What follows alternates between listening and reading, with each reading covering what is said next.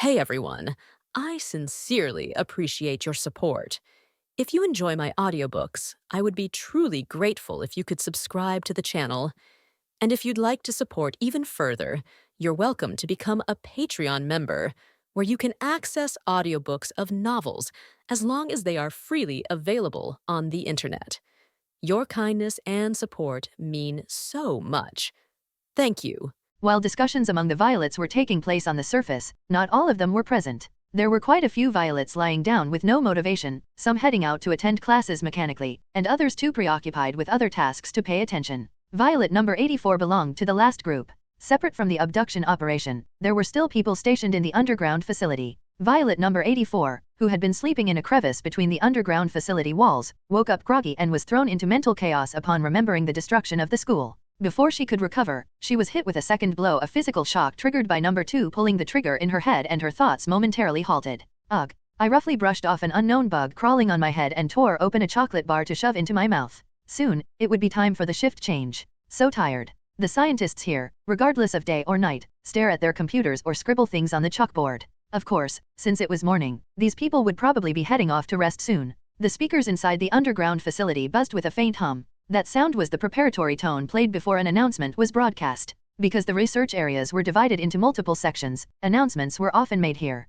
They were usually about mundane things like gathering for a meeting or attending an upcoming demonstration. But today, things seemed a little different. Thinking it was nothing important, I was about to get some more shut-eye before my shift when an unfamiliar announcement followed.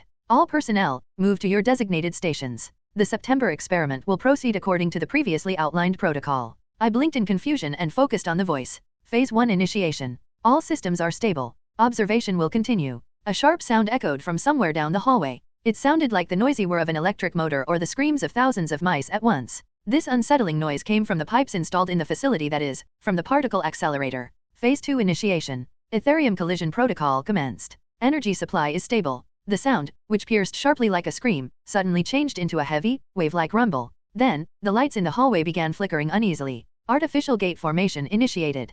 Connection with the second dimension established. Space-time stabilization procedure ongoing. Filter adjustment complete. Wave pattern is alpha. Progressing as expected. Just a little more focus. Suddenly, the sound stopped. Why? Unified magic formula deployment underway. Output is set to 10% as planned. My eyes widened. From the floor, a soft, shimmering blue magical light began to rise like a mirage. The entire hallway filled with it. Etheric light particles scattered and coalesced. They trembled, stilled, sparkled, and then faded back into darkness. The particles of light danced in midair. And then, I felt a sensation as if I were being sucked into something. What was this?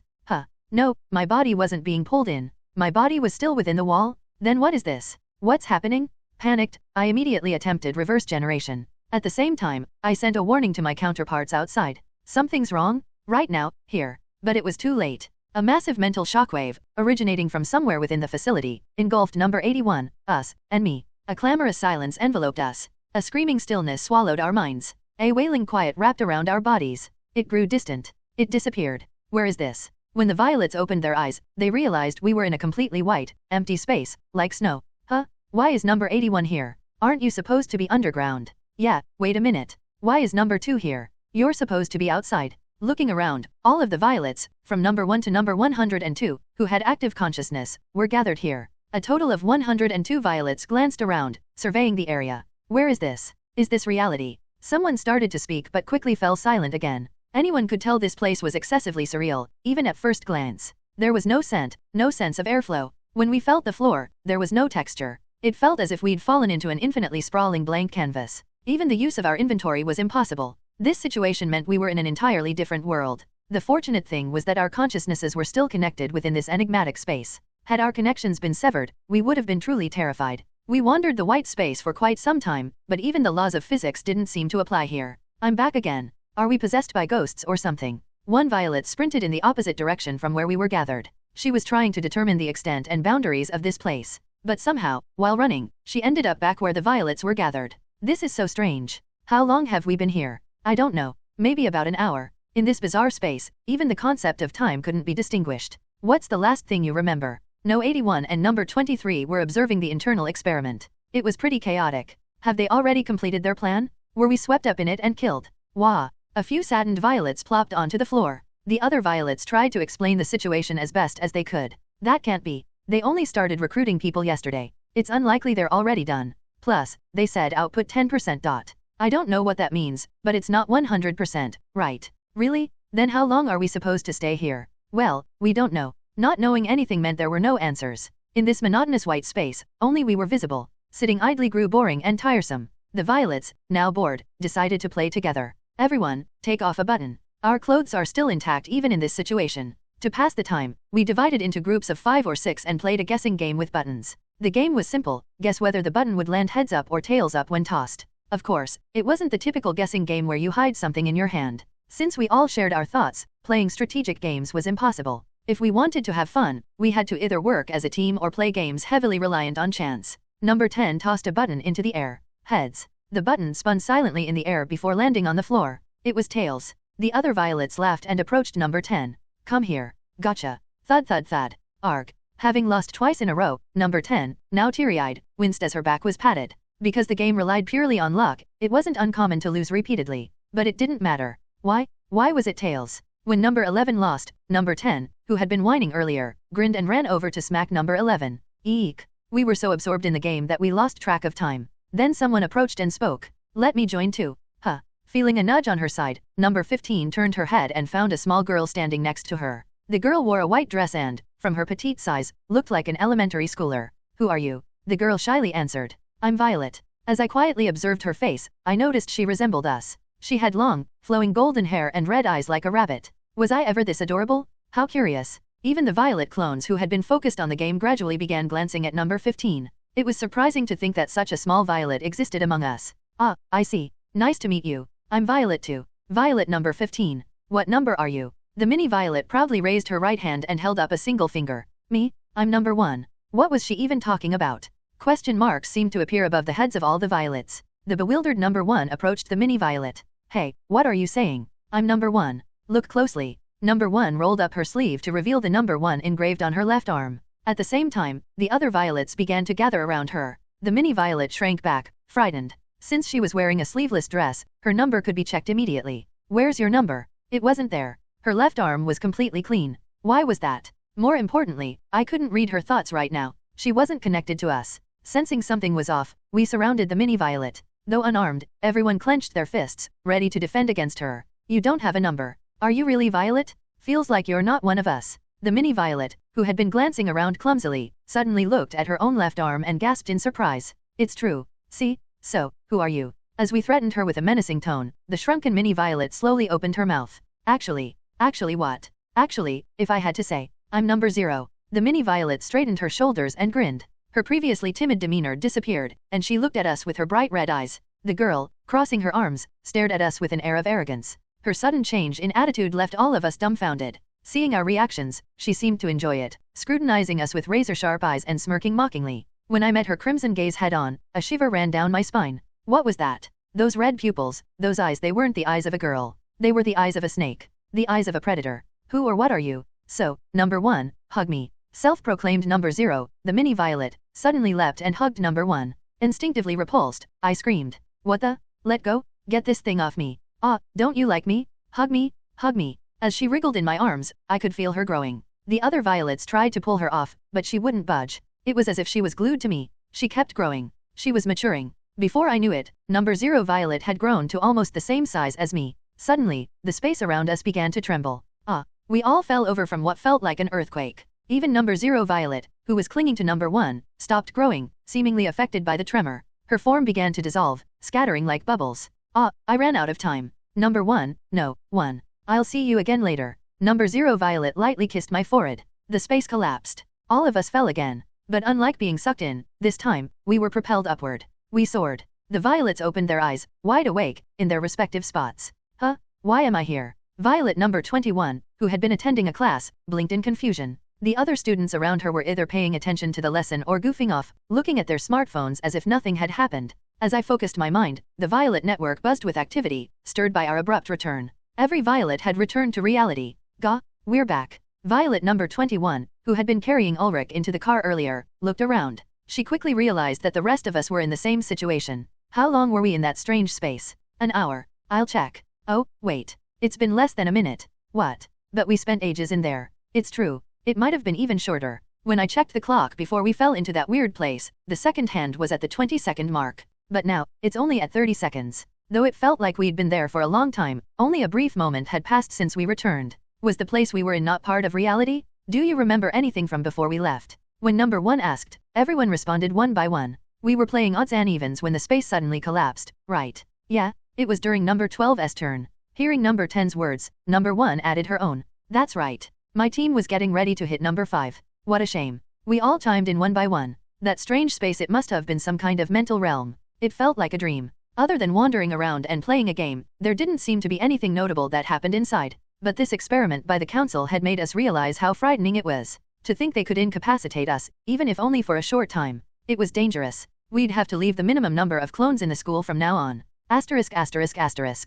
Team leader, I've observed something unusual while reviewing the wavelength propagation process. While most wavelengths matched the expected responses, a few deviated from the predicted values. Explain. There are roughly 3 cases. 2 of them slightly exceeded the average range, though they're still within acceptable margins of error. But the last one greatly exceeded not only the average but also the expected margin of error. I don't even know how to explain it. Come on, this isn't the first time this has happened, is it? It's just a temporary phenomenon that occurs at the start of wavelength propagation. There's no need to worry about it. Still, I said, leave it. The calculations are flawless. If you've got time to nitpick this, focus on reviewing something else. At the time when the aftermath of the underground facility experiment had thrown the Violets into chaos, 2 girls at the academy also faced the shock that Violet had experienced. First, Irene, who was walking on the campus grounds, suddenly sensed danger and realized that her body had instinctively entered a combat-ready state. The senses honed through training and experience sent her an alarm of impending crisis. Who is it? She carefully drew the folded spear shaft from her back and scanned her surroundings. Was it an ambush? She would strike back without hesitation. If it was a sniper, she would immediately seek cover. If it were magic or some unknown unique ability, she would pull up her mana instantly and confront it with her own abilities. A list of responses etched into her memory quickly ran through her mind. And then, an anomaly occurred.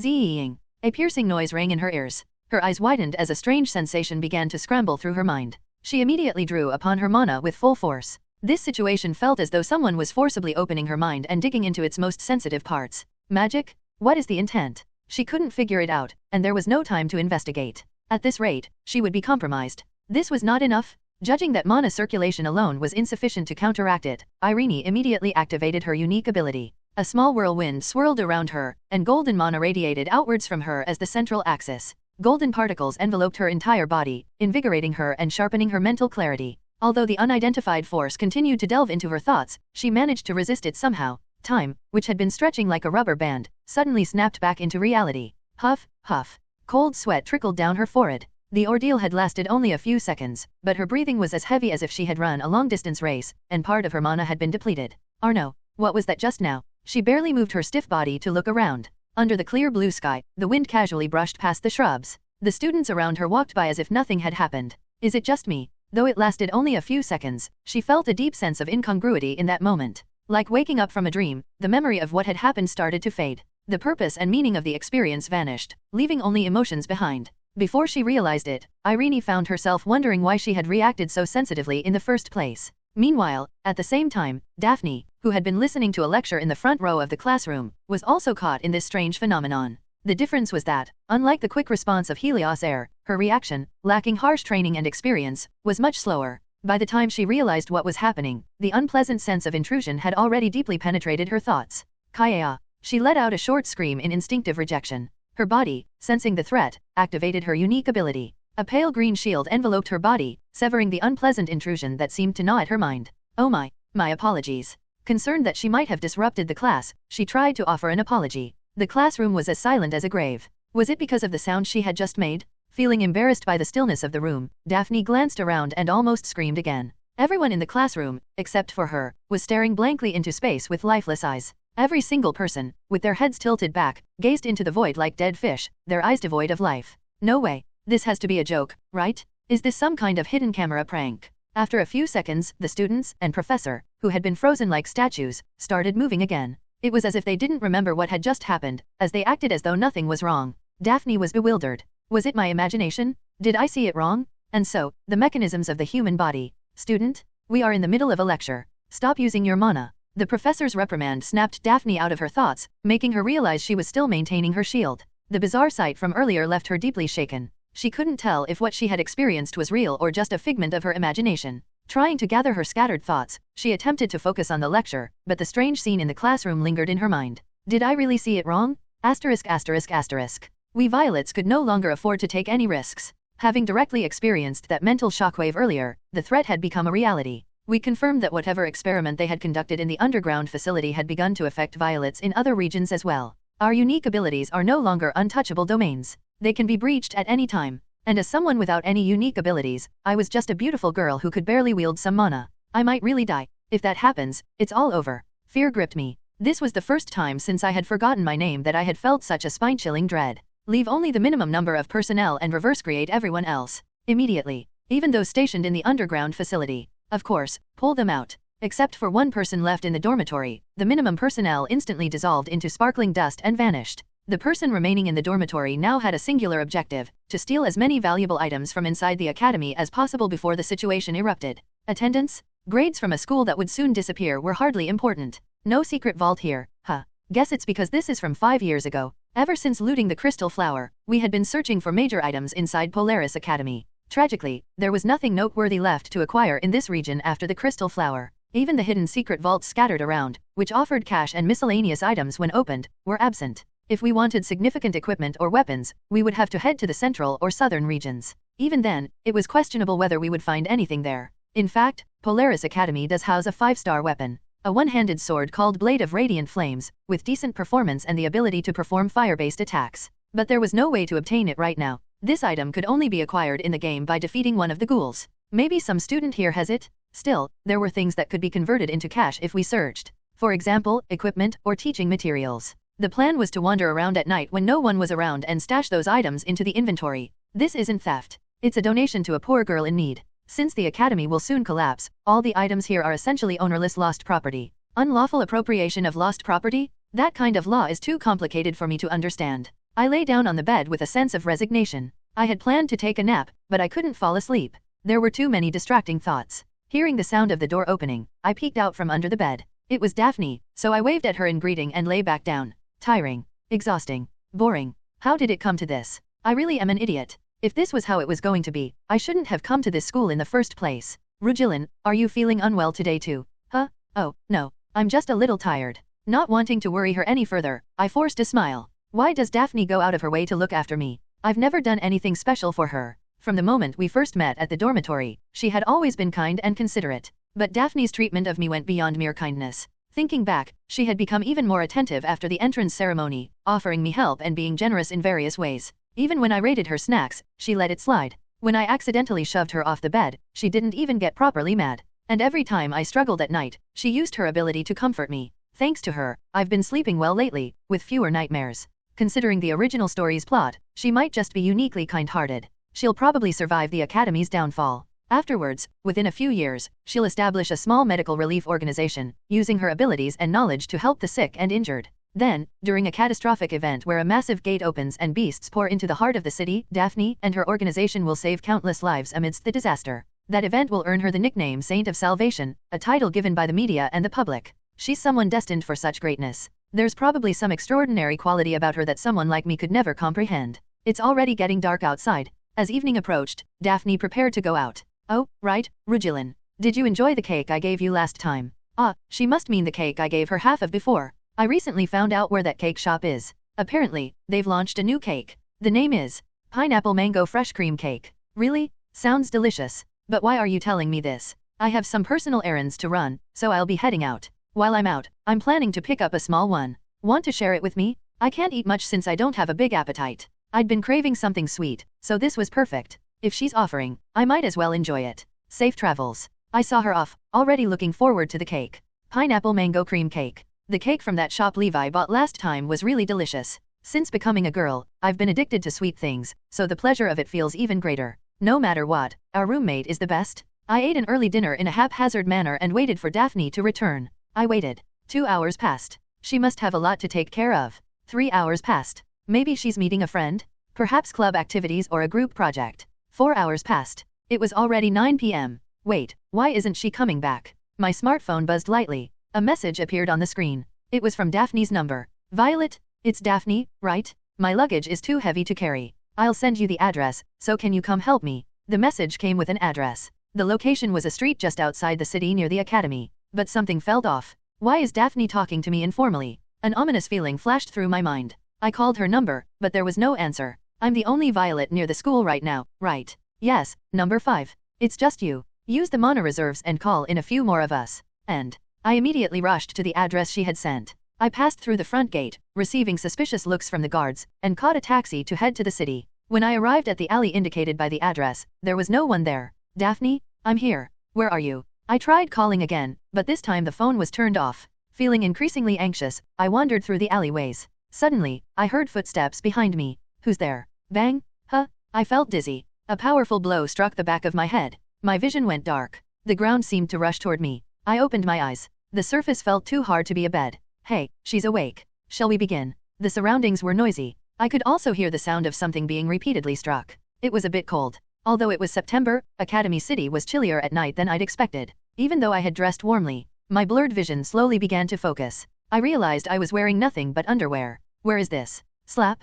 Are you seriously not going to wake up, you idiot? I tried to stand, but the person slapped my cheek. It didn't hurt much, but it was humiliating. Who is this guy anyway? The mysterious assailant grabbed my hair and yanked me upright. It hurt so much I staggered as I stood. Who could this be? Was it some perverted crime syndicate targeting pretty girls? Hey, can you see? I'm asking if you can see. A girl kept pressuring me, ignoring how much it would ruin my hair. I made a mental note to shave her head bald later. I focused on the scene in front of me. I was in an unfinished building. The lights from their smartphones and flashlights made it less dark than expected. Ahead, 4 or 5 teenagers, who looked like students, were wielding knives and axes, repeatedly striking a green, dome-shaped object. The weapons they were holding emitted faint traces of energy blades. And I could clearly see who was inside that translucent dome. Rugilin, why are you here? The girl inside saw me and shouted in a distressed voice. It was Daphne. I was horrified. What? Daphne? Why are you? Before I could finish, they kicked me in the stomach, sending me tumbling to the ground. These guys. They must have infused mana into their kick. Thanks to pain dispersion, it didn't hurt much, but the impact on my organs was unavoidable. I ended up vomiting out my earlier dinner. Laughter echoed around me, stabbing at my ears. No 5? I'm going in now. No, hold off for now. Call for reinforcements. Once again, my hair was yanked upward. Stop pulling my hair already? Ha, this is so funny. Do you even know why you're here? I don't. Slap, slap. At this rate, my cheeks might puff up like balloons. Around a dozen boys and girls who looked like students surrounded me. I shifted my gaze. Daphne was still inside the shield, holding on. She looked terrified, her face pale, but at least she wasn't hurt. 2 of the assailants nearby were still laughing and striking the shield. Ha ha ha. Open it? I said open it. A black-haired girl, who seemed to be the leader of the group, grabbed my head and forced me to look up. Her face, full of ridicule and arrogance, came into view. I adjusted my tone to sound as pitiful as possible, adopting the stuttering Violet persona from my days at the lab. I don't know. I'm sorry, please don't hit me. Looks like you're finally understanding your situation. For now, I needed to figure out the reason. Why were Daphne and I dragged here? Yes, I'm sorry. Can you explain? Before I destroy all of you, you bastards? You've crossed the line. The girl, who seemed to be the leader, treated me extremely roughly. Being forcefully lifted by my hair was an unpleasant experience. Do you know Martin? Yes. He's our friend. That's why we're here to teach you a lesson. Ah, I see. Martin? Was it that blonde delinquent who bragged about his sister being the head of the freshman oversight committee? I remembered how he used to leer at Daphne with perverse eyes. I had reprimanded him a few times for that. Was this retaliation for that? What? Ah, I see. Are you joking? Smack. She slapped me, apparently finding something offensive. Ouch, another hit. At this rate, my face was going to swell up like a pufferfish. The subject's pain perception is distributed and dulled across their clone's dulling rate, 5%. These bastards, I noticed faint traces of mana flowing as they hit me. If I didn't have the ability to distribute the pain to my clones, I would have been wailing and crying. Your name's Violet, right? Do you remember what you did? I searched my memory. You stole my wallet and took my phone, didn't you?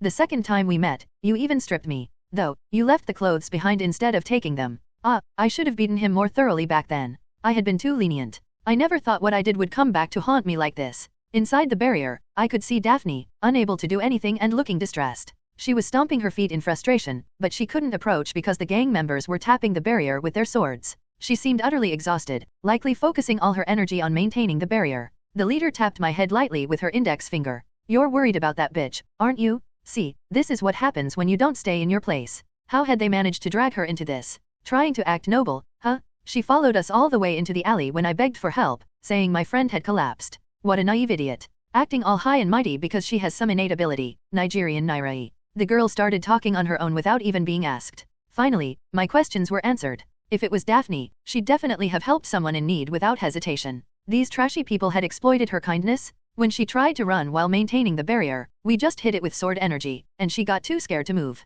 Hey, how long have we been hitting her? About 2 hours? The thing's so sturdy it wouldn't break. They laughed uproariously. Daphne didn't look well. Her innate ability prevented visible injuries, but she looked terribly fatigued. She must have used up a lot of mana. Judging by how the barrier trembled every time they hit it, its state didn't look stable. It might not last much longer. What do you want from me? What do we want? The leader gestured with her hand, then stepped back. One of her subordinates took out a smartphone and showed me the screen. Here, see this. The screen displayed multiple photos of a girl wearing only underwear. That girl was me. When I reacted in shock, the group burst out laughing. Some of them, I noticed now, were filming me live with their smartphones. You idiot, do you get the situation now? So this was why they had stripped me? At least there weren't any other marks on my body. How many of them are there? 12 total. All Polaris students. Their skill level is unknown. Their weapons are all bladed. That leader over there, do you see the magic wand she's holding? Pfft. Why are you already so scared? People might think you've been violated or something. The guy shoved the phone with my photos on it into my face, sneering mockingly.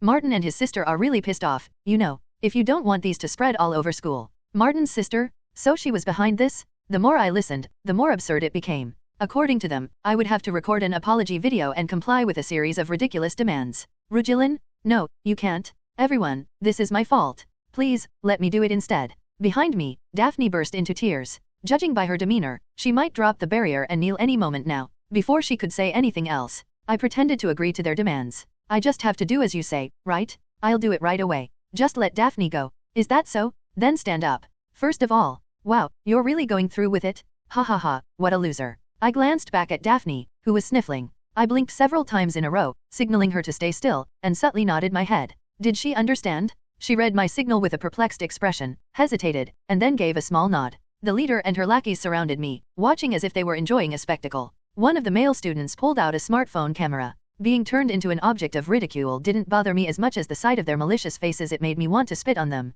All right, now do exactly as I say. I raised my arm. Forming my right hand into the shape of a gun, I aimed it at the guy holding the smartphone. Then, I opened my mouth lightly. Bang. What the hell are you doing? What else? Signaling the attack? 3 whistling sounds rang out, and bolts from a crossbow struck the male student's palm and arm one after another. My hand? Ack. Ah. Realizing the pain too late, he clutched his arm and screamed. One of the bolts had pierced cleanly through the smartphone and his palm. Perfect. While the group stood frozen in shock, unsure how to respond to the sudden turn of events, a squad of Violet clones, all wearing masks, stormed into the building. Charge! Charge! Bolts fired at their arms and legs. The gang members were thrown into confusion by the sudden coordinated assault. 3 of them were incapacitated as bolts lodged into their limbs. Unfortunately, not all of them were subdued. Regaining their senses quickly, the rest drew their weapons and began deflecting the arrows. Amidst the chaos, number 5 quietly retreated. As particles of mana shimmered, a replicated set of clothing formed and covered her body. Now, it was time for the others to take over. Hey, duck. The leader pulled out a long staff taller than herself and lightly tapped it on the ground. A white magic circle appeared around her followers, then disappeared. The bolts flying toward them sparked against the white light and ricocheted away. However, while they focused on defending, a group of Violet clones armed with riot shields used the opportunity to push into the building and engaged them in melee combat. The rear assault team arrived first. Securing Daphne was the priority. Ram them. Number 12 and 23 charged at 2 male students with their shields, slamming into them. These were the ones who had been tormenting Daphne, repeatedly hitting the barrier to prevent her from resting. As the 2 boys flinched from the impact, 8 more Violet clones surged in behind them, stabbing their arms and legs and striking their heads with hammers. Arg! Ayah!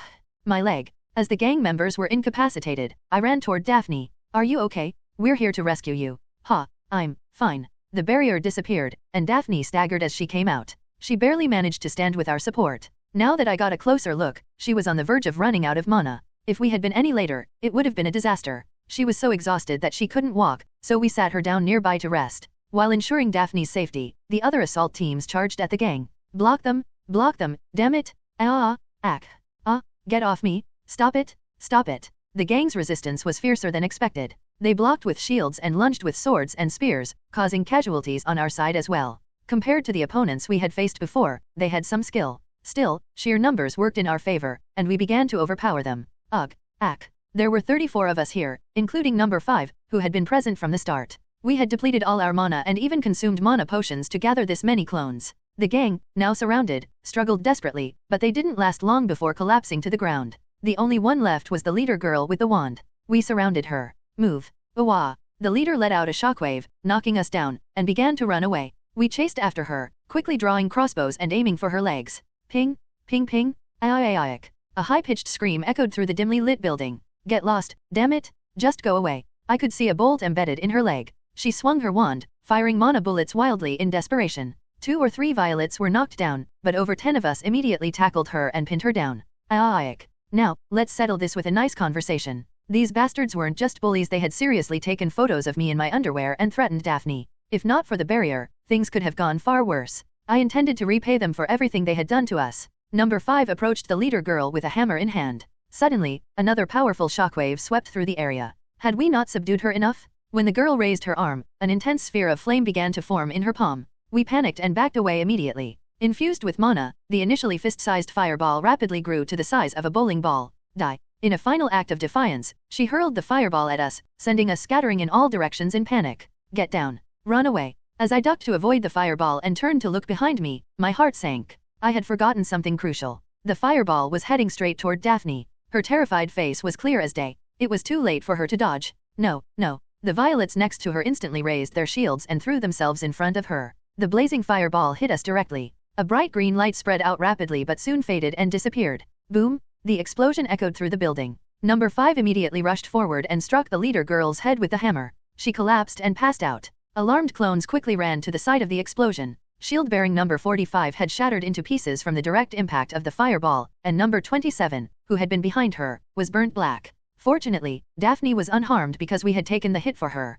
No, wait. Daphne had collapsed unconscious. She wasn't moving. She's not breathing? What do we do? At no 5's words, I inspected her in panic. She was breathing faintly, and I heaved a sigh of relief. But what was wrong? Why wasn't she waking up? We had clearly blocked the attack. Blood started trickling from her head. Judging by the situation, she must have been hit by debris. A healing potion? Get a healing potion, now. We hurriedly pulled a healing potion from the inventory and injected it into her. With no bandages on hand, we tore strips from our clothing and wrapped them around her head. Daphne's hurt? What do we do? What do we do? A hospital. We need to take her to a hospital. But where? The infirmary. Wait, let's call. Irene? Call Irene. Number 17, her hands trembling, called Irene. Violet? What's going on? Help us, please. The violets carrying Daphne's unconscious body rushed outside. A moment ago, the area had been filled with chaos and noise. Now, it was left with only the groans of injured gang members and the quiet sobs of the remaining violets. The violets who stayed behind were restless. She's not going to die, right? No way. No, she was given the healing potion. And she's breathing. She'll be fine. The shocked violets fell silent. As my racing heart calmed down, a torrent of questions bubbled up inside me. Why did Daphne have to get hurt? You're the ones who started this fight. At most, I stole a wallet. That's on me. Shouldn't I be the only one who gets hurt? Why? Before I realized it, tears began streaming down my face. No, maybe it was my fault. It was my mistake. Yes, part of it was my fault. If I had blocked better, maybe she wouldn't have gotten hurt. Or I could have pulled her out of the line of fire earlier. I should have taken her outside right from the beginning. Why did I bother putting on an act like some ridiculous clown? Was I too careless? Yes, it might have been my fault. Daphne got hurt because of me. I was always a burden, always whining and causing trouble, yet she always smiled and forgave me. And now, because of my foolishness, she was hurt. Yes, I was foolish and pathetic. I should have subdued them immediately to prevent any retaliation. How could I leave them an opening? Even so, the main culprits were those bastards. Looking at the gang sprawled on the ground in front of me, nausea welled up inside.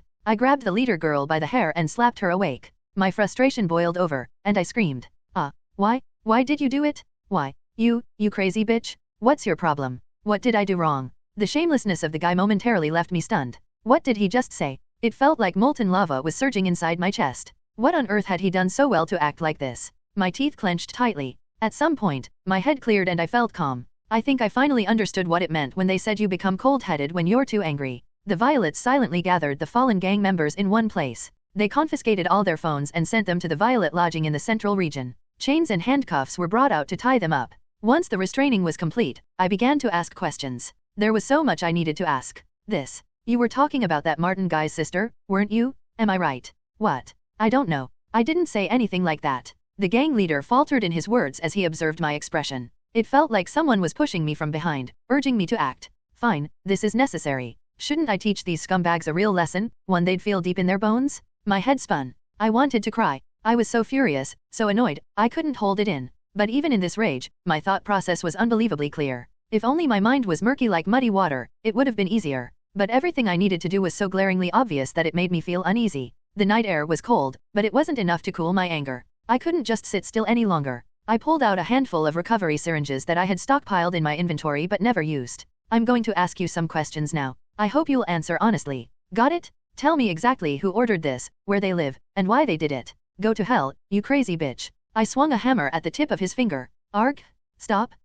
See this recovery syringe? It's not even midnight yet. We have plenty of time. I swung it again. And again. Harder each time. I injected the recovery syringe. Then I hit him again. And injected it again. The night was long, and the amount of information we exchanged wasn't small. There were plenty of people to question too. And again, I swung. Bang, bang. I don't even know why I'm doing this. The night was long, and a lot could be accomplished. The next day, I was finally able to meet the root cause of all these problems. Maybe it was because of all the things I did last night, but I felt a bit mentally drained. Unfortunately, if I could have met them and settled things that night, it would have been cleaner. But when I visited, only their family was home. If that had been the case, I wouldn't have had to use these laughable and doomed academy rules to my advantage. I sat on the desk in the club room, which was now used as an administrative office, and waited for a long time. Soon enough, the door swung open, and a female student entered. She looked me up and down with a suspicious gaze, and I could see sparks flying in her eyes. Ah, so you know who I am. No need for introductions, then. She was a female student with a haughty air, her long blonde hair tied up in a ponytail. Her appearance was quite pretty, but her sharp, spiteful gaze completely ruined the impression. And her current red-faced look only made her appear worse. Not that I could say much, since I was the one who made her this way. Hello, Martina. You, what did you do to my brother, Instead of answering, I pulled out a pair of work gloves and flung them at her. I just felt like trying it once. I hoped the flying gloves would smack her in the face. Unfortunately, the bitch snatched them midair. She's quick too. You know who I am, don't you? A Duel, you damned bitch. A few minutes before declaring war on Martina, I was sitting in the hospital room chair, checking Daphne's condition. She lay on the bed with a peaceful expression. Her soft facial features were unmarred by any twisted lines, smooth and serene. If not for her pale complexion and the bandages on her forehead, she would have appeared as though she were simply asleep, like always. I'm sorry. The doctor said it was a mild concussion. While a shard grazed her head, it wasn't life-threatening. For a normal person, it might have been dangerous, but since she was unawakened, it seemed that was the extent of the damage. The reason she fell into a coma, however, was something else entirely. According to the doctor's explanation, it was this. It's due to the shock caused by the excessive use of magic power. Though the injuries are severe, it seems she forcibly drew out power while running low on magical energy at the end. I felt unsettled. Have you taken care of everything? I've wrapped it up. I disposed of it far away. Considering her injuries, she won't be returning to school anytime soon. The local practice here ensures that the police don't get involved in minor disputes between awakened, so there's no need to worry about being reported. I should have done this sooner. We were busy all night. We collected all personal belongings carried by the gang who attacked us and sent them to our lodging in the central district. Passwords and such weren't even a hindrance. I deleted all the photos. More than humiliation, the security risk was greater. If my face were to spread, it would hinder my activities. In addition, after a few persuasive conversations enhanced with a hammer, we managed to find the home address of the Parian siblings. They were commuting students, and apparently, they rented an entire house, perhaps because they had money. I still had no idea what they were up to. Unluckily, when we broke in at dawn, the sister was nowhere to be found, leaving only the blonde punk of a brother. What the? How did you get here? Arg? Stop. Arg. When we interrogated him about his crimes, he shamelessly denied everything, and in our fury, we pounded him like hamburger steak. We didn't kill him, but his condition was far from pleasant. Originally, the plan was to deal with both siblings thoroughly, but that wasn't possible. Had things gone as planned, we would have eliminated them both, but it ended up being a shame. Looking at Daphne sleeping peacefully, I felt my rage boil up again. I've never been this angry in my life. Why is that? This killing intent keeps welling up. Toward whom? The gang bastards who pulled this nonsense? The chairwoman of the management committee who orchestrated this from behind? Yes, I hate them all. I want to remove every last one of them. But above all, I'm furious at myself. I shouldn't have left any loose ends. When I first saw that Martin bastard, I should have shredded him or dealt with him so he wouldn't dare touch us. If I had resolved to attend this madhouse of an academy, I should have been prepared for some degree of danger. But I was too complacent. I thought something like this wouldn't happen? No, I just turned a blind eye to it. Or perhaps, when I confirmed the abduction, I should have acted more rationally and calmly. I should have resolved the issue more logically and cleanly. I replayed it over and over, blaming and lamenting myself endlessly. And then, as I stared at the bandages peeking out between the strands of her shimmering silver hair, I realized I had forgotten the most important fact. I don't die. Even if my clones get injured, broken, or destroyed, they just need to be revived. No matter how terrible the pain, whether it's losing limbs, being burned alive, or having my body melted away, I can pass it off to another me. And after regenerating, I can just smile again. Because of that, my sense of crisis disappeared entirely. When you lose in a game, you just keep pressing continue until you win. Eventually, you'll win. But what about others? For others, when they get hurt or die, that's it. There's no second or third chance like I have. None at all. And the most horrifying part is that, at some point, those others have seeped into my life, into my heart, far deeper than I ever expected. To me, Kalia is a comrade, a fellow escapee from the lab. Then what is Daphne to me? Just a roommate? Daphne continued to breathe softly, lying there peacefully. Without thinking, I held her soft hand. It was warm. If I had failed to stop it, if the power of the magic had been slightly stronger, she could have died. She had been surrounded by the gang, shielding herself with a barrier while enduring attacks for hours in a state of magical depletion. Violet. The door opened, and Irene walked in. Thanks to her help last night, when I was panicking, Daphne was able to be admitted to a single-person hospital room. I keep receiving help from her. We absolutely cannot let those bastards get away with this. I'll make sure to. Thank you, but I've already thought of something. It's a way to achieve your goal as well. I cut off her impassioned explanation halfway through. I appreciated her help, but I already had something planned. What are you going to do? A duel. I'll challenge Martina to a duel. Irene, you're strong and have your parents' name, so people are too scared to challenge you to a duel, right? So I'll issue the challenge and destroy her. If a first-year student they've never seen before suddenly picks a fight, wouldn't they be inclined to accept? I'll even stake the dissolution of the management committee as a condition of the duel. There's a particular problem that arises because there are so many of me. While one part of me mourns, rages, and screams in grief, another part calmly calculates the pros and cons of the situation and considers countermeasures.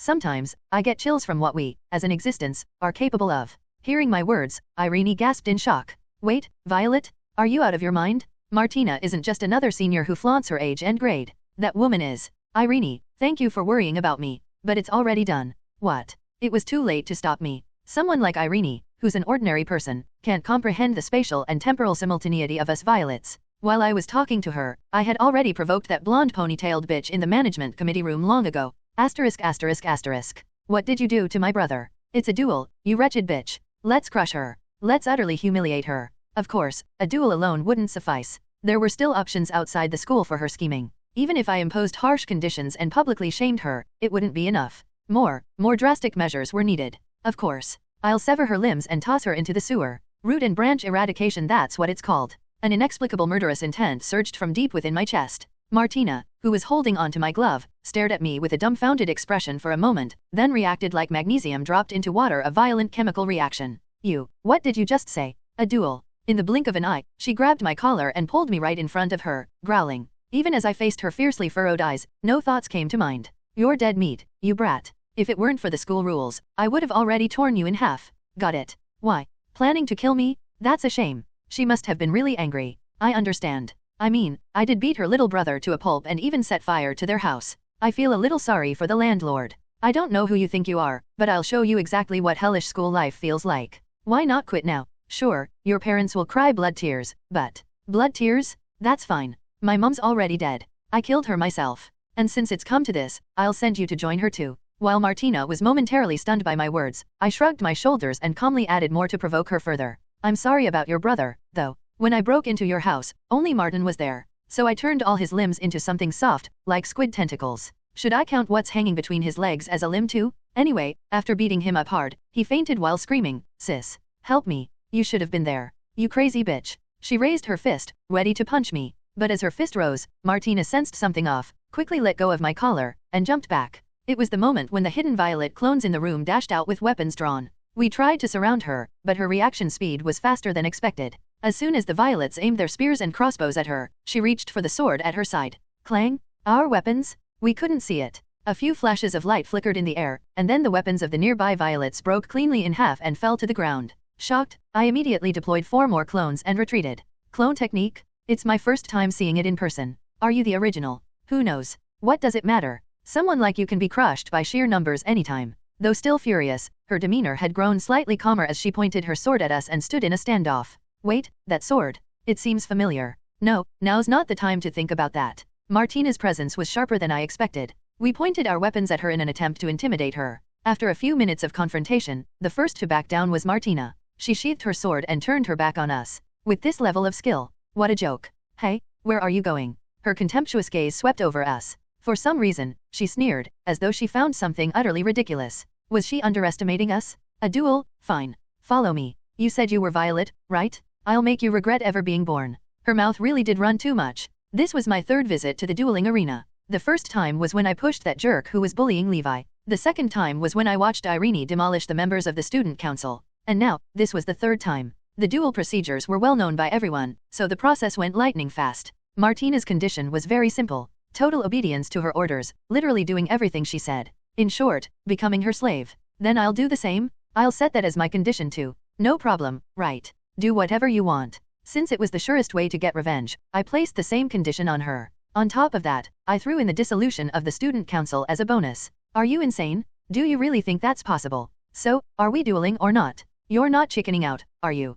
Fine, whatever. Add that too. Despite being enraged earlier, Martina now crossed her arms and responded arrogantly. What could she possibly be so confident about? All the remaining minor conditions were also finalized. There was a lot of back and forth, but let's skip over the tedious details. When the disciplinary committee looked over the list of weapons I requested, they seemed puzzled, but Martina brushed it off, so everything was approved in the end. Spears, swords, axes, crossbows, every kind of weapon you could think of was to be used by me alone. Martina, on the other hand, had only her sword. That sword. I've definitely seen it somewhere before, but I can't quite remember. Still, this is winnable. The duel is set for tomorrow at 3 p.m. Does everyone agree? Yeah, agreed. Same here. As I was leaving after all the formalities were settled, Irene, who had run over from the hospital, froze in shock when she saw Martina leaving first and then saw me following after. Violet, don't tell me. You didn't. Are you crazy? Cancel it right now, I'll do it instead. I've already signed everything. Don't worry. I can win. Martina snickered and left, seeing Irene clinging to me. That obnoxious woman. I'll smash her face to pieces. Whatever happens, it's fine. We Violets will win for sure. The day before the duel, Irene got very angry with me. I brought what you requested, but, Violet, are you out of your mind? A neatly organized stack of documents landed in front of me. These were the materials I had urgently asked for. Thanks for doing me the favor. At my nonchalant response, Irene frowned deeply, seemingly frustrated by something. That's not the point. Martina was already quite famous for her dueling skills even before we enrolled. She's currently a B-rank active hunter. I don't know how good you are, but this is insane. Let me help you go cancel it right now. No way. Cancel it now? I can win. Though I couldn't say I was completely confident, I was at least somewhat sure of myself. First, we had the advantage in the variety of weaponry. While going through the duel application process, I confirmed something. During the application, there is a procedure to agree on the weapons each participant can use, and her weapon was a single sword, a rapier, to be exact. As I expected. Moreover, upon reviewing the various documents Irene had quickly gathered for me, I discovered that her magical skills were limited to simple control techniques like magic bullets. Despite her appearance, she was purely a close combat specialist. In contrast, my arsenal was much more diverse. A 10-shot crossbow, shields of various sizes, daggers, spears, axes, one-handed swords, and maces. It's unfortunate that explosives were not allowed, not that I had any, to begin with. Still, I believed that her skill and experience with swordsmanship could be overcome by the sheer number of weapons at my disposal. Once the duel began, I could pressure her from long range to close range and crush her completely. You're saying you can use multiple weapons? You don't seem like you can handle all of them skillfully. That's true, but I've got a plan. The strengths of the Violets didn't stop there. We also had the advantage of numbers. According to the status window, my current stats were as follows. Character stat. Name, Violet Dunhind Rugilin. Alias, Novice Duelist. Status, Polaris Comprehensive Academy, first year student. LV, 19. Health, 3500/3500. Mana, 18,000/18,000. Unique abilities.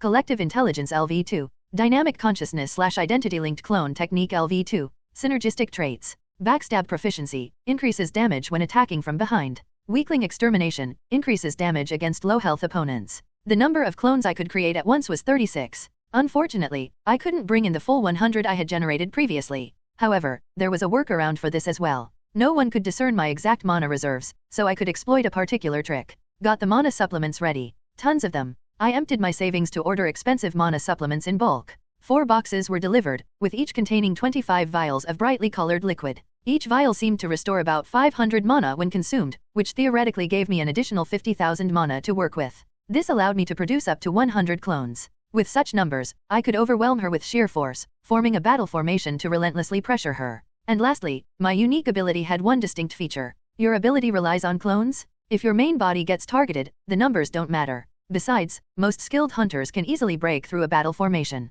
As Irene's words suggested, people didn't fully understand what my ability entailed. In this world, there were rare awakened individuals who, like me, could create clones. However, their abilities were more akin to puppeteers controlling marionettes. Naturally, anyone unfamiliar with my ability would aim for my head. It was the rational move. I planned to exploit that conventional wisdom, using myself as bait. I wasn't going to lose. The next day at 2:40 p.m., I washed up, checked my weapons and equipment one last time, and went down to the first floor of the dormitory. Daphne still hadn't woken up. According to the doctor, she was supposed to regain consciousness today. Violet, I'll ask you one more time. Are you really okay? If you can't cancel it, at least postpone the duel. Then I can contact Helios to get you better equipment. Irene, waiting at the entrance, repeatedly asked with concern. I waved my hand dismissively. I had no intention of relying on Irene's help for this. Regardless of my gratitude, this was solely my business. This was my revenge. After walking for a while, we arrived at the dueling arena. To my surprise, more people had taken seats in the arena's stands than I had anticipated. Had rumors spread? Or maybe the management had deliberately invited people. Some of them were even munching on popcorn and sipping soda. Violet, now that it's come to this, do your best. Irene saw me off with a worried expression as I stepped into the middle of the arena. Then, I saw her heading toward the audience seats. Finally, it was time. I, the third clone, tried to calm my racing heart as I stepped into the arena. Martina, walking in from the opposite side, came into view. Her arrogant posture was the same as ever. That face of hers, I'll crush that pride to pieces. Now, before the duel begins, we will reconfirm the intent of the participants. Violet Regillin, Martina Perian. Are you ready? If so, please signal your readiness. A voice giving guidance from the speaker reached my ears, and I nodded. From the opposite side, I heard someone say, I'm ready. Then, we'll begin preparing for the duel. A mechanical noise reverberated, and the ground shook. Though I had been to this place countless times, the sight of the barrier being deployed and isolating the space from the outside was still hard to get used to. Now, the duel will begin in 1 minute. Participants, please wait until the start signal is given. 59, 58, 57. The translucent barrier began to rise. At the same time, my vision folded briefly, distorted, and then returned to normal. During this process, the duel arena, initially the size of a small basketball court, had expanded to a scale comparable to a soccer field. This virtual reality environment, which was larger inside than outside, was not easy to adapt to. Was there really a need for it to be this big? The countdown soon dropped to the 30-second range. Perhaps because it was my second duel, my body was starting to tremble slightly. I could see Martina, who had been stretching lightly on the opposite side, turn her gaze toward me. She looked at me and sneered. Hey, first year? Surrender already. Jeering voices could be heard as well. Were they friends of that blonde ponytailed woman? I forced myself to ignore it. Countdown in the 10-second range, 9 seconds, 8 seconds. Fate approached rapidly. Everyone, get ready. I felt the violet clones trembling violently, as though an earthquake had struck. Was it fear? No, it wasn't. It was rage, excitement, and an indescribable thrill right before a battle. All of these emotions surged through my body via my heart. The duel begins. From the speakers inside the barrier, a short explosive sound, akin to the starting gun of a track race, erupted. My mind snapped into focus. Combat formation? Prepare to charge. I felt magic energy pouring fiercely out of my body. 30 violet clones immediately spread out within the duel arena. Their weapons were crossbows and shields. The violets, standing in 2 rows, drew their weapons and aimed at the enemy. Simultaneously, the violets in the central area hurriedly began gulping down magic supplements. The first objective was to deploy more than 50 clones within the arena. Martina had just drawn her sword from its scabbard. The shape of the glowing red rapier was quite impressive. Wait, I remember what that is now. Everyone, aim. Let's finish this in one strike. We operated in perfect unison, pulling the levers of the crossbows and loading the bolts. At the same time, magic energy coursed along the surface of the bolts. I aligned the red dot of the sight with Martina's upper body. 1 second passed. Like clockwork, we pulled the triggers in seamless succession. Martina began to charge forward. Pew, pew, pew. Bolts imbued with red magic energy tore through the air. As the bolts neared their target, a series of flashes erupted. Did we hit her? She deflected it. Fire at will. Astonishingly, Martina had swung her rapier to deflect the bolts that had flown right in front of her face. Though we continued to bombard her with bolts, she charged forward, enduring the barrage head-on. She's coming? She's coming? Raise your shields. I sensed the anxiety of clone number 5. In less than a few seconds, Martina had crossed half the duel arena and was charging straight at us. The momentum she carried reminded me of the time I had witnessed Irene's duel. In terms of speed, wasn't she at least 0.7 times Irene's level? Her ferocious momentum brought her green eyes into direct view, and the violets quickly raised their shields and thrust their spears forward. The spears, glowing with red magic, lunged straight at her. And yet, I felt nothing. The target disappeared right in front of us. Where did she go? She vanished. No, she's above us. She had jumped over us. Truly, it was a leap befitting an awakened individual. Martina leapt clean over our formation. Her target was clone number 5, who stood at the rear of our ranks. Ah, she's coming. She's here. You know your role well, don't you? Don't run away. Gotcha? Clone number 5 desperately swung her sword to defend herself, but the white magic-infused rapier pierced straight through the center of her forehead.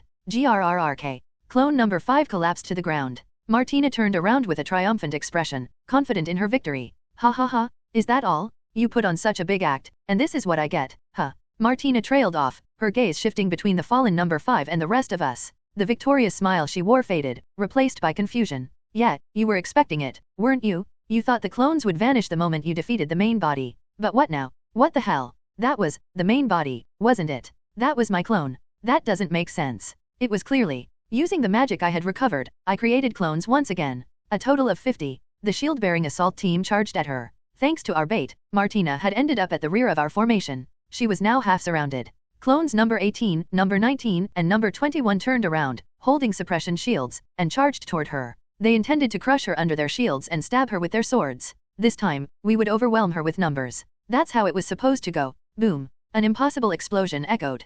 Clone number 18, shield and all, was crushed and fell. Arg. With a single kick from Martina, the suppression shield was completely dented. While clone number 18 fell, clone number 19 extended her right arm, thrusting her spear with all her might. The spear flew in a straight trajectory, but Martina's rapier deftly coiled around it, piercing through an opening. No 19's neck was skewered. Ugh. Clone No 21's eyes widened in shock as 3 clean white slashes landed on her suppression shield. The shield shattered into pieces. As she stumbled backward in fright, Clone No 21's head was severed in two. Surround her? Surround her. I knew awakened individuals were strong, but this strong? No, we still had our numbers advantage. The violets surrounded the figure all at once. A rapier imbued with white sword energy clashed against a blade imbued with red sword energy. After several strikes, the red blade shattered. As the sword broke, a spinning kick smashed into No 32's head. 4 spear tips simultaneously thrust forward like prison bars. One by one, the spear shafts snapped. While No's 56, 27, and 62 were momentarily caught off guard, their necks were severed, their hearts pierced, and their wrists sliced off.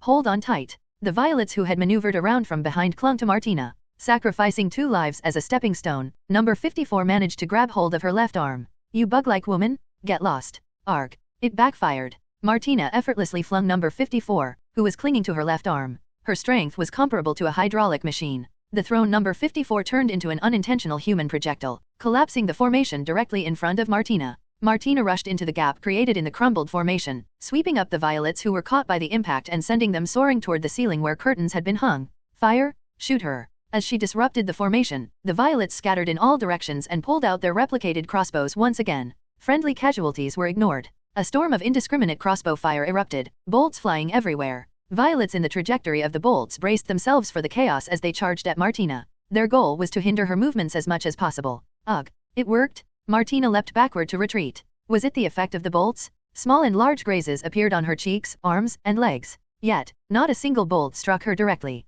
Despite firing so many, not even one landed? Phew. So, this is your unique ability, Martina muttered as she caught her breath. Sensing movement, she turned her head. Number 18, who had survived earlier and was flailing weakly on the floor, caught her attention. Martina stomped on No 18's head. A sickening crunch echoed as their head shattered. Ugh, is this really a clone? How is this, even bleeding? She shook her foot in disgust, as if she'd stepped on an insect. Well, clone generation is certainly tricky. I can see why you're so cocky. With sheer numbers, you'd overwhelm most people easily. Really? Then why don't you just surrender? During the brief pause, enough clones were generated to replace the fallen. My courage swelled. She was strong. Beyond imagination. It was also true we had little experience in real combat. But if we could slowly accumulate damage like before. Haha, but so what? I'm not one of those most people. A malicious grin spread across her face. A tearing sound was heard, and number 95, standing next to me, was split in two. You stupid woman, can't you assess the situation? With a shallow trick like that, you'll never beat me. 60 violets charged forward. 5 minutes passed. We changed tactics. Each of us held a crossbow in one hand and a spear or sword in the other, spreading out into a skirmish formation. Shields were useless against her attacks and only slowed us down. A sword was smashed. Number 57 fell. When a spear was swung, Martina leapt over it, stepping on the shaft to launch herself upward. As she soared into the air, we instinctively aimed our crossbows at her and unleashed a volley. Burning red bolts lit up the sky. Peeping? Peep peep peep. They missed. Some she evaded midair by twisting her body, others she blocked with her blade. Despite the sheer number of crossbows and the countless bolts we fired, not one struck her. Why couldn't we hit her? She landed on the ground and charged at us without pause. One by one, we were struck down unilaterally. Number 37 was split vertically from head to groin. Her rapier was unnaturally sharp. 10 minutes passed. We altered our strategy again. This time, we regrouped into a defensive formation. Bang! It was a mistake. This time, Martina avoided direct confrontation. Instead, she severed No 75's arm while they were swinging a hammer at the edge of the group. Though we couldn't feel pain, the bleeding was undeniable. I glanced outside the arena. Beyond the semi-transparent barrier, I could see Irene seated in the audience. She looked as though she was ready to jump in at any moment, unable to sit still. The atmosphere among the spectators wasn't as lively as before. It seemed watching us get destroyed wasn't as entertaining as they'd thought. I kept summoning clones. I gulped down a mana supplement. Our attacks didn't connect. Swords shattered, spear shafts broke. But it was fine. We could win. We had to keep pressing on. Push forward? Just keep pushing? Before I realized it, the situation had returned to something resembling the initial standoff. Violets lined up in a row, standing before Martina. The floor of the arena had long since turned crimson. Each step squelched and slid on the blood-soaked surface. Martina showed signs of fatigue. Her clothes were torn here and there, and small wounds had appeared. Surely, she must be tired. There was no way she wouldn't be after we'd taken this much damage. Martina shook her sword with a look of exasperation. A brief standoff ensued. Suddenly, she broke the silence. There was an arcade in the neighborhood where I used to live. What was she suddenly reminiscing about? It was a place full of old arcade machines. I'd go there sometimes to play claw machines or win candy. It was fun. What are you going on about all of a sudden? Sometimes, I'd watch other people play games too. There were fools who'd pile up handfuls of coins and immerse themselves in the game. Stupid boys, claiming they wanted to beat the final boss or whatever. Our Nigerian Naira Beta S. She glanced at me and grinned. The senseless smirk left me baffled. But, you know, I never once saw those fools make it to the end of the game. They always just wasted their money and left. Do you know what's funny? When they fail, they keep putting coins into the machine with those blank, hazy eyes, again and again, every single day. This time, I'll win? Just this once, it'll work, they say. But in the end, they always fail. Just like someone I know. I blinked. Do you understand what I'm saying? That's you. Yes, you. The moron pouring coins into the arcade machine. Did you think that by summoning clones endlessly and pushing me back, I'd eventually get tired and collapse? Did you really think I wouldn't see through such a shallow ploy? I felt like my thoughts had been completely exposed. Martina laughed off the glares from the violets. The strength of your sword energy is pathetic, and your physical enhancement abilities are virtually non-existent. Honestly, I'm impressed you managed to last 15 minutes with such a pitiful level of skill. But, considering what you did to make my idiot brother even more of an idiot, I don't think I can just let this slide. The crimson rapier's blade pointed at us. Let's wrap this up. Once again, she rushed toward our formation. Her speed was almost impossible to follow with the naked eye, but we gritted our teeth and prepared to attack. Fine, we'll keep shoving coins in endlessly and overwhelm you. What's the problem with that? You'll get tired eventually. At that moment, we'll crush you in one blow. We'll definitely. The formation collapsed again. We charged again. And again, we were crushed and trampled. Yet again, clones were endlessly generated. We surrounded her and charged. At that moment, Martina's rapier flickered with an unfamiliar scarlet flame. Boom! A violent wave of flames erupted from the blade of the rapier, slamming into us. As we were engulfed in flames, I suddenly remembered the identity of that rapier, a detail I had been uncertain about until now. The Blade of Scorching Flames, a 5-star weapon obtainable in the Polaris Academy region. It's known for its powerful area of effect fire attacks, which come at the cost of consuming a large amount of mana. Retreat. Dozens of violets who had endured countless sustained attacks were swept away in a single blow. The formation collapsed. You're out of coins now, so, what are you going to do next? I had no way to refute her words. Overwhelming physical enhancement abilities, sword energy, a powerful weapon, and area of effect attacks. How were we supposed to fight against that? I still had mana left. There were still mana supplements. But there was no sign of victory. Yah! We charged forward, holding on to our despair. All we could do was grit our teeth and run at her. 5 minutes later, we continued to charge until every last drop of mana was used up. We drank all the mana supplements we had, and even that wasn't enough. We reclaimed mana by reversing the summoning of all but the minimum number of clones needed. Still, Martina unleashed several more fiery attacks embedded in the Blade of Scorching Flames. If we scattered, we could avoid the flames. But in doing so, Martina would defeat the clones one by one. If we grouped up, flames would rain down on us. It was a no-win choice with no escape. She was right. We were wasting coins meaninglessly, dying over and over. No matter how many of you I kill, there's no end. Don't you think it'd be polite to just collapse by now? I could hear Martina panting heavily. She was visibly angry. After facing well over 100 violets charging at her repeatedly, she was starting to accumulate wounds and fatigue. Maybe we could have won. If we just pushed a little further, we might have reached her. But that wasn't the case. There was almost no way to land a decisive blow. We were so close, yet an invisible wall blocked us. In the end, it was my lack of skill. This was the result of relying solely on clones like a fool. Now, only 3 clones remained in the arena. Number 1, struggling to stand with a sword in hand. Number 4, lying on the ground with her legs severed. Number 7, whose spine had been broken. There was no pain, but my body wouldn't move. My mana was drained, and even my body had reached its limit. Martina was approaching. No, move. Please. My vision slowed. My body froze. Even the colors drained from my powerless gaze. A sense of despair began to etch itself into all of us. Was this really how we would lose? No way. We can't lose like this. Please, no. Move. What had I been doing all this time? Was this how it would end? I gritted my teeth and tried to rise. The scenery outside my vision slowed even further. The energy drained from my eyes, and it seemed I had lost even the ability to distinguish colors. The world slowly turned gray. In a world where even the colors had vanished, I flailed helplessly like someone drowning. Caught in this time of despair, frozen and hardened like an insect stuck in resin. Idiot. A small girl in a white dress, Mini Violet, appeared. Did you seriously think you could win? With your level of skill? Your swordsmanship is garbage, your physical enhancement abilities are lacking, and you have no experience. I know that. But I was angry. She pranced around the inside of the arena, giggling. No one seemed to notice her presence. Or rather, it felt like the entire world had come to a standstill. She pointed at Martina. To think you're losing to such a B-grade trash opponent. I'm disappointed in you. No, big sister, no one.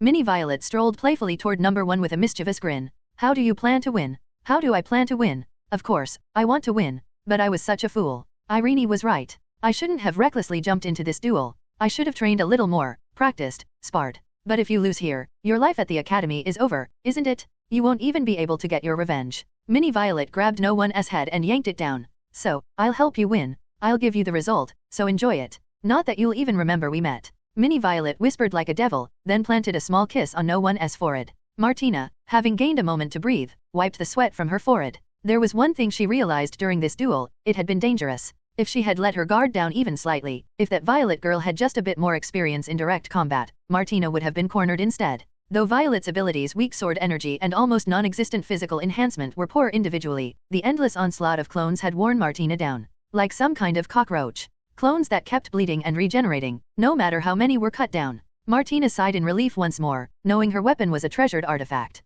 If she had been using an ordinary sword, the outcome of this duel would have been far more uncertain. She couldn't imagine, even in her dreams, the thought of losing to that cocky brat. What kind of clones bleed so much as soon as you cut them? She even wondered if the real body was hidden somewhere outside, controlling them remotely. It was puzzling. Well, since the arena was a virtual space, everything would disappear once it shut down anyway. Still, she felt like she wouldn't be able to eat anything red for a while. Oh, she hasn't given up yet. Violet staggered to her feet like a puppet with its strings cut. The girl glanced around slowly, curiously, as though seeing the world for the first time, like a baby bird just hatched from an egg. Then she cautiously lifted the sword in her hand and stared at it. Martina approached, ready to deliver the final blow. Yet, without realizing it, she stopped. A chill instinctively ran down her spine, causing her to step back. The Violet before her gazed at the sword as though it contained something precious. Almost like she was looking into a hand mirror. In fact, that seemed to be the case. Violet tilted the sword's blade back and forth, admiring her reflection. She gently touched her face, smiling slightly, then tilted her head, exhaling a sigh of disappointment as if she had noticed something amiss.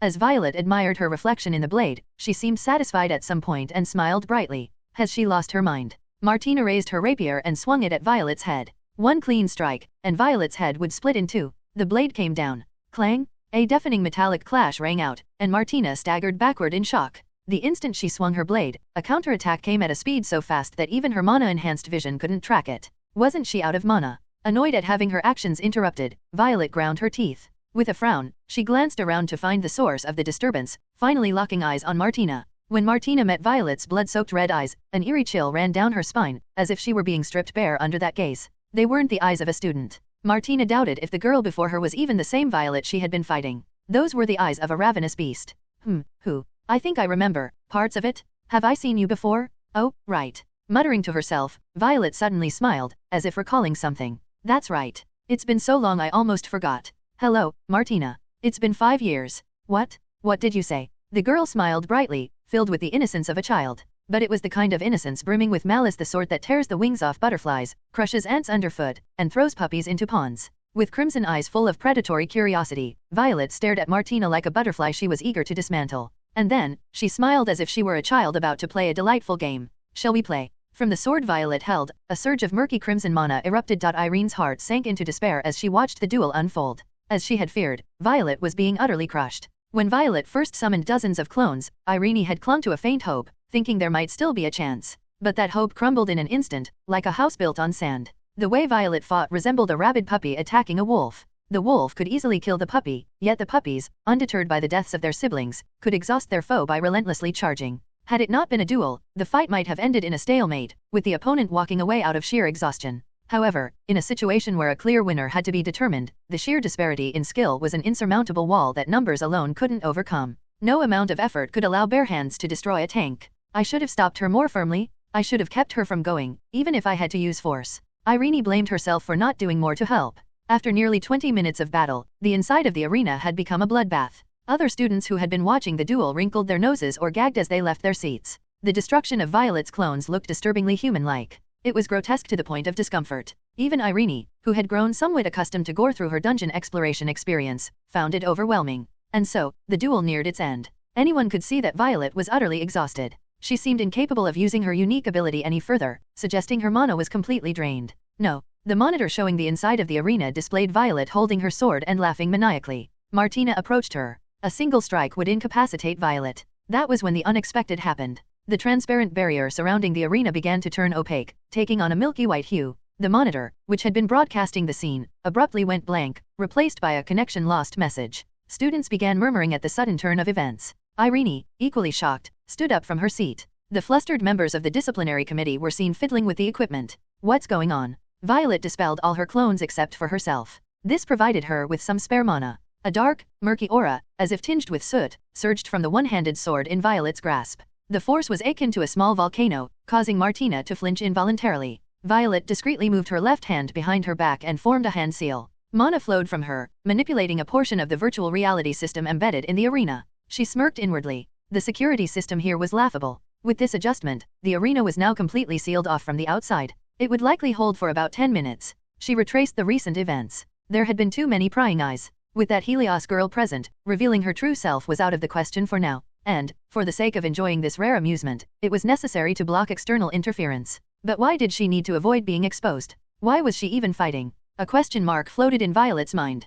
Perhaps because only a fragment of her true self was here, her purpose and memories were fragmented and faint. As a result, she wasn't fully aware of what she was or why she was in this place. The vague memories merely told her that she was sending herself somewhere, through uncertain means. It didn't matter. One thing was clear. Standing before her was an unresolved grudge from her brief and turbulent school years. So, for now, she decided to enjoy herself. Violet tested the circulation of mana throughout her body. Almost out of mana. No understanding of energy projection or reinforcement. How troublesome. What the hell are you muttering about? Ignoring Martina's sharp, slightly shaken gaze, Violet lifted her sword with a look of eager anticipation, like a gourmet about to savor a steak. What she would wield was cruelty, and what she would savor was screams. Mana coursed through her legs, soaking every muscle fiber with superhuman strength. Her arms, joints, and muscles surged with a power unlike anything she had felt before. Her visual nerves and pupils trembled as her vision expanded, her senses accelerated, and the world around her seemed to slow down. Like a drawn bowstring, her muscles coiled, and Violet sprang forward from the ground with explosive force. Kaya! Martina, startled by the unexpected speed, barely managed to swing her rapier in time to block the attack. The newfound strength and speed behind Violet's assault nearly caused Martina to lose her grip on her weapon. What is this crazy girl? Is she on drugs? The arena filled with the sharp, crackling sound of sword aura and the piercing clang of metal. Thinking it was just a momentary lapse, Martina refocused on defense and attempted a counterattack. She feinted, rotated, and struck again. Her rapier, imbued with white mana, aimed for Violet's neck. Got you. Violet deflected the strike with the handguard of her one-handed sword, her expression utterly unbothered. In the blink of an eye, a crimson blade streaked toward Martina's face. A searing sensation spread across her left cheek. AHH. She immediately leapt back, touching her cheek to find blood trickling down. Violet's gaze swept over her face once before Violet let out a creepy giggle. Martina had no time to be angry about it. She's fast? Her skills suddenly improved. Martina denied the situation. It couldn't be possible. That girl was just a first-year student. This was merely a desperate last stand. If Violet thought she could win, she would have already used her unique ability.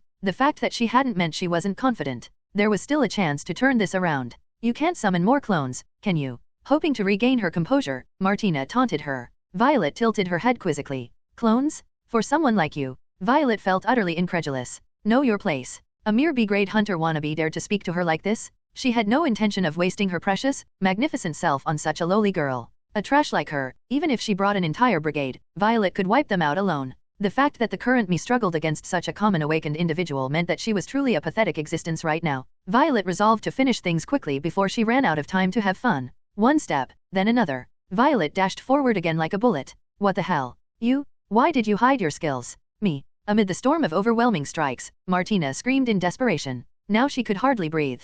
That thing wasn't human. Just minutes ago, the sword wielded by the girl before her had been no more than a swaying reed, exaggeratedly speaking. Martina had simply mowed through the clones like a farmer harvesting wheat. The current attacks were utterly unbearable to counter. The ripping sound of air, the mastery of swordsmanship. This was not the skill of a first-year student or even a girl of her age. Martina had no way of knowing where such a monster had come from. Clang, clang, clang. The sound of collision echoed, and her hands went numb. It was coming. She couldn't block it. She couldn't avoid it. The destructive power of the Crimson Blade aura was beyond imagination. That wasn't all. The speed of the sword's movements, the precision of its angles, and the poise of its wielder, everything was overwhelming. If the weapon in her hands hadn't been an expensive relic, her sword might have already shattered. One step, two steps, the only steps Martina could take were backward. And even as this unfolded, Violet was smiling. She was enjoying herself far too much, smiling with the innocent purity of a child crushing an ant. The strikes from Violet's sword were simple but devastatingly precise, leaving no room for flaws. The barbaric violence combined with a machine-like rhythm evoked the image of a massive, rapidly spinning meat grinder. Martina gritted her teeth in frustration. Once caught in its pull, there was no escape, absolutely none. Arg. Cuts continued to multiply on her face, both large and small. Violet aimed exclusively for Martina's face. She's doing this on purpose? She's playing with me. Swallowing her humiliation, Martina accepted reality. She didn't know how Violet had achieved this, but the thing that looked like Violet had suddenly and drastically improved its swordsmanship. She, too, had to use everything at her disposal. As Violet swung her arm leisurely, she glanced at Martina's rapier with curiosity and spoke. That sword, it's been a while. One of the students from the scholarship committee used it, didn't they? Huh? You probably don't even know what I'm talking about. RA with grave N epsilon. Shut up. Martina made up her mind. Despite its massive mana consumption, the only way to defeat her opponent was to unleash the power of the relic weapon. They clashed once more. The blade flew toward her face. A burning pain seared her ear. Was her ear cut off? But there was an opening now. She aimed at her opponent. The crimson flames that had previously incinerated Violet's clone surged from her rapier once again. Take this. The wave of flames unleashed at close range was unavoidable. Martina felt victory was within her grasp. She should have done this from the start. The emptiness left by her rapidly depleting mana was replaced by exhilaration, and Martina smirked. But with an explosive sound, the crimson mana surged vertically, splitting the flames apart. Violet charged through the divide. How? You can neutralize magic with mana. Don't tell me you didn't even know that. Seriously. That wasn't something that could just be neutralized. Martina's eyes filled with despair. She fought desperately. A misstep caused her rapier to fly out of her hands, soaring through the air of the arena. A spinning kick followed, but Violet caught it as if to embrace the attack and immediately spun to throw Martina away. It was a perfect demonstration of a martial arts technique that deflected the force with ease. Before Martina could regain her balance, Violet closed the distance in a blink, leaping forward to deliver a devastating knee strike to Martina's solar plexus. GUH. The impact felt like being struck by a battering ram. Martina's body was sent flying into the barrier surrounding the arena. A dull thud echoed as her body hit the ground. She couldn't breathe. She had no strength. The pain was unbearable. Martina, dazed, lifted her head and stared blankly at Violet. Further resistance was pointless. It was a clear and undeniable defeat. Fine, I lost. I surrender. She barely managed to wheeze out the words. All she could hope for now was for the barrier to lift. But the barrier didn't dissipate. She glanced around in confusion. The announcement from the disciplinary committee, which should have come through the speakers, was absent. More importantly, the barrier had turned opaque. Why? Taking 2 minutes to handle a trash like you? My skills must really be rusting. Shaking her head, Violet slowly raised her left hand. Her fingers moved rapidly in the air as though she were typing on an invisible keyboard. Pain intensity setting, 70%. Let's bump it to 100%. Add a few more values here. 150% seems to be the limit. While I'm at it, let's adjust the time perception. Maximum is 50%. Perfect. Violet appeared satisfied. Thanks to her adjustments, the arena's internal time flow was now extended to 16 minutes. That would do. Muttering to herself, Violet walked over to the crimson rapier that had fallen nearby and picked it up. The rapier disappeared. I'll be taking this. Got it? Now, shall we have some fun? What are you doing? That's. Could you stay still for a moment?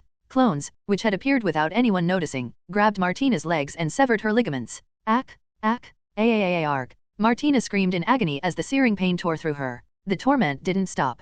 The clones began cutting through the remaining tendons in her legs. Let go. Ack. You'll pay for this. Huh? Don't you understand? I told you we're just playing. Why are you making such a fuss? This is just virtual reality. Sure, the pain is amplified, but that's all. Violet ignored Martina's weak threats and mumbled to herself. The sound of clinking echoed as a saw, screwdriver, wrench, scissors, and other small tools fell to the floor. Violet carefully picked up a handsaw as though selecting a present. Then she grabbed Martina's tied-up hair and lifted her head. Martina's face was a mess, smeared with blood from her wounds and tears. Cry if you want. No one's listening. See the barrier. Martina finally glanced around. The barrier had indeed turned opaque. You're so oblivious. The barrier and the internal broadcasting equipment have all been disabled. A simple application of spellcraft. Ugh. How did you? What are you saying? Nothing special. Just a little trick I learned while working under Sycamore.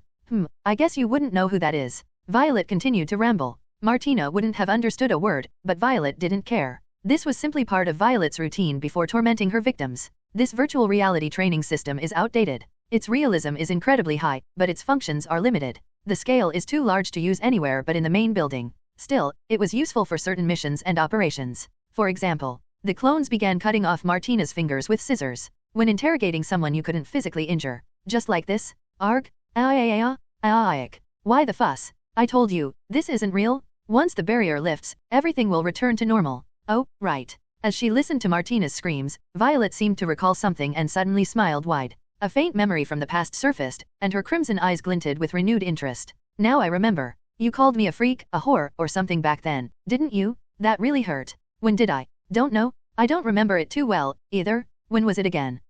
Who cares? It doesn't matter. I just thought of something I really want to try right now. Martina, squeezing out the last bit of defiance, growled faintly. Hey, stop. When I get out of here, I won't let this slide. I'll report you. Really? Go ahead. Not that you'll be able to once you're out of here anyway. This time, a skewer pierced her spine. The searing, electrifying pain coursing through her body made her lose all sense and thrash uncontrollably. Only about 7 minutes left now. Well, with the time delay, it's more like 14 minutes in here. Not sure if that'll be enough. Violet tapped the bridge of Martina's nose with the handsaw she held. The cold blade brushed against Martina's forehead, jolting her back to her senses even amidst the pain. Ugh. Wait. What are you going to do? You're still talking, so I guess you can hold out a little longer. What do you think I'm going to do? Violet playfully scratched the bridge of Martina's nose with the saw, and Martina realized what was about to happen. She struggled in despair. Stop. Stop it. Stop, please. The saw moved. The sickening sound of sawing filled the air, and warm blood flowed. Violet savored the pleasant melody of Martina's screams that lingered in her ears. The clones on either side of Martina each grabbed a limb and focused on their respective tasks. In my experience, it takes about 30 minutes to drive someone completely insane. Maybe I can set a new record this time. Please. No. The sawing continued, the grating sound relentless. For a brief moment, Violet regretted not having a planer. Wouldn't that have been even more entertaining? It would have brought her work closer to the shape she imagined. I was wrong. I'm sorry. Please. It's my fault. Even amidst her begging, the sawing didn't stop. The sound of sawing, over and over again. The anger and exhaustion in her mind began to wash away. When she turned her head, Martina lay collapsed in front of her. What happened? I don't know. We don't really remember either. You fought hard after we were the only one left. Ugh, I'm tired. Yet, as far as she could remember, she had fought her hardest against that girl. Martina had gradually weakened and eventually succumbed to a critical blow. Was it a victory brought about by using the swarm tactic of clones? The one-handed sword in her right hand felt unusually heavy today. She was drained. When she glanced back at Martina, she flinched without realizing it. What the hell had happened? Martina's condition was a complete mess. Her entire body was covered in wounds, and even her face was so disfigured that it was difficult to look at. Was this the result of her own attacks? Had the clones, in their frenzy, torn Martina apart to this extent? The barrier surrounding the arena had turned translucent. At some point, it had become transparent again. She could feel the people outside watching them. What the hell even happened? A muttering voice came from the speakers. A moment later, the victory declaration came. Duel over. Martina Perian has been incapacitated. Violet Regillin, winner. The barrier began to dissolve slowly. The view blurred, and the space distorted. Like a computer graphic breaking apart, the scenery before her eyes began to change gradually. In the blink of an eye, she returned to reality. The wounds on her body and her torn clothes had been restored to their original state. Ugh. Martina let out a short scream as she woke up. She sat in a daze, rolling her eyes around before frantically touching and rubbing her face. Was she checking to see if her face was still intact? What's her problem? It's fine. It's all there. I'm out. What? As members of the disciplinary committee entered the arena, Violet, still puzzled, walked over to Martina. Hey, I won. Admit it, right? The moment their eyes met, Martina's face froze. Just as Violet was about to press her further, Martina suddenly began trembling violently, like someone stricken with a fever, and started crawling backward in panic. No, yes, you're right. No, don't come near me, stay away. When Violet took a step toward her, Martina freaked out and tried to retreat further. She kept attempting to stand, but her legs gave out repeatedly as if she had no strength. Was she unable to accept her loss? When Violet got close to her face, Martina suddenly broke into sobs. She started rubbing her hands together furiously, begging for forgiveness. The surrounding crowd murmured at the sight. Ugh, I'm sorry. I'm sorry? Please. I won't say anything. I swear. Ugh. Hey, what's wrong with you? When Violet leaned closer to her face, Martina, terrified and on the verge of a breakdown, widened her eyes and started trembling uncontrollably. Please? Please? No. Martina screamed until her voice broke, then collapsed unconscious. A puddle formed between her legs as she lost control of herself. Violet was left speechless at the sight. What the hell was this? Was the loss so traumatic for her? She had been much more confident earlier, at least compared to now. The unconscious Martina was carried away on a stretcher. Even the members of the disciplinary committee seemed bewildered, shrugging their shoulders. After a few checks and signing off on some paperwork, Violet turned and saw Irene coming down from the arena stands. Irene, I won. Yay, it's a relief that you did, but what the hell happened? What's wrong with Martina? According to Irene, the barrier around the arena had been cut off from the outside for over 10 minutes. When it turned transparent again, and the cameras and speakers resumed functioning, Martina was already lying collapsed in front of Violet. I don't know. I just fought like crazy, and when I came to, she was down. She was too exhausted to think clearly. She had fought so frantically that she didn't really remember. Irene still seemed unable to understand but chose not to press further. Violet had won the duel. The disciplinary committee would likely be disbanded. There were other responsibilities she had to attend to as well. But for now, she was utterly drained. This duel had taught her more than she expected. That was close. She was incredibly strong. Yeah, we almost lost. Do you know there are barely any clones left? We'll have to start regenerating them from scratch. There was so much to think about. But for now, resting seemed like the top priority. The mental strain from this pseudo-virtual reality was immense. Maintaining focus for over 30 minutes wasn't easy. Violet stepped out of the arena with Irene. The chilly wind blew across her face, sapping the warmth from her skin. It was already late September. 3 hours later, they received news that Daphne had woken up. While driving to the hospital, my head was in chaos. I couldn't figure out what to do moving forward.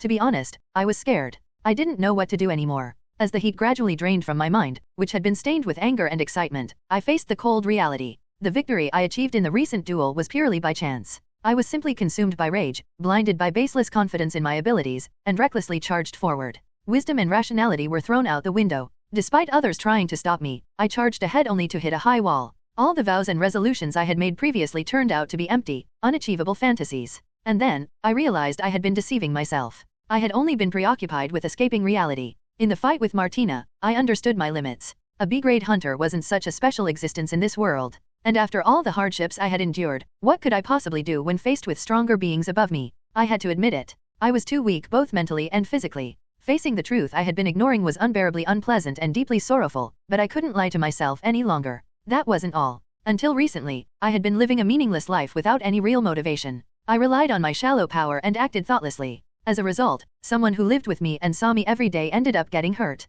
She was always kind and good to me. I knew what the root of the problem was, but even so, I couldn't help but hate myself. I'm trash, a fool, an idiot. Let's admit it. I, Violet, am nothing but a pathetic and stupid girl. Now, what should I do moving forward? I didn't want to stay at school any longer. I didn't want to face the greater disasters, incidents, or the flow of this world anymore. Violet, do you want to go in first? I'll stop by the administration office and come back. At the hospital, I parted ways with Irene and took the elevator. When I opened the hospital room door, a silver-haired girl sitting neatly in the middle of the white room on the bed turned her head. Daphne's blue eyes were filled with joy, and a small smile bloomed on her lips. You're here? I've woken up.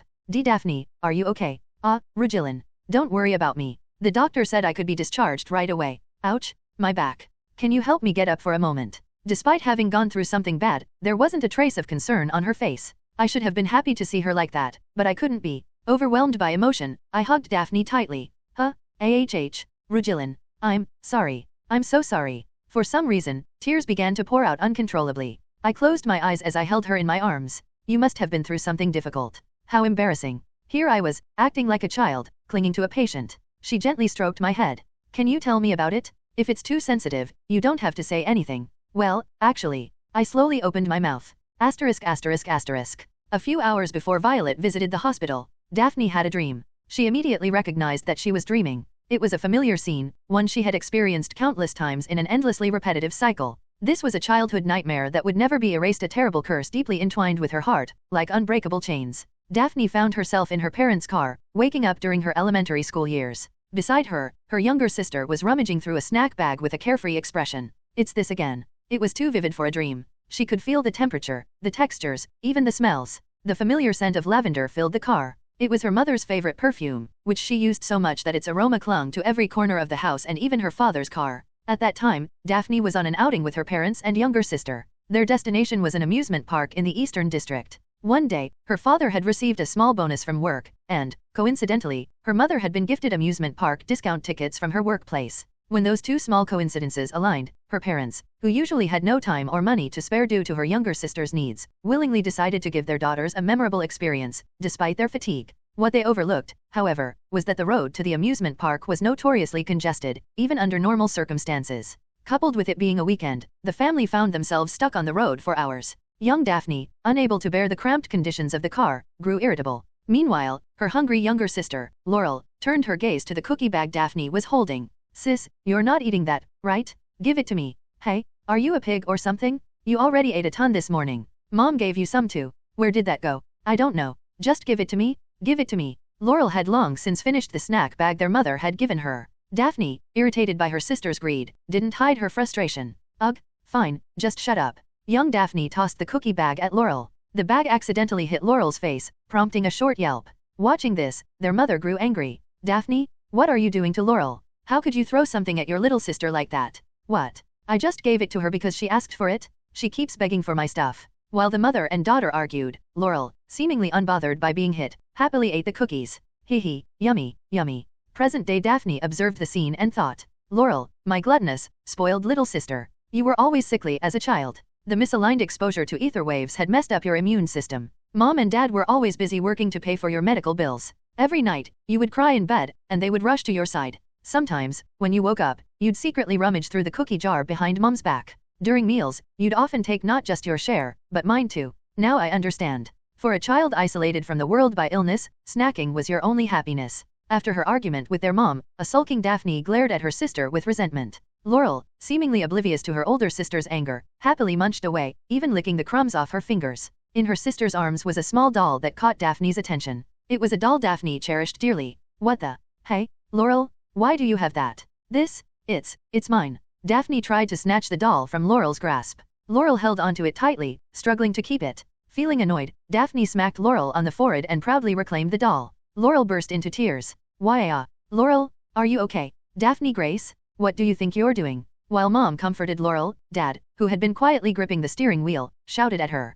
Daphne protested. Dad, she took my doll. You could have talked it out. Hitting your sister? I'm very disappointed in you, Daphne. Ugh, why are you acting like this? As her parents scolded her, young Daphne felt sorrow creeping in. She wanted to yell that it was Laurel who started it first. Daphne, apologize to Laurel right now. No, young Daphne yelled at the top of her lungs. She's the one who was wrong? Why should I apologize? Daphne, the way you're acting right now. Why do you always side with Laurel? Why am I the one who has to apologize every time? She was sick of hearing the same things over and over again. Her parents' words echoed in her ears like a broken record. Because your sister is sick, you need to understand her. Laurel is still young and struggling, so can't you give her a little leeway? Why don't you ever take my side? Frustration from hours of being stuck in traffic ignited the fuse, and Daphne poured out all her pent-up resentment. Why didn't you come to my school play last time? I was the only one in my class without parents there. You said it couldn't be helped because of Laurel back then, too. That was. Her parents stammered, caught off guard by the unexpected reproach. Watching her younger self now, the present Daphne felt a surge of complicated emotions.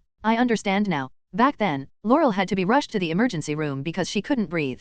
And on my birthday last year, you didn't come until late at night. Wasn't that because of Laurel, too? That time, I cried a lot. I stayed up all night with tear-stained eyes. Even so, I can understand now. It was only later that I found out my frail sister had fallen into cardiac arrest. Young Daphne spilled out every bitter memory as if demanding compensation for the pain she had endured. We were really sorry for that, but you made promises you didn't keep. You said you'd help me with my homework, but you didn't? Why don't you ever take my side? Present Daphne wanted to defend them somehow. It's true. My parents prioritized my sister, but they never ignored me completely. They tried their best to make it up to me, even if it was belated. The next morning, they brought me a cake and a gift, and they never forgot to apologize to me. I understand now. I know my parents' circumstances. Daphne knew all too well what her younger self was about to say. It was a scene she had seen countless times before. So please, don't say it. Anything but those words. Daphne, I'm truly sorry. But still. No, I hate you, Mom. I hate you, Dad. And I hate her too. Despite her plea, the humiliating moment from her past replayed itself.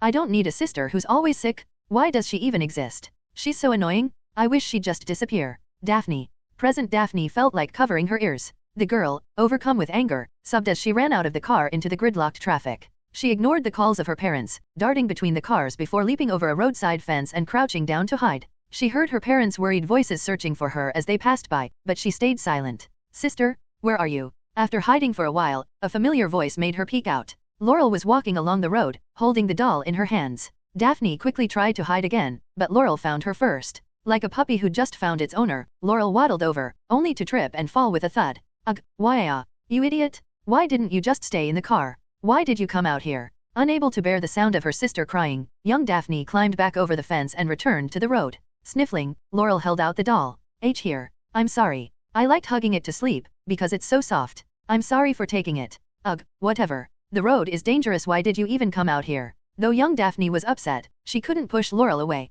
She saw her parents running toward them. She thought to herself, I'm going to get scolded again because of you. Suddenly, sirens wailed loudly across the road. The faces of her mom and dad, who were running toward them, darkened abruptly. Daphne? Laurel? Let's go back. Honey, get the kids. Mom? Dad? What's going on? It's a level 2 emergency alert? We have to get back to the car, now. Grasping their hands without understanding what was happening, Daphne ran back to the spot they had been at earlier. Nearby, she began to hear a spine-chilling noise, as if the air itself were being ripped apart. Bzzzt? Crackle? Large and small gates began to appear in rapid succession in the middle of the road. From inside them, monsters filled with malice began pouring out. For the first time in her life, Daphne came to understand what murderous intent was. Hurry, quickly. Explosions, screams, and incomprehensible roars filled the air. She was gripped by terror. The Grace family fled with all their might. The world was burning. To young Daphne's eyes, it seemed so. The cars stranded on the road were all crushed, trampled, and torn apart. RRRRGH? A group of Skullkit ran down the road, chasing terrified people.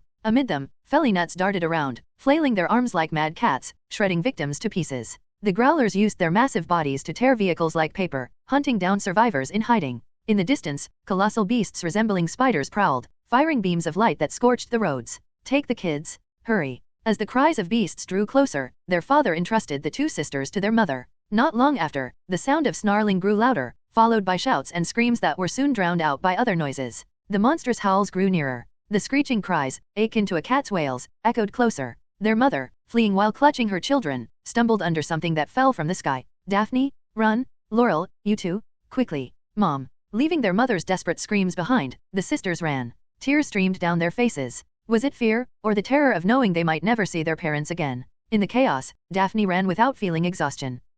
Ugh, sister, sob. Laurel started convulsing and collapsed. Her frail lungs couldn't handle the sudden exertion. Daphne, stomping her feet in frustration, dragged her sister to hide behind a truck. Sniff, sniff, sister, heek, ha. She barely managed to calm Laurel, who couldn't regulate her breathing. I'm scared. Please, someone, save us. The Grace sisters clung to each other, trembling in fear. The terrifying sounds of the cruel monsters drew nearer when the loud flapping of wings was heard from the sky. Looking up, helicopters soared above the road. People leaped from them into the smoky hell below. Soon, the sounds of monsters diminished sharply. Young Daphne realized that they were hunters. Sister, we're saved. Emerging from behind the truck, they saw the monsters all reduced to corpses. Just as they felt relief, a massive yellow beam shot down, incinerating a vehicle. The explosion sent the sisters tumbling. Daphne felt a sharp sting. Something warm trickled down her forehead. What is this? A house-sized spider-like beast was charging toward them. It was fleeing from the hunters pursuing it. The problem was that the beast's escape route was right where the Grace sisters were. The spider-like beast, thrashing in agony, wildly swung its legs. It failed to eliminate its pursuers, but the stationary cars around were flung into the air or rolled across the ground. One of them hurtled toward the sisters. It was too late to dodge. Young Daphne realized, for the first time, that when faced with death, the world seemed to slow down. Her body froze, as if turned to stone. Then, she felt her body tilt. For some reason, against her will, her body was thrown aside. Burned into her memory was the sight of her frail, pampered younger sister pushing her away with both hands and falling. Daphne barely escaped the vehicle's path. And then Laurel vanished from sight along with the car. Watching this scene, present-day Daphne wanted to close her eyes. The nightmare didn't allow it. The silver-haired girl, bleeding from her forehead, ran while sobbing uncontrollably. She gasped as she stumbled across the road cluttered with abandoned vehicles, chasing after the car that had taken her sister. She tripped over something grabbing her ankle and fell to the ground. A survivor, crawling out of a car, had seized her leg. It was a desperate plea for life. Please, save me. No, let go of me, let go. The bloodied survivor looked no different from a monster to her. I need to save my sister. Please, let me go. As she desperately tried to pry the man's hands off, a greenish light burst from Daphne's body. A translucent barrier appeared between her and the man, then vanished. His hands were flung away. Ugh, what? That wasn't the only surprising thing. The green light from her hands enveloped the man, causing him to fall into a peaceful sleep. His numerous wounds also disappeared. She didn't understand why, but this was her chance. Daphne got up and pressed forward. Beside the overturned car lay Laurel. Her body was soaked in blood, her eyes shut. Most devastatingly, she wasn't breathing. Help? Is anyone there? Panicking, Daphne cried out desperately for help, but no one responded. As she continued her tearful pleas for rescue, she felt something strange and touched her forehead. The wound was gone. The bleeding had stopped, and there was no more pain. The earlier scene flashed through her mind. The green light from her body. She recalled what she had learned in school. Could this be an awakening? Even with an elementary schooler's understanding, Daphne could piece together her situation based on logic and basic knowledge. With a heart full of desperation, she prayed to the heavens. Please, help me, let the light appear again. The light emanating from my body must surely be the power of an awakened. It healed my wounds, so maybe I can heal my little sister too. When she desperately prayed, a pale green light radiated from her hands. Filled with anticipation and hope, she gently stroked Laurel's body with care. Nothing happened. Her hope crumbled. Why isn't it working? Present-day Daphne, who was being forced to relive these events, felt tears welling up as she watched her past self's trembling hands caressing her sister. No, it can't be. It only works on me. It healed my wounds, so Laurel will be fine too. On the first day of her awakening, she learned a searing lesson. She had no choice but to learn it. Her unique ability, the Blessing of Azure Peace, as named by her former mentor, an elderly witch, Hnk, Huuk, could not heal the dead. In the midst of catastrophe, the young girl held her sister's lifeless body and wept. She couldn't stop the flood of belated regret pouring from her heart. Laurel, wake up. We promised to go to the amusement park. I'm sorry for saying mean things. I didn't mean it, I swear. Please believe me. It wasn't my true feelings. Please, just get up. I won't call you noisy when you whimper at night anymore. You can throw tantrums if you want. I won't get mad anymore. I'll even give you the doll, it's yours. Please, please. But there was no one to hear the girl's desperate confession. Daphne's nightmares usually ended at that point. The scene would fade to black after showing her holding her sister, crying, and she would wake up in bed with a heavy heart. Though such nightmares had become rare in recent years, they were once a familiar pattern that haunted her nights not long ago. But this time, the dream continued. Why isn't it ending? Daphne felt puzzled, but there was nothing she could do but watch. The scene before her eyes kept playing. Time flowed coldly, like an indifferent river. Many days had passed since the tragic year. The events of that day were quickly forgotten. While Daphne's experience was undoubtedly worthy of sympathy, in the grand scheme of things, it was but one of countless tragedies occurring in real time across Ruslam and the rest of the continents. The qualitative value of tragedy diminishes inversely with its quantity. The more frequent it is, the more desensitized people become. As long as the world was full of children who had lost their parents to monsters, she couldn't remain the protagonist of tragedy forever.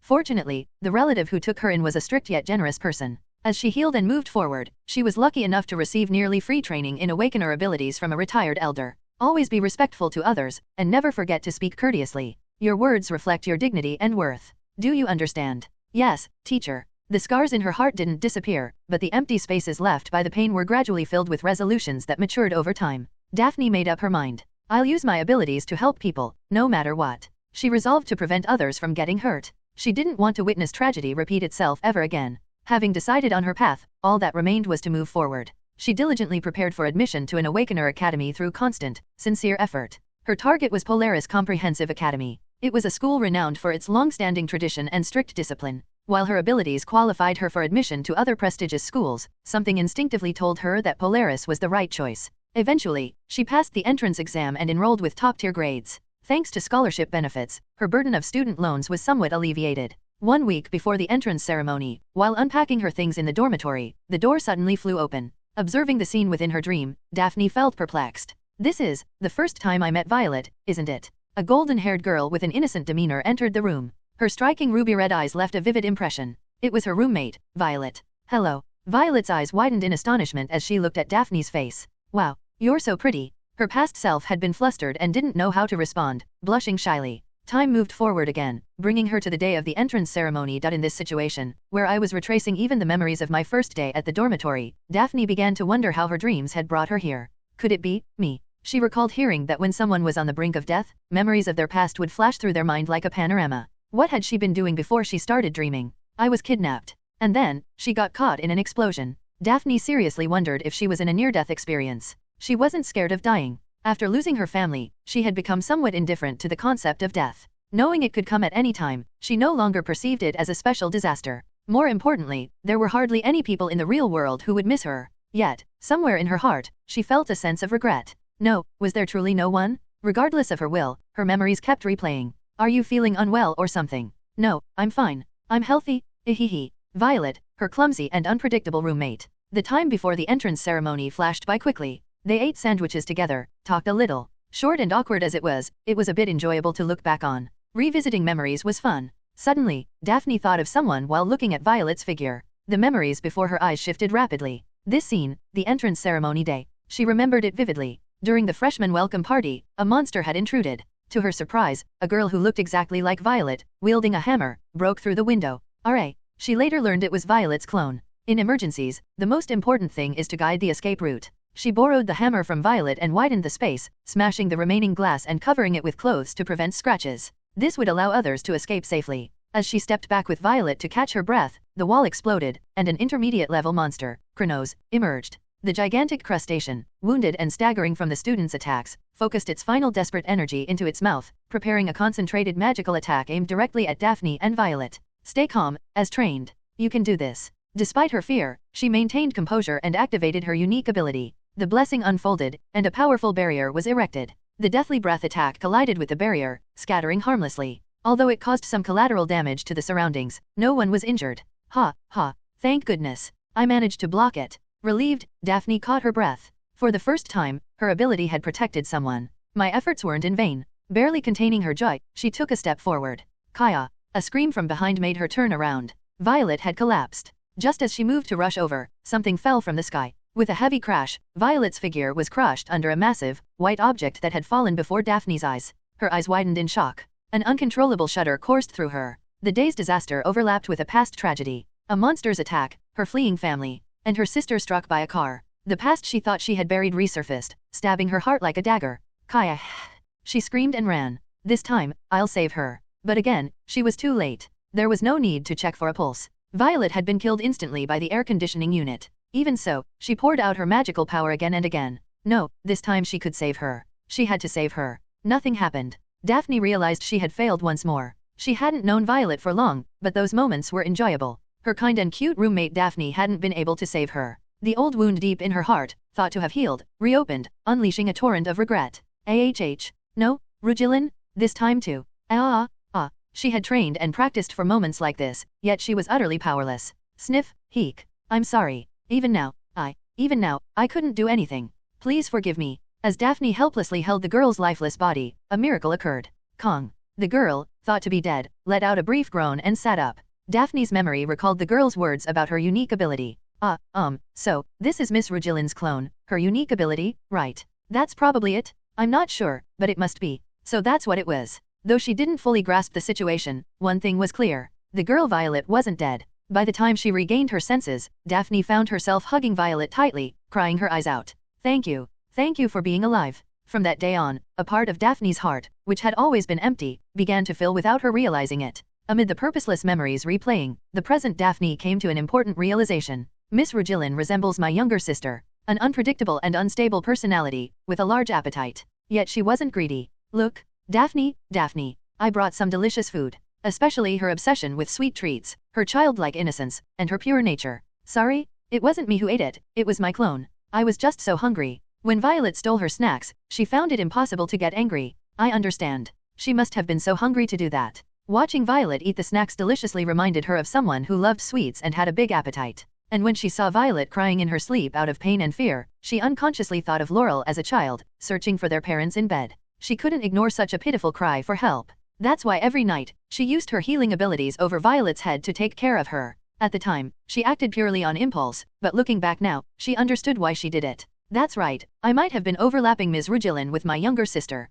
At first, it was out of sympathy. It was too hard to watch you in pain, and you reminded me of my little sister who used to call out for our parents every night. So, on the day you pushed me off the bed, the words I said to you were sincere. Thank you for forgiving me for pushing you earlier. Daphne, you really are a good person. I'm not that good of a person. I, Daphne Grace, am far from a good person. All the things I've done might have just been shallow acts to comfort myself. I was just a foolish girl caught in the trap of the past. But as time went by, my thoughts about you began to change. Still innocent, fond of food, impulsive, and reckless. Yet, you knew how to admit your mistakes and get angry about things that didn't even concern you. You were a good person. When I think about it, the time I spent with you over the past month was always joyful. There were silly moments and frequent accidents, but I think it was the best time I've had while staying at this academy. All thanks to you. Yes, I understand now why I got lost in this dream. I had been kidnapped by some bullies in the school. The blessing of my azure eyes was on the verge of breaking after hours of relentless attacks. I was scared. There was no one around me. And then you appeared. You bravely scolded the bad guys and saved me, even shielding me from the fireballs.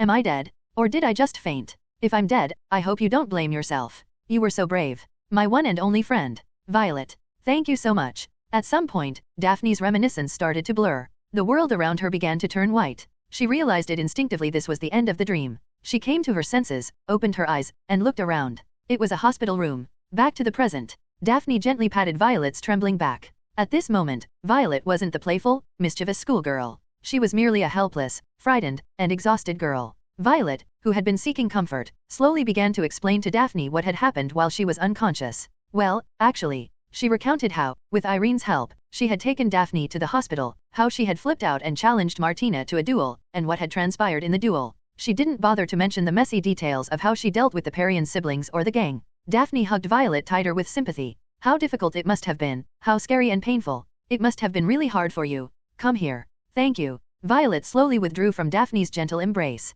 Suddenly, a question arose in Violet's mind, and she spoke. Daphne. Yes. What would you do if you found out some bad people were planning something terrible, and it was going to happen in our neighborhood? If I went up against them, I might lose. What should I do? Violet was thinking about the evil schemes of the council. She envisioned the disaster that would occur 3 months later. After nearly losing the duel, the weight of it all felt even heavier. What can someone like me even do? Daphne, surprised by the sudden question, thought for a moment before responding. Standing up to them would be the right thing to do, but if you lack the strength, running away would be the wise choice. Run away? But, wouldn't that make me a coward? Isn't fighting back the right thing to do? Daphne pondered. It must be because of that duel she mentioned. Violet's expression was dark despite her victory. Daphne had only heard bits and pieces, but Violet's choices seemed reckless. Even Violet herself appeared deeply conflicted. Ms. Rugilin seems like she's lost her way. Maybe it's not the decision itself but the fear of making one that's scaring her. After a brief pause, Daphne replied. Well, I think Ms. Rugilin might be overlooking a few things. Violet asked. What is it? I think you shouldn't do it unless you're certain. Daphne cleared her throat briefly. Certain. Well, I don't know why you're asking, but you have to make a choice, right? Isn't that so? That's right. According to what Rugilin said, the choice is between running away or fighting back, right? There's no correct answer here. If you run away, you might find safety. If you fight back, you might win, and even if you lose, you can preserve things like pride or justice. But, I'm scared. I don't want to do anything. Then, there's no need to worry about it, Daphne thought. Daphne gently held Violet's drooping hands. Her slightly trembling hands gradually steadied. Are you afraid of regret? Yes. I'm scared. What if I make a choice, and it's the wrong one? What if it's a mistake? Daphne shook her head. That's not true. There's no such thing as a wrong choice. As long as you did your best with sincerity, without deceiving yourself, what's there to regret? It wouldn't be your fault, it'd be the circumstances, the people, or just bad luck, right? Violet's dim red eyes carefully studied her. The only bad choice is one made for the wrong reasons. Because you didn't trust yourself, because you were impatient, or because you were scared and deliberately avoided the situation.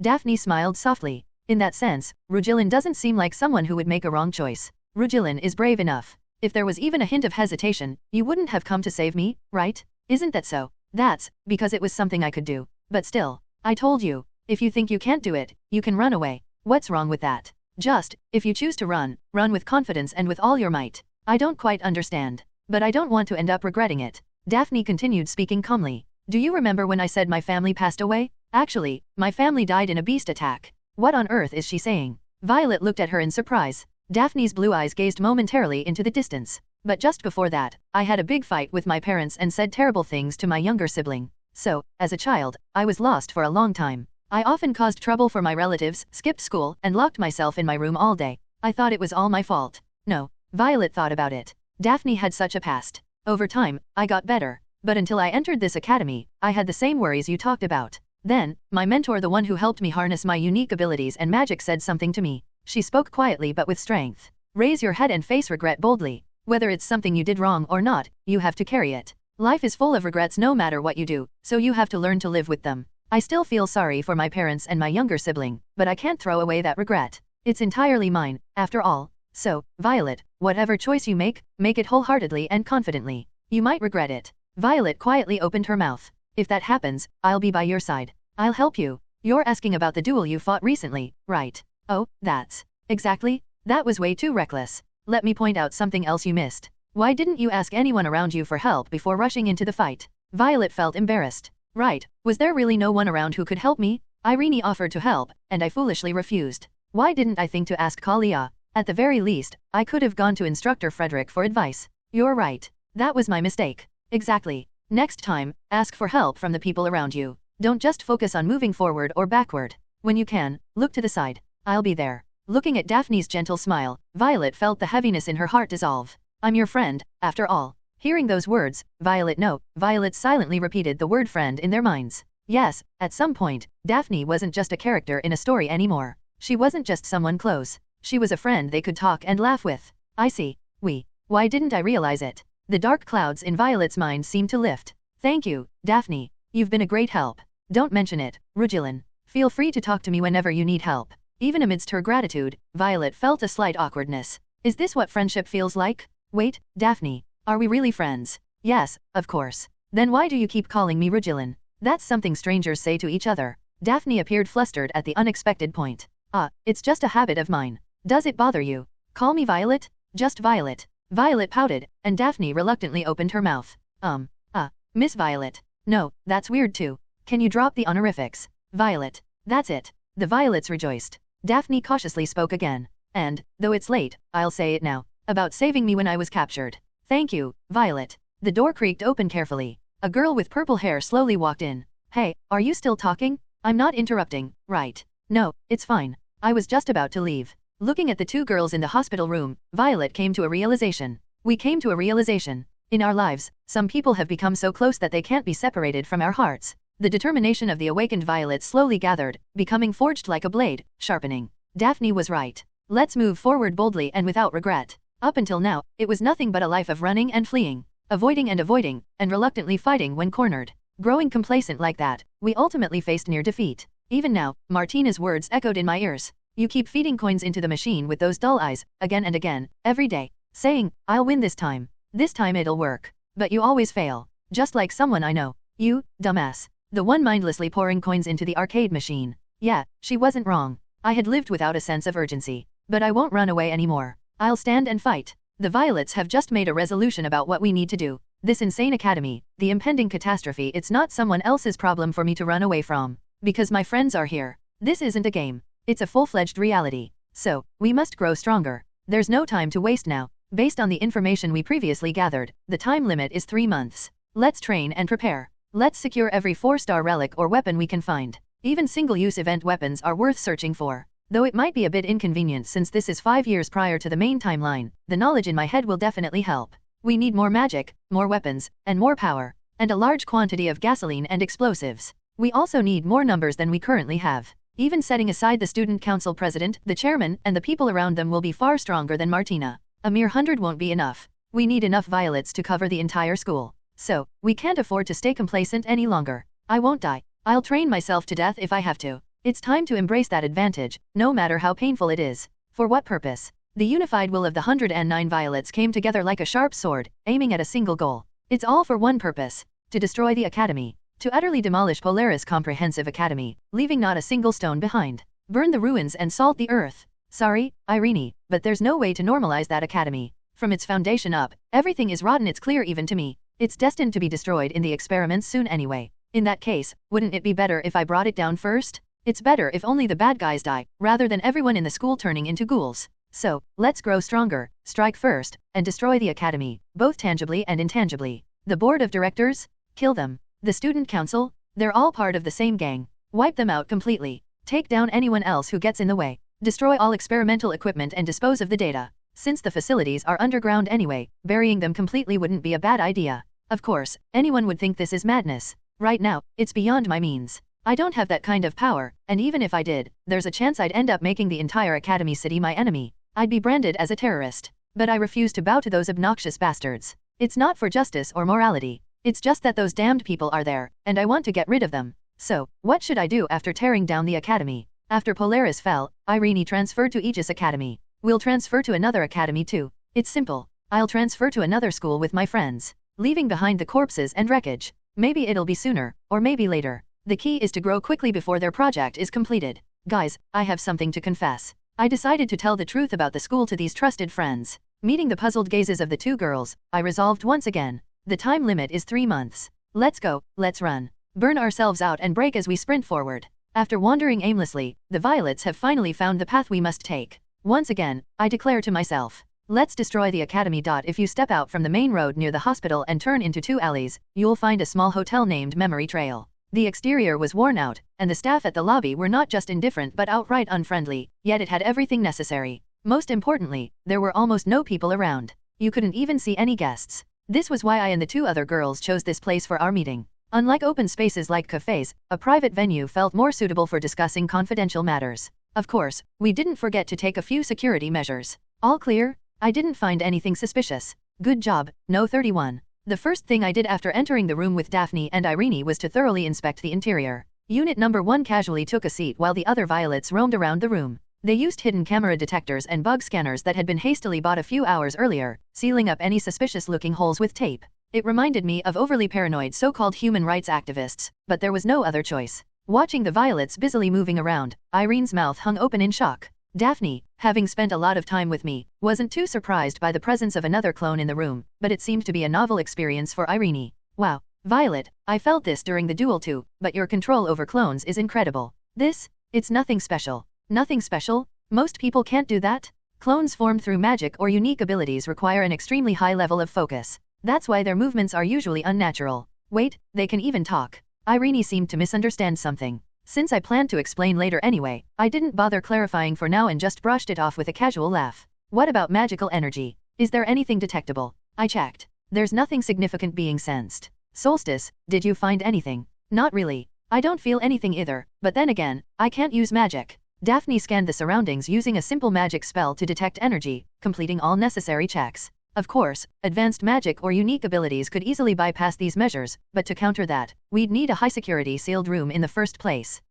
Finally, it was time to bring up the topic. So, Violet, what did you want to talk about? Coming to a place like this means it's something important, right? With the violets positioned all around the room, I felt a slight thirst and took a sip of water. Amid the crossing gazes of blue, yellow, and crimson eyes, I cautiously began. Let me get straight to the point. There's a massive particle accelerator and research facility buried under the academy. And in 3 months, when it's activated, everyone at the academy will either die or turn into ghouls. The faint smile on Daphne's lips vanished, and Irene's face contorted as though she had just heard the most absurd nonsense. Their reactions resembled those of someone listening to an anti-vaxxer claim that vaccines turn you into a teenage girl controlled by an electric car company CEO. How does that even make sense? What is this, a sci-fi movie? Violet, this academy may be unusual, but that's far-fetched. As expected, they found it too absurd to believe. I instructed the other violets, who were crouching in the corner, to bring something. The documents. Got it. Immediately, the violets produced a mountain of documents. What is all this? Where did you get it? Violet, what are these photos about? Using the overwhelming flood of data as a foundation, I calmly explained everything. It didn't take long for their attitudes to change completely. See, I told you, if I started with, there's this thing buried under the school, and we're all doomed, who would believe me? I mean, claiming there's a North Korean warp gate under Jeju Island would sound more plausible. Ugh, did I go too far right from the start? Their reactions after hearing the truth varied. First, Irene. If this is true, it's beyond what we can handle. We need to contact the Inspection Bureau immediately. Next, Daphne, who was so stunned she covered her mouth with her hands. My goodness, this is. Violet, how long have you known about this? I suspected some shady dealings, but I only got concrete details a few days ago. That explains why you haven't been looking well lately. After a moment of thought, Irene spoke again. You mentioned an experiment, right? Actually, I encountered something strange while walking around the school recently. Something strange. According to her, it was a bizarre sensation, as if someone was trying to intrude into her mind. Although Irene herself couldn't fully grasp what it was, she struggled to describe the details that could serve as clues. Wait, I experienced something similar too. Daphne also spoke up, claiming to have experienced the phenomenon Irene described. Even more startling was the fact that when she came to her senses, everyone in her classroom was staring blankly upward. A few seconds later, everyone acted as if nothing had happened. I thought I was imagining things, but it turns out I wasn't. Based on their descriptions, it seemed to involve some sort of mental manipulation magic. By the way, Violet, why are you telling us this? I paused, contemplating how to answer Irene's question. I couldn't outright say it was because they were among the few Polaris Academy survivors and destined to become remarkable heroes. Because you're the only ones who would believe me. I need your help. It seemed my only available reasoning was emotional. Of course, I'll help as much as I can. But, Violet. After a brief hesitation, Irene cautiously spoke. This might sound harsh, but I need to be honest. Violet, you're weak. That much was clear in the recent duel. Whatever you plan to do, reality isn't like a duel. You could really die. It's fine. I'll handle the critical parts myself. And as for the risks. Now, it was time to reveal the second truth. Actually, my real ability is. At first, I debated whether to say it or not. Due to the nature of my unique ability, the fewer people who knew about it, the more effectively I could use it. However, since Kalia already knew, it was necessary to explain my ability to these two as well. Otherwise, they might recklessly try to sacrifice themselves, thinking they needed to protect the original. I didn't want to see a melodramatic scene like, Violet, run away. Borrowing the words of a legendary archmage, I made my declaration. Listen closely, everyone. The truth is, I am not a singular entity. The two girls blinked, unable to comprehend what I was saying. Perhaps my explanation was too vague. To help clarify, the other Violets in the room began to move. Look, see for yourselves? I'm Violet number 2. That one over there is Violet no 5. I'm no 13. This time, their reaction was more subdued compared to before, but there was still a hint of unease, as if they were looking at someone mentally unhinged. Daphne stepped closer, touching my head and studying my expression. From what I can tell, I'm sorry, but it looks like dissociative identity disorder. Violet, you don't actually think you've become multiple people, do you? To me, it just looks like you're putting on a puppet show. Being treated as mentally ill by a trusted friend stung a little. I'm not crazy. I repeated the explanation I had given Kalia previously. Once I finished, they quickly understood but still seemed skeptical. Multiple entities sharing memories and senses in real time? And the number can keep increasing as long as there's enough mana? I've never heard of such a unique ability before. Can we even call this clone technique? For convenience, let's just call it that. They gazed at us with a mix of fascination and disbelief. So, from what I understand, Violet can come back to life even if she dies. Is that right? Daphne hit the nail on the head. She understood quickly. Their expressions still betrayed their confusion. It would be helpful to show them some tangible proof. Maybe the numbers on my arm could do the trick. Number 5 rolled up her sleeve. If I focused my mana here, maybe others could see it too. The attempt worked. It was possible. Numbers, on your arm. It's real. Their eyes widened as they stared at the numbers on the arm. As expected, seeing is believing. Got it now? I don't die. So, there's no need to worry about me. But even if there are many of you, trained awakeners could easily take you down in an instant. I know. I'm not going to act recklessly like I did in that last duel. That's why I'm confessing this to you. Violet, can I ask why you're telling us this? What's your motive? Yeah, you don't seem like someone who would reveal such a dangerous secret without reason. What's your goal? I'm going to destroy the academy. I saw reactions from my two friends that I had never seen before. To sum it up, I succeeded in convincing them of my intentions. However, they repeatedly drilled into my head that no matter what I planned to do, I should never act rashly and should always inform them if I needed advice or help. I couldn't argue it was my karma. And also, whenever you go outside, we'll have one of us stick close to you. I delivered one final point. From now on, each of them would have a Violet assigned to them. A kind of personal bodyguard. Won't that attract too much attention? I won't be glued to your side every moment. I'll follow from a distance. I'll even disguise myself. Like this. I pulled out a wig, put it on, and added a mask and sunglasses. It looks awkward. Oh dear, I needed to learn better disguising techniques. Or I should quickly find a perception-blocking mask. I wondered where the Academy City's black market was located. After wrapping up the conversation, we decided to conduct a few experiments. Oil, are you ready? I've got plenty of that. What's disappointing is that we haven't managed to get any explosives yet. Unfortunately, acquiring explosives seemed difficult without contacting the black market or a specialist broker. Even trying to obtain them through legal means involved a complicated process. It might be faster to get the formula and make them ourselves. For now, it was time for a test. I wanted to see how the Academy responded to disasters. The next day, unexplained fires broke out in the forest behind the Academy and several buildings. It burns well. To cut to the chase, our little mischief with fire ended much sooner than expected. The response time is impressively quick. Exactly. Number 57 and 101 were observing from a distance, hidden under a camouflage net, using camera equipment as large as cannons and telescopes to monitor the situation. We had poured oil over the forest behind the school and set it ablaze, and soon enough, the guards rushed over. They seemed professionally trained, even bringing a fire truck to extinguish the flames. During the commotion, beasts living in the forest fled with flames licking their bodies, only to be quickly subdued by the guards' weapons. Despite the forest's vastness, we thought it would take more time to extinguish the fire. But no, we had briefly forgotten that this world operated on fantasy logic. Who's that? As we continued to watch the fire, a girl with orange hair appeared, leading a dozen or so students. She approached someone who seemed to be in charge of the guards and exchanged a few words before stepping forward. The group then raised their various wands. Look at that. No, it's going out. Bright magic circles manifested, and waves of water rose in front of the students and surged into the forest. As the waves collided with the flames, steam erupted, and the fire was extinguished in an instant. The orange-haired girl, unsatisfied, waved her wand, a staff embedded with wires and displays, a few more times.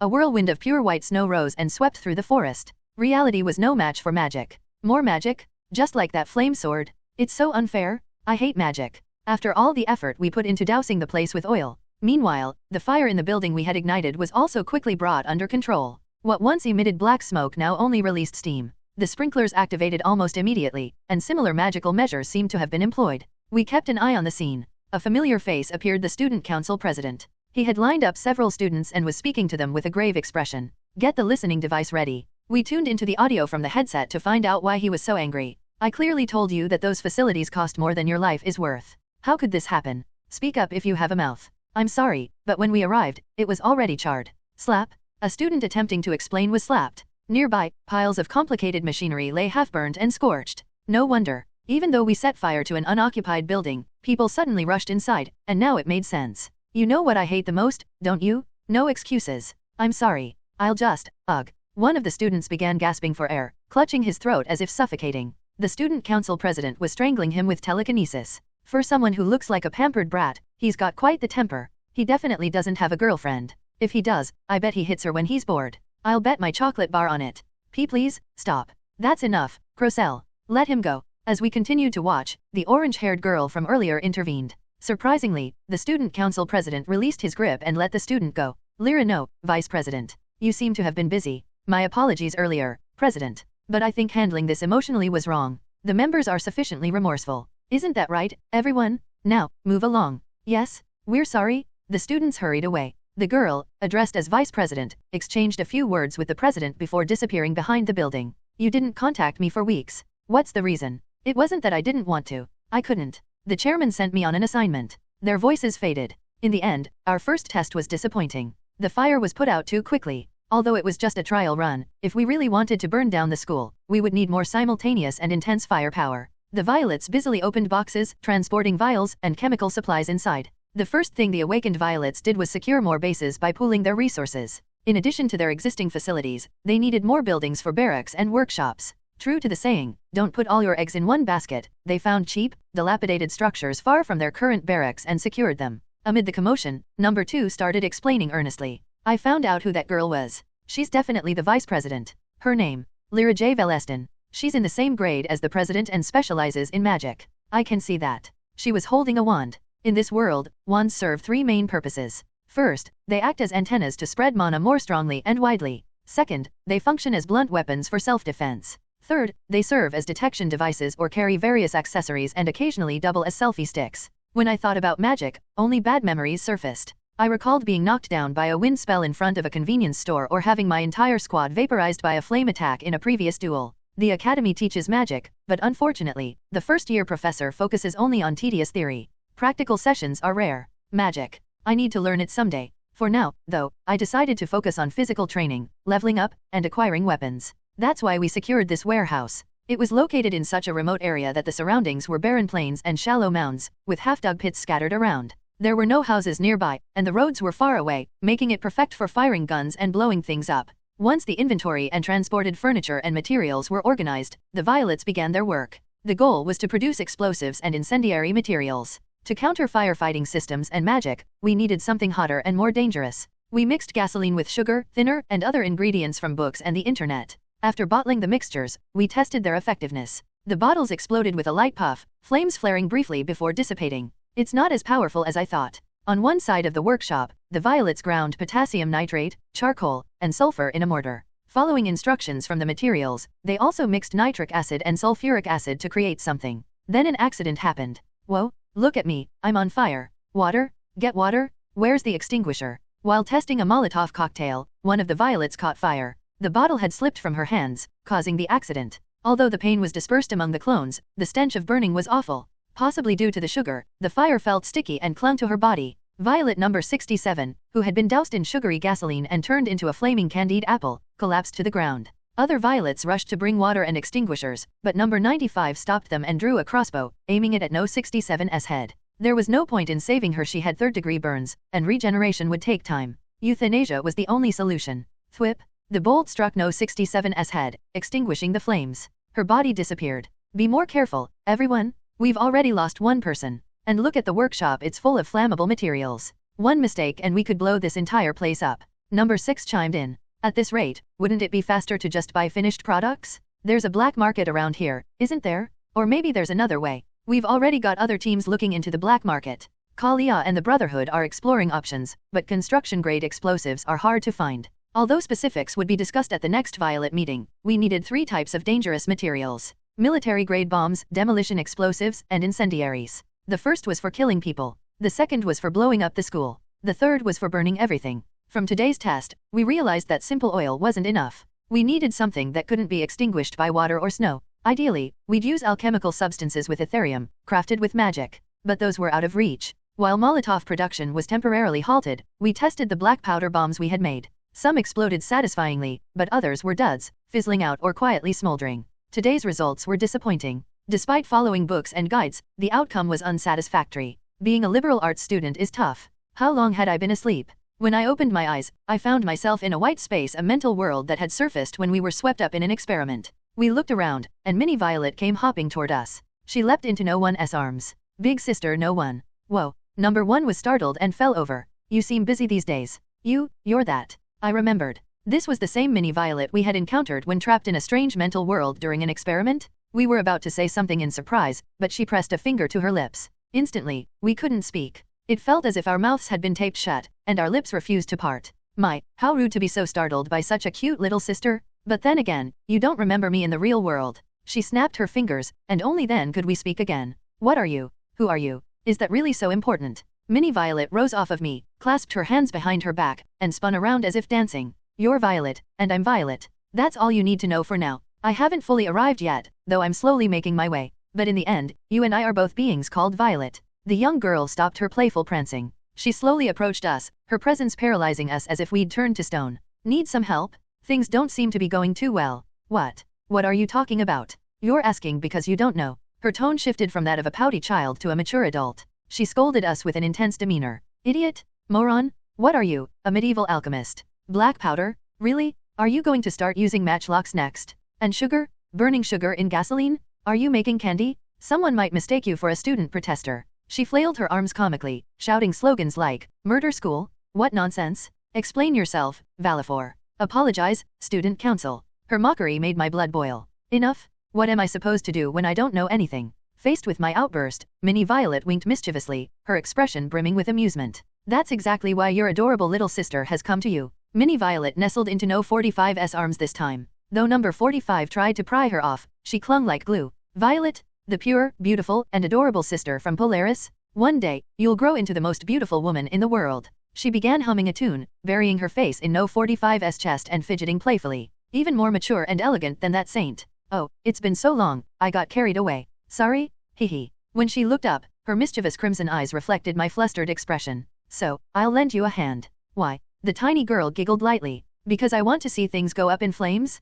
Whoosh! Explosions? Boom! It would be fun to see Violet doing even more exciting things for a while. Mini Violet approached number 1, grabbed my head, and tilted it downward. So let me share a little sabotage knowledge. Even without magic, you'll be able to use it well. She pressed a gentle kiss to my forehead. Something flooded into me. Good luck. Asterisk asterisk asterisk. When I woke up, my mind felt clear. We immediately began rifling through books and documents, feverishly setting to work. Ideas poured into my head like a fountain. Unlike the previous day, the Violets worked diligently, almost instinctively mixing and combining materials. It's easier to understand the materials than it was yesterday. Yeah, it's like someone is teaching us directly. We naturally produced results. Even though we were looking at the same books as before, we understood them much faster now. Thanks to that, the workshop buzzed like a well-oiled engine. The energy was so vibrant, even we were surprised. We started creating new things that amazed even ourselves. Number 65. Carefully mixed red iron oxide and aluminum powder with magnesium. Careful, careful. The reddish-brown powder was carefully poured into a plastic container.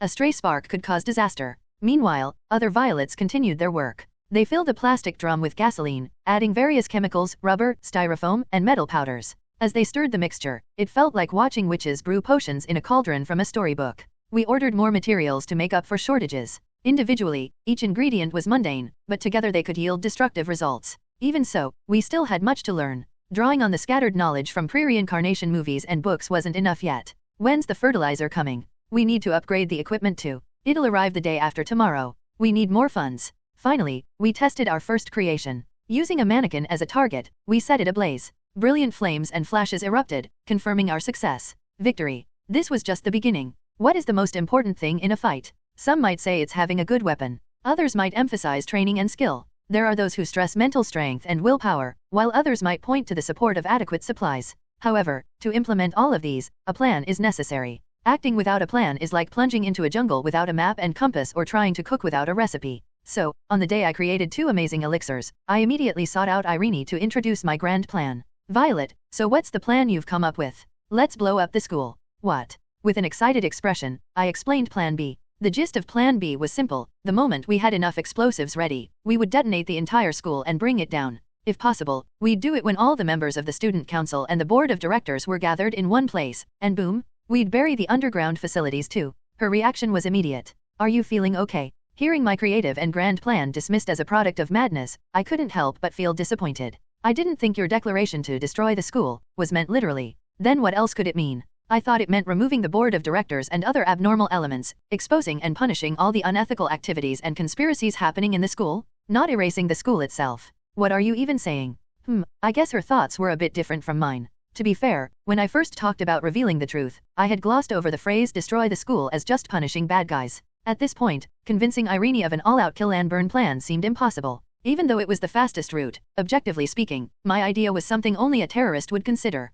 This is just an alternative plan. We'll probably never use it. Even as I said that, the truth was that explosions and arson were my plan A. They were the quickest and most convenient methods. In the real world, even when you expose the truth and bring down bad people, not everything gets resolved. Tedious court rulings, media manipulations, public opinion battles, smear campaigns. These things could drag on for months or years, and the truth or justice you aimed to establish would vanish before you knew it, leaving only sensational stories behind. With grave beta. I believed there was only one way to avoid messy aftermaths. You must eliminate the root of the problem. I had no attachment to this school. There were so many other academies in Academy City. Losing 1 or 2 wouldn't matter much. Well, it's a bit reckless, but I'm glad you're not acting impulsively like before. If you come up with anything else, let me know. Just don't do anything drastic. Got it. Got it. After a few more small conversations, I parted ways with Irene. We held an impromptu meeting after a long time. There were several factors to consider for the plan to bring down the school. We needed to think about all possible scenarios, both if the plan succeeded and if it failed.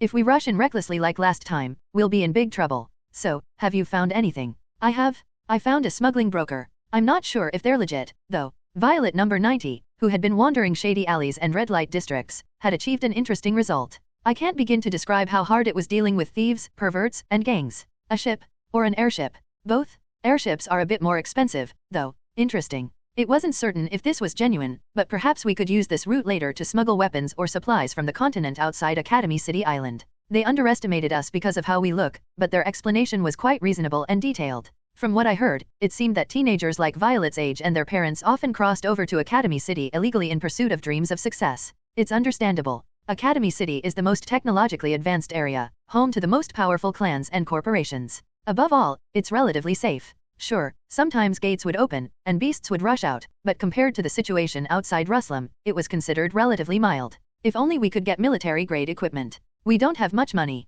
For now, focus on finding sellers. Deciding on the detailed aspects would happen in later meetings, but if we were going to devise a grand conspiracy, mere bombs wouldn't be enough. Bazookas, machine guns. In the world of Deep Crimson Academia, firearms and military equipment weren't treated too poorly. The thick carapace of beasts or magic-based defenses could be penetrated with larger and more numerous cannons. It wasn't uncommon for close combat specialists to carry submachine guns for long-range suppression. Thus, even against the strong of this world, firearms and explosives worked. If they didn't work, then you just had to pour even bigger and more abundant rounds at them. We needed more weapons to better utilize our numerical advantage. How's the situation at the school these days? There are two things you need to hear. First, it's late September now, right? They're saying there'll be a test in early October. A kind of diagnostic exam. A test, huh?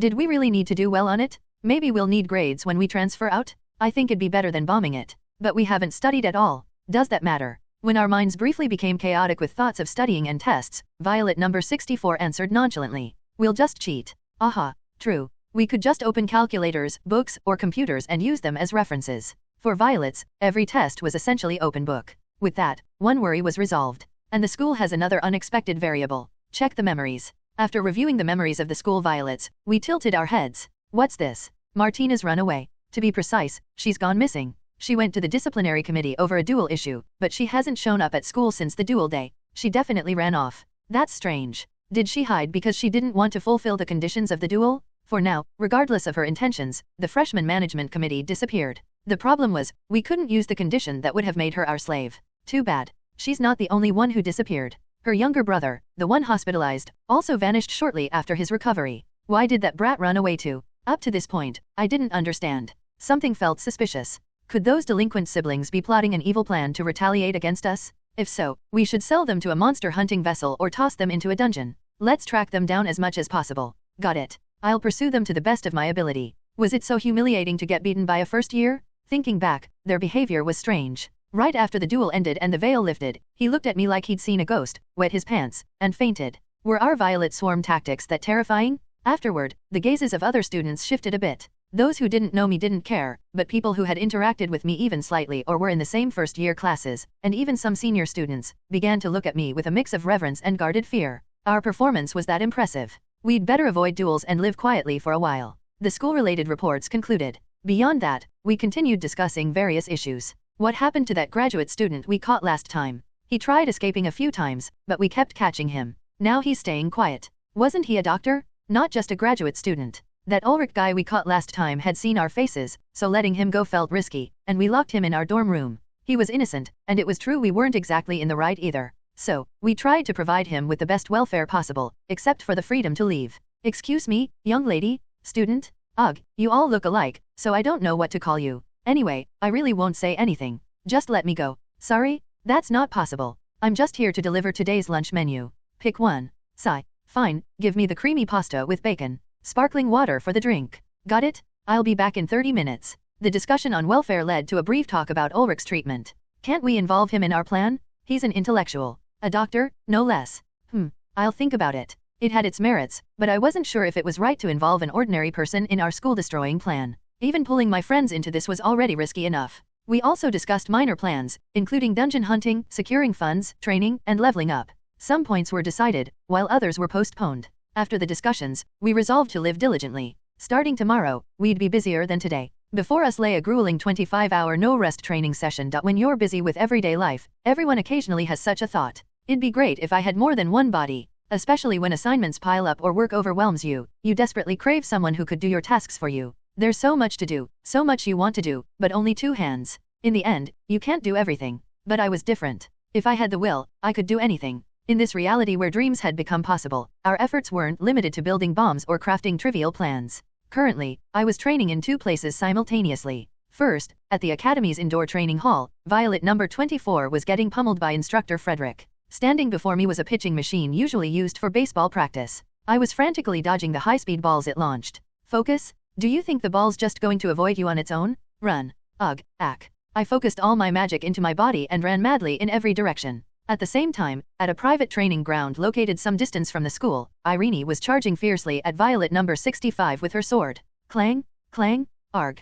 Focus on the spar, Violet. Got it? I'm coming again. Rolling, tumbling, and falling over repeatedly. But it was fine. This was training, after all. You've got guts, at least. Bite down and get ready. I'm fine, okay, here I come again. At the same moment, in both locations, the Violets were setting aside their embarrassment and getting back on their feet, charging in again, falling again, and tumbling again. Let's rewind time and go back to a few days ago. Through past experiences, we'd realized the importance of training. Numbers matter, but we need to improve the quality too. We can't just get wiped out helplessly like last time. So, what was the most certain way to improve our skills here? Training. Fortunately, in this messed up academy, there was someone who could teach us. Let's go to the instructor. After all the classes ended for the day, I headed to the training hall where I took my close combat lessons. Inside the gymnasium, Instructor Frederick was still there, inspecting various training weapons and checking around the hall. Instructor, please teach me. You little brat. Up until now, you've barely been paying attention in class and even skipped one of them. What's gotten into you all of a sudden? Under the instructor's reproachful gaze, I was at a loss for words. I felt guilty. After all, I had indeed skipped a class once because I wasn't feeling motivated for a few days. And what do you want me to teach you? I've already covered the basics of melee weapon handling in class. Not that. I want to learn how to control magic. I want to learn body strengthening techniques. Frederick's eyes crinkled as if he couldn't believe what he just heard. The scars on his face deepened as wrinkles formed, making him look slightly intimidating. Right now, didn't you look at the syllabus? You're going to learn it in a few weeks during class anyway. Got it? Now scram. Yes, but, can't you at least give me a tip for now? Frederick snapped. Do I look like your private tutor? Ugh, I get why you're so eager. It's probably because you got into a fight, right? I heard about that duel with that crazy fourth-year delinquent. You're wondering how I know, huh? The rumors spread so much that even I, your instructor, heard about it. Duels are pretty common, but I didn't expect the protagonist of the story to be one of my first-year students. Frederick's eyes narrowed, casting deep shadows. You got beat up real bad, didn't you? Well, it's a relief that you won.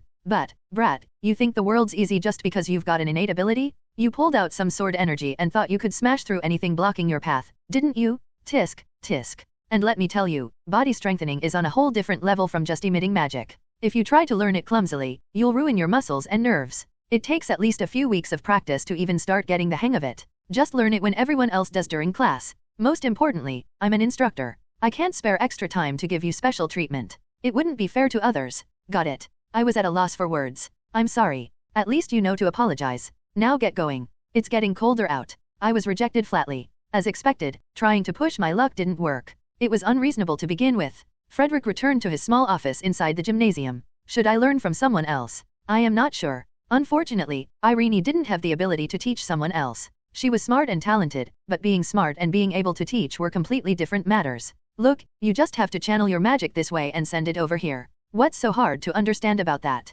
I have no idea what you mean by this way. The same went for Daphne. Violet, did my explanation help? Do you understand the theory now? Yeah, I get it. You didn't understand, did you? Oh dear. I even took the time to ask Kalia, but there was another issue there. Violet. Sorry, but this is beyond me too. Kalia used her unique ability, the Flame of Resolve, to naturally perform body strengthening and magic release like breathing. The techniques an average awakened person had to learn through training were as different from her innate abilities as sharks and whales. It wasn't something she could teach. Unique abilities, like my clone technique, were like second nature to their users. For Kalia to teach me body strengthening would be as pointless as an eagle teaching a wolf how to flap wings. Everyone around me was just too talented. Should I look for someone else? As I walked toward the gymnasium exit, contemplating whether to seek out another teacher, the door suddenly swung open, and a stranger entered. It's been a while, little junior. Is Vulture here right now? Who are you? Oh, you don't know me. The man glanced around briefly before rubbing his face with his hand. His sharp, middle-aged features came into view as he adjusted his glasses. Professor Albert. That's Professor Albert, sir, to you? Still as rude as ever, aren't you, kid? Frederick? Frederick? Where are you? Hearing his name, Frederick stepped outside, his eyes widening to the size of saucers. Egret? Damn it, what are you doing here? Let's talk, you bastard. Right now. As I watched dumbfounded, the two men disappeared into the office. Soon after, I heard an indecipherable shouting match, followed by loud crashes, bangs, and the sound of things breaking or exploding. Is this the Polaris way of greeting each other? About 10 minutes later, the door burst open, and the two men stepped out. I'll confirm the details tonight, but still. Yeah, I've got nothing to say for myself, but, hey, why are you still here? Did you eavesdrop on us? Sensing the tense atmosphere, I immediately shook my head. No, I just came here to ask the instructor to teach me something. Professor Albert adjusted his glasses slightly. All right, what is it? Body strengthening. I don't know how to do it. What? That again? Why are you still here instead of heading back? As Frederick pointed his finger at me, Albert interrupted him. It's nothing complicated, is it? What's your deal now? The two older men started whispering to each other. Hey, you idiot. This is basic stuff. Just teach the kid. What did you say? You've got plenty of time, and the kid is eager to learn. Why reject them? I'm not some private tutor. There's no need for extra lessons. Extra lessons, my ass? Back in our day, we already covered magic release and body strengthening by now. Didn't the academy lower the standards and adjust the curriculum because they had to? And honestly, how many first-year students in this madhouse are actively asking questions to learn besides this one? You weren't like this before. Where's the instructor who used to spend day and night teaching kids? What happened to your sense of responsibility as a teacher? Responsibility? That's rich, coming from you. I had no idea why Professor Albert was suddenly taking my side, but I decided to look at him with hopeful eyes. Frederick finally changed his stance. Fine, I'll do it. Albert, we'll talk later. Yeah, we will. Good luck, Junior. Professor Albert raised his head confidently and looked at me. Be grateful, Junior. Thanks to me, you'll now learn what you need from that old instructor. You damn bastard. See you this evening. As the professor left, the instructor didn't bother to hide his irritation. Damn it, why does Egret have to show up now of all times? Instructor? So, you're going to teach me right away. Yeah, we'll start now. I've got an appointment tonight, so we'll wrap it up in about an hour. I didn't know why the instructor's attitude changed so suddenly. But isn't it better this way? At the same time, Irene and Violet number 65 were preparing to finish their sparring session outside the school. They had even rented an entire private training ground for it. Alright. Until you've properly mastered magic usage, I won't use any body strengthening either. Ready? Yep. Come at me with everything you've got. Irene, unlike her usual school uniform appearance, wore a black coat, vest, shorts, and various protective gear. I was dressed in my specialized black uniform used for infiltration. A sword? I thought your main weapon was a spear. It's not like I can't use it. I've practiced enough to reach a basic level. While Irene was checking her gear, I rummaged through my inventory. As I tried to retrieve a sword, I grabbed something I'd never seen before. When I pulled it out, a flaming red rapier appeared before my eyes. This was the weapon Martina used during our last duel. This is the blade of radiant flame? Why is this here? When did I pick it up? Are you sure it's the real one? Check it. I brought up the status window for the first time in a while, holding the item in my hand. The words blade of radiant flame gleamed vividly in front of me. The 5 stars glittering beside the name burned into my mind. A 5-star weapon, finally. Did that person drop it? Let's try replicating it. The other violets immediately began cloning the 5-star weapon. A much cruder version of the rapier appeared, named Deteriorated Blade of Radiant Flame. What's the difference? The reduced stars must mean lower performance. Violet, what are you doing? That sword. Nothing. Using such a rare 5-star weapon felt wasteful, especially since I didn't know how to wield it properly. I put the rapier back into my inventory and retrieved the practice one-handed sword I'd been using all this time. I can only check your basic swordsmanship and movements. The best I can do is be your sparring partner. Got it? Alright, come at me. Here I go. I mustered everything I'd learned so far and charged at Irene. But with a simple twist of her blade, she made me drop my sword. Reckless. Don't just swing aimlessly. Watch your opponent's movements. Got it. Got it. And so, Violet's training began. Reinforcing the body with mana entails far more risks than simply releasing it. Frederick began a short lecture as he seated me in the auditorium. This is because the human body is much more fragile and sensitive compared to inorganic materials like swords or arrows. If someone who knows nothing about mana lets it flow through them, they risk damaging their organs, tearing muscles, or ruining nerves. Even blood vessels can get tangled. The instructor carefully lifted my hand and pressed against my palm. Therefore, in body reinforcement training, it's crucial to guide individuals to discover the proper channels for themselves and to understand how much and in what way mana should flow. I'll now channel some mana into you, so observe it carefully. Instructor. That, my friend, no, someone I know already did this for me before. I found it odd. It felt like what the instructor was trying to do was simply repeating the trial and error process I had already gone through. Sitting calmly, letting mana flow into my palms or back, and observing it was something my friends had suggested once before. Whoever they were, they must have tried forcing you to grasp their personal techniques or babbled about some complicated and incomprehensible theories. No matter how much you listen and imitate that, it won't work. An awakened individual's mana flows solely in their unique way and path. So, how should I do it? It's simple. Do whatever you want. What? Inner peace? Enlightenment through meditation? I don't care about that kind of nonsense. You need to start by meticulously observing the mana within your body. You won't understand it right away, but doing it your way is the answer. Now, let's begin. Mana with an unfamiliar sensation began to flow into my palm. Like a stream of water, it coursed from my wrist, climbed up, and disappeared. I felt like I almost understood something, but not quite, so we repeated the process a few more times. Now, try moving your mana yourself. Breathe slowly. You don't need to do much at first. Think of it as taking a casual stroll. I began moving my mana as the instructor directed. Close your eyes now. Discard your visual information to speed up your understanding. Focus on your sense of touch. Don't spread mana throughout your body. Start by concentrating it in one area. Try your left arm first. Use the mana like you're picking apart small grains. It's not working. That's basic. Don't tell me you've just been carelessly letting mana flow as it pleases until now. What a waste. Even as I continued moving mana according to the instructor's guidance, it wasn't until around 30 minutes later that I started to grasp something. There was a strange sensation in my left arm. It felt as though another bone had appeared, like there was an additional limb attached to my arm. Slowly, slowly. Keep moving it. The instructor's teaching felt different. The experience changed. Strength. Strength surged. Woohoo. Power. What? Already? How long has it even been? Frederick's eyes widened, his tone betraying surprise. Why was he so shocked? I felt as though my left arm might burst. Beneath my elbow, it felt hot. I even thought I could smash bricks with my bare hands at that moment. It moved. Strength poured out. Stop. Gah. Just as I was focusing intently, the instructor smacked me on the head. Then, he grabbed my wrist and let mana flow into it. The power I had felt earlier dissipated. Why did you do that? You fool? Were you trying to blow up your arm? Looking down at my left arm after his rebuke, I was shocked to see that it had swollen grotesquely beneath the elbow. How recklessly did you pour mana in? Your arm could have been destroyed. How many times did I tell you to take it slow? This was genuinely dangerous. When I tried to move my left arm, it wouldn't budge, as if I had been punished. Fortunately, it just swelled up, so it'll subside soon. Still, this is maddening. How can someone learn so quickly? Though we repeated the exercise a few more times, we eventually stopped as it was deemed too risky. That's it for today. I have plans, so I'm heading out.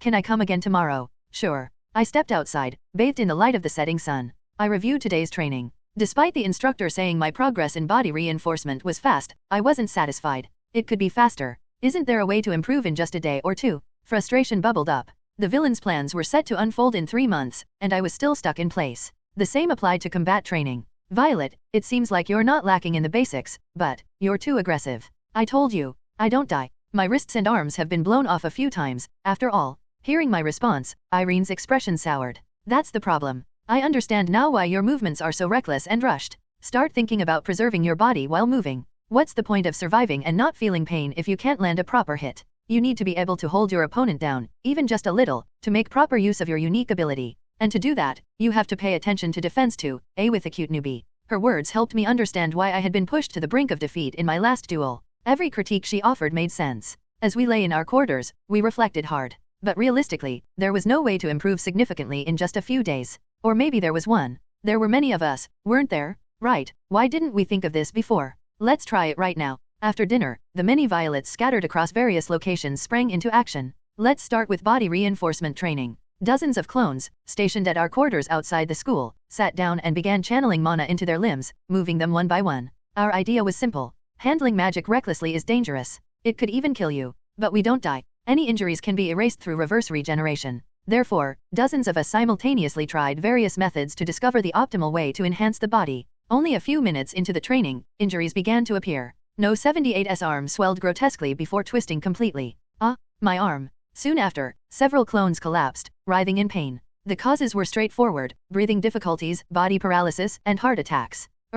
Number 89 bled from his eyes, nose, and mouth, then collapsed dead. I can't see. Number 23 went blind from mishandling magic. My arm exploded. Some even experienced body parts exploding from channeling too much magic too quickly. But it's fine. It's not as painful as expected, and the damage can be distributed to others. Even death isn't permanent. We repeated the process endlessly, summoning clones, regenerating, and repeating again. Training and practicing simultaneously. And after about a day of repetition, it's working. Through dozens of sacrifices, we finally began to grasp the know-how of moving magic. When I channeled magic to my legs, I could move faster than usual. When I directed it to my arms, I felt stronger than before. The continuous 24-hour learning through repeated actions by multiple clones was effective. To be precise, calling it 24 hours might be inaccurate. 25 hours would be closer. Newly created clones don't feel sleepy, allowing for uninterrupted training. After about 2 days, our iterative learning extended into swordsmanship. What the? Violet, you fixed it already. How'd you do that? Yeah,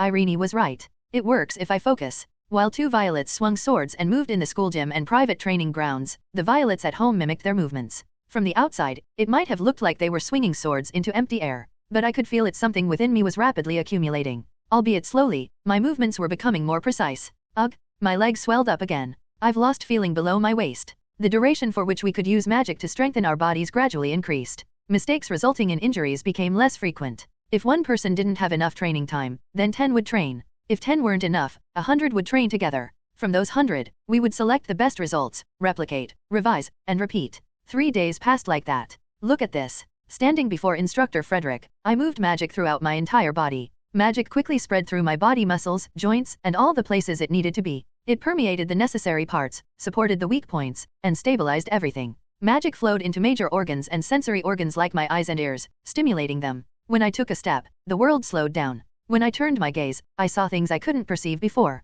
My whole body felt like it was on the verge of exploding, but I barely managed to hold it together. Wow! I sprinted at full speed. That was when I realized I had succeeded in full body enhancement. Excited, I turned my head. Boom! I slammed straight into a wall. Failing to control my strength, I crashed violently. Oh no, I'm in trouble. Preparing myself to be scolded, I turned back, but for some reason, Instructor Frederick's mouth was agape. He looked as if his jaw had been dislocated. Sorry. His dazed eyes stared blankly at me. Only 3 days. Frederick stared at me with a shocked expression, as if he had seen the impossible. It was the first time I had seen him look so surprised since I met him. After a moment, Frederick regained his composure and glared at me sharply. Have you been hiding your skills all this time? You weren't playing me, were you? No, not at all. Don't lie. How does someone who couldn't use a single bit of body enhancement progress to that level in just 3 days? To get to where you showed earlier, it would take at least 2 to 3 months, even at a fast pace. I must have progressed too quickly. In the game, everyone could use mana, so I had no idea how much or how one was supposed to train. What kind of trick are you using? Don't tell me you're resorting to forbidden drugs. No way. I quickly denied it. Of course, this world had drugs meant for awakeners. They enhance physical abilities temporarily by causing mana to go berserk, but they come with severe side effects. Looking at Frederick's face, he didn't seem to genuinely suspect me. He was just so shocked he had to ask. Still, I needed to prove it wasn't drugs or some other trick, but entirely my own ability. Here, watch this. I focused my mana and leapt into the air again. Crash. Once again, I failed to control my strength and slammed into the nearby wall. Ouch, that hurt. Ugh.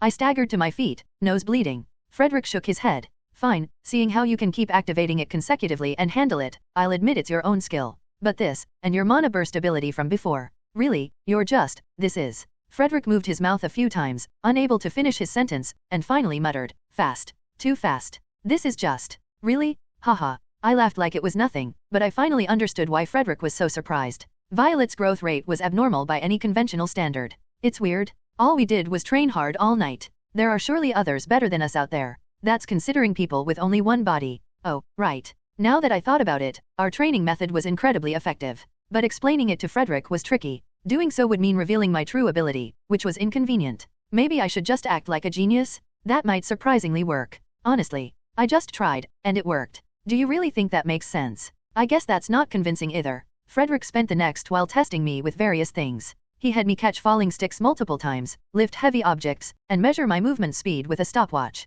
Ugh, I'm so tired. When will this end? Frederick ignored my exhaustion, muttering to himself. It's real. Clumsy, but your reaction speed, strength, dynamic vision, everything's improved. You're still not used to your power, so your control is off, but mastering full body enhancement in just a few days. Frederick ran a hand through his hair and fell into thought. I wondered what he was going to say. After a moment, his gray eyes turned to me with more clarity. Well, regardless, your growth is real. There's still a lot to teach you. Fine, we'll adjust the schedule. We'll start new training to help you adapt to your enhanced body. Ready? Yes. Frederick brought out a pitching machine from the gym storage, the kind used for baseball practice. It was a machine that shoots balls through 2 rapidly spinning fans. My training was to dodge the balls. He tossed me protective gear for my head and torso. Strap it tight. Don't let it come loose. Do I really need this? You bet. The balls will be coming at over 250 kilometers per hour. You're nowhere near able to shield yourself with ether. If you don't want to get hurt, wear it. At home, getting hurt or even dying would have been no big deal, but this was standard practice.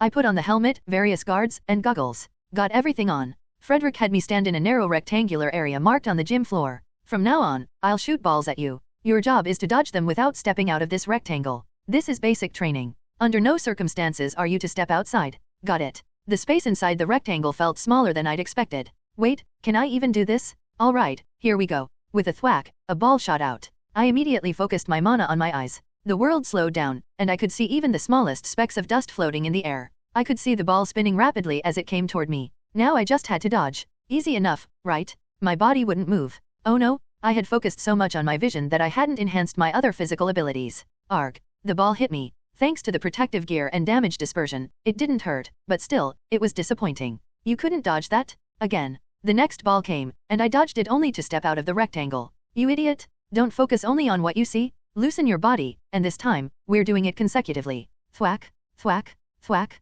The balls rained down relentlessly. I screamed and twisted my body to dodge them. My life had suddenly turned into a bullet hell action game. This was too hard. Meanwhile, elsewhere, at a private training ground, I demonstrated my body enhancement to Irene. Her reaction was much the same as Frederick's. Violet, you're telling the truth that you've never been taught? It took me weeks to reach where you are now. Really? Irene, like Frederick, kept saying the same things. Should we explain it to Irene? Does it matter? She already knows our ability. I explained my method. I told her that by using my unique ability, I trained for 24 hours, skipping through obstacles with the power of numbers. She let out a soft gasp. The problem came when I mentioned minor trial and error setbacks, permanent injuries, paralysis, blindness, and bleeding. I had planned to gloss over it, but Irene sensed something off and kept pressing. I had no choice but to share some of it. Her golden eyes, once filled with curiosity and admiration, quickly turned to shock and fear. Worried, she came closer and touched my forehead. You're not sick or anything, right? Why? I'm fine. No, I can't let this go. I'm calling Daphne.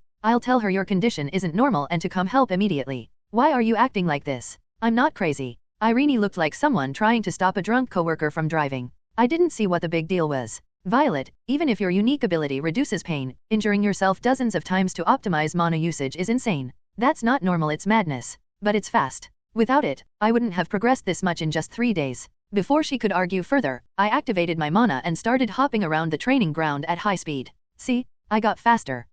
Seeing Irene lost for words, I felt triumphant. Alright, Violet. It's your choice, so I won't stop you. But don't overdo it. The human body isn't made to break. Think of it like this, nobody works out while on painkillers. Don't overuse your ability in training, or else. You're saying it's dangerous? Fine, I'll hold back for now. Actually, that was a lie. Since it was the fastest method, I planned to keep using it for now. Eventually, we resumed sparring. Thanks to my rapid growth, our sparring changed as well. Irene also strengthened herself lightly and adjusted to match my level. While the Violet in the school gym flailed to dodge balls, the Violet in the training ground twisted her body to counter incoming swords. Arg, ugh, your movements are too big. Keep them concise. Crash. I bumped into the wall again because I couldn't control my legs. My head hurts. While the external Violets were training, this multi-clone training technique evolved accordingly. Is this really appropriate? We can read each other's thoughts, so it seems like it would be easier to dodge. This is faster than a ball. Outside the workshop where explosives were made, there was a wide open space scattered with mounds and pits of varying sizes. While the Violets on one side were running around using physical reinforcement techniques, the Violets holding crossbows stood in a line on the other side for dodge training. Opposite them, Violet number 89 leaned against a wall. At first glance, it looked like an execution site. No 89, start. For efficient and safe training, no magic was used, and the arrowheads were removed, but it still hurt if you got hit. Peep, peep peep. Number 89 twisted her body as she worked hard to dodge and run around. When the shooting ended, several bolts were stuck in her flesh. Next time, be more cautious. Next, no 96. Thus, we continued pushing our bodies to the limit with relentless training. Naturally, rough training came with its share of accidents. Thud, ugh, ack. While practicing a jump, number 101 misjudged her strength and slammed her head into the workshop wall. Her neck broke. Aside from this, there were frequent mishaps, falling into pits, crashing into mounds of dirt, and so on. Some Violets fainted from blood loss while dodging arrows. But as long as there was something to gain, we couldn't stop training. Time went on. Great. This time, you dodged 6 times. Are you starting to get a sense of how to avoid the ball? Gradually, through trial and error, we began to get a feel for how to move our enhanced bodies. Don't swing too hard, it's not about swinging with brute strength. There, that's an opening. Ugh. For 24 hours a day, endlessly for several days, the Violets ran, fought, got hurt, and died. If 1 coin wasn't enough to clear the stage, you simply poured in more coins. If 1 drop of water couldn't pierce the rock, you kept at it until it did. We reminded ourselves that the key was an unyielding will and continued our relentless training. Because we Violets only grew stronger the more we were used. After several more days passed, the first week of October arrived. As I became more accustomed to physical reinforcement, I realized why Awakeners were considered monsters. A ball that used to seem like a blur now appeared to float slowly in the air, like a balloon. It felt like I could grab it if I wanted to. So, are you getting used to the feel of your body now? A barrage of balls came flying at me. I felt like I could barely dodge them now. There was also progress in sparring. The sharp strikes that came flying with a tearing sound, I could now read them to some extent. Of course, blocking them head-on was still impossible. Irene's swordsmanship might not match her spear skills, but from my perspective, it was sharp and intimidating. Meanwhile, my own attacks never landed even once. I realized why I almost lost when I fought Martina in our last duel. The world of superhumans was vastly different from the world of ordinary people. Muscles strengthened by magic were as tough as steel wires, and enhanced eyes and optic nerves could see things invisible to others with precision and speed. The nerves sent danger signals like lightning, and blood surged like a roaring tide. From the perspective of an Awakener, the world was a fragile glass palace that could shatter at any moment. While an ordinary person took 1 breath, they took 10, or even 20, and their hearts beat many times faster and stronger. This was my impression as I began to adapt to physical reinforcement. Although I was growing quickly, the clearer my growth became, the more I realized where I stood. I was still lacking. I don't get it. I need to master swordsmanship quickly. I need more sparring partners. I should ask Kalia to. More training was necessary. I would need to get hurt and even die a few more times. Lost in thought, I forgot that I was in the middle of sparring. Irene's sword smoothly descended toward the crown of my head. What should I do? Normally, if it seemed dangerous, Irene would stop first and withdraw her blade. No, I should dodge. But my body wouldn't move. My focus had broken, and the flow of magic had stopped. Was there another way? Could I block it head-on? I tracked the descending trajectory of her sword. My mind raced. I didn't know, but there had to be another way. I imagined a shape. A brutal, violent, yet precise, and mechanically rhythmic form. In that moment, my body moved on its own. Clang? This is... A piercingly sharp sound echoed through the training ground. Without realizing it, I had blocked Irene's vertically swinging sword with an extraordinary strength I didn't even know I possessed. How did I do that? Irene stepped back. That defense just now, how did you do it? I don't know. Irene, puzzled, looked at me and then seemed to realize something, her expression changing. Her face lit up with excitement. You've discovered something, haven't you? Your body moved on its own, right? Yes, that's exactly it. How did you know? I went through the same thing before. It's a sign that you're getting used to sparring. Good job. It's break time now, so take a rest and think it over. I returned to my spot and gulped down water. Then I picked up the one-handed sword and swung it again. What was that feeling? It was unfamiliar yet somehow familiar. I didn't recall ever wielding a sword like that before. It was my first time taking that stance, but it felt like something I almost remembered. Maybe I truly had reached an epiphany. Before I could fully organize my thoughts, break time ended. Sparring resumed. By the way, as much as I need to work on swordsmanship, I should also learn magic. Who should I learn from? Before my possession, when I took on a temporary job, I heard a saying, a person's life is like building a structure.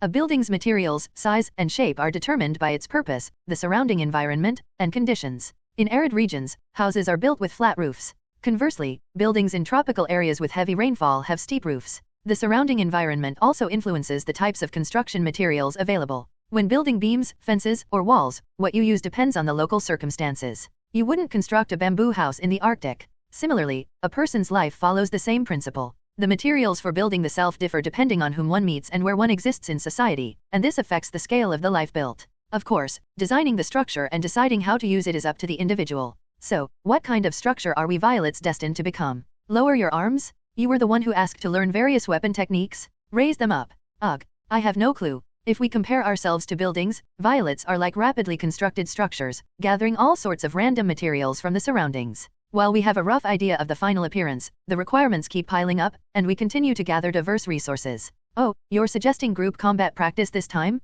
I don't mind, but are you ready? Yes? Let's start right away. Wouldn't mixing everything lead to a poorly constructed building? Not necessarily. To build something strong, you often need to mix various materials. Look at reinforced concrete. By combining materials with different properties, it becomes an excellent construction material. Likewise, I plan to learn every technique I can to grow stronger. What's this? You want me to spar with you? Fine. What? You're okay with live ammunition? Are you out of your mind? Just kidding? I'm kidding. As October began, I attempted various training exercises. At school, I was learning weapon techniques from instructor Frederick. A shield isn't a bad choice. Popular opinion might dismiss it as ornamental or limited, but that's just the claim of so-called experts who focus only on its defensive aspects. The training was conducted without using magic. Frederick moved the circular shield attached to his prosthetic left arm with flawless precision. The sword I swung was effortlessly deflected. Don't block any attack head-on. Deflect it. That's a basic principle, whether it's against a person or a beast. Back at the dorm, the violet clones waiting in standby moved in perfect unison like a synchronized exercise.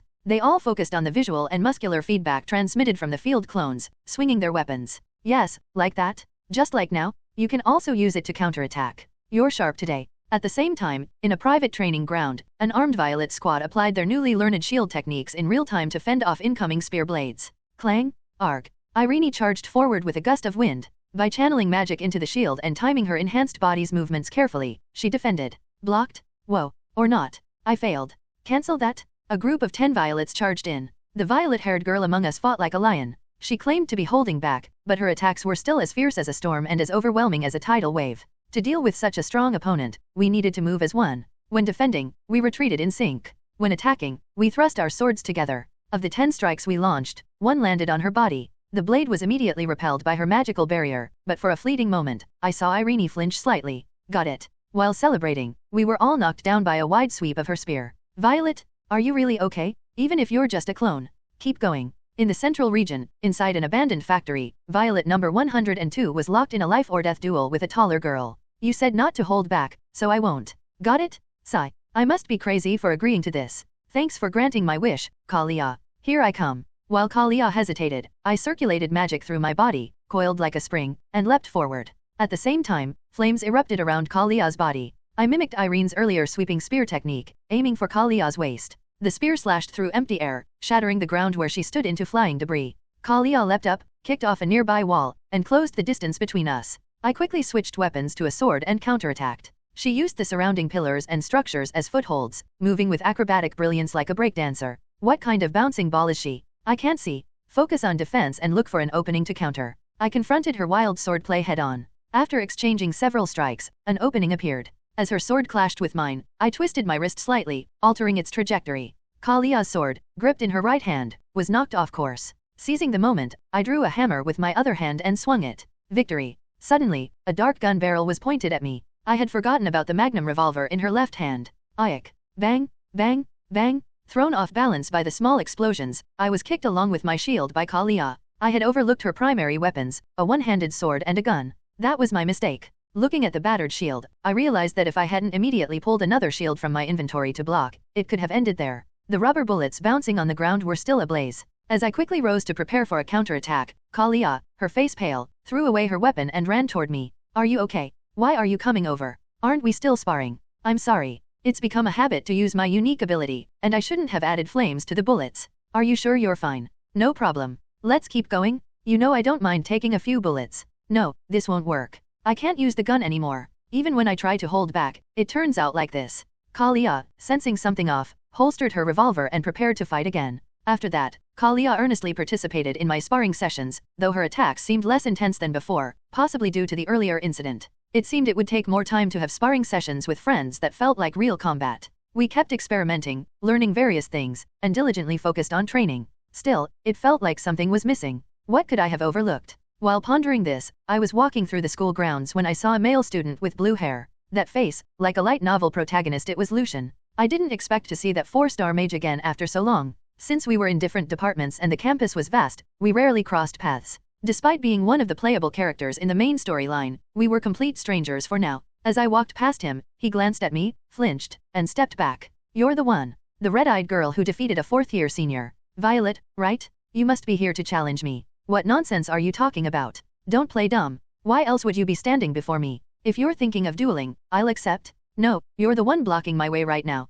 What was wrong with this guy? Seeing my dumbfounded expression, Lucian scoffed and raised his gloved right hand. Several small glowing magic circles appeared. Was he always like this? He wasn't this intense in the main storyline. I flinched and stepped aside. This was getting annoying. What's this? Don't tell me you're planning to run away. No, look, the disciplinary committee's right behind you. What? The moment he turned around, I quickly channeled mana into my legs. There's no one there, ugh. Violet, you coward. I dashed away from the scene as fast as I could. What kind of lunatic was he? Was Lucian always like this? This is 5 years before the main story. Maybe he had this personality when he was younger. Fortunately, he didn't chase after me. What a bizarre guy, picking fights out of nowhere. Many mage characters were already portrayed as eccentric. As we whispered about him through the Violet network, one Violet suddenly remembered something. Ah, right. Mages. What about them? I just realized what we haven't learned yet. It's magic. Magic. That's right. I had been so focused on training that I forgot all about it. To destroy the academy, I needed close combat skills, firepower, and magic.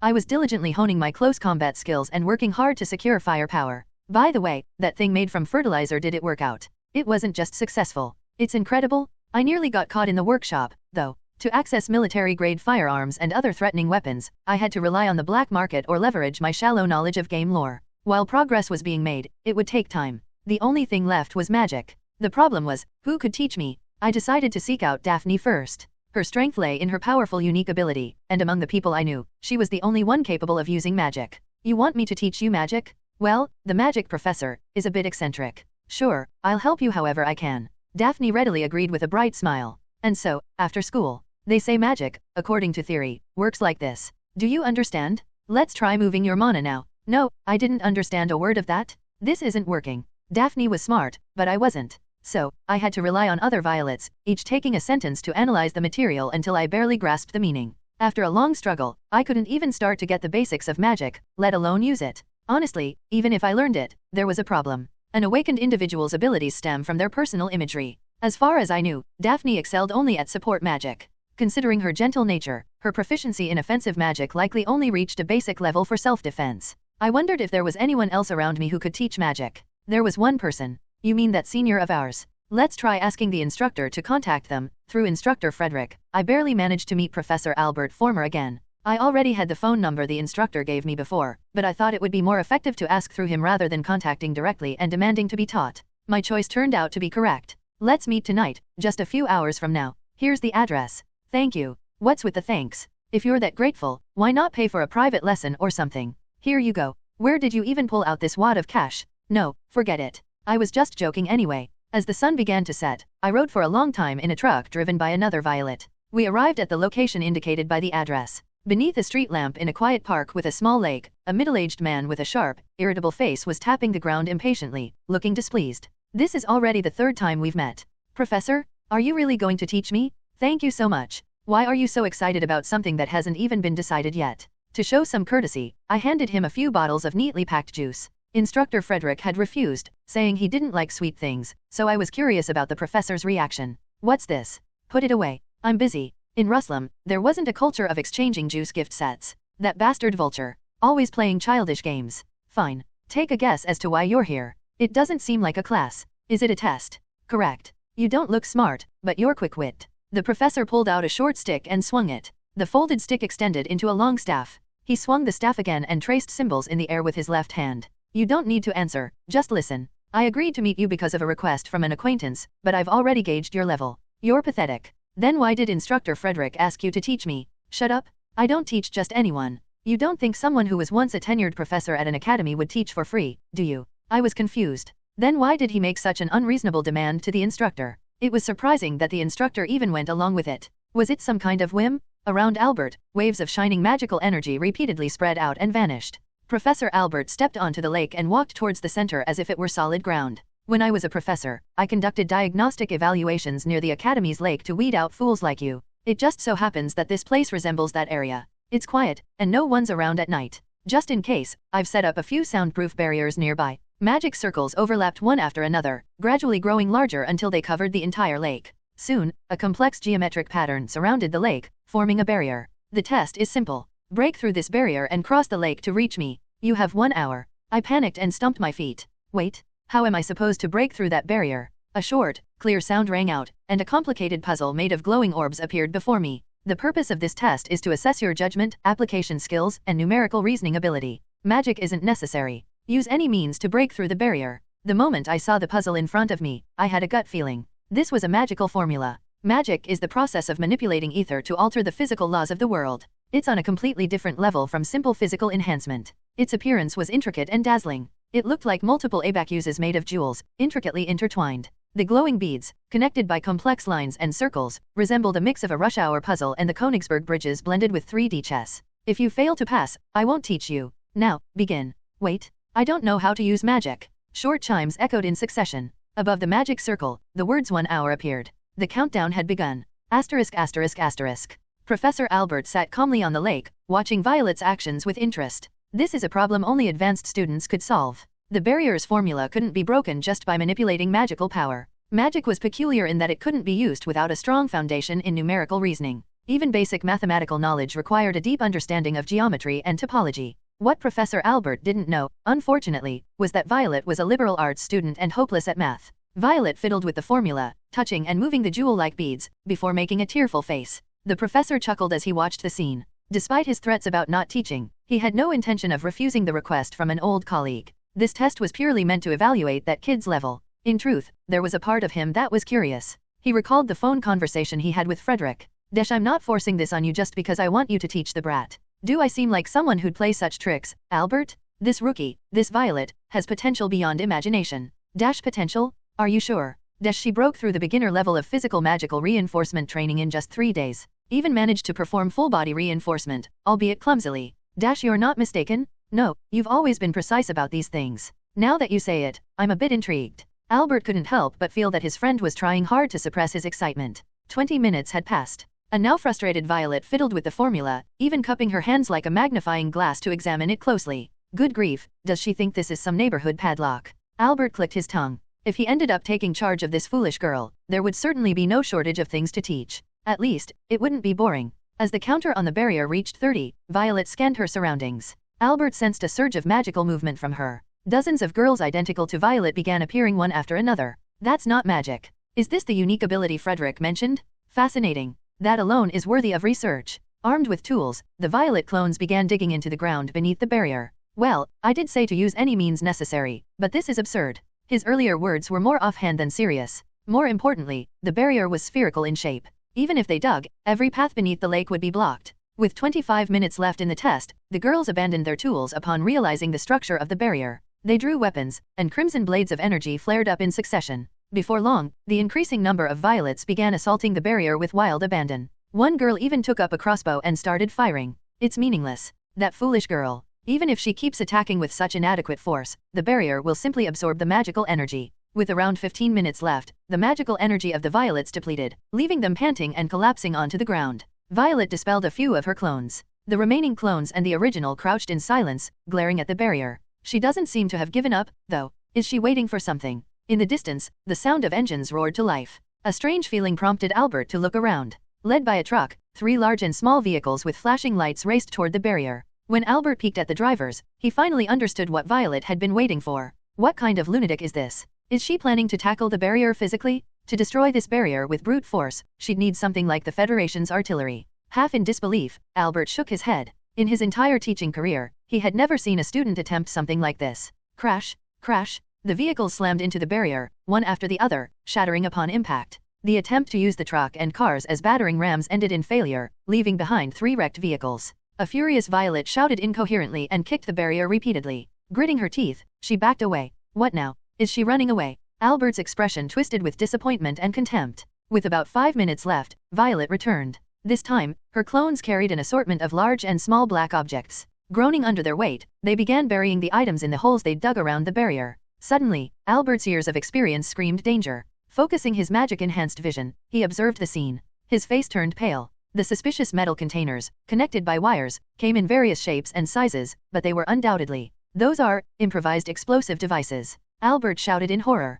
Wait, what are you doing? Stop. Violet glanced at the barrier, stuck out her tongue mischievously, and grinned. She darted backward and hid in a pit she must have dug earlier. You crazy brat? Stop immediately. With 4 minutes left in the test, a deafening explosion ripped through the air, throwing dirt high into the sky. Boom! An overwhelming amount of explosives, far surpassing artillery shells, obliterated the park. Unable to withstand the shock, the barrier crumbled instantly. Woohoo! An elated Violet emerged from the dust cloud and swam across the lake toward Albert. 4 minutes left. I passed? I passed? You're going to teach me magic, right? Right. Albert clutched his head in despair, cursing his longtime friend Frederick. Good lord, Frederick. What potential? She's just insane. The former tenured professor of Polaris slumped in defeat. Meanwhile, the girl swimming below tilted her head innocently, clueless about his torment. When I faced the test proposed by Professor Albert, I felt like my breath was being choked. How on earth was I supposed to solve that 3-dimensional puzzle called a formula? I've always been bad with numbers. That was a truly tricky barrier. Still, at least bombs worked, right? I had no idea how it functioned, but that barrier absorbed or blocked all magic. When I heard use any means necessary, I initially tried emitting magic to create clones beyond the barrier. However, the clones bounced back and were created outside. After dozens of trial and error attempts, I realized the barrier's nature, by which time there were violets scattered all over the place. Next, I tried smashing it with tools. I attempted to demolish it using the strength of my enhanced body and sword aura. I even called other violets waiting nearby to ram a car into it. No success. Our car. It was second-hand. Don't be too upset. One of them was even flood damaged, remember. At that point, I'd half lost my mind. Enraged, I went around to the back of the invisible barrier in the park and summoned personnel from the workshop. Bombs? Do we have any finished ones? That's all we have. Fine, I'll bring them right away. The number of improvised explosives we had was more than I expected. It was the result of purchasing fertilizer bit by bit through various channels and modifying it. Ultimately, we succeeded in breaking the barrier. It worked perfectly. This could even work against awakened beings. However, after witnessing Professor Albert's furious reaction, it was as if we had been splashed with cold water and abruptly returned to reality. What in the world are all these bombs? What the hell are you doing, kid? Hehe. You're laughing? You think this is funny? Are you blind to the mess around here? The enraged Professor Albert pointed his staff at me. At its tip, an intensely concentrated flame of magical power burned fiercely. I desperately rattled off excuses that came to mind. They're for hunting beasts. Good grief. You might as well say you made them to blow up the academy? I've never in my life seen a student make homemade bombs. The professor's words unintentionally struck a nerve. How did he know? Truly, his status as a first-generation senior and a tenured professor wasn't for nothing. As the professor berated me harshly, I heard the distant sound of sirens. I focused my vision in the direction of the sound. Police cars were approaching. This is strange. I set up a soundproof barrier and a perception blocking barrier. Damn it, your bombs must have blown it all away. Let's get out of here. Before that, we need to clean this up. The professor hurriedly waved his hand and used his staff to draw various intricate shapes and formulas on the ground. The soil of the park, which had been wrecked by the explosion, began to move and fill in the holes. Marks resembling footprints were stamped on the ground one after another, as if by a seal. This should pass as the rampage of a magical beast. Ruslam's police are lazy pigs, so they won't even bother investigating thoroughly. What about those cars? I can move too, but one's engine is busted. Then remove the license plates. Oh, you've already done that. What's that you're holding? What else? Thermite. Even before the professor could give instructions, I had already removed license plates and any evidence that could identify us. I installed thermite cans in the cars. Once ignited, a dazzling flame erupted, voraciously devouring the vehicle. We quickly left the park. Fortunately, the police did not pursue us. A short while later, I arrived at Professor Albert's house.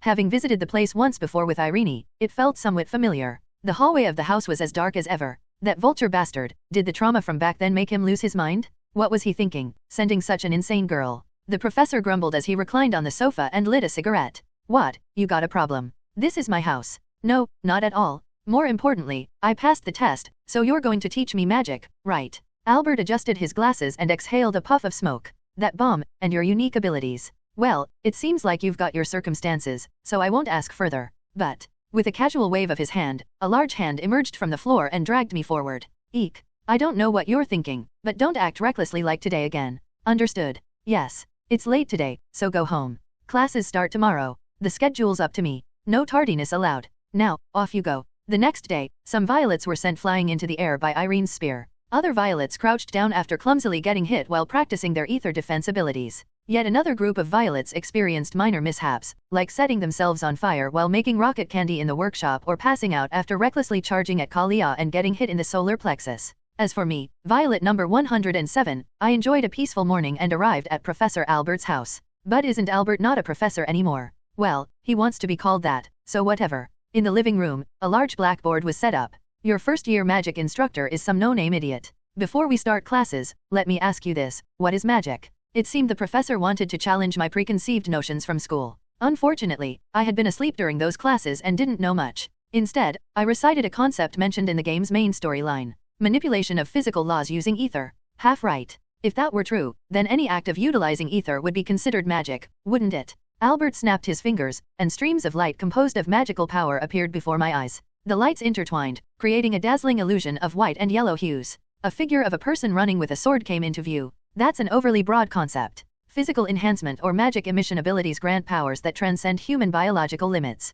Can an ordinary person run 100 meters in seconds or lift objects weighing tons from a biological standpoint? The illusion showing the human figure suddenly shifted into an image of a factory billowing smoke and gears turning. Or let's talk about something else. As you know, the miraculous power of ether is also utilized in industry. I'm talking about Ethereum extracted by grinding up magical beasts. Not to mention the energy sector, when processing or creating industrial materials, simply adding a sprinkle of it between manufacturing steps like a beginner chef adding seasoning can produce substances with properties we could only dream of. Anti-gravity devices on airships, room temperature superconductors, various ultra-high-strength alloys, regenerative medicine, all miracles unimaginable before the first and second dimensional invasions. So, should we call these magic too? Should the artifacts of dungeons also be considered magic? As the professor waved his hand, the shape of light transformed into a depiction of the human brain. No, those are merely magical things. True magic, in its genuine sense, refers to the process of utilizing ether through human thought activities and calculation to twist the laws of physics. It's the act itself that humans perform.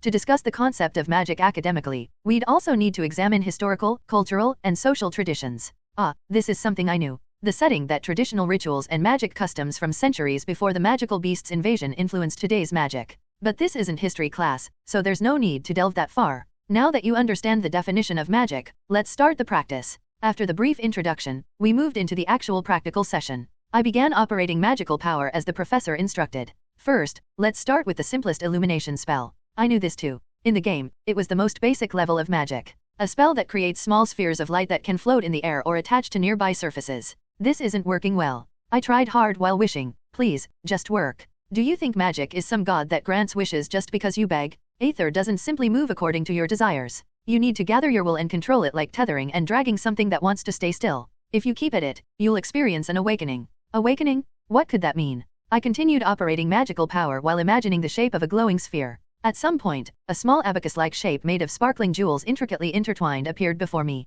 It resembled the formula the professor had shown during the barrier demonstration yesterday. This is a kind of puzzle. It felt like a toy cube puzzle that you turn to match but with a weight that was anything but trivial. I came to realize what this abacus-like structure and the formula represented. The magical formula in front of me was a kind of metaphor crafted to make the principles of the complex world comprehensible to humans. Part of the principles constructing the world had manifested before me on a stage of magical power. Sensing my hesitation, the professor spoke up. Something is coming into view, isn't it? I see gems and something that looks like an abacus. You've succeeded in awakening. This is magic? Where are the mysterious runes or spells? Arg, this is programming. Calming my frantic thoughts, I carefully examined the formula. Spending time on it, I could partially grasp what these were. In terms of a computer analogy, this was a type of console window. Each jewel acting as an abacus bead represented one physical element in this room. I couldn't tell exactly what they were: molecules, electromagnetic fields, atoms, gravity. It might be another force entirely. As I focused more intently on the formula, an overwhelming pressure began to build. Confronting something incomprehensible forced dizziness upon me. Even attempting to slightly move one abacus bead consumed an immense amount of mental energy. My brain instinctively began counting and calculating, though I hadn't instructed it to. I concentrated on solving the formula. My head throbbed. This is hard. If I could move those jewels to their correct positions, I'd achieve my desired result. But how should I move them? The professor offered calm advice. The abilities of an awakened individual are based on their personal imagery. I can't say exactly what shape yours might take, but what you're seeing now is a magical formula. If the term formula doesn't resonate with you, think of it as a combination lock, a mathematical equation, or a program's source code. Input the correct values, and the magic will activate. Professor, how does this magical formula appear to you? To me, I see a series of clockwork mechanisms lined up in front of me. But don't stress too much. You've only started learning magic today. I didn't expect you to succeed immediately. I tried as instructed, but it was too difficult. After 5 minutes of intense focus, I barely managed to move one jewel into its correct position. This process drained my magical power and left me mentally exhausted. Solving this calculation required mental strain equivalent to performing multiplications involving over 10 digits mentally, just to move a single bead the size of a fingernail. Even calling it multiplication was a simplification. The actual process involved incomprehensible formulas, forcing me to brute force input values. It was too much to handle alone. I wish I could pass this off to someone else. Should we try this together? Right, couldn't I entrust this computational burden to the other violets? Like assigning the red jewel to number 15 and the blue jewel to number 74. If we could distribute the calculations, the burden would decrease. The process might even speed up. We quickly implemented the idea. Done? Everyone has been assigned one jewel each. Now, let's start calculating.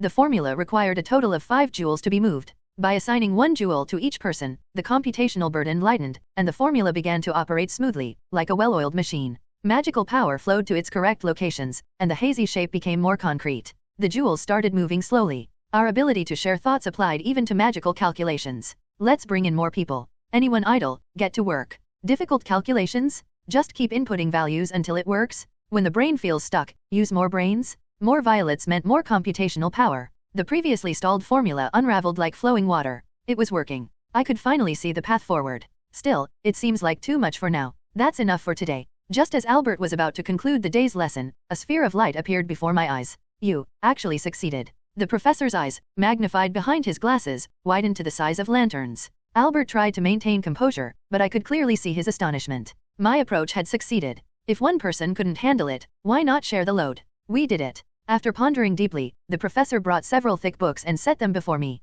What are these? They're magic books. Wow, don't get excited just yet. The ones beside them are workbooks. They contain the various mathematical knowledge required for magic use and computation. Don't forget to look at those reference materials, either. Did you think you could use magic without any foundation? Magic doesn't come free. Study up to the marked sections by tomorrow. Arg. My brief joy from succeeding at my first magic was short-lived. It seemed my workload had only increased. Nothing in this world comes easy. Albert's assignment was extremely difficult. It's math? I can't read a single thing. What's with these worm-like squiggles? The things you can read are numbers, and the ones you can't are symbols. The me from before possession was a thorough humanities major. I had long since severed ties with mathematics after the college entrance exams. On top of that, the books the professor handed over weren't only math-related. Why on earth would physics or chemistry be needed for magic? Apparently, to use magic within the game, one had to understand scientific knowledge as well. But I didn't expect it to be this intense. Well, rune symbols or occult mysticism would have been just as hard anyway. Difficulty aside, the sheer volume was no joke either.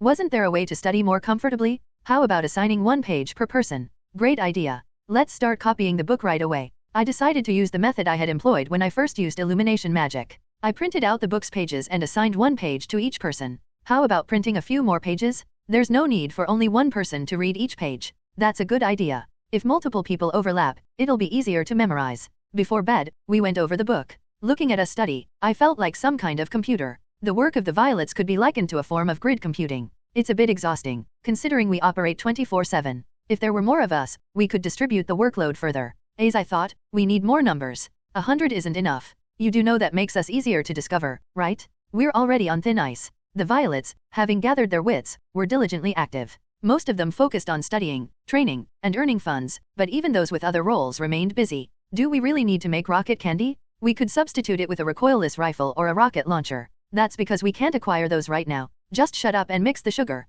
For example, there were violets in charge of research or bomb-making experiments who were meticulously carrying out their tasks. The restructured dungeon team was also hunting and earning funds. New tasks had also been added. 2 clones were assigned to follow Daphne and Irene each, guarding them 24/7. What are the locations of number 58 and no 89? Dee returned to the dorm and is self-studying. I finished eating and returned home. Why are you just calling their initial letters? Speak normally like before. Doesn't it feel like we're in a spy movie? Despite calling it guard duty, their actual role was to act as human surveillance cameras and summoning beacons for the violets. The reason for such measures was simple. Now that my friends had heard the school's secrets, I was worried they might get swept up in some nefarious conspiracy. Another incident like the kidnapping could happen again. Even Irene, who probably didn't need protection, wasn't immune to the uncertainties of life. I had already explained it to both of them, though not about the 24/7 surveillance. The principle was to observe and report under normal circumstances but summon dozens of clone reinforcements immediately in case of emergencies. Of course, sticking to them too closely would make them uncomfortable and stand out.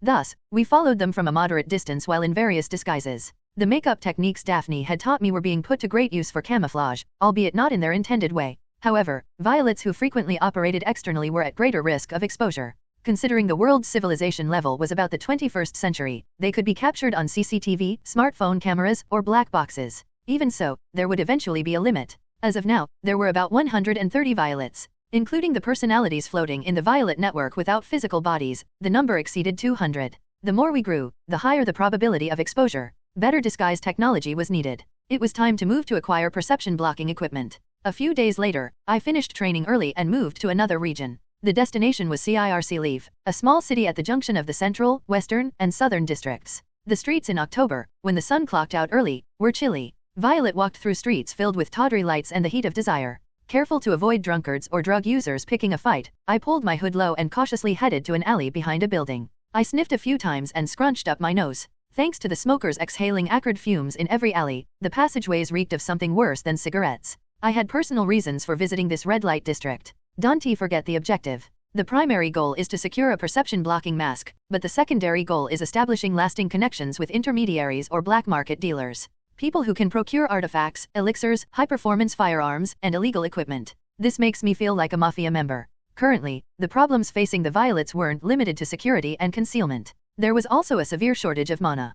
Previously, I had only used aura blade techniques, but with the addition of body strengthening and magic, mana consumption had skyrocketed. Including the clones that slowly multiplied and the ones I regenerated after dying or getting injured for various reasons, the demand was unimaginable. Therefore, mana had to be secured. Though there were many ways to do so besides increasing levels, none were particularly easy. The first method was to obtain artifacts that increased mana regeneration and capacity. We'll have to start preparing for dungeons harder than this soon. How about an expedition to the islands near Ruslam? Rejected. It's too tricky and time-consuming. This method could amplify the total mana pool to an enormous extent. Artifacts increased overall mana capacity proportionally. However, most artifacts were found in dungeons, making the process arduous and time-consuming. The second method was consuming elixirs. The blue crystal flower I had collected and swallowed in the forest behind Polaris was a prime example. It's time to head south. Let's go to Aegis Academy. What about Vesperia? That doesn't sound bad either. Hey, do you think they'd let us in if we said, we're here to pick flowers? This option had the advantage of being easier to acquire compared to exploring dungeons.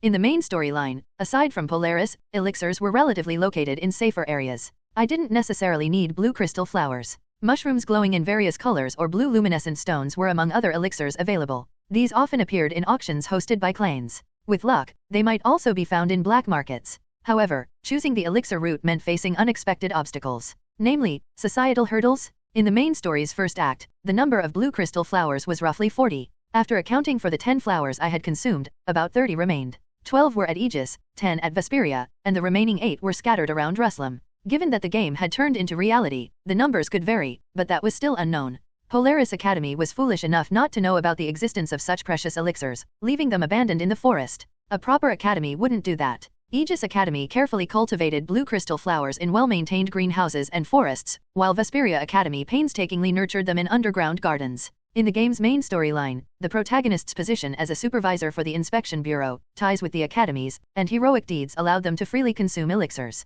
However, at present, I was just a student. They wouldn't even let me touch a single thing. The same applied to the auction house. If a rootless girl like me wandered in and asked to be let in, I would undoubtedly be chased away at the entrance. The prices were no joke either. Therefore, there was only one fast and efficient way for me to access a rare elixir like the Crystal Blossom. Why don't you just go and steal it? Exactly. I was going to become a virtuous thief. Come to think of it, terms like theft or stealing sounded too harsh. I decided to use the more traditional and cheerful term, pilfering. A perception-distorting mask was essential for our covert activities. It would also be helpful for future pilfering endeavors. Oh my, it's a restricted item. Sadly, perception-distorting masks or any special magical concealment gear were strictly regulated. They were unavailable unless one was a veteran hunter registered with a large-scale clan or someone equally exceptional. This won't work. Let's head to the red light district. You mean the black market. Fortunately, Ruslam's underground economy was substantial. Clans and corporations needed backdoor channels, and hunters or other people working here wanted to discreetly fulfill their desires.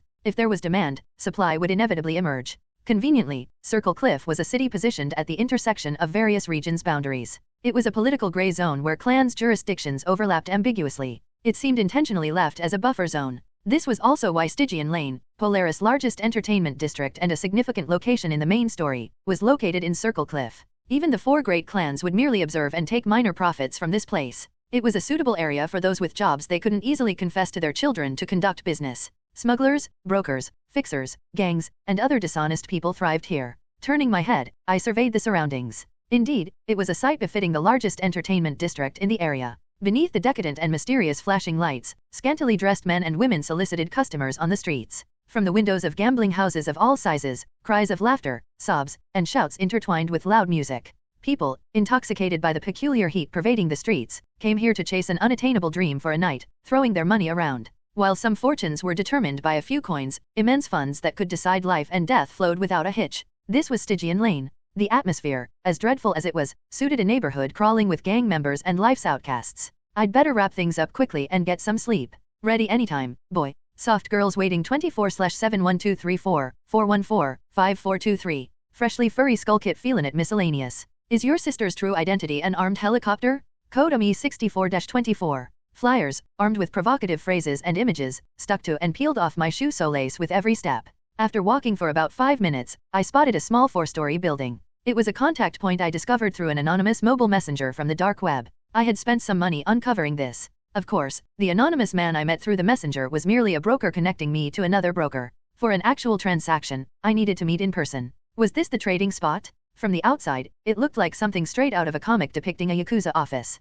Weary here. Is this the place? Let's go inside and check it out first. Before going in, I adjusted my wig and checked my makeup. Currently, I had the appearance of a black-haired girl. I created clones and stationed them in the building opposite the meeting point and its surroundings, then entered the bar on the first floor. Inside the near-empty bar, a menacing bald man stood behind the counter. The large rose tattoo on his head was striking. 2 men sitting at a table, each holding a beer bottle, were laughing at something on the TV. They seemed to be his companions. That's strange. From what I heard, I was supposed to talk to the female bartender at the counter. Did they change things? Just try talking to him. What I had heard didn't match the situation. I approached the bald man.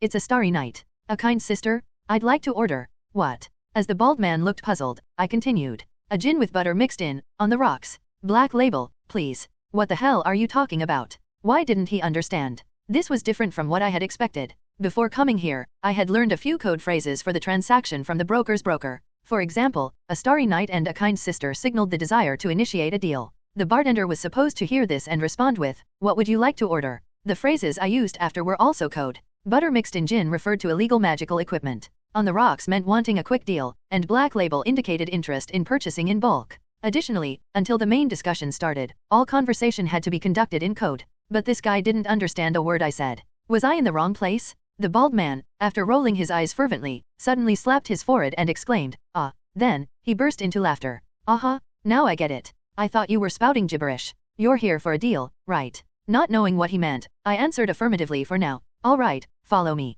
Let's talk upstairs. The rose-tattooed bald man led the way. The men who had been drinking beer silently rose and followed behind me. Before climbing the stairs, I made a request. Can I use the restroom first? Go ahead, but be quick. As soon as I entered the restroom, I summoned 2 additional clones in the stall. What's going on? Hold position for now and scout the interior of the building. After flushing the toilet and stepping out, the 3 men, still grinning, escorted me upstairs. The second floor was quiet, while the loud chatter and laughter of men on the 3rd floor echoed through the hallway. 4 or 5 similarly burly men emerged from a room, noticed me, and smirked unpleasantly. As I held the staircase railing while climbing, something sticky got on my hand. I brought it close to my nose. It smelled like blood. Upon reaching the 4th floor, I saw a room with a chair inside. Sit here. I'll be right back. While Violet number 110 sat quietly in the room, the Violets in the restroom stealthily moved up to the 2nd and 3rd floors. This seems fishy. I'll check the 2nd floor. You take the 3rd. Carefully climbing the stairs, I noticed more distinct traces that I hadn't seen earlier. On the 3rd floor hallway, drops of blood trailed toward the stairs. When I turned on a flashlight to inspect further, I spotted dark red marks that looked like they'd been hastily wiped with a dirty rag. It was a scene I had seen often in the research lab. When bloodstains on walls and floors were scrubbed off quickly with any available cloth, these kinds of marks were left behind. The faint bloodstains continued down the 2nd floor hallway. As Violet number 110 waited, the other Violets surveyed the hallway. Drops of blood led to one of the doors. It was locked. While the other Violets hesitated at the door, unsure of what to do, a bald man dragged 4 other men into the room where Violet number 110 was staying. Well then, miss. The boss stepped out for a bit. Just wait a moment. Hey, don't you have any sense? You bastard? Go downstairs and grab some drinks and snacks. We've got a guest. But what about the deal? Are you a student? So the rumors are true, huh? These days, even academy students are doing this kind of work. What are you talking about? While I tilted my head in confusion, the bald man began rambling on his own. You know, miss, you're an awakened, right? How did you know? A girl your age coming into a place like this. There are only 3 types, problem solvers, junkies, or sluts. Oh, I see. So, you're a problem solver. They say hunting humans is easier than hunting beasts these days, so lots of people are switching sides. Am I right? Even before you came, the boss went to negotiate with another problem solver over the reward. Haha, is that so? Something about the situation felt off. The rose-tattooed bald man continued talking, uncaring if others overheard him or not. Awakened folks make me so jealous. Just one job, and the pay is crazy, right? If I were a hunter, shit. I'd make a fortune, buy a car, and line it with girls who throw themselves at me just for the car. Sorry, miss. That made you uncomfortable, didn't it? Just joking, ha ha ha, ahaha. The men burst into laughter, and Violet in the 4th floor office forced herself to smile in agreement. This place is weird. I need to get out. Got it. Just wait a moment. Hold on. Suddenly, the Violets on the 2nd floor picked up strange noises near the door. It was a painful groan. Though the windows around the door were dark, the curtains inside were drawn. I should probably be going. Hey now, leaving already? That's no fun. What about Aramis' demands? Why didn't you mention that? Who suggested we rob this smuggler bastard and split the goods?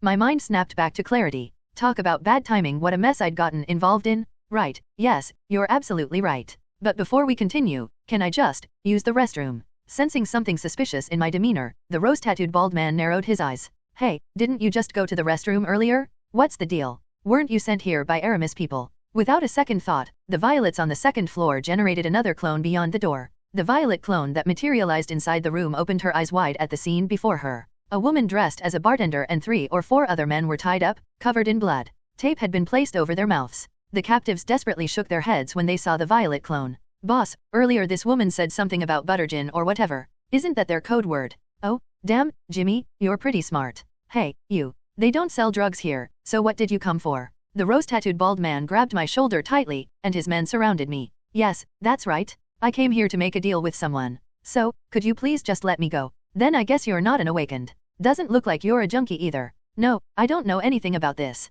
Who cares? We'd like to find out more about you, starting now. The lecherous gleam in the rose-tattooed bald man's eyes became blatantly clear. The atmosphere in the room grew vile. Can't you just let me go? Our clever Jimmy. How long until the boss gets back? About 30 minutes. So, the men grinned wickedly. Looks like we've got some time to have a little fun. I sighed and pulled out my mask. Hey, what are you doing? Got a thing for covering your face, huh? The bald man's face froze. Understandable. In the blink of an eye, my clones materialized and smashed the back of his men's heads with hammers. Critical hit. Attacking from behind has activated synergistic trait, backstrike severe injury. Damage increases. When the enhanced strength of my physical reinforcement combined with my synergistic abilities, the results were catastrophic. The hammers shattered the gangsters' heads as if bursting watermelons. Crack! Blood sprayed up to the ceiling, and bits of pulverized skull scattered everywhere. Even the bald man's head was splattered with the remains of what used to be his underlings. Don't move. You can feel it, can't you? Stay silent and still. I've got questions for you. The frozen bald man barely managed a nod before the office door burst open. Boss, I brought the drinks and snacks you asked for. Great. So much for handling this quietly. Arg. I decapitated the thug screaming outside the door immediately, but it was too late. The bald man seized the moment and yelled. An ambush? It's an awakened? I quickly knocked him unconscious with a blow to the back of the head, but loud footsteps thundered up the stairs from below. I gave the signal. Everyone, prepare for combat. The masked violets rushed out the door simultaneously. Additional forces materialized around the violets stationed outside. This was getting messy. I'll have to kill them all. After tightly tying up the rose-tattooed bald man, the black-clad violets moved out into the hallway, forming a line. As gangsters swarmed up the stairs, Violet number 1, who temporarily took command, issued instructions. Report your status, everyone. 10 of us, from number 110 downward, are currently on standby on the 4th floor of the deal site building. The enemies are coming up. 3 of us, from number 66 downward, have secured 4 injured people on the 2nd floor. These seem to be the intermediaries we were supposed to meet. 5 of us, from number 91 downward, and another 5 from number 12 downward, are stationed on the rooftop of the building across and in the alley.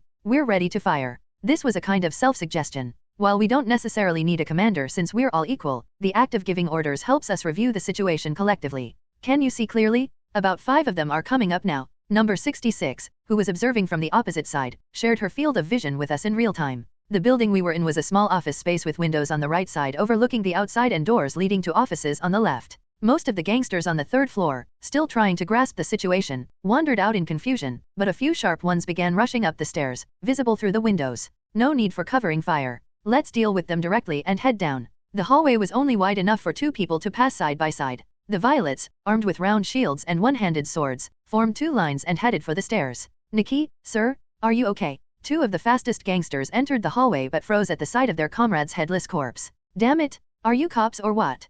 Screw it, Willie's dead. When one of them immediately drew a handgun, number 110 instinctively swung her sword, imbued with sword energy. Swish, the blade sliced diagonally through the air as smoothly as cutting through soft butter. The gangster's head and left arm fell off along with his shoulder. M. Mills. The remaining gangster, shocked by his comrade's horrific state, stuttered in disbelief. Number 75 struck the gangster's head vertically with her sword and then kicked him toward the stairwell entrance. No 75's expression stiffened slightly. Sorry. She had misjudged her strength. The gangster, split from his crown to his navel, tumbled down the stairs, scattering blood everywhere as his nearly bifurcated corpse fell. The gangsters following behind screamed in terror.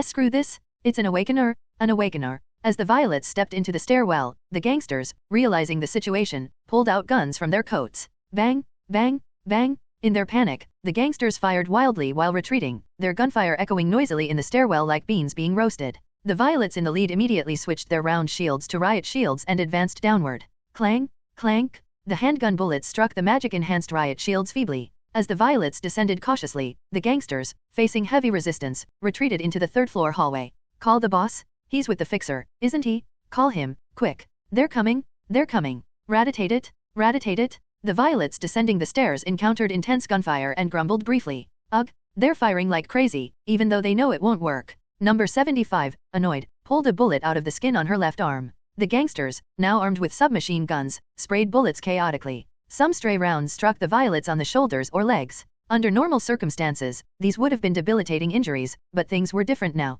We've become somewhat accustomed to physical enhancement through rigorous training under our instructor and multiple clone technique exercises. In this process, the ether shielding we learned provided some resistance against handgun bullets. We still need more training. As we entered the 3rd floor hallway entrance, an even denser barrage of bullets greeted us than before. Seeing them hold pistols with both hands like characters in Hong Kong action films was almost amusing. Don't back down. If we shoot enough, even an awakener will die. Hold out for a few minutes, and the guys and the boss will be here. The one who seemed to be their field leader shouted a rough pep talk, and the gangsters, regaining their courage, calmly unleashed a rain of bullets. The violets temporarily retreated to the side of the stairwell entrance. They know how to deal with awakeners. They're not complete fools. While an awakener's ether shielding is sturdy, it could be penetrated under the concentrated gunfire in a confined space like this. Prepare to break through. No 91 and the others, are you watching? Take that guy's head off. Affirmative. The 5 violets stationed across the street aimed at the scene inside the 3rd floor window. The bolts on their bows, infused with mana, glowed red. Whoever you are, cops or some other fixer, come on in? Come in, you idiots. As the field leader gangster boasted, a glowing bolt lodged itself in his head. At the same time, 4 other bolts struck the vital points of his comrades. Thwip, aaaaaa, goh, Burk, aru, okay, arg. The hallway descended into chaos as the first bolt detonated like a firecracker, blowing apart one gangster's head. Right after the volley of shots, the violets holding shields charged into the hallway. Thanks to the mana flowing through their legs, their bodies felt as light as feathers. Violet number 110, who sprinted ahead, kicked the stomach of a wannabe Hong Kong movie star armed with dual pistols. Ugh.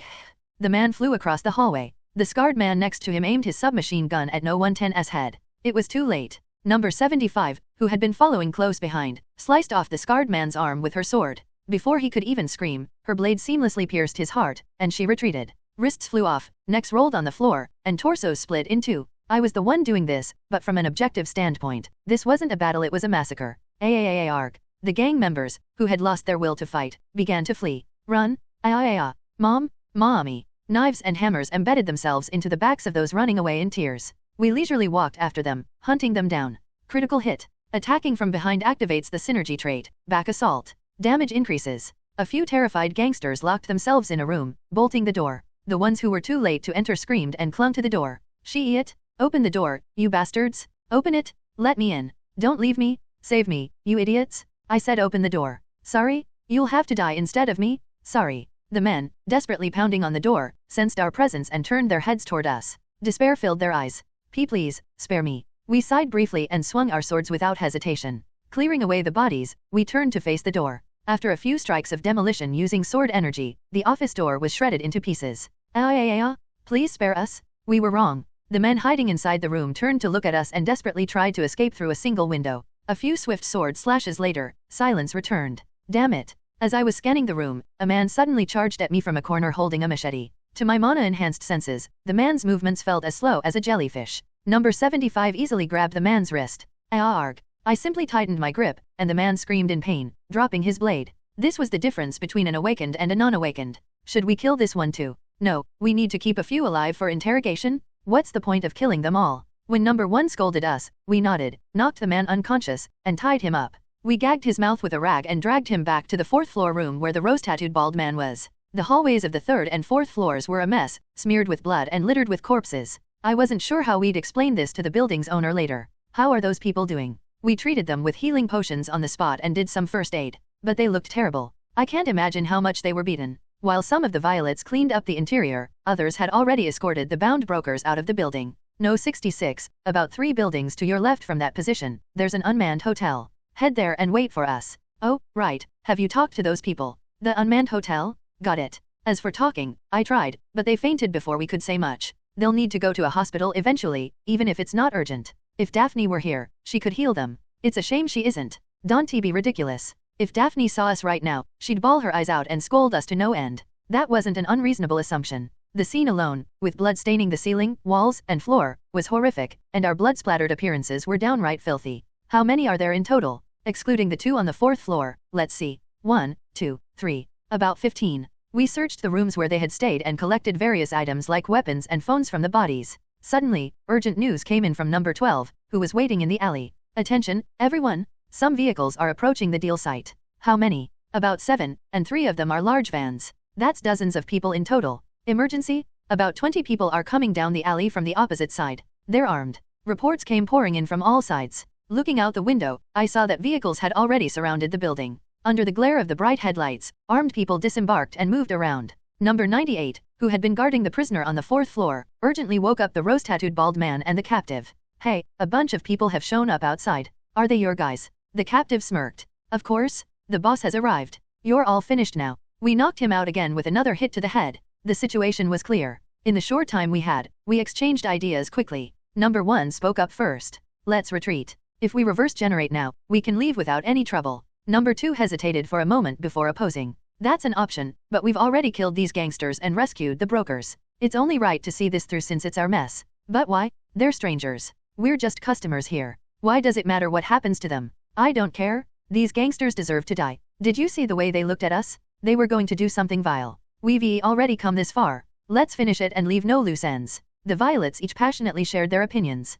A phone from one of the dead gangsters rang. I picked it up and answered. The smartphone screen displayed the name Boss in bold. Burke? There's talk about cops or troubleshooters. What the hell is going on? Are the guys okay? I stayed silent and listened. Sensing something amiss, the boss on the other end fell silent before speaking again. Who is this? From what I can see outside the window, you're still inside. Do you have any idea who's here? Aramis' crew is all over the place. Even the Tusk Detective Agency people are here. If you're a troubleshooter, you should know who Tusk is. I don't know why you're siding with those broker bastards, but you've messed with our Calamity gang. Don't think you'll get away unscathed. Not answering? You son of a b. I hung up. Everyone's decision solidified in that moment. Looks like it's too late to get out cleanly, huh? Let's end this and move on. From the first floor staircase, the sound of heavy footsteps echoed. The violets checked their weapons and created additional clones. The second round of the underworld fight was about to begin at the outskirts of Stygian Lane. Under the dim street lights, beasts with various stories gathered. When the vehicle stopped in front of a commercial building, Bronson, seated in the back seat, gave orders to his subordinates through his earpiece. Members of the Calamity gang hastily got out and surrounded the building. Move quickly, don't let a single rat escape. Send a few men to the back of the building too. Those guys walking in from the left? What do you mean shoot them? They're Aramis crew kids with blue armbands. Explain the situation and get their cooperation. Watching his subordinates pull out rifles and aim at the building, the boss of Calamity grumbled. How did it come to this? As he was about to abandon the deal that seemed too risky, he thought of taking a few things as compensation. But then, unknown awakened individuals attacked his subordinates. Judging by the silence, they were likely all dead. Of course, subordinates could always be replaced. However, for such an incident to occur before negotiating with another gang meant a blow to Calamity's reputation. In this brutal world, reputation was life itself. Leslie must have set me up. I'll feed that bastard to the beasts. Bronson pulled out a cigarette and placed it in his mouth. Just as he was about to light it, someone next to him cleared their throat. I understand your preference, but I'm not fond of cigarette smoke. Apologies. When Ricky folded his arms and tilted his head slightly, Bronson hastily put the cigarette back. Compared to this detective agency owner, the gang boss was no more than a leopard to a domestic cat. So, you're saying you want to make an additional contract? I guess taking down one earlier wasn't enough. Yes, exactly. I'm not sure about the exact number, but there are nearly 10 awakened individuals in that building who seem to be problem solvers. I'll add to the previous payment. Was it an additional 50%? 3 times. Pardon. You said there are about 10 enemies, right? Hazard pay is separate. 3 times the fee. If not, I'll be clocking out for the day. This was daylight robbery not mentioned in the contract. But as Ricky pretended to get out of the car, the flustered Bronson had no choice but to comply with a servile grin. This washed-up relic thrown out by a clan sure knows how to milk it. Oh, no, I'll transfer it right away. As he made a call, a notification arrived, confirming the money had been deposited. Bronson, cautiously watching the problem solver, hesitantly opened his mouth. But, can you handle it alone? Alone? What do you mean, sir? I brought more staff for this. Outside the car, 2 motorcycles pulled up, and a young man and woman dismounted. And remember, the payment is calculated individually for each person. Don't forget, sir. Of course. Please handle this well. Unable to protest, Bronson could only smile awkwardly while keeping an eye on them. These damn problem solvers. The 2 got out of the car. Under the glaring vehicle lights, gang members stood guard behind the car, holding automatic rifles. Most of the gang's weapons were outdated automatic rifles, but they also had large-caliber shotguns for hunting beasts and a few sleek firearms mixed in.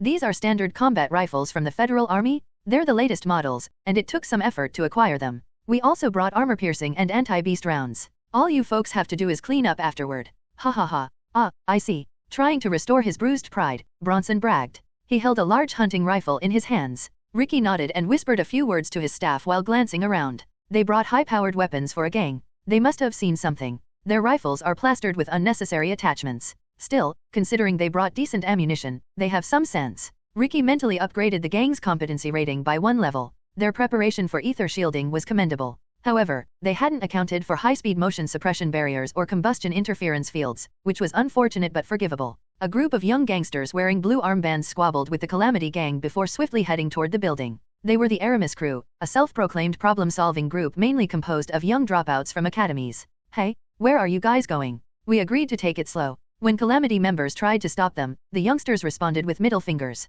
Get lost? We're going our way? Let's go, boys. We're taking the prize first. Yeah, let's go. A flamboyantly dressed boy with pink hair drew his sword and headed for the building's entrance, followed by his underlings. Bronson chuckled incredulously while Ricky shrugged. Those little punks. Calm down. If they're offering to scout ahead for us, why not take advantage? Let's see what kind of opponents we're dealing with. The sound of hurried footsteps echoed, followed by commotion on the 3rd floor. Ricky looked up at the windows. Inside the dark corridor on the third floor, red flashes and white magical energy glowed wildly. The clanging of metal, screams, and small explosions erupted in rapid succession. Die. Screw off, you bastard. Arg.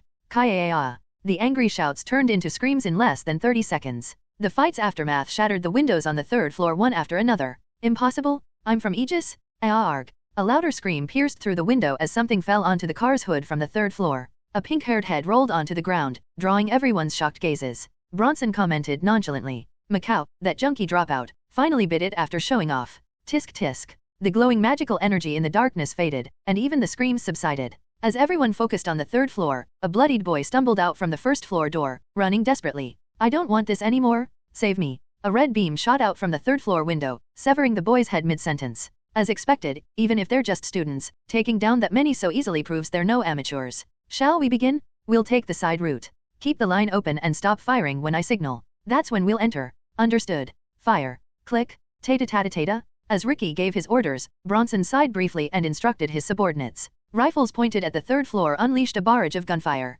Earlier, I noticed windows on the building's right side and back. Mitchell, Lake, head to the rear office area. I'll enter through the side stairs. Yes, sir. Using the blinding muzzle flashes as cover, the three problem solvers from the Tusk Detective Agency circled around the building. Meanwhile, on the dark third-floor corridor, the Violets scrambled on the floor to avoid the hail of bullets. After shooting down the one trying to escape to the first floor with a crossbow, a fierce volley of bullets rained in through the windows. Tata-tata-tata, get down. The firepower is different. Violet number 110, lying face down on the pool of blood, felt uneasy. Her clothes were soaked, stained by the blood of the gang members slaughtered earlier and the students from before. The Violets hurriedly pulled out their riot shields, using them as cover while crawling backward into the room opposite the window. The building's walls seemed thinner than expected, or perhaps the enemy's firearms were simply that powerful. Despite their quick retreat, some bullets managed to pierce through the walls. Kaya. One of the Violets was struck in the head by a ricocheted bullet and died instantly. Now, only 19 Violets remained. Hey, did you hear that earlier? That pink-haired one mentioned something about Aegis. What? Don't tell me Aegis is another one of those crazy academies. It must be a bluff. Even amidst the heavy gunfire, the Violets exchanged light-hearted banter. A prestigious academy fighting alongside righteous figures, like the inspector in the main story, wouldn't possibly accept such delinquents. They're shooting like mad, and the firepower is no joke. Crossbows are too slow for this. We really need guns, too. While bullets rained down like a storm, the Violets stationed quietly in the alley and the opposite building reported urgently. Focus, everyone. I've spotted 3 more breaking off from the gang, circling around. Judging by their posture, speed, and weapons like swords and axes, they're awakened. What? All the Violets briefly stuck their heads out, contemplating the enemy's tactics. Using heavily armed, unawakened gang members to suppress movement with gunfire, while deploying awakened individuals to the flanks and rear. Violet's thoughts shifted to the historical records, medieval warfare games, and novels she had encountered before her possession.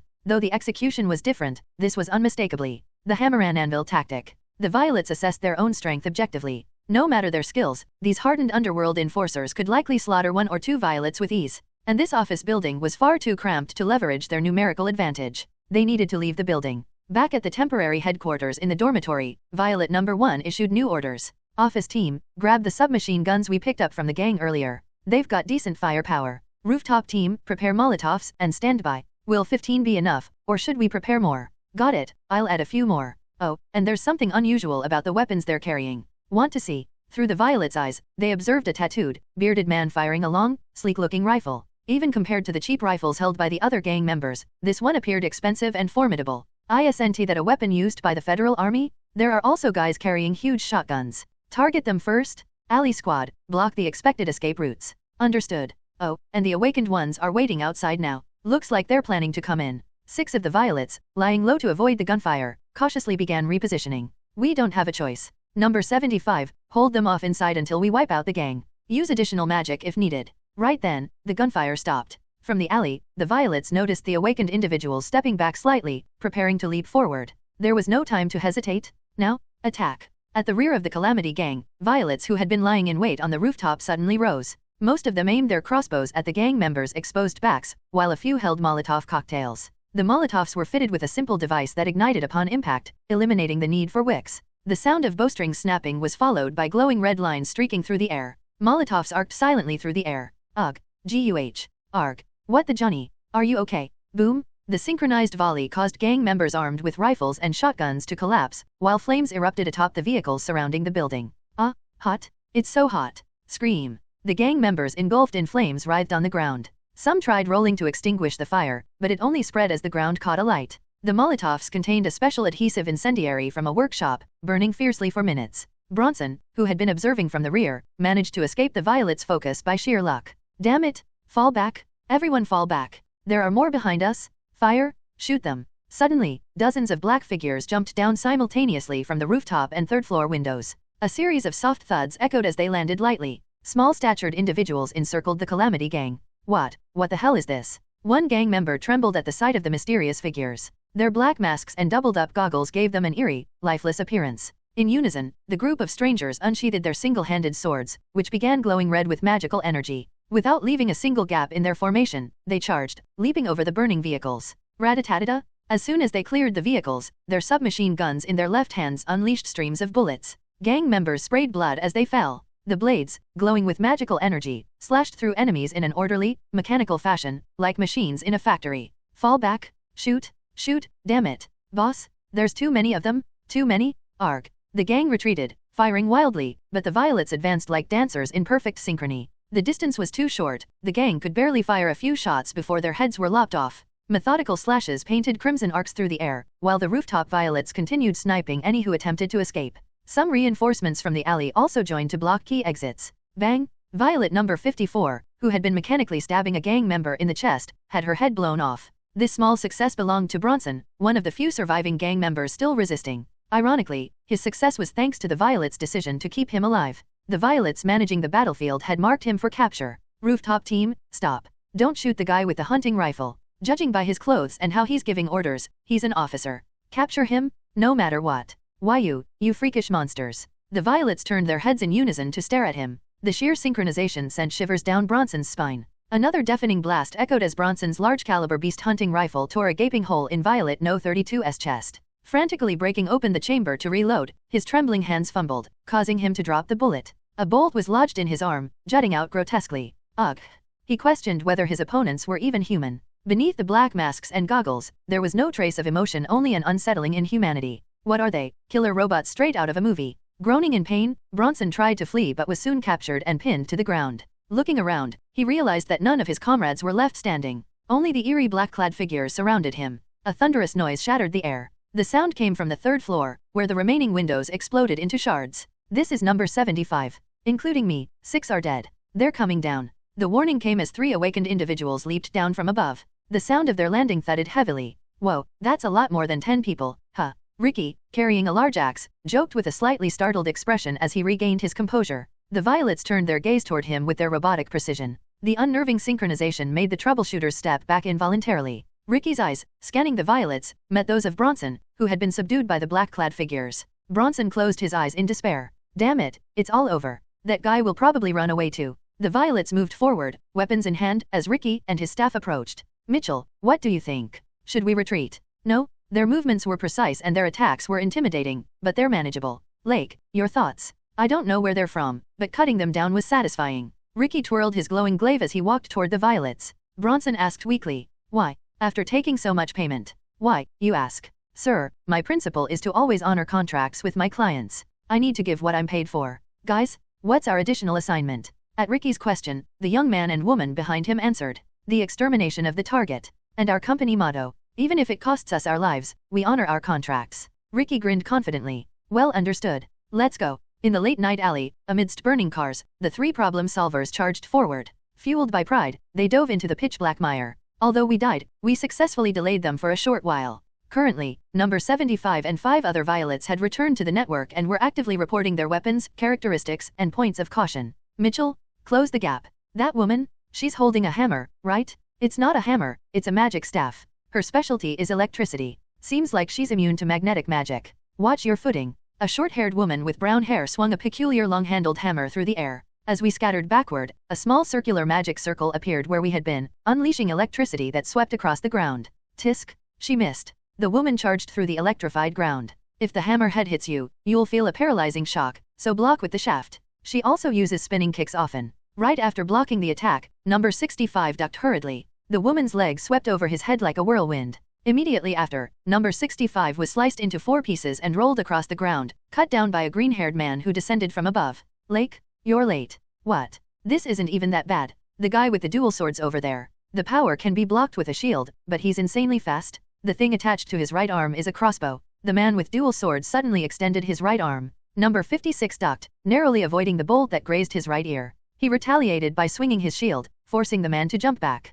The violets quickly switched to riot shields and pressed the green-haired man. His dual swords, cloaked in sharp sword energy, furiously scraped against our shields imbued with magical energy. At that moment, the leader of the problem solvers, wielding a glaive surrounded by orange sword energy, crouched and charged forward. The most important thing, the guy with the glaive, right? He's the leader, and his attack range is insane. His impact force is massive too. That's what killed us earlier. The glaive-wielding man charged forward. We tried to test his rush by blocking it. Gah, ugh. 5 violets were cut down along with their shields. The speed and impact force felt comparable to about 0.5 Irene, slower than Martina but with a much wider attack range. Enhanced vision captured the glaive sword energy extending and retracting momentarily. Faced with formidable opponents, the violets' minds began rapid calculations. Blades clashed, and 3 or 4 more violets fell onto the cold floor. When the woman rushes in and releases lightning, the green-haired guy strikes and retreats, while the leader tears through everything. Rooftop team, should we snipe them? No, not yet. They haven't noticed the rooftop team. Field team, use the captured submachine gun. Prepare the Molotov cocktails. Shame we used up most of the explosives last time. While engaging in a fierce battle with them, the violets quickly completed their calculations. Orders were issued from the temporary command center to represent everyone's will. Permission granted to use the blades of incandescent flame. Upon this declaration, the Polaris-made one-handed swords carried by the frontline violets transformed into the blades of incandescent flame. In their heated state, these blades weren't much different from other 3-star weapons in performance. We rarely used rapiers because we weren't accustomed to them, and they felt wasteful emotionally, being 5-star. But now was the time to use them. The real blade of incandescent flame was held by number 90 at the back of the formation, a trump card hidden among the fakes. It would lull them into complacency and deliver a decisive blow. Our corpses dissipated into magic. The sight seemed to startle the problem solvers, who glanced around warily. They weren't real. It's a clone technique. I've never faced it directly before. Their weapons suddenly changed. Were they all illusions? Don't worry. We still don't know where the originals are, but at this level, we can win. While the problem solvers exchanged words, we launched an offensive. Close combat members armed with swords, shields, spears, and axes charged in. They're coming. Open fire. As we advanced, captured submachine guns appeared in our left hands. Magazines were emptied in 2 seconds. They flinched. The violets moved in a dispersing march-like formation, encircling them. This time, the leader charged from the front. The green-haired dual swordsman circled around us, stepping cautiously, while the slightly slower woman swung her hammer through the air again. A magic circle quickly formed beneath us. Ignoring it, the violets recklessly charged at them. The leading violet was electrocuted and sliced in half by their blades, but we managed to get close. What the hell? Aiic. It was a trap. The dying violets simultaneously conjured Molotov cocktails in their hands. The Molotovs exploded, spilling their contents onto the ground. Burning incendiary material clung to the problem solver's feet and legs. Even through ether shielding, the heat seemed unbearable, as the woman staggered backward, tapping her feet like she was doing a frantic dance. The green-haired man and the leader also grimaced as their pants caught fire.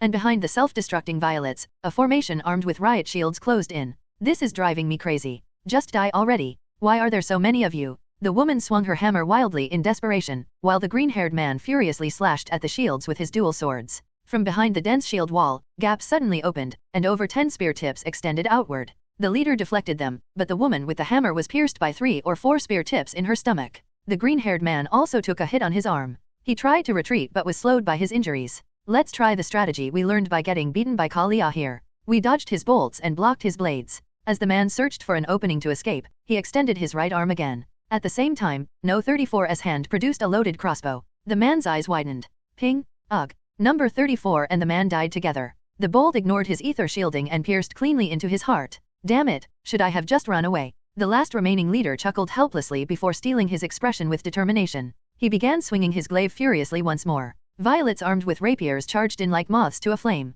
Let's see who wins this. Amidst the collapsing violets, number 90 leaped forward, launching a series of attacks. The leader, spinning his glaive to deflect the oncoming strikes, noticed her presence shift. What is this? The sharpness and power were on an entirely different level. Violet number 90 didn't stop there. She immediately channeled magic into her sword. Flames burst fiercely from the tip of the blade. What the hell is this? The leader was blown away by the fiery storm that erupted in front of him. Barely twisting his body at the last moment, he managed to avoid a fatal injury. In the process, he also managed to bisect Violet number 90. He tried to push himself up, leaning on his spear shaft and gasping for air. Persistent. Fire. Arg.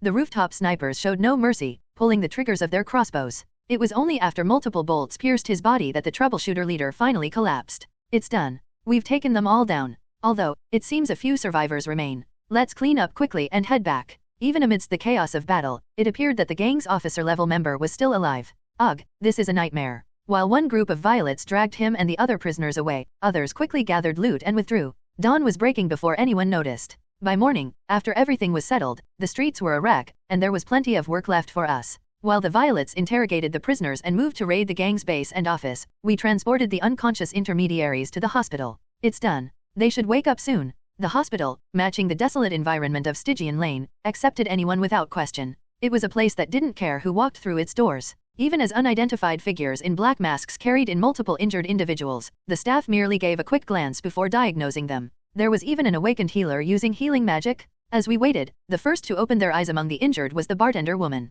She looked around as she regained consciousness. Where am I? Violet number 110 responded with a wide smile. A gin with butter, on the rocks, please. Make it Black Label. Before or after possession, having lived 2 different lives, I came to a realization. It's easy to start trouble, but cleaning up after is several times harder. While Violet number 110 began meeting with brokers, the Violets had already driven out of Circle Cliff City and were interrogating prisoners. The location was the same warehouse between the boundaries of the Western and Central districts, where Ulrich had been interrogated before. It was a desolate place that the owner didn't care about, so we used it again. On the plastic-covered floor of the warehouse, the gang leader tied to a chair spat on the ground. He stubbornly refused to speak, even under our questioning. Do you really think I'd talk? You're right. You don't seem like the talking type. Number 96 and number 85 promptly dragged the rose-tattooed bald man over, still tied to his chair. I've told you everything I know? You'll let me go now, right? Hehe. Bullshit. I decided to explain to the confused gang leader. A couple of zaps with a stun gun to the thighs, and this guy spilled everything.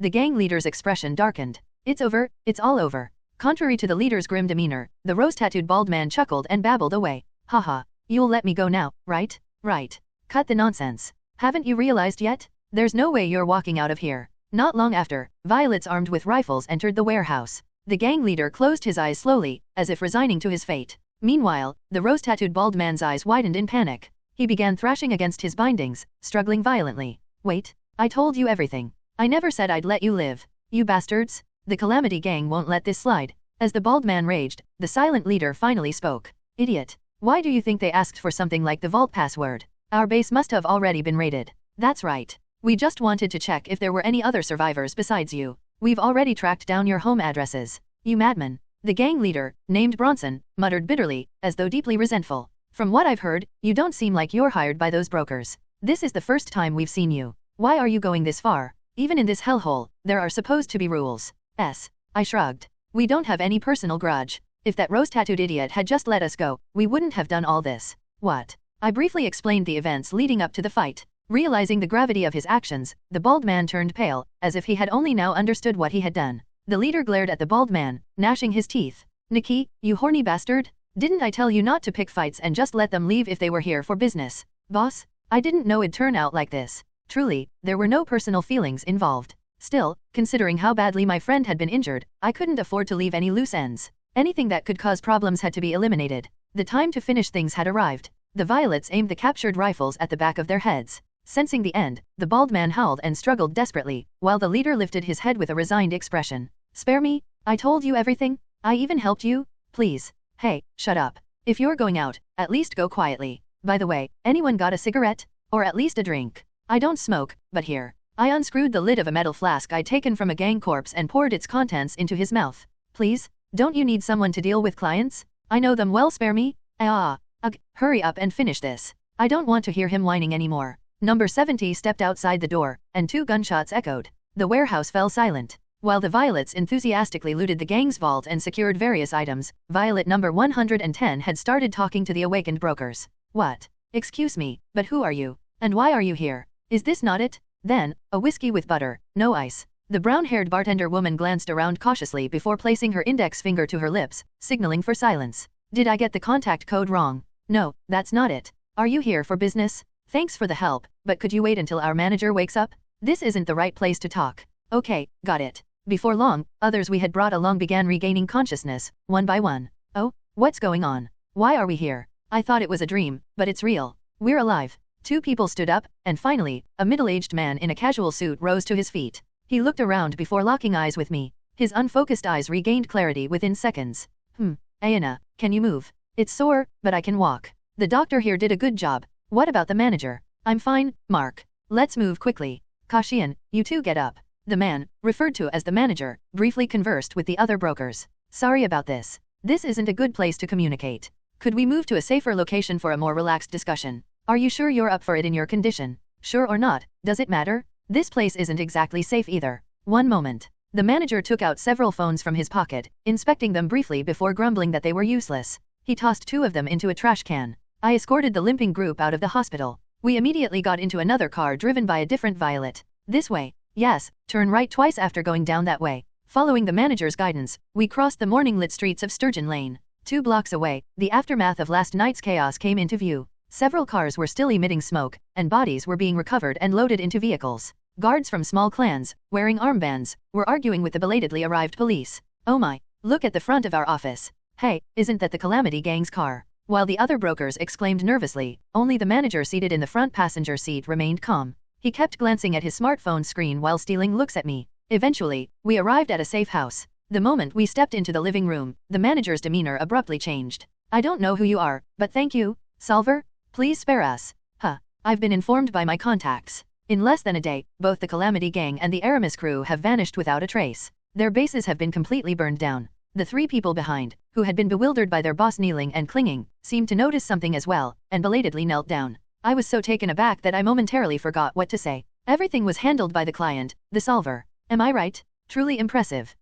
Yeah, that's right. I did it. So, buttered gin. You don't need to use a code. You need magical equipment, correct? Just give us some time, and we'll get it for you right away. The Violets observing the scene began to calculate. I don't fully understand why they're acting like this, but should we ask for it for free? Sure. They should agree to at least that. When I interrupted the boss's words and stated my request, he clung to it like a drowning man grabbing at a lifeline, his face lighting up. Of course. As long as it's within my ability, I'll provide anything for free. So, could you please do us a favor? What kind of favor? Please protect us. These people seem to have quite the troublesome circumstances. From what I heard, this broker was fairly well connected and competent. They had managed to survive amidst both small and large gangs and various shady groups, leaning on their network and abilities. Unfortunately, their precarious balancing act had reached a crisis point. They were being pressured into dangerous drug-related transactions by those around them. Our principle is to never, ever deal with drugs, no matter what. Haha. Then what kind of business do you do? Magical items. That's just a small side hustle. Our real work is selling information and introducing people to one another. Their office, already worn out from dealing with complaints from difficult clients, faced yet another crisis. Recently, turf wars between organizations had intensified. It seemed the shrimp was about to get crushed in the whale fight. We were actually thinking about leaving this business for a while and heading to another town. After all, the connections we've built across Ruslam won't disappear. But wouldn't you know it, just our luck. Unluckily, they were attacked by a gang that had long held grudges against them, just as they were wrapping up a few final requests before their departure. Thanks to you, Solver, we managed to escape from their immediate threat, but the situation has escalated. We plan to leave this city as soon as possible. Will it be safe in another town? That's the problem. Plenty of people either want what's in my head or just want to bash it in. They'll chase us to the end. Deep wrinkles etched themselves across the middle-aged man's face. I tried hard not to create enemies while walking a tightrope between the gangs, but all I ended up confirming was the old saying, a friend to all is a friend to none. The boss sighed and clung to me once more. Your skills are amazing. You took out 2 gangs without a single loss. I assume you're here because of some business deal? Do you need any specific items? People? No. Perhaps you need money? I'll give it to you. Any service free of charge. So please, just protect us. Can you get weapons? Weapons? We don't deal in them directly, but I can connect you to some good friends. You'll be able to get them cheaply and in bulk. What kind do you need? From the way he spoke, this man might actually be capable. I couldn't hide my anticipation and rattled off things I had been considering. Military-grade large-caliber rifles, sniper rifles, the latest high-end crossbows, anti-beast ammunition, and magical weapons like the ones the 4 clans use. That's not a problem. And rocket launchers, recoilless rifles, anti-tank missiles. The guidance system has to be wire-guided. No radio or laser. If they come with fire and forget functionality, make sure they're sturdy. They must work well in dungeons and erosion zones too. That's. And vehicle-mounted machine guns, rapid-fire grenade launchers, oh, right. Mortars, too. Armored vehicles probably aren't doable, huh? I could also use an aircraft. That's a bit difficult. His words trailed off awkwardly in his embarrassment. When I looked disappointed, the boss hastily changed his tone. No, it's doable. It'll take some time, but it's not impossible. Client, no, solver, there's no one in this town who will help us. No one will even take our request. It'll take time to bring someone in from elsewhere. Please, help us. We'll do anything. We had a brief discussion. They're willing to do anything, so what should we ask for? Hold on, I have a good idea. I called over the boss. What's the protection period you're looking for? It's quite long. About 6 months to a year. We'll pay any price. No, you seem to be under some sort of illusion, but I'm not a solver. Pardon? Then, I added to my statement. I don't know much about solver contracts, but I'll protect you until the period ends. Instead, work for me. That's my demand. Work for you. I've been needing someone from your industry. I'll even pay you a small salary. You'll have room and board top-notch, and if you ever want to quit, I'll let you go anytime. I won't make any unreasonable demands. Got it. I held out my hand without hesitation. The boss hesitated. Really don't deal with drugs or other dangerous stuff. I'm not gonna make you do that crap. Do I look like a junkie? What's your answer? The boss, after some deliberation, shook my hand. Yes, if you'll take us in, I'll do my best. I began to contemplate what tasks could be assigned to a broker from the gray zone. There were plenty of things to do beyond weapon and elixir smuggling. Let's gather information. There's so much we need to investigate. Do you think they know about fencing stolen goods? There were limits to what I could do running around by myself. This sort of thing needed to be left to experts. Imagining how I could put this broker team to use, I laughed to myself. The boss and his employees also laughed, looking slightly dazed. Violet swiftly left Circle Cliff along with the intermediaries. Fortunately, no one was chasing them yet. After driving for a long time, they stopped to have lunch. With some time to relax, the intermediaries belatedly introduced themselves. The official title of these people was Rapid Workforce Company. From the name alone, it sounded more like a group of construction workers than brokers. The Rapid Workforce Company consisted of 4 members. First was a plain-looking middle-aged man in a casual suit. Name's Leslie. I'm the boss here. Nice to meet you. Boss? Not the president. Given our modest size, people just laugh if I call myself the president or chairman. He chuckled dryly. Next, a brown-haired woman dressed like a bartender introduced herself. I'm Ina. I handle contact and accounting in the company. A slightly petite man wearing a t-shirt and a headset also spoke up. I'm Mark. I specialize in information gathering. I also know my way around computers. Finally, a burly man in a vest hesitated before responding. I'm Cashin. I handle various support tasks and security. Boss, I'm not getting fired, right? Right. Fired? Relax. Don't be so paranoid. From his words, it seemed he was a former C-rank hunter who had his pride wounded after being beaten by solvers. So, what should we call you, solver? Hearing the boss's question, we paused to think. Come to think of it, we hadn't introduced ourselves. What would be an appropriate title? Leader? No, that sounds too grand. Commander is weird too. That guy's the boss, right? Let's go with something higher, let's say president. I'm Ariel, just call me the president.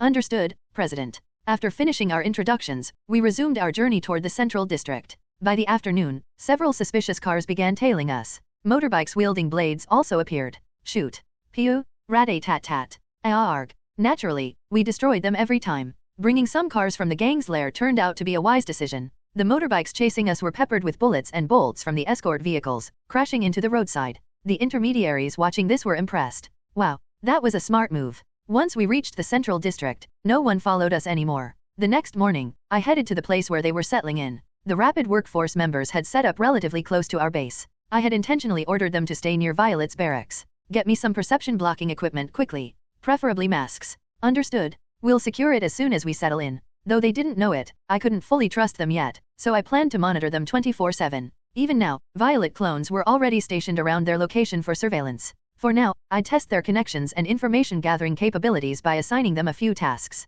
Can you handle stolen goods? We can. They replied immediately. I asked about something else. You said you deal in information too? Do you also do background checks? That's basic work for us. We don't do it ourselves, though. We gather intel by asking around our network. Who do you want us to find? This guy, was he bluffing? Claiming to handle everything was suspicious. I sent some personal details to his smartphone. 2 students? That's not hard. Siblings with names starting with M unusual. Their surname is Perian, and you've provided plenty of information. Shouldn't take long. Anything else? Arnu. I sent more files. This is details on the Polaris Academy's Student Council, School Administration, and Board of Directors. Investigate everyone listed here. Focus on the Student Council President, Vice President, and Treasurer. Also, gather information on all the administration staff. Where do they live? What's their family situation? Who are they dating? And where do they frequently go? Find out about their reputations, rumors, and financial circumstances too. I see. You want us to find potential leverage, right? Let's take a look. The Board of Directors includes. Leslie's expression hardened as he examined the list. Nodus Valifor, That war hero? The former head of Magna Nobis? This could be. He waved his hands in protest, so I quickly added some explanations. You don't have to dig too deep. If it's too risky, you can leave him out. I just want you to find things that aren't publicly known within your capabilities. Is that doable? I'll give it a try. I don't know your ultimate goal, President, but never mind. I'm not interested. However, since this involves the 4 great clans, we'll need to act discreetly, which will take some time. Can you get it done within a month? 2 weeks? No, 1 week. I'll get it done. I nodded lightly. There was a limit to the information violets could gather by scouring the internet, books, or asking around. Even infiltrating required knowledge of the layout and key details. Specialists would be faster and more efficient for this kind of work. Of course, I still didn't trust them completely. Monitoring them closely would be necessary. Some additional thoughts popped into my mind. Right, find 2 no, 3 more people for me. Who are they? Osprey Rodriguez, the leader of the local vigilante group. He was also Kalia's uncle. The Brotherhood was still searching for their leader, but there was no trace of him. No one knew if he was dead or alive. Kalia acted indifferent outwardly, but she reacted strongly whenever there was any mention of her uncle. She had once been kidnapped by Laplaxia, and though she wanted to act personally, those around her had persuaded her otherwise. And the other 2 are siblings. Their names are Sages and Safil. Do you know their surname? What about their appearance? I don't know their surname. They have black hair. I heard they're affiliated with the Department of Inspection, but I need to confirm if they still work there and their roles. I also needed to gather intel on the current state of the inspectors. Leslie thought for a moment before responding cautiously. The Department of Inspection? That's quite a closed organization. It'll take time to access their records, but I'll give it a shot. Good, then get to work. Yes, President. You can count on us. With Leslie's farewell, I left. It felt strange being treated so respectfully by an older man while in the body of a young girl. Still, in this world, awakened individuals often held the upper hand. And these people had directly or indirectly witnessed my power, so I had an overwhelming advantage. I needed to get used to the title of president quickly. The Violets had plenty of work to do besides managing the newly hired team. First, they had to organize the loot. Currently, the Violets were inspecting the weapons seized from the workshop where bombs were being made. It's a shame we couldn't recover more. Maybe we shouldn't have used so many Molotovs. Most of it got damaged or broken during the fight with the Solvers. Surprisingly, the gang members had quite a stash of decent weaponry. Most of the arsenal consisted of P-15 automatic rifle, Type 5 automatic rifle, and M12 submachine gun, all low-grade, 1-star weapons. They practically screamed, "I'm cheap," just by looking at them. The gang boss had a slightly better weapon, a 2-star burnt beast hunting rifle, but it was damaged during the battle. The overall maintenance of the weapons was poor, so we decided to sell or discard most of them, keeping only a few for replication. However, there was a gem among the haul. Currently in my hands was a bulky combination of metal and wood. The name of this massive and beautiful weapon was SBS-4 Riot Suppression Shotgun, boasting 3 shining stars beside its name. I pulled the charging handle to eject the shell from the chamber. A yellow, thick brass casing gleamed in the light.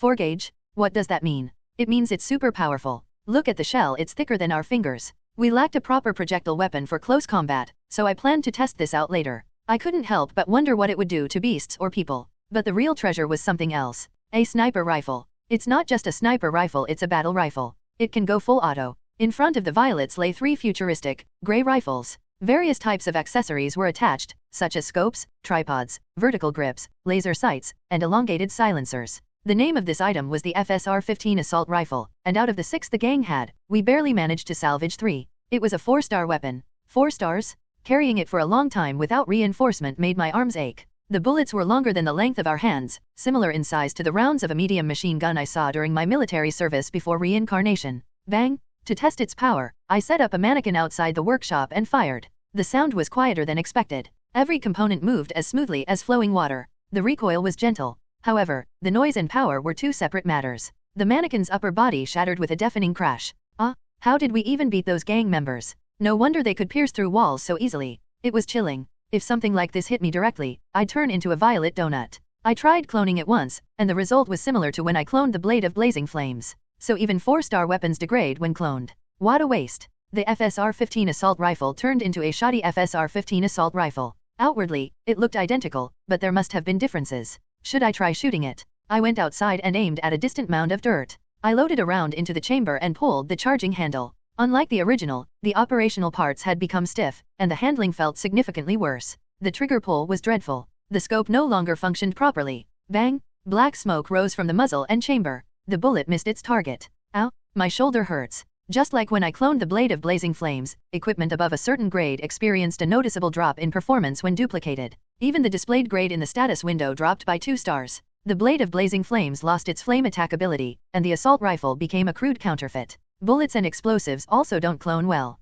What could be the issue? Is it because highly complex chemicals don't work? Then why do swords or guns clone successfully? I don't get it. When I cloned homemade explosives, a similar phenomenon occurred. I could make them, but out of 10, 8 or 9 would fail to detonate. The remaining one had significantly reduced power. I guess our ability is still lacking. Just in case, I tried to recall the knowledge from the original work, but I couldn't get a clear answer. In the main story, the Boundless Witch also used clones of swords and spears like I did. However, it wasn't clear if she could skillfully clone firearms. The setting described Witch Violet as preferring melee weapons due to personal taste. She enjoyed using explosives, but it was unclear whether she procured them externally or cloned them. In the end, it's something time will resolve. Let's not stress about it too much. Let's finish up quickly and take a break. The Violets diligently created inventories and sorted the ammunition and weapons. Other equipment retrieved from the fixers' corpses was also visible. Unfortunately, all of them were 3-star weapons. Perhaps that hammer staff could be somewhat useful. We should test the weapons we acquired in a dungeon. Good idea? While we're at it, let's deal with the multidimensional storage bag too. We should decide who to give it to. After this week's tasks were done, I planned to take one of my friends to the Novastia dungeon. Leaving the multidimensional storage bag unused felt wasteful, so it seemed best to give it to someone trustworthy. Thus, I spent time training, working, and managing minor investigations and tasks. Books just don't hold my attention these days. While resting in the dormitory, Daphne sighed and placed her books on the table. After hearing the truth about the academy from me, her enthusiasm for academics seemed to have evaporated. It was understandable. If the academy was conducting shady human experiments on its students, why would studying even matter? The books Daphne was holding weren't even related to her major. They were guides on transferring or enrolling elsewhere. Violet, you said you'd explain your plans later, right? Yeah, I'll have a big meeting and explain everything then. If Irene interpreted my declaration of destroying the school as exposing the conspiracies of madmen and normalizing the school, Daphne saw it as teaching the bad guys a harsh lesson. Her interpretation was closer to my actual intent. No matter what you do, I trust you, Violet.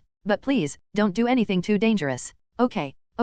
I decided not to mention the dangerous stunts I pulled recently. If she found out about the war against dozens of gang members, she'd scold me for being reckless. Suddenly, as I glanced at the transfer-related documents Daphne was reading, a question popped into my mind. For Polaris's few survivors, including Irene, how did they manage to transfer to another school after the academy fell? This was a crucial issue. If I took down all the villains but ended up stuck at home, unable to attend school, that would suck. I was actually enjoying school life for the first time in a while. Think about how it works in reality. If a school closes down for some reason, the Ministry of Education usually arranges for special transfers to nearby schools. Maybe Polaris had a similar process. Oh, right. How did I not think of this earlier? Let's check it out. The Violets searched for information, and it didn't take long to find an answer. It's true. There's a regulation for this. In the event a school loses its functionality and is closed for specific reasons, students are to be granted transfer admission within the limits of enrollment capacity. Got it? Though in this case, it would be handled by an agency within the Academy City rather than the Ministry of Education. There were even several actual cases. Atlas Specialized Academy, during a field trip, a gate incident caused numerous fatalities among staff and students. School closure was decided, and surviving students were transferred. It's written like that. Midline Academy, during a magic experiment, the school building burned down. The board declared bankruptcy. In this case, the entire school burned, and the board collapsed, leading to special transfers. Oh, this is it. We read the cases and smiled with satisfaction. We now had another reason to obliterate this academy. Wait, even with special transfers, they don't accept everyone unconditionally? They check grades. What? The Violets investigated further. Usually, they just transfer students to nearby schools. But to get into a good school, you need high grades. Ugh, I hate studying. A good idea struck me. The Violets simultaneously shared their thoughts. Then let's cheat. Let's steal the exam papers. The October diagnostic test was only a few days away. Should we sneak in somewhere? We chuckled lightly. The next day, Violet visited the administration office. By the way, when are we stealing the test papers? What are you talking about? You know that's not necessary. Of course, there was no need to steal test papers. We could just open the book and copy answers without taking extreme measures. Even in the worst-case scenario, assuming a curse that kills us if we fail the test, we could just burn the place where the test papers are stored and reset the scores. Test paper storage is usually double or triple secured. There's no need to take risks. When I worked at my prepossession school administration office, test paper management was quite strict. After placing the papers in envelopes and sealing them with stickers, the envelopes would be locked in drawers for a second seal. These drawers were in a windowless room within the teacher's office. The security here was probably similar. However, obtaining control over the administrative system was a necessity at some point. Currently, I had come here under the pretense of requesting a certificate of enrollment. Upon stepping inside, the administration office had the air of a failing corporate office, dreary and lifeless. The employees' attitudes were polar opposites, either working furiously or not working at all. Here it is. The staff moved sluggishly, as if boiling themselves in sloth, and handed me the enrollment certificate. Are they always this slow? Back when I worked, it only took about 5 minutes. This isn't the kind of administration office we used to work in, is it? Just let it slide. I took the certificate and scanned the office. I pondered what benefits I could gain if we infiltrated this place. Don't they hire interns here? Who knows? When we had time, the Violets would brainstorm together, realizing that simply destroying the academy physically wasn't enough. We had to access internal secrets, embezzle funds, and leave them penniless. Let's just keep it as an idea for now. We've got things to do, right? Right. Let's start by messing with the underground facility today. As soon as we exited the office, Violet number 145 signaled number 176. Currently, Violet number 176 had infiltrated what appeared to be the electrical room of the Academy's underground research facility. Like the last time we caused a fire, she was tinkering with the electrical systems. This is the right spot, isn't it? It should be. Now get ready. Violet number 176 opened the circuit panels. We lacked knowledge in electrical engineering, but breaking things wasn't exactly rocket science.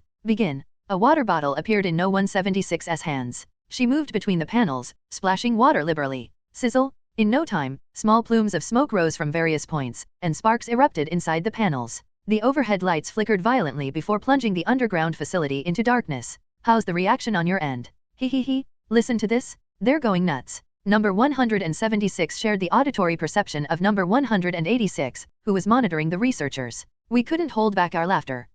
This is insane. I hadn't even saved yet. What the heck? I was in the middle of calculations. Why does it have to be a blackout now? Our simple experiment yielded amusing results. The researchers, in the middle of critical tasks, screamed in despair. Who knew a water bottle could turn people so hysterical? It was delightful. We can control people's emotions? Ha. Moments later, it seemed the backup power system activated, and the lights came back on. Footsteps hurried toward the electrical room. Naturally, number 176 had long since cleaned up and vanished. Even with just this, we can delay their research, can't we? Not really. Considering how quickly the power was restored, their backup measures are solid. The Violets discussed the effectiveness of their sabotage. Without explosives to thoroughly bury the place, this was merely a temporary inconvenience. What should we spray next? Salt water? When are the bombs going to be ready? Having bombs isn't enough. We need a proper operation plan to execute it effectively. Got it. We debated what to destroy and disrupt to maximize the damage. Once the intel came in and the data was organized, we'd draft a grand plan as soon as possible. What kind of chaos would we stir up next? Leslie, the boss, had better bring us good intel soon. We'll need more cars and motorcycles too. As I strolled through the campus, pondering various ideas, I ran into a girl with her hair tied into twin tails with red ribbons. Oh, hi, Violet. Levi, nice to see you. Where are you headed? Levi was dragging a bag on her back that could rival a cello case in size. To shooting practice. Shooting. Oh, right. Of course, the academy had a shooting range. Why had I never visited it? Well, we've been training in real combat instead. Targets? Do we really need those? Come to think of it, I'd shot at people or beasts more often than targets. Since there was some time before the next operation, maybe I'd tag along and watch. Levi, mind if I come along? Come along. I was thinking of practicing ranged weapons. Could you show me to the shooting range? Sure. For some reason, Levi looked at me with a hint of fear in her eyes. Anyway, I followed her to the shooting range. The range had both indoor and outdoor facilities, with students diligently training with various firearms, crossbows, and bows. Unfortunately, there was only one vacant spot. As Levi approached it, a student who had arrived after us started a dispute. Hey, I called dibs on that spot. Move. I got here first. Was Levi's timid demeanor the reason she was targeted? The student shamelessly insisted. I stepped between them to diffuse the tension. Hey, come down and talk it out. The student, seeing me, froze for a moment. Wait, are you by any chance Violet? Why, Violet as in that Violet. Sorry. I'll leave. As soon as I revealed my name, he bolted from the shooting range. What's with him? Probably the rumors about that duel. Oh, right. It seemed my reputation from the previous duel had spread far and wide. They say you dismembered an upperclassman during the duel and made her wet herself immediately after. Not that I believe it. It wasn't fame, it was infamy. Where on earth did these absurd rumors come from? All I'd done was fight hard and win. I'd noticed some people recognizing me lately. It was probably because of my striking red eyes and distinct appearance. Are you not going to shoot, Violet? I'll just watch for now. Levi, looking hesitant, quietly opened her case. Inside was a massive crossbow disassembled into parts. She carefully assembled it piece by piece. That's not a crossbow. It's a ballista. Look at the size. Once the assembly was complete, Levi fiddled with the components before beginning her practice. The targets ranged from beast-shaped silhouettes to human-shaped dummies. Watching her fire a weapon larger than herself was fascinating. Do you often practice shooting? That's because it's my specialty. And after this exam, the first years are going on a field trip. I have to prepare. A field trip? Was there something like that? As Levi brought it up, I tilted my head in confusion when a signal came in. Hey, it's about time to get started. Check if it works. While Levi was shooting, I looked outside and silently started counting. 1, 2, 3. The lights in the shooting range went out. How is it? The power's out. As expected, was this the right transformer? The student council building is still fine. Somehow, it felt disappointing. I'm heading out. Already. Before Levi could say anything else, I left the area. Now, what should I try next? After taking a brief nap, the Violets and I were in the middle of a bustling street where a festival was happening. Play with me. Someone tugged on the hem of Violet No One's clothes. Looking down, I saw a girl with bright red eyes filled with mischievous playfulness, smiling cheerfully. Oh, you remember me. As soon as I saw her, I remembered. You're. Minnie Violet raised her right hand and poked her cheek with her index finger. Didn't you miss me? No, honestly, I feel uncomfortable every time I see you. Every time I saw this miniature version of Violet, an unsettling feeling would wash over me. Minnie Violet clung to my arm. That's so mean. I can only meet you all during the rare moments I get some free time. I overdid it quite a bit during our last duel, you know. Rare moments? What are you talking about? Duel? What duel? SHH, that's not what I called you for. Releasing my arm, Minnie Violet sat on a chair. She grabbed a champagne bottle, popped the cork off with her hand, and poured herself a glass before taking a sip. Savoring the taste, Minnie Violet let out a small exclamation of appreciation. I checked what you did this time. You did an amazing job. I came to give you some praise. Your growth rate is faster than I expected. Minnie Violet swung her legs excitedly as she clapped her hands. Bang bang, boom boom, you killed so well. Of course, there were still some tactical weaknesses, but you made good use of the bomb recipe I gave you. It was fun to watch. I loved it. Hehe. Are you okay drinking something like that in that body? Why not? Sister. Or should I call you Violet, the younger one? Anyway, this isn't reality. There's no police or army here to regulate me. Minnie Violet, dissatisfied with the chair, kicked it over and climbed onto the table, raising her gaze to my level. Still, there were a few disappointments. Why are you so into guns and sniping? Pathetic. What does that have to do with you? Because it's boring? And why kill so cleanly? If you'd dragged a few of them back for interrogation or to toy with them, it'd have been more interesting. You ended things too quickly, it was anticlimactic. Listening to Minnie Violet's absurd chatter left me dumbfounded. What nonsense are you spouting? Anyway, why don't you just reveal your true identity already, you counterfeit? What? Counterfeit? Look who's talking. As we berated her, Minnie Violet's face contorted with a ferocious scowl. Suddenly, the bustling street and the party scene vanished, replaced by a white void. You think I let you be because I liked you? How dare you, a mere squatter violating the sanctity of this rightful body's inheritance, this wretched parasite from God knows where. Cut the chatter. Annoyed, I smacked Minnie Violet on the head. Kya. Minnie Violet screamed and fell over, blinking in surprise. She rubbed her crown as if the pain was unexpected. Ow, what was that? How did you do that? What do you think?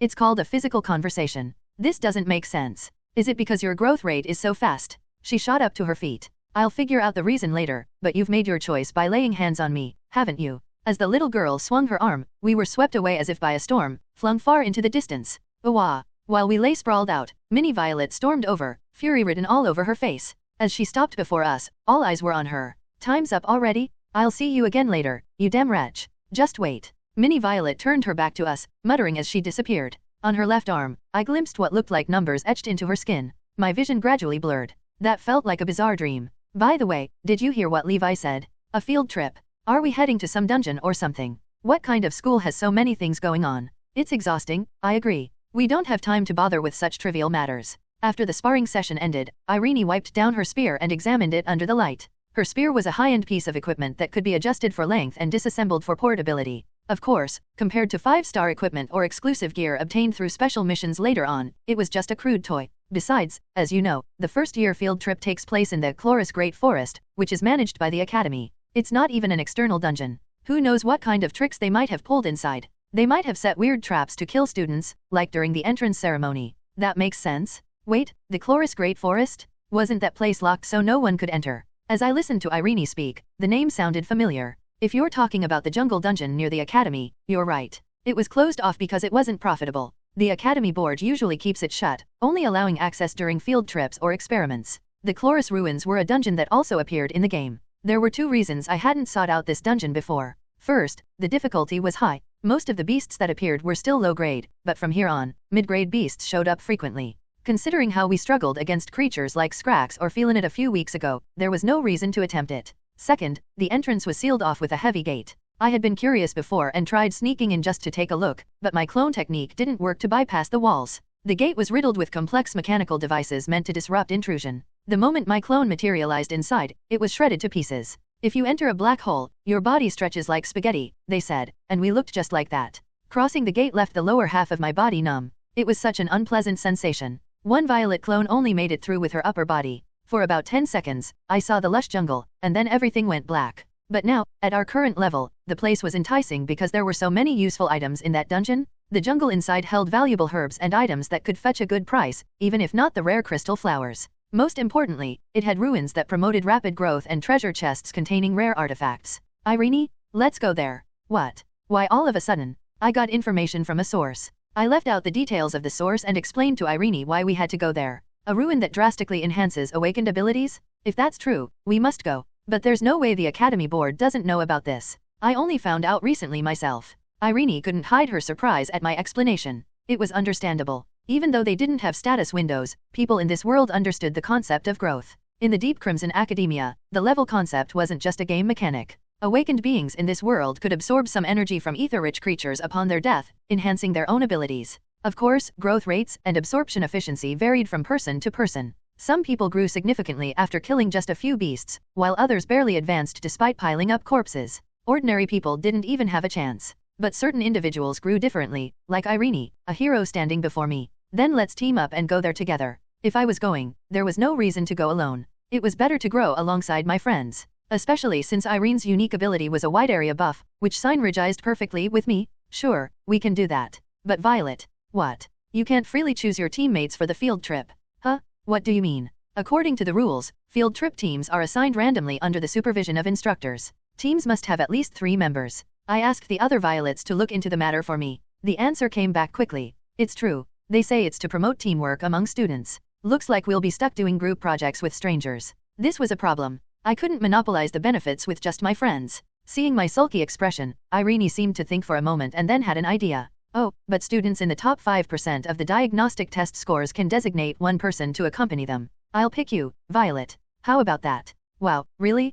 Thanks. She smiled confidently, reassuring me. But wait, this would leave Daphne out. Of course, Daphne was also a good student, so if her grades were good enough, Irene or Daphne could pick me, and the other could choose the remaining one. But getting into the top 5% wasn't child's play. I couldn't rely on my friends alone. I had to try my best, too. Then I'll start studying today. Sure, there are only 2 days left, so give it your all. Only 2 days left? I'd have to go all out. Honestly, I hated studying because it was boring and exhausting. If I had time to study, I'd rather swing a sword or practice magic. Professor Albert told me to practice restoration magic to fix broken pottery. Heroes don't study. But since I was determined to succeed, I couldn't skip preparing for the test. The Violets decided to prepare for the test in their own unique way. The method was simple. They copied textbooks and materials, assigned one person per chapter, and reviewed everything. We've got subject-specific printouts too. I brought a laptop. I even scavenged some desks. According to the information, each subject would have about 40 questions. So while one Violet tackled the test, 40 others could each handle one question and solve it.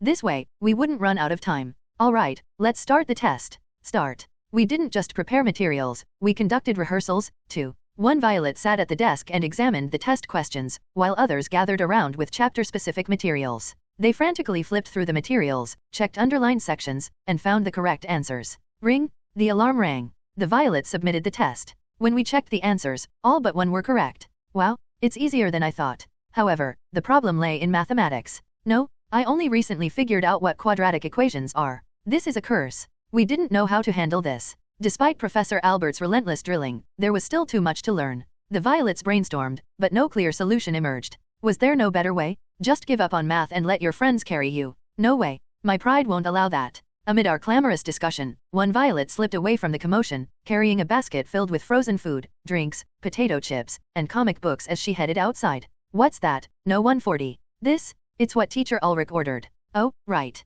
Deliver it to him quickly. The Violets nodded in agreement and returned to their marathon discussion. There must be another way. At that moment, an idea struck all of us like a bolt of lightning. Now that we thought about it, the solution had been right under our noses. That postdoctoral guy, he's from a science and engineering background.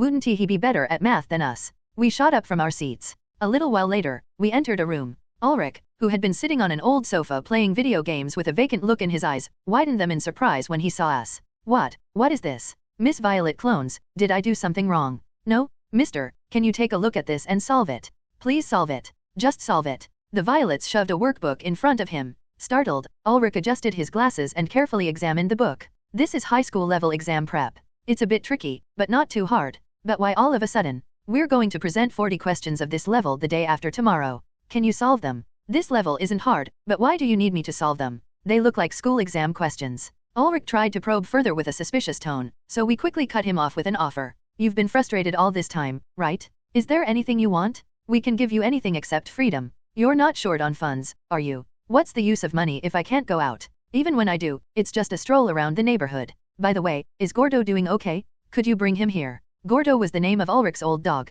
We had been taking good care of him at Ulrich's home. Sure. We'll bring him today. Anything else? How about a filet mignon with caviar? And maybe the finest wine from the Atmos Mountains. Stop joking around. I'm kidding. Well, could you put a small fridge in my room? Stock it with beer and drinks. A heater would be nice, too. It's been getting chilly since it's October. Got it. Then, you'd better keep your promise. Of course. Whose safety do you think I value? We cheered inwardly. Thus, exam day approached. 10 minutes before the test starts. Everyone, get ready. The Violets prepared for the test with calm composure. Soon, the diagnostic test began. 40 Violets and 20 assistant Violets holding textbooks sat at their respective stations and started solving their assigned problems. The operation proceeded without a hitch. Unexpectedly, a minor problem arose. Violet number 96, who was supervising the test, solved the problems too quickly on site. No 96. We're not ready with the answers yet. But I already know them? Check it out. I remember everything. When we compared the problems she solved to the textbook references, they were correct.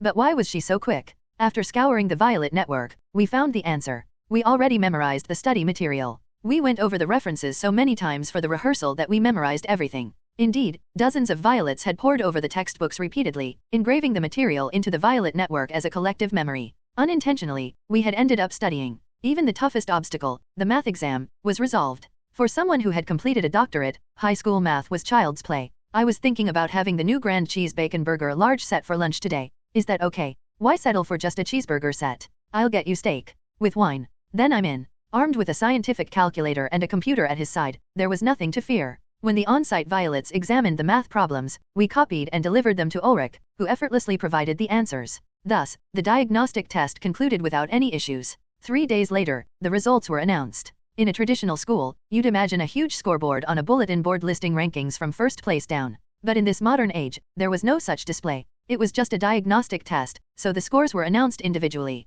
We waited for our rankings to be posted, and when the time came, we logged into the school's dedicated application. Let's check it out. We clicked on the Score Inquiry tab. After a series of long, tedious loading screens, my name and numbers finally appeared. When we saw the ranking, we couldn't believe our eyes. Violet D. Regillin, 1/XXXX. Must be a mistake. No way. We rubbed our eyes and looked again, but the numbers on the report weren't wrong. The ranking clearly indicated the number 1. I've never been first in my life. Maybe we're actually geniuses. We copied way too well. We had unintentionally become first place. Wasn't this a bit too good? In conclusion, forming teams with desired partners was successful. All 3 of my friends and I received excellent grades, allowing us to select each other as teammates. After entering the second week of October, we began the orientation for the upcoming field trip. As the first-year students gathered in the auditorium, a familiar instructor stepped in front of the screen. Nice to see you, first-year rookies. I trust you all did your best on the exams. Did you enjoy lunch? Yes. Normally, this task would fall to another teacher, but they're currently on site. So, unfortunately, I'll be handling this. No objections, I assume. Frederick let out a small sigh, took the microphone, and resumed speaking. From now on, I'll explain the details of the field trip. During October, you and your assigned teammates will enter the Chloris Grand Forest and complete several designated tasks. The types of tasks. While I was carefully listening, the instructor suddenly pointed at me. So, what do you think is the most important thing in dungeon exploration? Answer me. You're the top student, so you should have no trouble answering. All eyes turned toward me. I felt incredibly tense. Why did he have to mention I was the top student? After hesitating, I barely managed to stammer out a word. Preparation. What kind of preparation?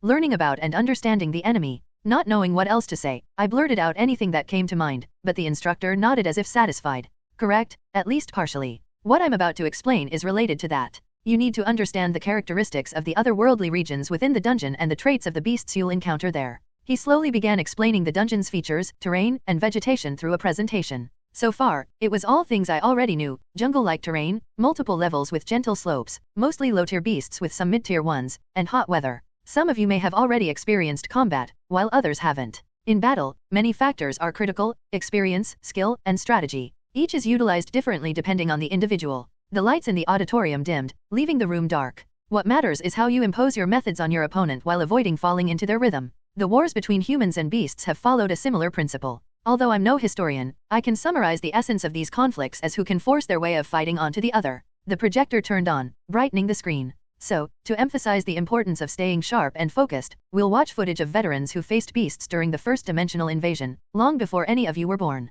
Pay close attention. Before the video started, a warning message appeared. This footage contains graphic content. Viewer discretion is advised. Expecting a typical military education video, I concentrated as an old black and white film began to play. Nearly a century ago, during the first dimensional invasion, things were very different. Back then, there were no railguns, advanced tanks, hypersonic missiles, or exoskeletons. Even the alloy weapons and artifact-based armaments you carry now were but a distant dream. I only know about it through stories from my predecessors' predecessors. Newbie. The grainy, crude images in the black and white photos showed soldiers fighting beasts from within trenches. Some call this period the dawn of awakeners and magic, while others see it as the starting point of the Ether Crisis. The instructor cleared his throat. I may not know much about that era, but one thing is certain. Without the sacrifices of the early awakeners and countless nameless heroes, neither I nor any of you would be here. So don't watch this as mere entertainment, show some respect. What's this? An old classic film. Looks like a historical record. When the video began, soldiers in vintage military uniforms appeared on the black and white screen.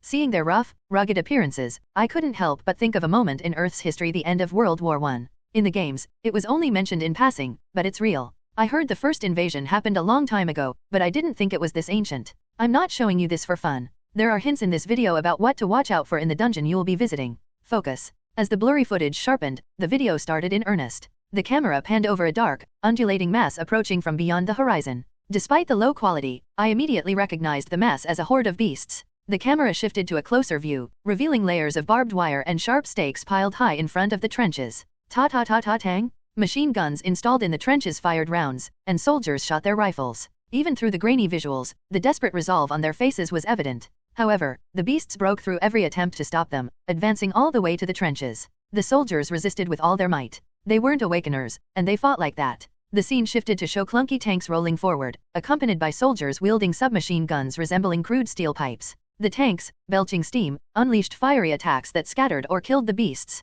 The scenes continued to change. The body of a beast is fundamentally more robust than that of ordinary creatures, rendering it nearly immune to diseases and resistant to most poisons. On top of that, its entire body is wrapped in an ether shield, which dampens impacts and reduces damage from all types of attacks. A single bullet won't kill it. Humanity, witnessing this, likely thought, if one hit doesn't work, why not hit it more? When humanity mobilized its creativity to unleash a barrage of bullets and bombs, the beasts responded by deploying the high-velocity motion-blocking field. The principle behind this field remains unexplained, and it's closer to a filter than a conventional barrier. The moment it activates, it blocks or deflects any object moving quickly through it without the use of magic. It even blocks high-energy beams and electricity. Interestingly, even magical attacks that are too fast are sometimes deflected. Yet, it selectively allows essential elements like air and light to pass through, making it seem like a magical ability. Because of its performance, humanity longed to possess it but could only imitate it imperfectly through magic. There are a few strategies to counter it. Aside from the option of overwhelming it with even more firepower, you must either bypass the shield to eliminate its user or pierce it with magically imbued attacks. The video continued. Beasts, the size of humans, fired magic bullets or hurled fireballs from behind their shields. Soldiers charging with bayonets were struck down by these attacks. Those who managed to approach swung their rifles, but the beasts grabbed and threw the soldiers away. That's absurd. It's completely unfair. Even watching it felt unjust. These strong monsters, impervious to a couple of bullets, forced humans into close combat. To physically penetrate the ether shield, quick and powerful attacks are ideal, but those are blocked by the field. Slower attacks capable of breaking through the shield generally struggle against the beast's ether defense. Grenades or rockets moving slowly enough might just be avoided or intercepted by the beasts. Methods like rolling over them with tanks or crushing them with boulders are only viable in limited situations. An arrow suddenly pierced the neck of a beast hiding behind the shield, causing an explosion. The camera shifted to reveal soldiers armed with bows and crossbows. Attached to the tips of their arrows were large, round objects. One reason the earliest hunters used bows was precisely because of this blocking field. The field blocked bullet speed projectiles but allowed slower moving objects, like arrows or hand-thrown items, to pass through.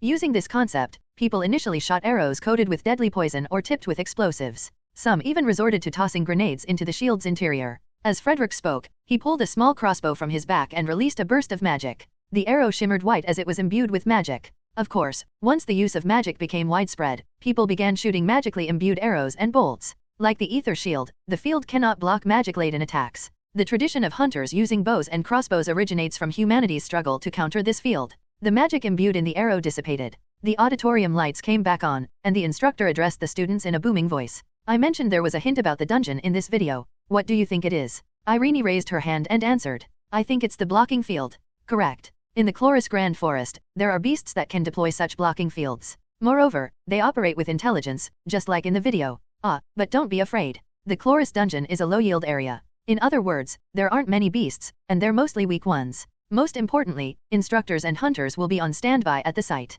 If an emergency occurs, they'll deploy and rescue you within 5 minutes. The instructor grinned wickedly as he scanned the students. So, if I catch anyone bringing firearms on the field trip, I'll assume they weren't paying attention during orientation and won't let it slide. Got it. A student raised their hand and asked a question. Instructor, if speed is the issue, can't we just use subsonic rounds? The instructor looked at the student with a disappointed expression and scolded them. You think nobody's thought of that before? Just throw a bomb, you fool. Frederick clicked his tongue in annoyance. I focused as the instructor delved into further explanations about the dungeon. Most of it was basic advice: don't stray from the path, manage your hydration, conserve your stamina. Against the blocking field, always use magic-infused attacks. Even with magic, don't move too fast when targeting the field, as it might still deflect the attack, and so on. A week from now, we'll meet here again. Dismissed. The teams were set. It was time to prepare over the next few days. The field trip began a week later. There was training to complete and many things to inspect. How's the bag? Everything secure? I checked again today. No one's been near it.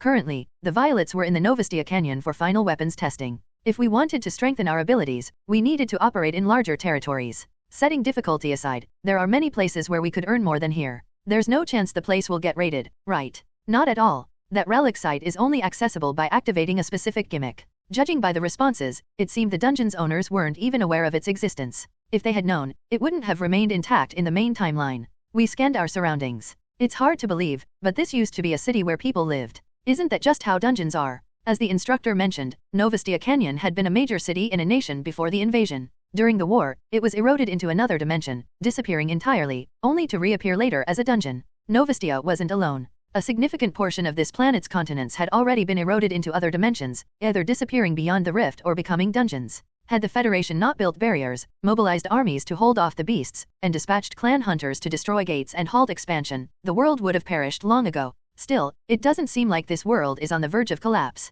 After all, the scholar is here, isn't he? For now, I should focus on what needs to be done. I must bring my friends here soon. As for who gets the bag, the decision has been made. Let's give the bag to Daphne. Right, it'll be helpful for her support abilities. She could carry tons of medical supplies. We continued exploring the dungeon, carefully planning our next steps. There's so much to do. Busy.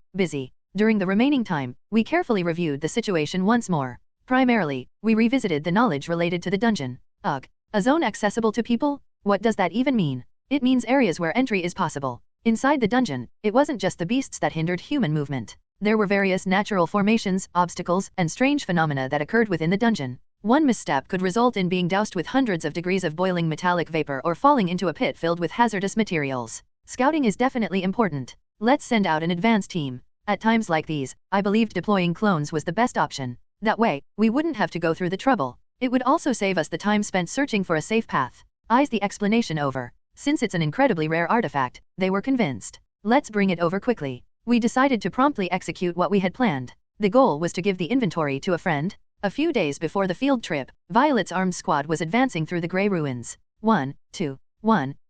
Equipped with crossbows, shotguns, and short swords, the reconnaissance team combed through the ruins, searching for potential threats. A bit farther away from the reconnaissance team, the main force of Violet's black-clad squad stood by. Amid the heavily armed troops with shields and rifles was a silver-haired, beautiful girl. Daphne inspected a display attached to her mechanically designed staff, checking the dungeon's internal status. The current dungeon temperature is 15 degrees. Ether levels are average. There are no irregularities in the other readings. Shall we proceed? This is a beginner's zone, isn't it? I don't think there's a need to check such things. No way. Safety first. Don't you know? It's mandatory to verify such matters before exploring a dungeon. Now that it's done, let's move. The Violet squad descended through the gray, mineral-like terrain. Violet, or rather, Violet number 12, was it? No, 12 is the one holding the shield over there. I'm no 54. I'm no 31. This is number 198. Nice to meet you. 76. Trust me. When Daphne saw us chattering, her head seemed to ache as she closed her eyes and shook her head. Ugh, stop. There are too many of you? Could you give me a moment to think? It seemed she wasn't used to seeing identical-looking people simultaneously reacting, talking, and moving. But I understood. Even Irene and Kalia looked somewhat uneasy when they saw us operate like robots in perfect sync. Later, when I asked, they said it felt eerie and unsettling. Now imagine how Daphne must feel, seeing us in the dungeon. Our combat uniforms, masks, helmets, and goggles gave us a distinctly inhuman appearance. I recalled something Instructor Ulrich had once said, a clone army created by an evil secret society. It was an apt metaphor, difficult to refute. Could you please have just one person talk at a time when speaking next time? Please. Got it. Understood. Will do. Ah, my head hurts. The Violets looked crestfallen. Currently, we were escorting Daphne to the depths of the Novastia dungeon, to the location of the multidimensional storage bag. I thought it better to give such a valuable item to a friend rather than leave it lying around. It'd be best to give it to someone with excellent supportive abilities. Except for the occasional noise of fighting and the screams of beasts echoing through the alleys, the place was eerily quiet. First squad, status report. Encountered a Scrax horde. Eliminated them. 3 minor injuries, no fatalities so far. This is second squad. You hear the noise? Not sure which clan they're from, but they're hunting noisily. A portion of the horde, startled by the commotion, is heading toward your path. Stay alert. Beta. While crossing a cracked road, the warned about Scrax horde appeared. QRK? A swarm of what looked like over 100 Scrax charged at us. Worse, a significant number of Scrax casters were mixed within the group. From the rear, Daphne approached the shield-bearing front line. It's dangerous. Stay back. No way. Did you really think I'd just stand by and watch you Violets get hurt? With calm but firm movements, she lightly tapped the end of her staff on the ground. Small, light green barriers appeared before each of us holding shields in the front line. Pieing, the magical projectiles fired by the Scrax casters flew toward the front line. The projectiles collided with the barriers and dissipated harmlessly. Wow, didn't you say you could only create one barrier at a time? That's when I don't use the staff. When I use it, the range of my innate ability expands. Daphne shrugged her shoulders proudly. While the casters recharged their projectiles, we launched our counterattack. QRK. The shield-bearing Violets immediately drew riot shotguns and pulled the triggers. The tremendous noise and recoil resulted in devastating lead shot shredding the leading Scrax to pieces. Whoa, that's some impressive performance. As they pumped the shotguns, smoke billowed, and brass casings clattered to the ground. The second line of Violets then unleashed a barrage with automatic rifles and crossbows.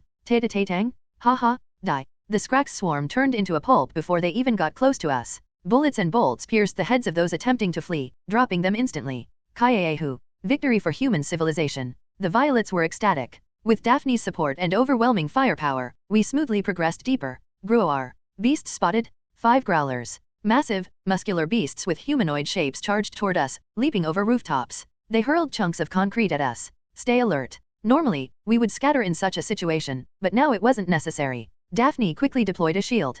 Kukung? The concrete boulders shattered helplessly against the barrier, while the Violets fired shotguns and crossbows. Our automatic rifles lacked the firepower to deal significant damage. Bolts burst into the beasts' bodies, and buckshot stained their skin with blood. Yet, the growlers continued moving vigorously, showcasing their extraordinary vitality. Command order, use battle rifles? Don't forget to conserve ammo. The Violets promptly switched to Federation-issued battle rifles, targeting the growlers. One of them had a massive hole blown into its chest. Realizing their companion had died, the remaining growlers roared in fury but hesitated to leap. Their limbs were bound by magical chains. 2 o'clock direction? Fire. Concentrate your shots. While Daphne restrained the growlers with her magic, a hail of gunfire turned the beasts into bloody mush. As the battle raged, distant buildings crumbled, and a massive beast approached. It was the Crawler, the strongest mid-tier beast of the Novastia dungeon. This caterpillar-like creature, capable of eating rock and metal, crushed everything in its path. Let's run. Daphne formed seals with her fingers and tapped the ground with her staff once more. A green light swept over the Violets, making our bodies feel lighter. The enhancement added another layer of power to our already strengthened bodies. It feels like I'm moving faster. It's a simple application of my abilities and magic. No time for explanations, just run. What? This will be faster, let's go. The Violets carried Daphne as we bolted down the alleyways. However, the Crawler relentlessly pursued us. It's coming. Why is it still chasing us? That thing isn't inherently aggressive? We just happened to be in its path. Unfortunately, the path we were on was flanked by buildings too high to leap over, even with our enhanced bodies. We're doomed. Violet number 198, running at the rear, got crushed under the crawler. Hearing the scream, Daphne turned back, her face pale as a ghost. Violet? No, that's number 198, right? What do we do? Don't worry, number 198 lives on in our hearts. How can you say that now? At this rate, we'd be running forever. We sent Daphne ahead while 20 troops charged the crawler. Climb on top of it. Channeling magic through our entire bodies, we leapt at the beast. 5 were crushed immediately, but 15 managed to latch onto its body. 5 more reinforcements joined in. Die. One Violet pulled out a battle rifle and fired repeatedly, but the crawler's carapace deflected the bullets. Its durability rivaled tank armor. Those claims weren't exaggerations. The Violets switched to melee weapons and began hacking away at the crawler. 5 more joined the fray. Hooah! A crimson blade cleaved through the beast's carapace like butter. The creature thrashed in pain, struggling violently. Violet number 31 managed to peel back part of the carapace near its head, revealing glowing green flesh. Here, have a bomb. A homemade explosive was shoved into its exposed head, and everyone jumped clear. Quaya! The crawler toppled over, unable to control its massive body. We did it. But the battle wasn't over. The collapsing buildings, damaged by the crawler's fall, began to topple one after another. Help! I'm trapped. The Violets who emerged from the rubble were covered in injuries, big and small. Once safety was confirmed, Daphne returned and scolded us fiercely. Are you insane? Even if you feel less pain and can revive, this is reckless.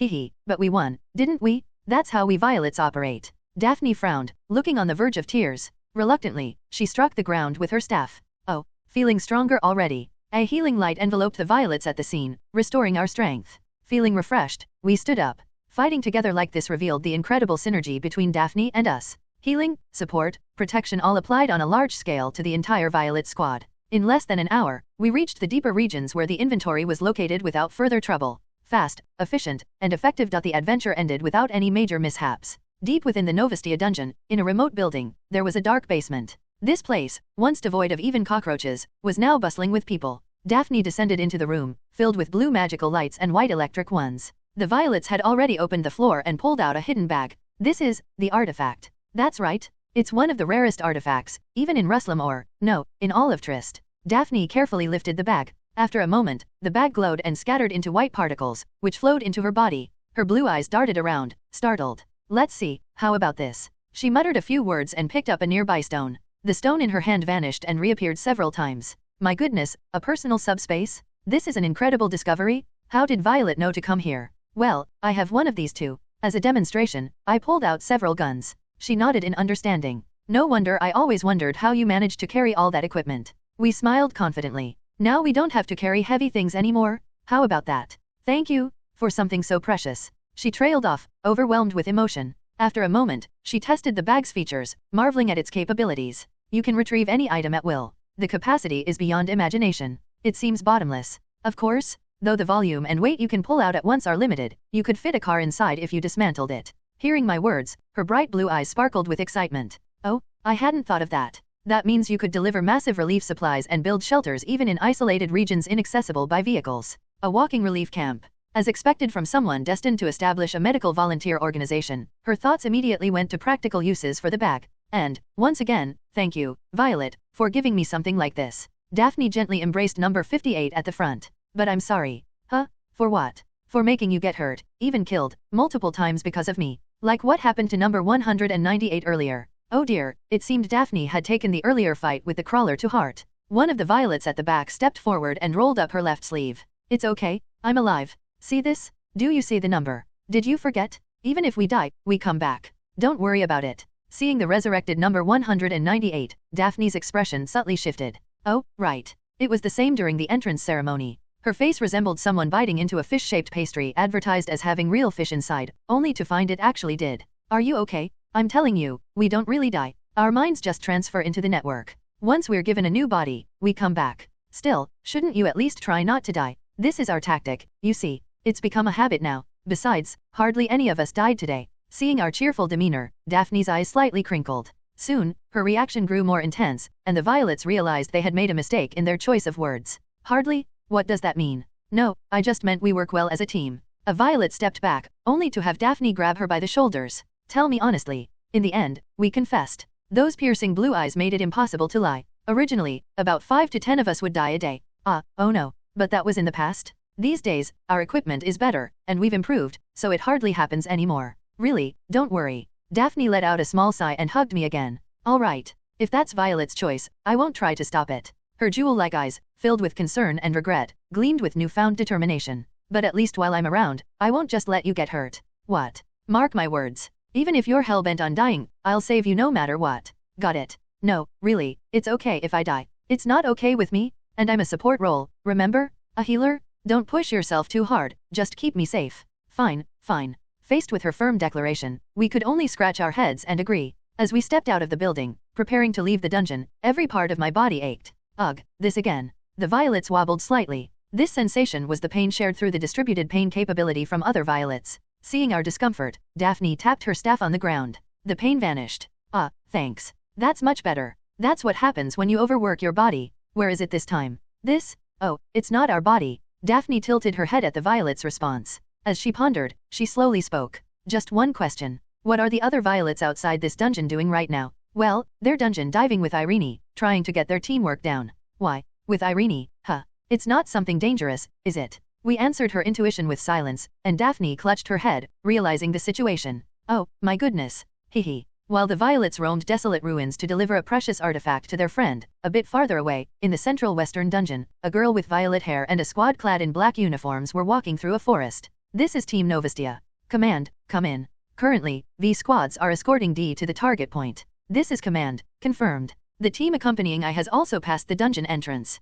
The violets were now exploring the dungeon under Irene's lead. This mission began because Irene strongly insisted. Ugh. Irene quickly helped me up after I fell. The entrance here has a significant height difference between the outside and inside. Of course, you'd fall if you jump like that. As I steadied myself, she dusted off the dirt clinging to my clothes. Wow, you seem pretty familiar with this place. I've been here a few times before for training. The Helios clan often uses this dungeon for training sessions. When I looked up, the concrete floors and checkpoint scenery from earlier had vanished, replaced by a vast green sea of enormous trees. At first glance, it appeared to be just an ordinary forest. Our goal was to make a round trip to an outpost located in the danger zone. All the beasts here are low level. There's only one type of mid-level creature, and even that's so slow it can be intercepted easily. However, the moment you pass certain zones, various anomalies and traps abound, and the weather becomes unpredictable. It's the perfect environment to experience what a dungeon as a supernatural space is like. We walked into the forest. Looking from the entrance, it was hard to tell, but the thickness and height of the trees were beyond imagination. Towering trunks with diameters of several meters rose to the height of apartment buildings. The dense branches overhead cast the forest into shadow. Lights installed in various places illuminated the darkness. Around us, workers wearing safety helmets and vests were inspecting pipes embedded in the trees and carrying cones the size of a human torso. As I looked around in wonder, Irene explained. The trees in the Alcesia forest have grown abnormally large due to the influence of ether. Thanks to that, the sap and fruit contain rare materials that are used as industrial resources. Those people seem like non-awakened individuals. Is it okay for ordinary people to work in a dungeon? This is a safe zone with almost no anomalies or traps. The beasts that used to inhabit this area were hunted long ago. We reached an area with towering walls and barbed wire. Hunters were stationed at the entrance, standing guard. Once again, thanks to Irene, we passed through without any trouble. From here on out, it's the danger zone. Be careful and keep your eyes open. All right, let's call our crew. 10 violets materialized. Following Irene like ducklings trailing their mother, we entered the danger zone. It wasn't long before we encountered a beast. An ugly feline-like creature darted between the trees and leaped toward us. Where do you think you're going? Kia. Kai Rook. Irene swung the spear she had slung over her back. The bisected felinet dropped lifelessly to the ground. That spear's new. Wasn't it collapsible before? The collapsible one is for training. This is for real combat. The atmosphere gradually changed. Unlike before, the trees around us grew sparse and scattered. Large warning signs were attached to the trunks. Warning, anomalies present? Move only with an expert. After walking a bit further, Irene raised her arm to stop me. Something resembling a shimmering mist appeared ahead. She pulled a small orb from her coat pocket and threw it toward the anomaly. Whoosh! The moment the orb hit the ground, a bright white flame erupted, soaring to the height of a person. The orb melted away instantly. Whoa, whoa, did you see that? This is a sudden ignition anomaly, a basic kind of anomaly. If you get caught in it, you will be seriously injured. Always stay alert and keep your senses focused on your surroundings. If you suspect anything, throw small objects to check for safety. Like that orb. Exactly. Some people use nuts, bolts, or coins instead. Irene showed me the orbs inside her coat pocket. You have to check everything as you move? Can't we just push through? Of course not. No matter how powerful an awakened is, getting caught in an anomaly can lead to serious injury or death. We continued forward, learning about the anomalies. Lightning struck out of nowhere, sudden gusts of wind lifted objects into the air, and sharp spikes erupted unpredictably from the ground. Eventually, the violets reached an area marked with another large warning sign. Strangely, there were no trees here. The ground was littered with what appeared to be the bones of beasts. Caution, trap-based beast habitat. Watch your step. Stop. Be careful. Don't approach. This is a beast's habitat. What is this place? And what are those? This is where you'll find one of the typical trap-based beasts in a dungeon. Violet, where are you going? I dropped an orb over there. I'll just pick it up and come back. Oh. Violet number 56 stepped beyond the warning sign, picked up the orb, and was returning when she suddenly fell into the ground. It seemed there was a hidden pit like a trapdoor in the floor. Number 56 flailed her arms from within the pit. I'm stuck. Get me out. Irene's eyes widened in shock.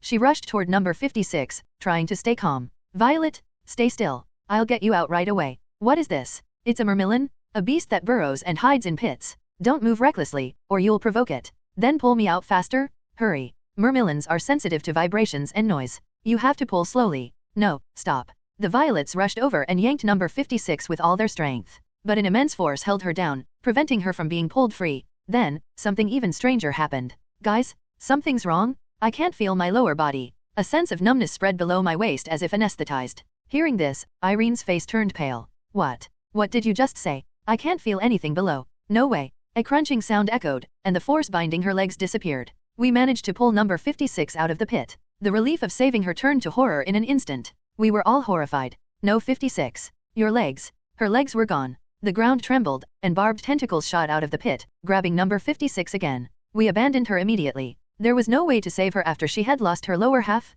I'm being dragged in? Avenge me. We'll avenge you. Resolutely, number 56 pulled out grenades and Molotov cocktails. The moment she disappeared into the pit, a deafening explosion rang out, followed by black smoke billowing from the pit. The ground quaked violently. Kyuk! The agonized scream of the beast echoed. Take this, monster. Die. We unleashed a barrage of attacks into the pit, bullets, bolts, gasoline, and explosives, everything we had. Soon, a massive beast emerged, thrashing in agony amidst the smoke. Enraged, we continued our assault, and the creature eventually collapsed, lifeless. We got it. There might be more of them. Let's kill them all. We created more clones of ourselves, determined to eliminate every single one of the beasts. Some violets gathered armfuls of bombs and incendiaries, ready to charge in. Violets? What are you doing? Care to help? We're going to annihilate them all. Her golden eyes trembled violently as Irene, looking aghast, tried to stop us. Stop? Suicide bombing? Are you insane? Chastised, we reluctantly returned to our positions. We ultimately had to abandon the self-destruct plan. Really? Irene placed her hands on her hips and glared at us with a rare ferocity. We had no choice but to silently endure her scolding. Self-destruct? From where did things start going so wrong? This is an efficient tactic for us violets, you know. Efficient, you say. Her golden eyes landed on the charred corpse of the mermillion. If you had followed my instructions, you could have escaped unscathed. Mermillions have sensitive touch but dull senses otherwise. They don't attack if you stay still. Why make things harder for yourselves? Ugh, but we regenerated, so isn't it fine? Number 56, who had just been recreated, chimed in. Exactly, I'm fine now. It was true that we ignored Irene's advice and acted hastily, but we have our own strategies. It's a shame she doesn't understand. This is strange. What exactly is the problem? This was a perfectly rational choice. Irene studied us carefully before casually throwing out a remark. Can you show Daphne what you just did? Ugh. Violet froze and clammed up. Watching us flinch, Irene continued. I could understand if that was the only option left. But you don't need to throw yourselves into a fight recklessly from the start. All right. Stop treating your bodies carelessly. If you're not fighting alone, consider the people around you too. Got it. Thinking about it, our clones, even after death, resembled actual corpses until they disappeared. It wasn't exactly a pleasant sight. When we nodded sheepishly, Irene softened her stance. All right, as long as you do better next time. Let's start over. Move carefully and protect yourselves. Got it. Understood. Let's go. We regrouped and resumed our journey. The Violet squad advanced cautiously. It was different from when we moved with Daphne. Daphne's role was that of a supporter. Her combat ability was just enough to protect herself, so we kept her safely in the center and guarded her. Irene was the complete opposite. She always took the lead, not only because she knew the dungeon's layout well but also due to the nature of her role. In the main story, she was a close combat fighter, a tank. Though petite and seemingly delicate, her body was far sturdier than ours. During training matches, she felt like a block of iron. Beyond her physical capabilities, even the vest and coat she wore, though they seemed light, were incredibly durable. They were high-grade synthetic materials providing bulletproof and fireproof protection, with the inner layers densely lined with composite armor plates. And, apparently, Helios had custom-made the equipment for her. We gave up trying to replicate it after realizing it was a 4-star item. As for us violets, we were laughably fragile by comparison. We'd have to be extra careful. The violets at the front prodded the ground cautiously with sticks, as though searching for mines. When they discovered a depression, attacks flew into it from all directions. Here, attack. We encountered not only beasts but also numerous anomalies. From this point on, gravitational anomalies will appear frequently. Keep your eyes peeled, and if you notice anything suspicious, toss a marble or a rock before proceeding. You mean like that? Exactly. From afar, you can see soil or branches floating in the air. Never step into those areas. You might suddenly be flung into the sky or crushed by immense gravity. Look, the marble is floating. Don't touch it. Curiosity got the better of Violet number 178, and she reached toward the floating marble, only to be pulled in. Kaya, I'm flying. Violet was lifted into the air. Grab this. Got it. Irene extended her spear, and number 178 clung to it before being slammed to the ground by sudden gravitational pressure. Ugh. Crunch. Number 178 barely managed to escape with help. Moments later, the spot where she had been standing caved in, and the metal marble crumpled. I told you not to touch it. It just looked so fun. She had narrowly avoided being flattened like dried fish. We'd have to take this more seriously. We collected ourselves and moved forward, carefully following Irene's guidance to avoid anomalies. How did they even build a forward base in a place like this? They used airships and helicopters. The altitude of this dungeon is quite high. According to her, they had chosen an area deep within the dungeon free of anomalies, cleared all the trees, and transported prefabricated structures to build the base. The hunters at the forward base also used helicopters rather than traveling on foot or by vehicle. They do sometimes travel on land. The anomalies in this dungeon are arranged very systematically, and the beasts are low level. The closer we got to the forward base, the more the number of beasts increased. Amidst the towering trees, we heard the rustling of twigs and the cracking of dried bark. There was also a faint sound reminiscent of insect wings. It's a crawltide. They're coming. Irene pointed her spear toward the trees ahead, where swarms of glossy brown beasts with multiple legs came charging. Low-level beasts resembling cockroaches, the crawltide. There's so many. Don't worry. Crawltides are numerous, but they're not intelligent, and their defenses are weak. Everyone, get ready. Ready? Let's go. The 20-member Violet squad lined up in 2 rows, while Irene sliced the air lightly with her spear. From her feet, a radiant golden light exploded outward like a sunburst. The golden magic energy spread, enveloping us all. I feel stronger. With golden magic enveloping our bodies, we felt power surging within us. Though we had already enhanced our bodies with magic, the added strength felt overwhelming. This was the effect of Irene's unique ability, Guidance of Sunlight. Guidance of Sunlight had 2 effects. First, it temporarily amplified the user's physical abilities, stacking with existing physical enhancements. One crawltide flapped its wings rapidly and lunged forward, swinging its mantis-like forelegs. Its attack trajectory aimed directly at Irene. Swish! But the sharp blade-like forelegs were easily caught in Irene's right hand. While the crawltide struggled, Irene kicked it like a ball. Snap! The beast's body crumpled and was sent flying. The severed foreleg dangled limply in her grasp, yellowish bodily fluid spraying everywhere. However, the golden aura surrounding her repelled the liquid, keeping her clean. Her radiance made her an unmistakable target, and the beasts charged her like moths to a flame. She sliced through several in succession with her spear. Yet, her unique abilities' effects didn't stop there. I'll take the front. Violets, handle the smaller ones. She deliberately stood at the forefront, drawing the beast's attention. We only needed to deal with the smaller ones. Got it. Opening fire. Golden sword energy surged from Irene in waves, repelling some of the beasts, but others swarmed toward us. The violets quickly engaged in combat. Bang, bang, eat this. Cockroach-like beasts fluttered their wings, dodging bullets as they approached. A violet wielding a shotgun switched hastily to a sword and shield, forming a combination of golden and crimson magic into a blade. Swish! A crawltide's upper body twitched as it separated from its lower half. I felt myself moving faster and hitting harder than usual. The golden energy flowing through us was empowering us. Beasts continued to pour out from between the trees. As number 201 fired an automatic rifle into the air, a crawltide leapt toward her. Thud! Ah! Its sharp forelegs cleaved through the rifle and struck her midsection. Violet fell backward in shock. Just as the creature lunged at her again, several spears pierced through the beast. It thrashed wildly before collapsing, lifeless. 201? Your waist. I'm alive. I clutched my aching waist. If it had been at full force, I'd have been split in 2. Surveying the situation, I noticed a wound visible through my torn clothing. Blood trickled out, but it was just a slight tear in the skin. A recovery injection should heal it quickly. This is the true power of the Guidance of Daylight. Irene's unique ability strengthens allies. When activated, her power temporarily enhances her comrades' physical abilities and durability. It also imbues melee weapons with magic, increasing their offensive power. It's undoubtedly a skill specialized for group combat. Die, you cockroaches. The strengthened violets formed ranks and skewered and slashed the creatures one by one. The beasts were notoriously tough to kill, but even after their bodies were hacked apart or their heads severed, they continued to struggle violently. Double tapping was a necessity. After the short battle ended, we began checking the aftermath.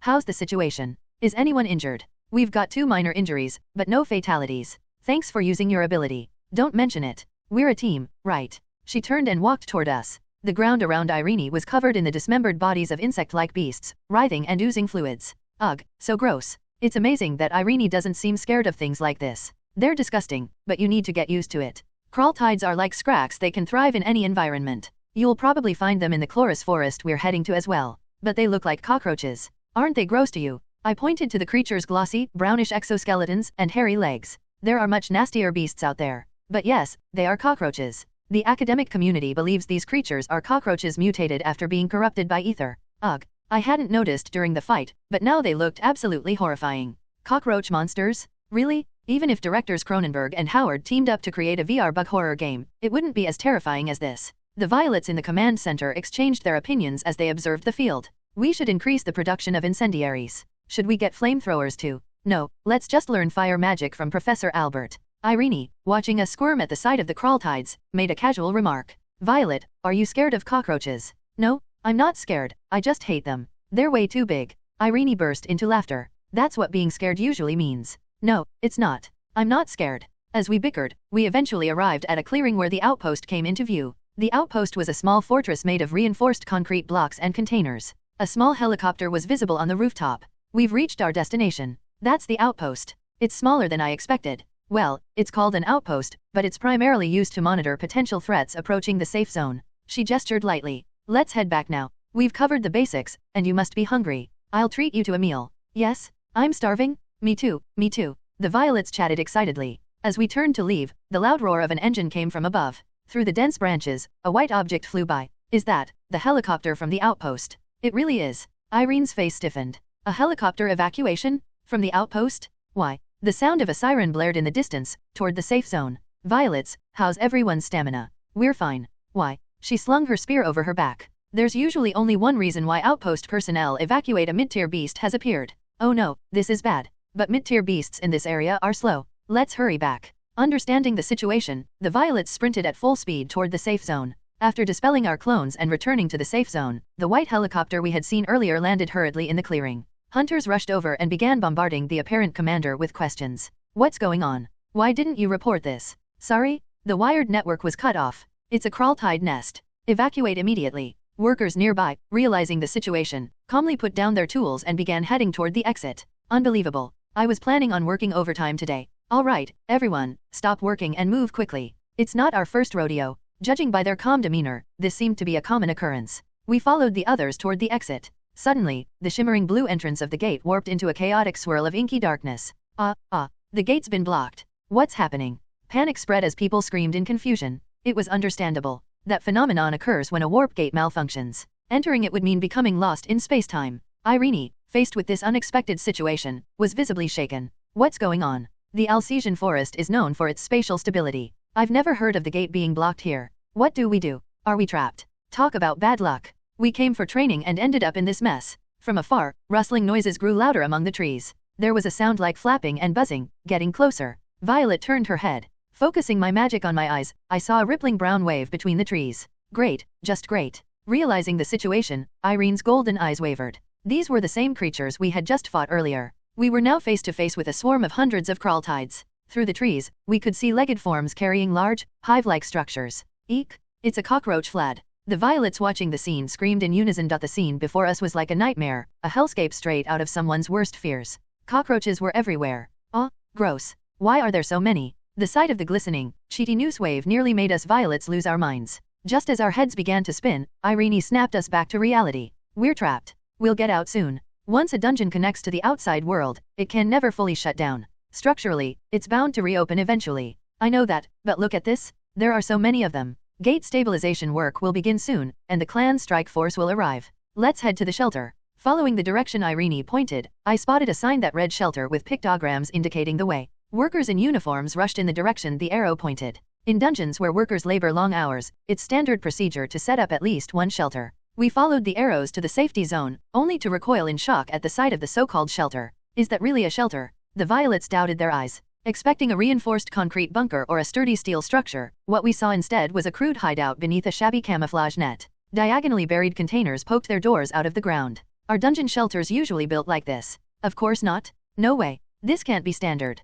What is this? Irene reacted like someone discovering that their apartment building had no rebar. Her reaction clued us in that something was seriously wrong. This is insane. This is supposed to be a shelter? Are you kidding me? Hey, Hunter. Do you think we're some kind of fools? You want us to hide in this lousy burrow and die? Why are you yelling at me? I'm just a temporary hire. I wasn't briefed about this either. I didn't know. The exchange between the hunters and civilian workers confirmed that this situation was indeed abnormal. This pitiful burrow wouldn't stand a chance against the beasts. It wasn't deep enough to avoid detection, and the flimsy metal doors would be torn apart in an instant. As the wave of insects drew closer, the workers stopped arguing and sprinted back toward the shelter, a look of resignation on their faces. Irene pressed a button on a square device attached to her clothes before approaching the hunters. What's that? A black box. She stepped closer to the hunters. The men turned to us with suspicious expressions when the young girl spoke to them. Excuse me, I'd like to speak with the security officer in charge here. And who are you, miss? Oh, are you one of the student visitors? You're an intern from Helios, aren't you? Let's go with that. When Irene quickly pulled out her student ID and Helios badge, the 5 dispatched hunters nodded in understanding. Wait, who's the officer in charge again? The department head. He left early. All the HQ staff are on vacation. Left early, huh? More like he's slacking off. One of the hunters hesitantly answered Irene's question. Well, I guess I'm technically in charge now. What do you want to know, miss? I'd like to know the status of the defensive facilities here. I have no idea. Don't ask me. I was assigned here 2 days ago. That's ridiculous. From their conversation, it was clear that they were all subcontractors with little knowledge of the situation. The faint sound of flapping wings grew louder. The sound of chittering teeth and hairy, brown legs scraping against the ground and wood filled the air, resembling a mosquito's buzz and grating on my nerves. No, yes. Irene? Judging by their speed, I'd say they'll be here in a minute or two. I tugged on her sleeve. The urgency in my voice made one of the hunters gesture toward the shelter. Miss, get inside the shelter. You're an intern, right? If you want to become a full-fledged employee, you have to survive. We'll try to handle them. In that shelter. It's the best we've got. Stay put. I'll try to lure those bugs away. With that, the hunter and one of his companions headed for the helicopter. The small chopper they arrived in rose into the dungeon's sky and moved toward the forest. The helicopter schemed the tops of the densely packed trees, flying precariously close. Pop, pop, pop. Flares burst from the helicopter, and loud music blared from its speakers. The horde of crawltides shifted their attention to the chopper, climbing up the trees. Rat-a-tat-tat? Huh? We're alive. That was easier than expected. The cockroach swarm redirected toward the helicopter, prompting cheers from the hunters. The insect-like beasts swarmed up the treetops toward the chopper, only to be met with a hail of bullets from the helicopter's machine gun. The diversion worked. They're not coming this way. Just as I muttered those words, large, white spines resembling arrows shot up from the trees. The helicopter's tail rotor was shredded by the barrage of spikes. The chopper spun wildly, like a drunkard dancing midair. The swarm of insects seized the moment, leaping like a fountain to latch onto the helicopter. Boom! The insect-covered helicopter vanished into the forest, with only the sound of an explosion signaling its grim fate. It crashed. It's over. Run. Ah! The remaining 3 hunters standing guard at the entrance screamed as the helicopter went down. Without waiting for anyone to stop them, they fled. It's over. Looks like we have no choice but to fight. The swarm that had chased the helicopter seemed to lose interest and started heading back toward the safe zone. Irene retrieved the spear strapped to her back, and I summoned my clones. This is a notice from the Violet Temporary Command. Prepare for battle. Prepare for battle. It seemed like a bloody fight was inevitable. The greedy, brown waves that surged like a tide through the central entrance were repelled by a counterattack and pushed back. Waves of flickering golden light, followed by a crimson tide, sealed the entrance once again. The Violets, armed with spears and riot shields, trusted in the golden magic that surrounded their bodies as they charged into the enemies. The beasts were knocked backward. The spears in the Violets' right hands transformed into rifles. Point-blank shots punctured the bodies of the crawltides struggling to stand. Yet the beasts, relentless as ever, kept charging forward. Another round of close combat ensued. When a threatening front leg strike came flying toward her, Violet number 121 raised her round shield at an angle and slammed it back. The attack was deflected. In the brief moment when the beast flinched, a crimson slash vertically split its head in two. From the left, a crawltide tried to bite Violet No 65's leg. Trusting in her enhanced defense and strength, boosted by her comrade's support, number 65 kicked the beast's jaws. The monster, its face crushed, flailed before collapsing to the ground. Suddenly, the sound of dozens of wings flapping filled the air. No 65's face twisted with tension. Watch out! Irene rushed between the Violets, drawing a golden arc above her head. For a brief moment, golden lines flashed repeatedly in the air. Whoa! The shattered remains of the beasts rained down around us in pieces. At that critical moment, Irene had saved us. Thank you. Get up. There's more coming. Irene grabbed my hand and helped me to my feet.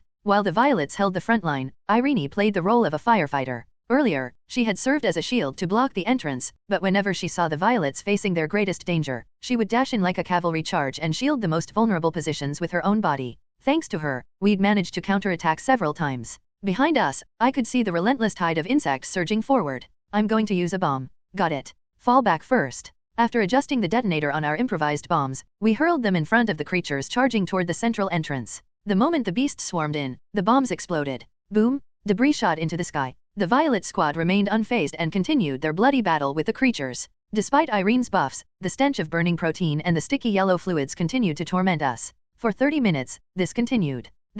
I think we might actually win this. The Kraltide horde, which had seemed endless, gradually began to thin out. No, not yet. The intermediate unit hasn't arrived. That's the core of this assault. Irene warned us. Look over there. A massive creature, larger than a bus, emerged from a path between the giant trees. It's the Kraltide nest. That thing is the leader of the swarm. We have to take it down to end this assault. I was watching it, and then let out a brief scream as I ducked. Whiz! A barrage of white spikes came flying, hammering into the walls. The Kraltide nest was the swarm's leader and served as a queen ant-like creature. True to its name, the beast's size was immense. It was as large as 2 double-decker buses placed side by side. Its massive head was peculiar in that it lacked eyes. Instead, large and small antennae, growing like hair, constantly twitched and swayed. Its abdomen was grotesquely swollen, and its back was bristling with appendages of various lengths, resembling branches. Each appendage ended either in a long tube-like structure that fired white spikes or a claw shaped like a scythe. All of this was covered in thick, chitinous armor. Thick, trunk-like legs supported the creature's massive body.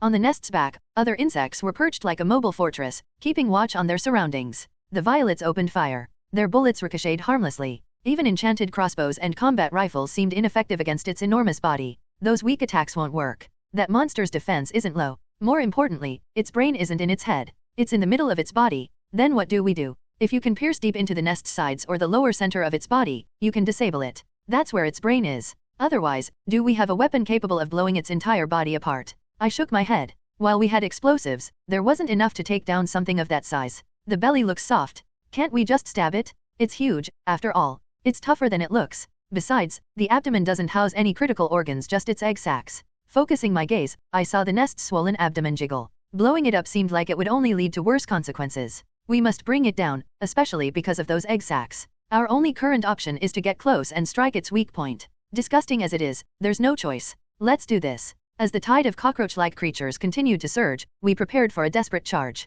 Irene stood at the forefront, with the first and second squads following close behind. Deploy additional personnel. Fearing our charge might fail, more reinforcements were generated. The remaining squads quickly moved to block the central entrance and provided supporting fire. Permission granted to use the blade of blazing flame. Equipped. Among the formation, one violet drew a crimson rapier. This wasn't an opponent to be taken lightly, it called for a proper weapon. Whoosh! Golden magic enveloped the violets. This should do it, right? Violet, don't let your guard down. Just follow my back. Got it. Preparing for the charge were over 100 girls. We just had to follow the girl with shimmering purple hair and cut down anything that stood in our way. We became a single, massive spearhead, breaking through the oncoming wave of insects as we charged forward. Advance, advance, advance. Like a cavalry unit, we smashed through the swarm of beasts. With unified movements, we swung swords, hammers, and axes, severing the limbs of the insects. Just like synchronized rowing athletes propelling a boat through waves, we crushed the Kraltides as if cleaving the ocean. SSHHHK? Sensing the danger, the creatures retreated and regrouped near the nest, intending to protect their leader.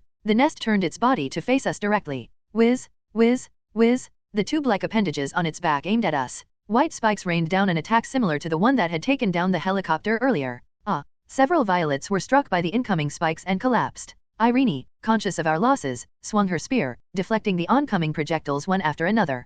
Bzzz, we broke through the Kraltide horde's defenses and reached the nest's front. Its whip-like appendages lashed out, striking at us. Watch out for the scythe-like ones. The nest thrashed about, firing spikes and wildly swinging its body in resistance. The sharp appendages on its back swept away those of us who got too close. Seeing this, golden magic surged from Irene's body once more. She severed the appendages with precise strikes. Ugh! The massive leg of the nest kicked Irene. She blocked the attack with her spear shaft, but the impact sent her flying. Just before colliding with a tree in the distance, she spun midair. Her toes touched the tree, and she sprang off like a spring, charging back at the nest. Crack! Irene pierced the center of the nest's side. The spear penetrated its armor and lodged deep within. However, despite trembling violently in pain, it continued to move. Irene, why isn't it dying? I think its central nervous system isn't located here. In that case, we need to aim for its abdomen. Then let's cut off its legs. Flip it over. We surrounded the nest and began slashing wildly. Insects charged at us to protect their hive, but we fiercely attacked without hesitation. It's cut. Great. I'll hold the others off, so take care of the rest. While Irene darted around, drawing the attention of the other creatures, blazing swords and axes struck the joints of the nest's legs, severing them. Starting from there, like ants dismantling an insect larger than themselves, the violets disassembled the monster's limbs and appendages one by one. Flip it over. 1, 2, heave-ho. The violets rushed in, using their enhanced bodies to effortlessly flip over the now legless insect. As its vulnerable abdomen was exposed, a blade of blazing flame was immediately driven into its center. It was stabbed with force until it sank in up to the wrist. Burn in hell. The moment magic was cast to finish it off, intense flames erupted from within. The body of the crawl-tied nest exploded. Boom. Aarg. The arm of Violet number 176, who had been holding the flaming blade, was blown off by the impact. It's over. The monsters are scattering. Irene pointed ahead. With its nest destroyed, the crawl-tied swarm, which had been moving in perfect coordination just moments ago, suddenly froze. Soon, they scattered in all directions. Did we win? Not yet. The egg sac is still there. We have to deal with that too. Movement was visible near the creature's abdomen. Irene hurriedly stabbed the egg sacs one by one with her spear. The startled violets poured oil onto the carcass. Whoosh! A foul stench filled the air as the unborn insects were reduced to ashes. Although some insects still attacked the violets without fear, their numbers had significantly dwindled compared to before. Eventually, the squad finished off the remaining enemies and tended to the wounded. The danger had been eliminated. The gate has stabilized. A violet who had stayed in the rear witnessed the gate glowing blue as it stabilized. The surrounding beasts were quickly retreating as well. After confirming their safety, the violet looked at Irene. She nodded in response. All right, we're leaving now. Most of the company's members vanished as they were reverse summoned. Rumble, armored vehicles, marked with an unfamiliar clan logo, slowly entered through the gate. The hunters disembarked swiftly.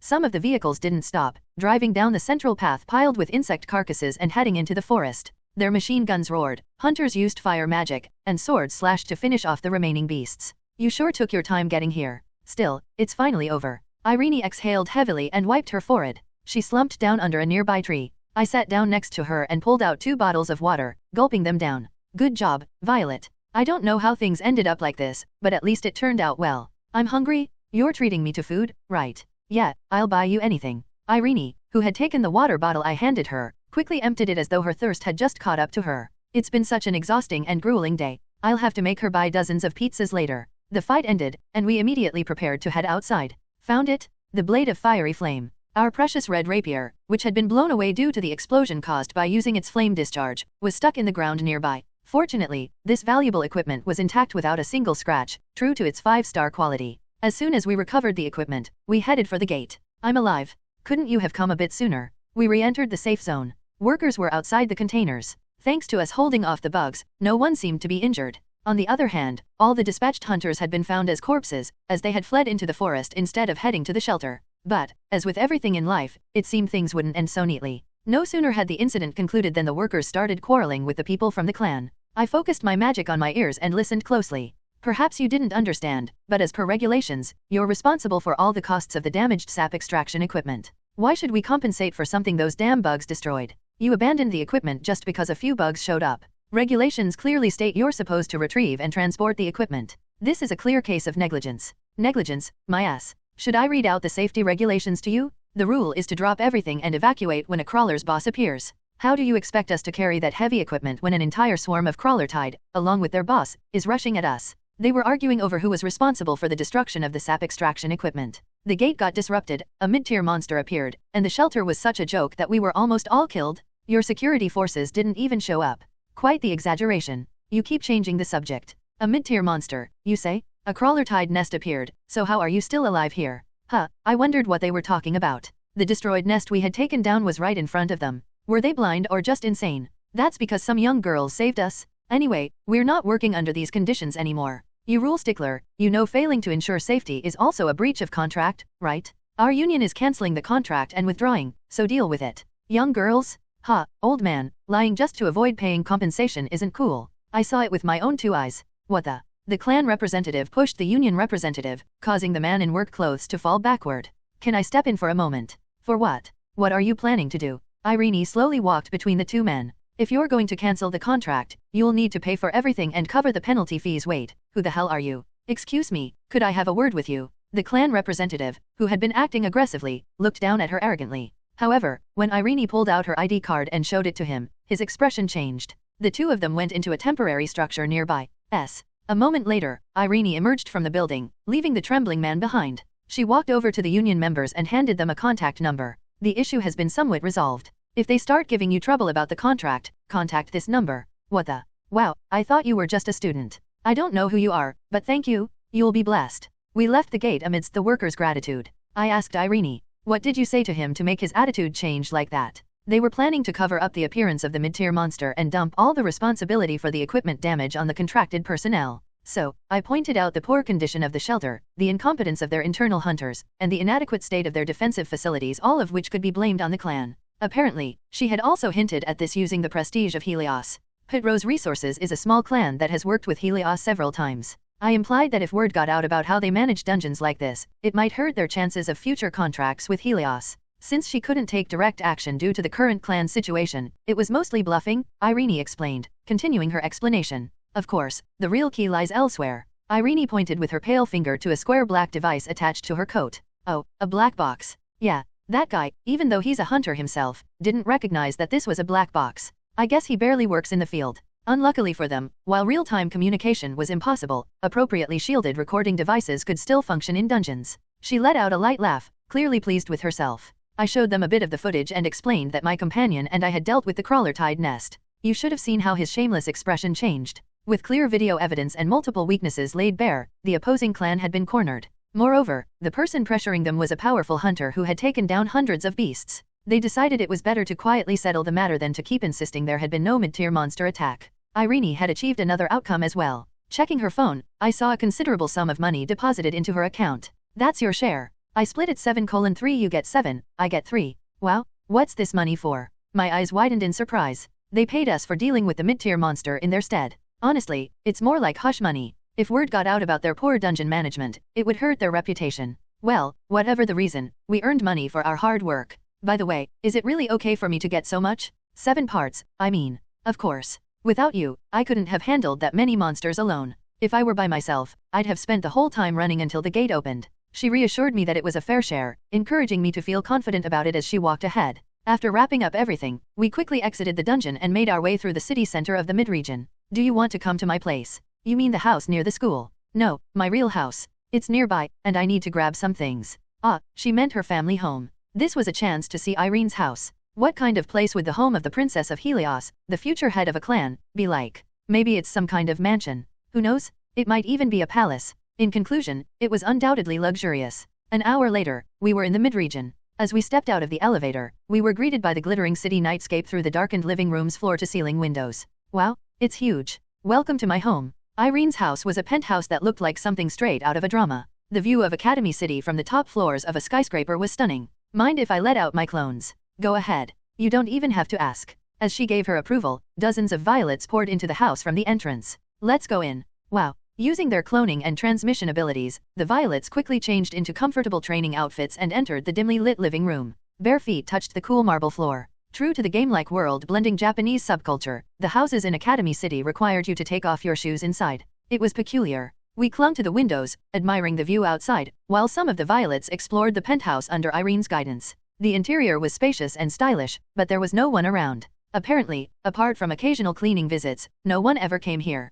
Didn't you say you'd treat me to food? I'm hungry. Pizza. Are you sure that's all you want? Is there nothing else you'd like to eat? Anything is fine, just lots of it. Not long after, an enormous pile of pizzas was delivered. Dozens of violet clones grabbed a box each from various corners of the spacious penthouse. Thanks for the food. Enjoying this meal. Let's eat well. The violets devoured the pizzas enthusiastically. Not satisfied with just that, they also devoured the accompanying pasta and other dishes. Are you sure this is really okay? I love pizza so much. Thank you. While eating the pizza with enthusiasm, I felt thirsty. Soda wasn't enough. I needed something with a stronger taste. We each took out a can of beer from the inventory. Irene's eyes widened slightly. She knew roughly what my ability was but didn't seem to expect I'd drink alcohol. Oh, sorry, I guess drinking isn't allowed. No, it's fine. You worked hard today. But Violet, you're still a student, is this really okay? It's fine, isn't it? Awakeners don't get sick anyway. I'm going to drink until my liver bursts. Since the host gave her permission, all that was left was to start the drinking party. We ate and drank joyfully.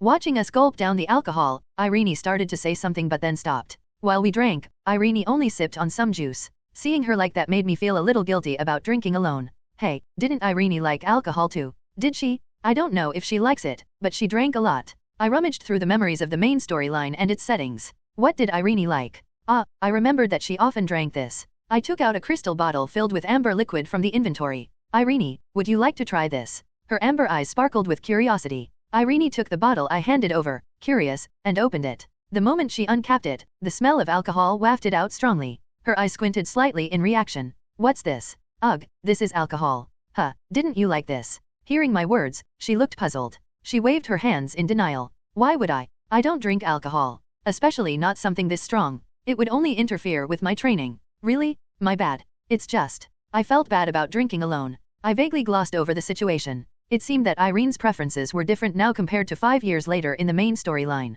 Now that I thought about it, the main characters I had met so far seemed less serious than in the original storyline. For instance, the current Kalia doesn't smoke a single cigarette. But in the main storyline, she was a chain smoker who went through several packs a day. Her personality was also rougher and sharper back then. And Irene 5 years later? Right now, she's horrified and says she hates strong liquor, but later on, she drank such things like water. The strong smell of alcohol seemed too much for her as she waved her hand in the air. She pulled out pineapple juice from the fridge and poured it into a glass. I'll just drink juice. Why would I ever put something as awful as alcohol in my mouth? It seems she wasn't into alcohol right now, even though she drank well a few years later. What could have happened during those 5 years? There seemed to be a wider gap than I thought between Irene, Violet's friend now, and Irene, the leader of the Helios clan and a colleague of the Deep Crimson Academia. Well, I couldn't know everything about that. As time passed, we became full and began to feel drowsy. One by one, some of the Violet clones started fading away, turning into magical particles. Irene, who had quietly been watching us eat, slowly opened her mouth. Violet, why are you calling me? How was the food? It was good. That's a relief. I tilted my head at her unexpected question. Why was she asking this all of a sudden? We fought together today. Was it tough or painful for you? Of course, it was tough. Fighting always hurts. I see. Irene seemed to fall into thought for a moment before looking at each of us. To be honest, I still don't fully understand how you fight, Violet. Really. But fighting alongside you, I realized something. You have your own method. Thanks to you, we won and were able to safely escape the dungeon. Her eyes curved into a gentle arc. I suddenly wondered if I had been too presumptuous. I'd been thinking only in my own way. The Violets sat still, attentively listening to her words. Their red eyes focused on her. I won't lie and say I'm completely used to watching you, or all of you, die or get hurt. But Violet, from now on, I'll respect your way. Really? Yes. But promise me, don't fight alone. If you ever need help, call me. My spear will always be by your side. The Violets stood up with their beer cans and approached her. What's wrong? We didn't know you thought about us that way. We're so moved. Let's make a toast. Caught off guard, Irene clinked glasses with the Violets. A clear clinking sound echoed through the empty house. To a toast. Cheers. After the toast, Violet number 65 cautiously asked a question. But Irene, there's something I want to ask. What is it? So, is it okay to self-destruct? Irene's face, which had been calmly smiling, crumpled slightly. She coughed awkwardly and asked back. Like last time when we were trapped in the Marmillion Cavern, a situation where there's no other solution? If that's the case, then I guess it can't be helped. No, I meant using self-destruction offensively. What? That's not. I don't even know what to say. Irene sighed softly, clearly flustered. After a brief conversation, the Violets received a firm request from her. Only in unavoidable situations, when there's no other option, should you use self-destruction as an attack. Only when it's absolutely necessary. Got it? And only if your mind can handle it. Okay, Irene was right. It should only be used when absolutely necessary. As we talked, the night crept closer to bedtime. Hopefully, nothing would happen tonight. Unfortunately, Violet couldn't sleep well that night. The reason wasn't anything else. We suffered a crushing defeat. In the dormitory, Violet number 150, fiddling with a tablet, lost a game. Ugh. I almost threw the tablet in frustration but held back. Instead, I vented my anger by punching the bed repeatedly. Then, I snapped out of it when I heard a voice from below. Violet, are you feeling unwell? Peeking under the bed, I saw Daphne in her pajamas, yawning while looking up at me. Oh, no. I didn't wake you up, did I? I quickly reassured her, who was tilting her head curiously, and went back to my spot. I had forgotten Daphne was below. It felt awkward to admit I had thrown a tantrum over a game, so I dodged the subject. Good night, Violet. She rubbed her sleepy eyes and returned to bed. Violet number 150 pulled the blanket over her head and tried to swallow her frustration. The game loss from earlier kept replaying in her mind. Even the watching Violets chimed in. That's so annoying. We lost because of that guy's politics. Blue team's fault. The reason for our collective frustration was clear. It was the game Violet had recently become obsessed with, Spycatch. As you know, I'm an awakened Compared to ordinary people, awakened individuals possess multiple times the physical capabilities. These physical abilities aren't limited to strength, they also include reaction speed and dynamic vision. Thus, Violet, who had grown adept at using magic, had game control skills that overwhelmed Earth's professional gamers. When I activated magic throughout my body and played seriously, I could even take on AI. For that reason, games in this world of Trist, the setting of Deep Crimson Academia, have difficulty levels and modes specifically for awakened players. It's a countermeasure since the game is full of human aimbits who dodge pixel perfectly without thinking. Of course, not everyone played games. If you wanted to enjoy your enhanced physical abilities, sparring with swords was often more entertaining. In any case, in a world of superhumans, electronic games evolved to focus on intellectual fun. You can tell just by looking at the computer game rankings here. From 1st to 10th place, they're all trading card or turn-based games. Spy Catch, the game I was playing, also emphasized strategy and deduction. As the name suggests, it's a game about finding a spy hidden among the citizens. From its name and rules, you could deduce it was similar to Earth's Mafia game. It was fun. But today, I ended up losing 5 rounds in a row. Worse yet, in 2 consecutive games, I was caught as the spy by some annoying player. I can't lose. Encouraged by the other Violets, number 150 started a new game. It's that guy again. Unfortunately, the same annoying player appeared this round. 12 Great Black Veil 412, Purple 1V is probably the spy. Just vote once, or drop me instead. Got it? Maru 12VA1, voting now. Purple 1V, no, it's not me, I swear. Our Fab 86 pot, seems suspicious. Purple 1V was the spy, and I lost again. Ugh, no way. That 12 great guy got me again. As the game ended and I was about to leave, the player commented in the lobby. 12 Great Black Veil 412, is it you again? Stop being so obvious as the spy, lol. 12 Great Black Veil 412, honestly, dumb players shouldn't play as spies. We were furious. Hearing the guy's taunts, the Violets decided not to let it slide. Everyone, assemble. Regardless of location, all the Violets grabbed their devices and logged into the game. Thankfully, this game didn't discriminate between devices. The Violets in the central dorms booted up laptops. The Violet staying in the guest room at Irene's house grabbed her smartphone, created a new account, and logged in. A total of 8 Violets created new accounts and joined the game. Spycatch has a maximum of 10 players per game.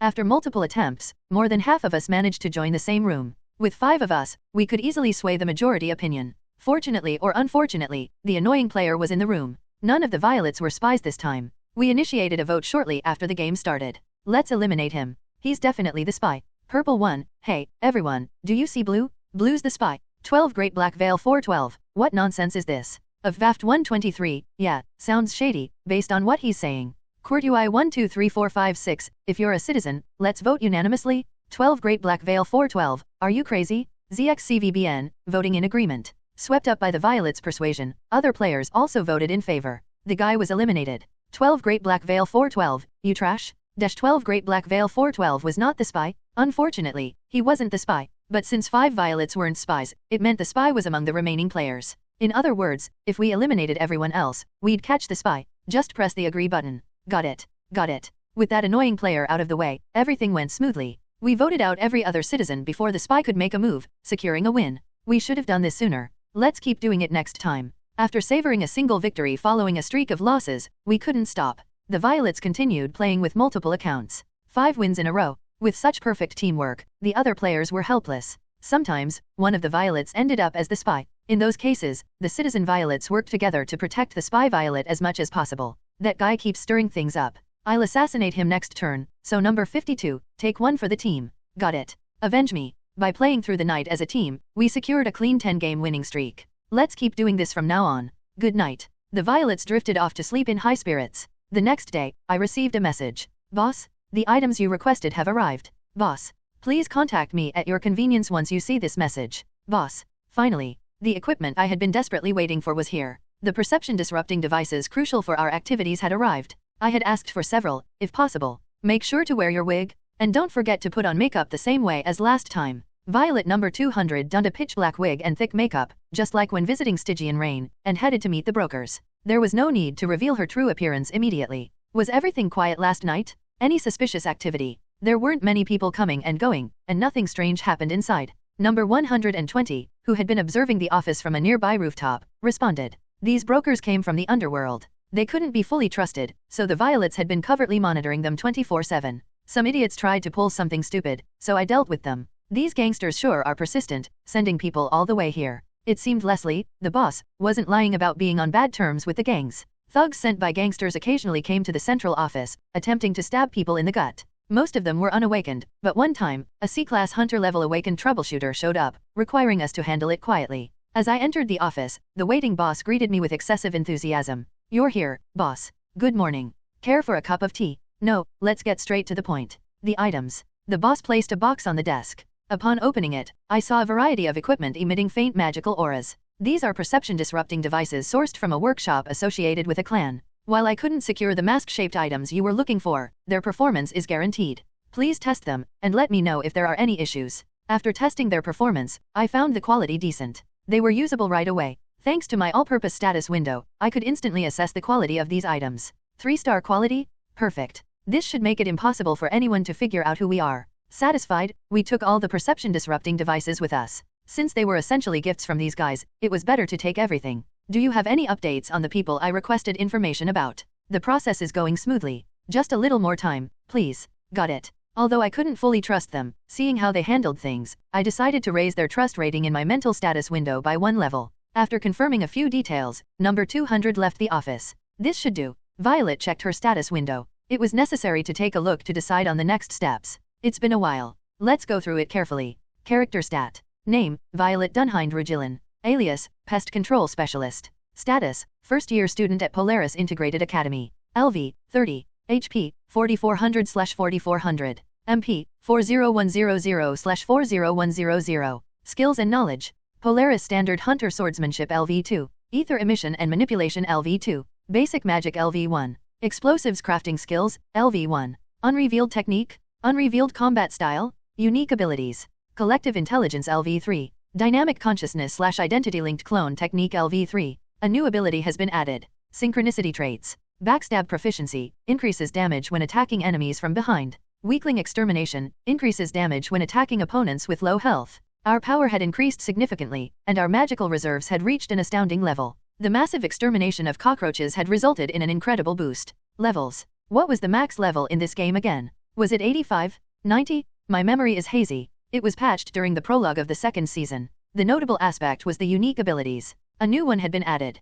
Upon checking, I found a new entry. Dynamic Consciousness/Identity-Linked Clone Technique LV3. The mana consumption for creating clones has been slightly reduced. The Hibernation ability has been added. Hibernation, I would have to check what it did later. Interestingly, there were broken entries among the skills we had learned. What were those about? It might be something that unlocks under specific conditions. Regardless, the violets were growing steadily. However, it was still insufficient to execute our grand plans. We needed more magic. It's time to collect all the crystal flowers. Alright, let's engage in some righteous thievery. Since we had obtained the perception-disrupting devices, it was time to test them out. With the field trip only a few days away, we needed to handle this quickly. The deep forest of Chloris was a trickier place than expected. To break through it easily, we needed more clones. More magic, more clones, and more power. The violets began strategizing. If it's at Aegis Specialized Academy, we might see those people. The goal was simple, steal the crystal flowers from Aegis Specialized Academy. At this point, I wondered which playable characters might be attending there.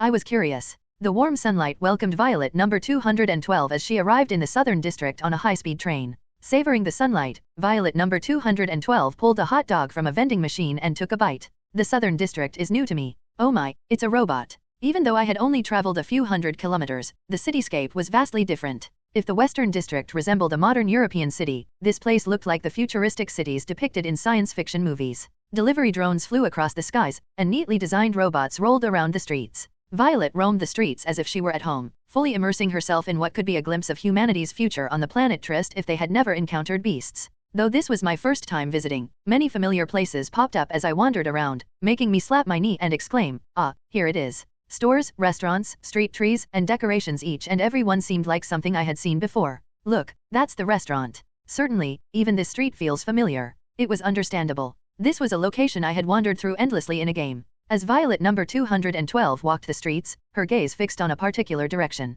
At the end of this wide street was a cluster of similar-looking buildings. These futuristic structures, with soft white walls and geometric designs made of steel frames and glass, sparkled in the sunlight. The sight stood out even in this highly advanced district. Violet let out a brief exclamation of admiration. Anyone who had played Deep Crimson Academia would recognize this view. We've arrived. This is our destination, the prestigious Awakener Academy in the Southern District. Aegis Specialized Academy. As we drew closer to the school, it was time to revisit the memories from my previous life. We rummaged through the thought pile within the Violet network. After searching through a cluttered library resembling the work of a lazy librarian, we managed to recall a few things. That damn directorium. Even if he couldn't finish it, he should have at least released volumes 3 or 4. Deep Crimson Academia, global title, Crimson Scholar, was a game developed by the Chinese gaming company, Dragon Sky Interactive trademark. Originally planned as a 5-volume open-world game, it met an untimely demise due to unavoidable adult circumstances, and the company director disappeared. Reino Thailand Body. But wasn't it not entirely Directorium's fault? He just had bad luck. It wasn't his fault, his family. That's true. When Violet number 2 casually chimed in among the murmurs of others, everyone nodded in agreement. Directorium's real name was Yan Min. Since his surname Yan could be read as Yum in Korean, he was nicknamed Director Yum in Korea. Typically, his name was invoked during moments of despair over failed gacha pulls, either to curse or praise. Good luck would earn him Yumda, while bad luck turned into Yumbayong, depending on the gacha result. This led to a humorous but quantum-like association of his name with players' emotional swings. Though the game had never been a top contender, it had gained decent popularity, both in Korea and abroad. Its abrupt collapse, along with the company, left many bewildered. There were various theories. Some criticized sensitive content in the game, while others speculated that it was a crackdown by the party on addictive games that reduced productivity. There was even a half-joking theory that the Chinese president, an extrovert heartthrob for women, wanted to eliminate introverted men obsessed with cute young girls on smartphones. Such theories illustrate how absurdly the incident was perceived, especially since the company had been a key player in national cultural exports.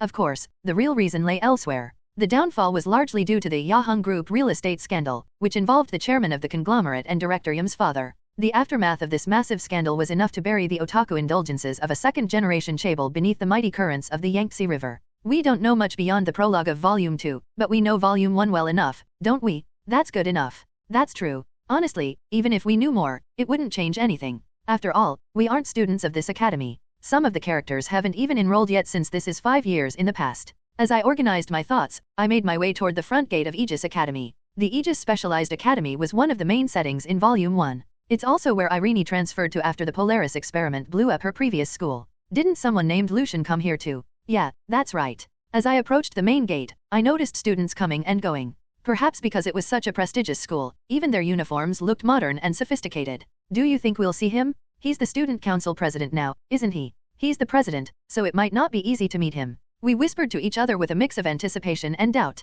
Before coming here, I had prepared for what we Violets call material requisitioning or theft, as the public might call it, by researching the school's layout and student body. The information was publicly available, so it didn't provide detailed insights. However, while scanning the student council roster, I was lucky enough to find someone with a familiar name and face. Adela? Adela is here. She was still a student at this time. Adela, a 5-star playable character from Aegis Academy, was currently at the school. Not just a student, but the student council president. It'd be nice to meet her. No, we're not here to sightsee. Verify what we investigated. Got it. Violet number 212 brushed her hand lightly against the school's outer wall. When I tried to project mana beyond the wall, something blocked it, and no clones were created. My unique ability, as it had been during Professor Albert's test, was hindered. As expected, this method doesn't work. It's a barrier. As expected of a top-tier academy, their security is impressive. I had anticipated this much. The Aegis Specialized Academy was protected by a defensive barrier that blocked external attacks and minimized gate generation. Of course, some villains could tear through it, but they were extraordinary individuals.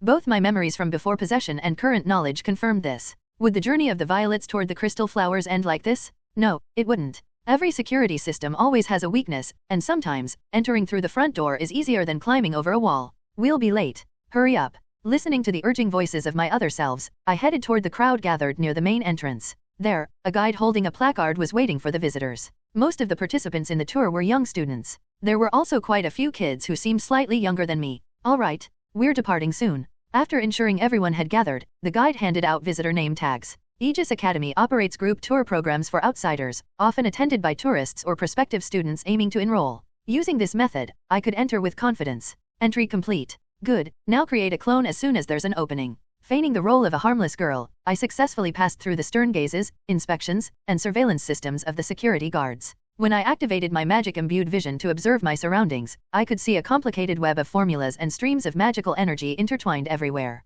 If any suspicious magical activity were detected, the alarm would have gone off immediately. Good thing we didn't attempt to enter through the entrance using perception-blocking equipment. That would have been a complete gamble, for sure. When the guard scanned a card and opened the gate, I was finally able to enter. What awaited inside was an entirely new world. Wow! The sigh of amazement slipped from my lips as soon as I looked around. The campus of Aegis Academy was incredibly sleek. If the buildings of Polaris were predominantly in an elegant, neoclassical style, the buildings here were futuristic and pristine. It was, indeed, the kind of school that lived up to its reputation. The students' uniforms were pure white, clean, and beautifully designed. As expected of a school fit for a protagonist. I want to transfer here. Surely, the food here must be tastier, and there wouldn't be any strange incidents happening to the students. Immersed in admiration, I snapped out of it. It was time to get to work. Under the guide's lead, I toured the school with the group. After slipping away under the pretense of going to the restroom, I created a clone. Alright, let's get to work quickly. I've checked, and there's no surveillance magic inside. These people are surprisingly careless. Listening to the explanation from number 212, NOS 156 and 230 nodded in agreement, then donned a few disguises and infused magic into the perception-blocking necklaces. The appearance of the two violets began to distort in no 200's field of vision. I've tested this a few times, but it still feels strange every time. If we weren't connected, I might have mistaken them for strangers. The perception-blocking equipment had two effects. First, it refracted light appropriately so that the wearer's appearance wasn't clearly visible to external observers. Second, it continuously emitted waves that influenced the mind, making the wearer less noticeable. As a result, people around would perceive the wearer as something mundane, like a rock or tree on the roadside. Given the mental influence involved, it was clear this equipment was expensive and rare. The two violets moved cautiously. The perception-blocking equipment could only distort perception, it didn't render them invisible. Judging by how passersby avoided us, it was evident they could still see us. However, their attitude toward us was akin to how one would treat a utility pole on the street. Truly, it's effective. Be careful. If you bump into someone, the effect might temporarily break. The violets made their way to the garden and forest of Aegis Academy. There, amidst nameless herbs and mysterious interdimensional plants, were as many crystal flowers as we had anticipated. Judging by the amount of magic emanating from them, I wanted to pluck and consume them immediately, but I held myself back. If we even touch them, the guards will swarm us. We have to wait until night. Don't forget the operation starts at midnight. Surveillance cameras were keeping watch around the area. Now wasn't the time to make a move. After rechecking the location of the crystal flowers, the violets headed to an unpopulated area of the school. Then, they created clones inside vents and burrows in the ceiling before disappearing. Some of the newly created clones stayed perfectly still, as if lifeless, in their designated spots. Let's begin the operation at midnight. This time, we planned to test a new ability I had acquired as my unique skill evolved dormancy. Previously, every clone I created always came with a personality. But now, if I activated the dormancy ability after creating a clone, the personality would detach from the body and return to the violet network, leaving behind a body in a suspended state, with neither a heartbeat nor breath. The dormant body could survive without food for more than 24 hours.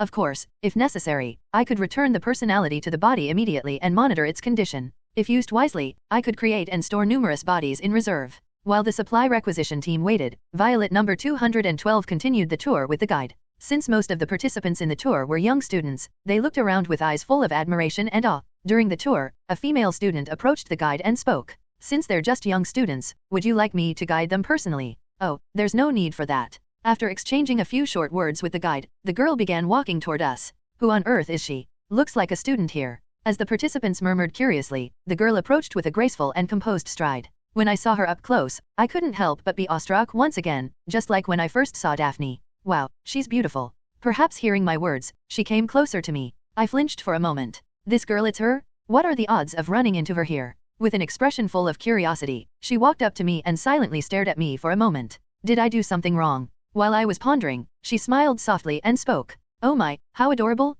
What's your name? Huh.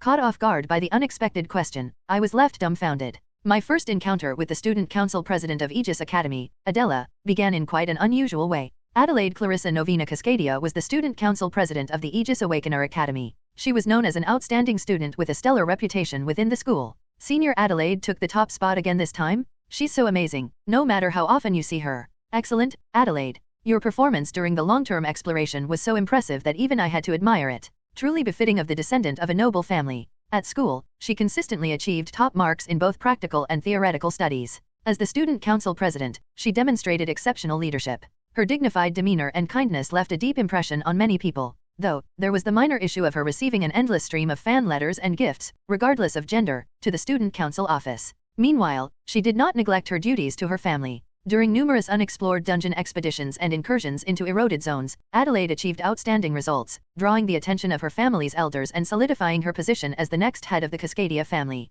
Her abilities and achievements, combined with her beautiful appearance and the elegance and manners unique to old noble culture, made her stand out even more. She was truly the epitome of a young lady blessed with both talent and beauty. However, like the saying about a blemish on a jewel, she had a small flaw. This child is just too adorable. Adelaide couldn't resist anything cute. Adelaide loved cute things. Her room in the family mansion was filled with everything she found adorable, from puppies and kittens to dolls. What she loved most were children. As such, she was always kind to them. Today, she happened to encounter a group touring the school. Usually, these visitors were adult tourists, but occasionally, groups of young students would also come. They were often prospective students aiming to attend the Awakener Academy in the future. Seeing them, she wanted to personally explain the academy in detail to those who might become her juniors someday. So, she decided to take time out of her schedule to guide them herself, and that was when she overheard a voice of admiration. Wow, she's so pretty. Compliments about her appearance were so frequent in her life that she barely paid attention to them anymore. She casually turned her head, and her amethyst-like eyes widened in surprise.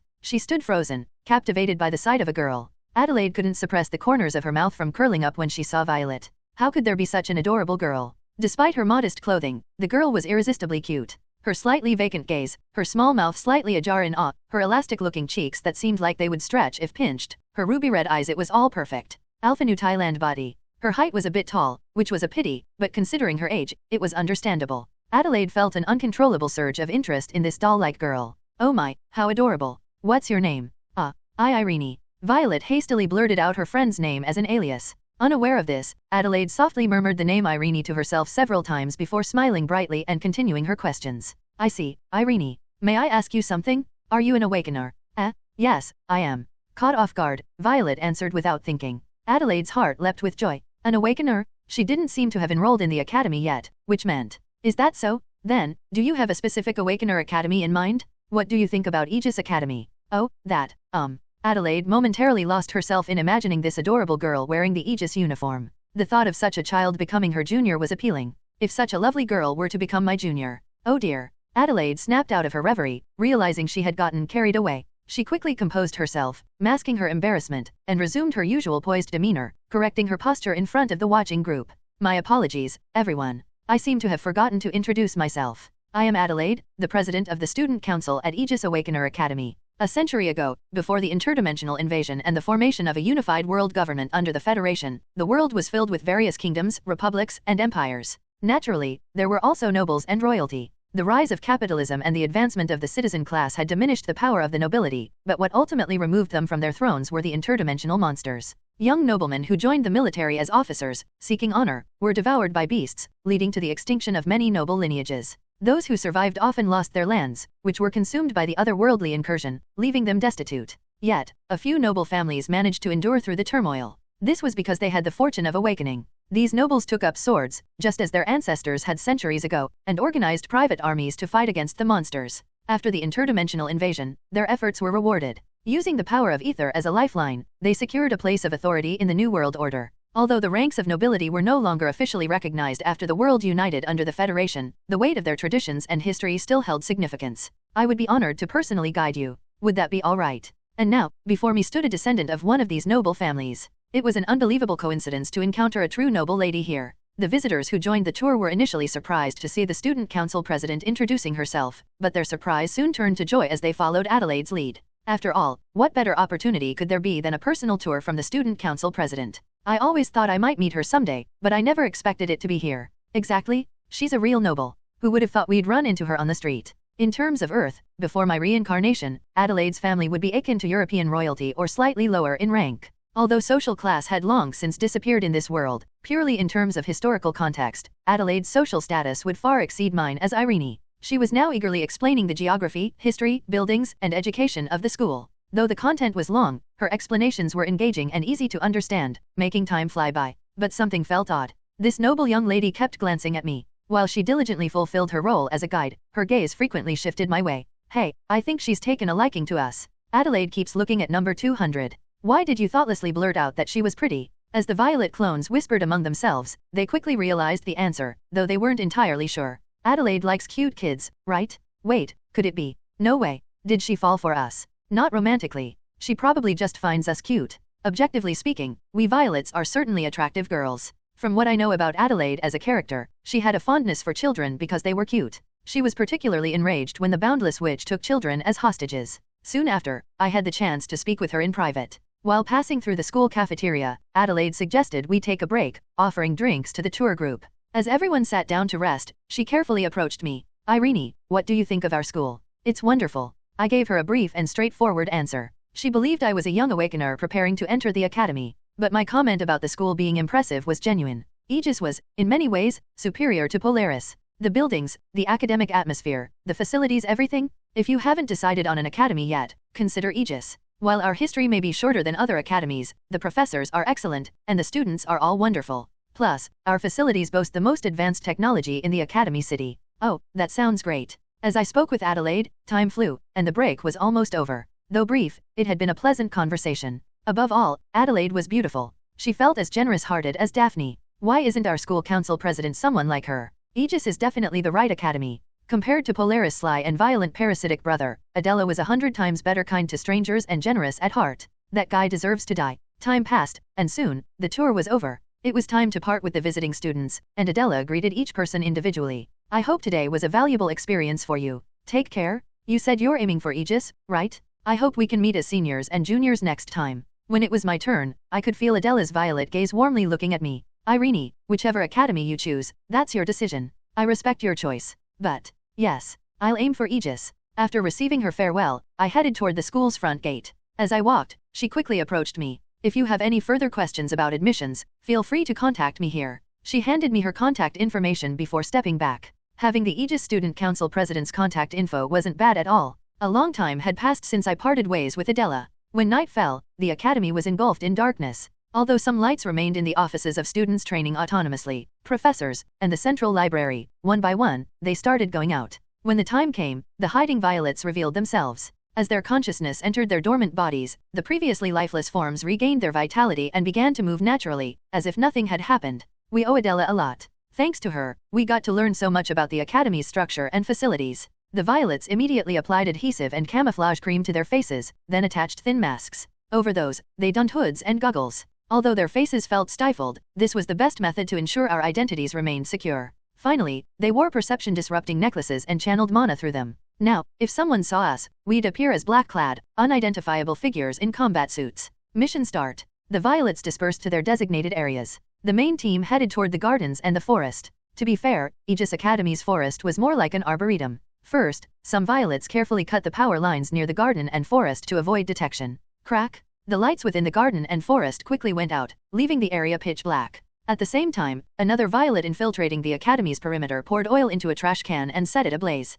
Flames roared upward. It was a diversionary tactic to draw attention away. Nearby, a violet aimed a crossbow at a surveillance camera. For some reason, its power remained on. BZZT, one by one, the cameras were disabled. But that wasn't the end of it. I recalled what Adela had mentioned when guiding us through the garden and forest. The plants here are incredibly precious. That's why we've installed magical security systems. You mustn't touch them, okay? If you do, an alarm will go off, and a barrier magic will isolate the inside from the outside. You won't be able to move until the disciplinary committee and guards let you out. It's true. The place is packed with spells. We can't possibly disarm them. The security measures here didn't just rely on surveillance cameras. Various magical formulas were also deployed. An amateur thief would be caught the moment they set foot here. But I wasn't afraid. Those magic spells couldn't prevent us from entering. They were only meant to stop people from stealing and escaping. The violets had their own ways to get out. In the distance, clusters of sparkling crystal flowers came into view. Quickly, the violets dashed forward, picked the crystal flowers, and sent them through a teleportation spell. In an emergency, they could even self-destruct. Get ready. The violets poised themselves, prepared to make a run for the crystal flowers just ahead. Success was within reach. As I silently counted down in my head, a thunderous explosion echoed. That's way too loud for a diversion tactic, isn't it? Hey, I said to set a fire. Who said to use explosives? The violet stationed outside with the fire, Unit 76, protested. What are you talking about? I only used gasoline. And this sound is coming from outside. Then what is it? Is someone messing around out there? While the violets looked around in confusion, a massive, luminous curtain appeared in the night sky above Aegis Academy. Isn't that the school's defense system? As soon as the curtain appeared, it was immediately torn apart and shattered, scattering like broken glass into the darkness. Before we could comprehend the situation, an indescribably colored object pierced through the shattered curtain and breached the school grounds. This sight could it be? A small explosion followed, and sirens began to blare throughout the academy. Simultaneously, the security barriers around the crystal flowers and herbs activated. The garden and forest started to seal off. Hey, the barrier? The barrier's here.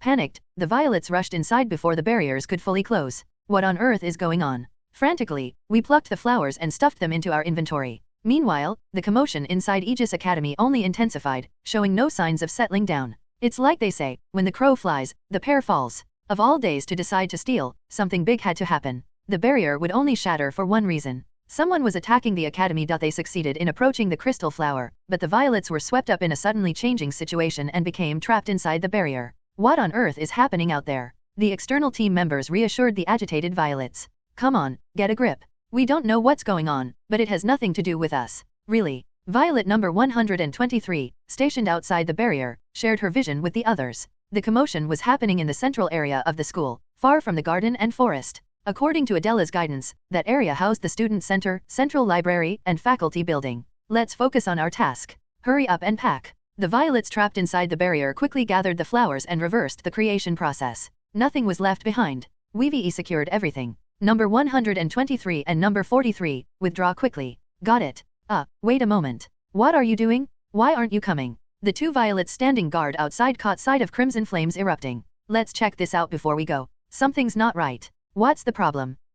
What is that? Flames shot up violently from the faculty building, where the explosions had been sounding. Meanwhile, Adela, who had been asleep in the dormitory, sprang out of bed reflexively at the sound of the explosions. The blaring of sirens that followed shook the entire school awake from its slumber. Feeling something was off, she quickly changed clothes, grabbed her armor and weapon, and headed outside. In front of the dormitory, students in pajamas had gathered in a hurry. Among them, rubbing their eyes, she spotted members of the disciplinary committee directing the students. Adela here? Have you accounted for everyone? Yes? Just one more floor to check, and we'll be done. The professors and guards will be here soon. Once everyone is downstairs, lead them to the gym. While she was giving a few more instructions, the dim surroundings suddenly lit up in a yellow glow. Turning her head, she saw flames rising from the center of the academy. Several students screamed in shock. Fire. That's the central library, isn't it? Or is it the faculty building? Adela suddenly thought of students who might still be studying late at the library. Although the dormitory evacuation was mostly complete, what about over there? You three, follow me. The rest of you, wait here until the head count is done, then move quickly to the gym. Where are you going? The library? There might still be people who haven't evacuated. After relaying the situation via messenger, she took 3 students with her and ran across the flame-lit campus. As she put on her earpiece, she tapped into the emergency communication network. However, her attempt to inquire about the situation was interrupted. The network was saturated with panicked shouting and confusion. Professor Myers? Where are you? Are you safe? This is Security Team 1, engaged in combat with unknown hostiles. I'm fine, but the principal is. Suddenly, the sharp crackle of gunfire rang out continuously. Activating her mana, Adela sprinted through the darkness. Unlike the faculty building engulfed in flames, the central library appeared intact. Students had already fled with their belongings. After confirming the reading rooms were empty, she rushed outside. All clear? There's no one left inside. Good. Let's head to the gym. As they exited the library's front door, they saw professors, security guards, and hastily arrived hunters battling in front of the faculty building. Monsters? No, there's no way a gate could have opened inside the school. Filled with doubt, Adela sent the other students ahead and ran toward the gathering of people. A hunter was rushing out from the first floor, carrying an elderly man on his back. Adela's eyes widened in shock. Principal, a young professor, who had just cut down a nameless monster with his sword, turned to her with frustration. Adelaide, why are you here? This place is dangerous. The students' evacuation is complete. I need information. What is going on? I have no idea. In all my years as a professor, I've never seen anything like this. The principal, in a terrible state, was laid down for emergency treatment. As the monsters emerging from the building were neutralized, someone slowly stepped out of the smoky main entrance. Someone still inside? I thought everyone had evacuated. Before anyone could speak further, an unidentifiable figure emerged from the smoke. People collectively gasped. The yellow flames flickered strangely, and through them appeared a grotesque being. The figure wore a uniform, but whether it was truly human was questionable. Its mask-like face shimmered with a bizarre, shifting glow. The oppressive atmosphere left everyone speechless, staring blankly at the figure. One hunter, the same one who had carried the principal, was the first to recover. Pointing at the being, he shouted, "That's him, he's the intruder." At those words, everyone at the scene raised their weapons. Adela also knocked an arrow and aimed it at the figure. "Who are you?" The being tilted its head and pointed at the fallen principal. "That's none of your concern. Hand over the old man." The distorted, noise-filled voice of the figure made Adela grimace. The crowd reacted fiercely. "The principal? Are you kidding me? Who are you? Are you from the Obsidian Legion? We'll figure out who he is later. Let's take him down first." In response to the commotion, the being replied again. "This isn't a request. It's an order." As the man raised his hand, dozens of monsters sprang up from the ground. "Well, I suppose there was no need for a request. I'll just take him myself. Monsters? How? While people gasped in astonishment, the figure gestured simply, commanding the attack. The midnight campus was on the verge of erupting into chaos. Suddenly, a deafening roar tore through the air. The sound came from the dark sky above, growing loud enough for even ordinary people to hear clearly. The battle paused. The intruder murmured in surprise. This aura. Everyone, including the figure and those around him, looked up at the sky in shock. What's that sound? A jet. Flying low. Where did it come from? At that moment, frantic voices filled the communication network. Security Team 2 here. The Inspection Bureau, they've dispatched a superintendent. What do you mean? The Inspection Bureau? A superintendent, now? They've assessed the situation at the academy and are deploying immediate support. Upon hearing this, Adela and the professors froze in astonishment. Breaking news, they've arrived? In the pitch-black sky, a dark figure zipped past rapidly. Someone raised a hand, pointing at the sky. Look. Everyone focused their mana on their eyes. A human form descended from the sky, cutting through the darkness like ink, landing squarely in front of the mysterious intruder. Kwang? A cloud of dirt exploded upon impact, forcing the grotesque being to recoil in shock, narrowly avoiding the collision. Ugh. Moments later, the intruder's body crumpled and disappeared, and the impact sent the figure crashing into the faculty building wall. Through the smoke and flames, the form of a man emerged. Good, I'm not too late. The man glanced at the principal of Aegis Academy. Nodding briefly to the school staff watching him, he switched the mace he was holding for a sword. Who are you? Milia, I've arrived. What's the situation? I see. Ignoring the questions around him, he calmly recited something as if reading a report. Federal Year 25, October 7th, midnight, 12:07 a.m. The distorted intruder, resembling a human, came into view. The man thought. If things had gone as planned, that man wouldn't have appeared for several more months. The incident, too, would have occurred much more quietly, unnoticed by anyone. From now on, we will conduct an emergency intervention regarding the Aegis Awakener Academy. It didn't matter. Much had already changed, and many more things would be twisted in the future. The man declared calmly. Due to the emergency, the Academy's consent will be obtained later. With weary eyes, the black-clad man stepped forward amidst the flames and smoke. Therefore, I proceed with the execution. The academic city's inspector began administrative enforcement. Violet couldn't understand the scene before her eyes. What is that? Isn't that an inspector? Isn't that Sage's? Why is he here? Faced with the protagonist of a future she suddenly encountered, Violet's mind filled with question marks. A mysterious enemy, and the inspector who had barged in. Unluckily, even if hundreds of Violets put their heads together and maximized their mental network, they couldn't fully grasp the sight before them. If fate existed, it was a tangled skein that wrapped this world in 5 knots. For Violet to comprehend the fight between that monster and the inspector, she would have to surpass at least the 3rd knot. Unfortunately, it was beyond her immediate grasp. Between the burning buildings, the two entities fought. The spectacle resembled a natural disaster more than a battle.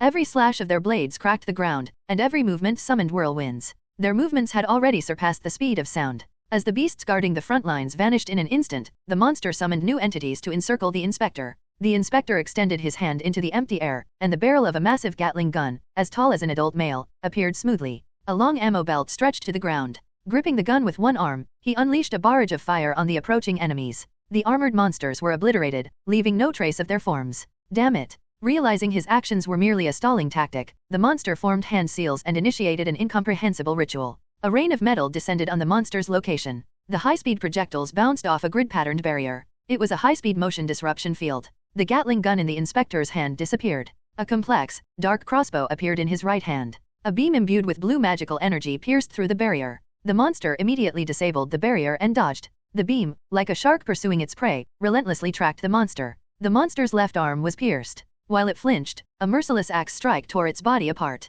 Greyarg. Blue smoke rose from the monster's mangled body. Its form regenerated. A flaming sword emerged from its wrist. Was there ever a hunter like that? Is that even human? It's neither magic nor an innate ability. Clang, clang. As onlookers stared blankly, dozens of blows were exchanged. In a fleeting moment, the monster's wrist was severed. As it retreated, a sledgehammer greeted it. The monster crashed through the exterior wall of a building and flew inside. The inspector followed, storming into the classroom building. That's the new inspector everyone's been talking about. How can a human be that fast? Adela and the Academy's people could only watch the entire scene. Even if they tried to intervene, they would only be a hindrance. Professor, what should we do? I don't know. By chance, the feelings of the Violets were the same as theirs. Was the inspector always that strong? He was strong, but facing the incoming storm, there was nothing one could do. The Violet network fell silent for a moment. The deafening sounds from inside the classroom building suddenly stopped, and then the monster burst out through one side of the building. The black-coated inspector followed closely behind. The two continued their fierce battle without pause. As the monster prepared magic, the inspector's dual pistols roared. When he closed the distance, savage strikes followed with a broadsword, a hammer, dual blades, and a halberd. The combatants widened the gap again. Grenades flew, and an electric spell burned through an ether shield. Whatever the monster tried, no matter the attack, the onslaught continued seamlessly. Kaboom! At one moment, the inspector charged with a lance. The impaled monster and the inspector crashed through one wall of the central library. Inside, the chaos of destruction, explosions, and shattering continued, prompting one professor to sigh. Oh, the library. Is that what matters right now? Look at this. Eventually, the battle reached its conclusion. Clang! The monster smashed through a second-floor window of the library and fled. The inspector, descending in pursuit, swung a shining sword. 5 white lines were drawn in the air. As the monster hesitated, crescent-shaped sword strikes ravaged it. What in the world? Arg. The monster, its limbs severed, collapsed to the ground. Confirming the opponent was incapacitated, sages grabbed the monster's collar and lifted its upper body. Despite the injuries, the monster coughed and spoke. To think someone like you existed in the Academy City. I was completely caught off guard. Sages' lifeless eyes scanned the monster. What, exactly are you? No need for you to know. Despite his severe, fatal injuries, the monster grinned and chuckled. Our comrades were taken down one after another recently. That was your doing, wasn't it? Do you think this will stop us? You people are gnawing away at your own pillars. You're bringing about your own destruction. We're just giving you a push. The inspector felt no need to respond. Yet, at some moment, he realized that a part of him silently agreed with the enemy's assertion. A list of names, carefully catalogued in his memory, surfaced. Despicable hunters and secret organizations. Tyrant Casador, President Rayhan, Laplaxia, Astria. Those who could have changed the situation were mostly either unwilling or ruined everything with their twisted beliefs. Corrupt federal officials. The foolish leaders of Lestrade, Arcite, Magna Nobis, and Luminigza, the 4 great clans. The Mage Valifor, Colonel Sycamore, and the mad secret societies.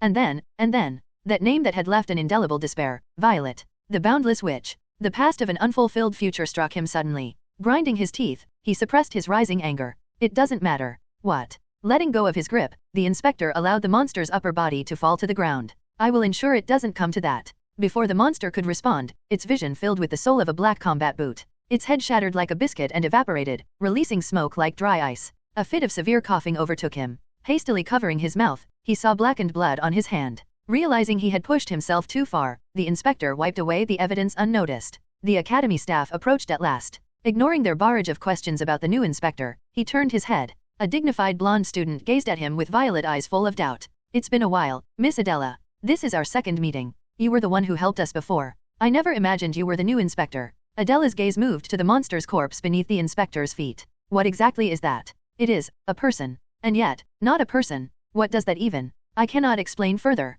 Not at this moment. One person here knows, though. His eyes landed on the principal of Aegis Academy, who was receiving first aid. A whirlwind rose as a black VTOL aircraft bearing the insignia of the Inspection Bureau descended. Miss Adela, I will contact you later. We have much to discuss, so I'll see you again. The inspector turned and headed toward the aircraft. As the rear ramp opened, a red-haired girl holding a tablet rushed over, her head adorned with animal-like ears. Inspector? Inspector? Why did you come to Aegis Academy in the dead of night? You won't explain again, will you? Apologies, Milia. It's not the time. I'll explain everything, but for now. Ignoring the crowd's questions, the ramp closed behind him. The aircraft sliced through the air, disappearing into the darkness. What does he plan to discuss? Adela's mind filled with questions. She pondered them throughout the night but found no answers. After the battle, the Violets, too, spent the night debating and analyzing. The things they had witnessed were incomprehensible even to their collective reasoning. The monster, the fight, the inspector. I don't get it. What is this? Was this in the original? Their heads throbbed.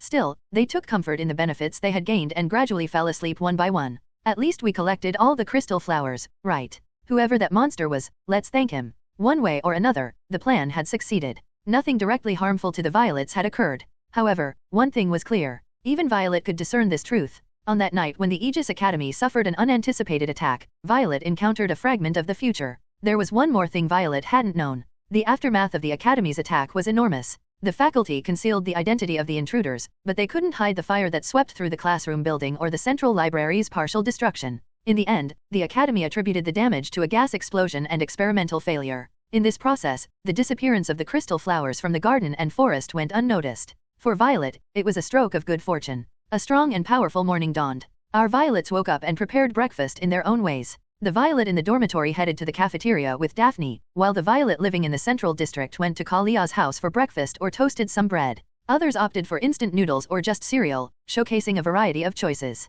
Eating such diverse meals simultaneously had its advantages. 1. It allowed us to eat everything we couldn't finish when we were full. Another, we could savor a variety of flavors at once. Imagine drinking chocolate milk, strawberry milk, and banana milk simultaneously. When we had one body, mixing them resulted in a strange taste, but with multiple bodies, the three flavors could coexist harmoniously. Thus, we violets could be considered culinary geniuses. After our stomachs were full and we felt relaxed, our minds started spinning again. We lay or sat comfortably in our respective spots and connected to the violet network. Number 1, acting as the moderator, announced the beginning of the discussion. Let's pick up from where we left off yesterday. Got it. The violets began discussing what they had seen yesterday. First of all, the person we saw yesterday was definitely Sage's. Black hair, black coat? He always dressed like that? He seemed kind of gloomy. Number 13 recalled the principal from the original storyline. The principal's gender was either male or female, but according to the setting, the male principal was the canon version. In other words, there was only one principal. We didn't know where Sage's twin sister was or what she was doing. What about Safil? Maybe she's with the inspection bureau. I heard she worked as a teacher. However, imagining the battle from yesterday gave me chills. The principal we knew was more cheerful and occasionally clumsy. Even when fighting villains, he was more emotional and knew how to get angry. But the human we saw yesterday was a ruthless killing machine, devoid of any warmth or tears. It gave off a severe sense of déjà vu. NOS 39 and 83 continued to offer opinions. Think about the vertical takeoff and landing aircraft. He used that in the original story too. Don't you remember the red-haired girl? The one with cat ears. That's Milia. The image of a girl stomping her feet in frustration at the principal came to mind. Who would have thought Milia would be there too? Milia was the mascot of the Deep Crimson Academia and the principal's closest companion. Number 2, who had been deep in thought, suddenly slapped her knee. What about the ability to pull weapons out of thin air? Remember how the inventory disappeared when we went to the Novastia dungeon? It must have been the principal who took it. Oh, right, there was that. The violets reached a consensus, it's definitely the principal. The problem was why the principal, who was supposed to be active several years into the future, was moving now. Regression. Or possession. I vote for regression. If I were possessing the principal, I'd have started by looting elixirs and magical flowers. Then I'd have tried to recruit fellow students and allies. True, that makes sense. Considering he was having a conversation with Adela about something, it seemed he had some plan in mind, but it was puzzling why he wasn't seeking out Irene, Daphne, or Kalia. Could it be that he doesn't know where they are? Maybe he's just too busy. Eventually, the violets proceeded with the assumption of principal equals regressor. Given our uniqueness as violets, the first thing to discuss was this. What should we do if we meet the principal? I recalled stories revolving around time travelers or regressors. Revenge, punishment, judgment. Won't he just deal with us harshly? He might kill us. Our reaction was explosive. Considering the chaos caused by the boundless witch Violet in the first part, meeting the principal was more dangerous than putting a time-traveling Jew in front of baby Hitler. I know, but maybe we could explain everything properly? Like, we're not the boundless witch, you know. But we'd also have to explain how we know that. This was a classic devil's proof problem. How could we prove that we wouldn't make mistakes in the future? How could we even explain how we knew that? With no answers in sight, some violets started making unreasonable suggestions. Let's reveal we're possessed. Rejected. He'd think we're crazy and try to kill us. Upon further discussion, we struggled to figure out how to talk to the principal. It was a challenging issue. The Ruslam Academy city was overrun with villains. There were cults claiming that beasts and ether were humanity's salvation and should erode the dimensions, corporations conducting illegal human experiments or trades, and clans shirking their duties while imposing unreasonable demands on non-awakened individuals, like during the cockroach dungeon incident. There were also various secret organizations hatching conspiracies. However, these villains had at least somewhat rational reasons for their actions and clear objectives. The Boundless Witch was different. The final boss of Part 1 was a sadistic killer who enjoyed tormenting people as she pleased. She was a crazy woman. She doesn't think like us. The narcissistic witch Violet found her only pleasure in witnessing others suffer. That's why the Boundless Witch committed so many evil deeds. What did the witch do again? In Dorm 205, one of the Violets glanced at her roommate. She harassed Daphne. That was much earlier. Didn't she stage a hostage situation? The Violets racked their brains, recalling the witch's various misdeeds from the main storyline: school hostage crises, massacres of civilians, bombings, assassinations, and random murders. She killed children to provoke Adela. She also killed patients at the facility where Daphne worked. She caused chaos across the Academy City just to anger the Chancellor. The rampaging Boundless Witch even betrayed the Obsidian Legion, who were trying to stop her, and escaped. Likely because she didn't want to follow orders. Eventually, a catastrophe broke out, with hundreds to thousands of her clones rioting across the entire Academy City. If the final barrier Daphne left behind hadn't trapped the Witch Violet's main body, she might never have been captured. There was talk that the clones ceased functioning immediately after the main body was killed. Afterward, there was no mention of what became of them. Did they disappear, or gain new abilities like us? Considering the lack of mention in the prologue of Part 2, the main body's death might be true. Oh, then let's use this method. One of the Violets, reviewing the situation, made a suggestion. Let's ask our friends to persuade them. We'll say, we're not the monster you think we are. Right? That's quicker. Why were we even debating this? The witch was selfish and had no friends. In contrast, we had friends. This should convince them that I'm different from that witch. If the Chancellor gets angry when we meet later, I'll just run to our friends. There's no way the Chancellor, who isn't a lunatic, wouldn't listen to them. Come to think of it, I have Adela's contact information, too. Why did I end up in the body of such a bizarre villain? She could have lived a bit better? Then we wouldn't have to deal with these problems. We grumbled. But the evil witch no longer existed. Only the righteous, loyal violets remained now. After the discussion ended, we ate crystal flowers we brought from school. I could feel mana surging rapidly. Wow, this is amazing. My magic power is overflowing. We immediately started generating clones. Using the hibernation function, lifeless bodies without personalities slumped to the ground. Once the numbers exceeded a certain threshold, new personalities appeared within the Violet network. Wow, what a cool world. I'm number 300. Nice to meet you. I'm number 312. The Violets greeted the new Violets and proceeded with the new plan. From now on, let's begin the mass production operation for Violets. We spent a considerable portion of our budget on food. 100 Violets meant food expenses for 100 individuals. The bigger issue was living space. If we created 1,000 Violets, we'd need housing for 1,000. Even if we rented more places, we couldn't scale up instantly. However, with our new abilities, we could maximize space usage. We could just produce Violet bodies and stack them densely to save mana. Meanwhile, in one corner, Violet's bodies were being stuffed into barrels. The barrels were filled with a small amount of food, money, and supplies. I planned to bury these Violet barrels shallowly in various regions. They could serve as teleportation beacons in emergencies. They'd prevent us from being wiped out completely. We planned to steadily increase the number of clones to build a force in the thousands. This would be a great asset for future operations. We need to grow stronger than ever.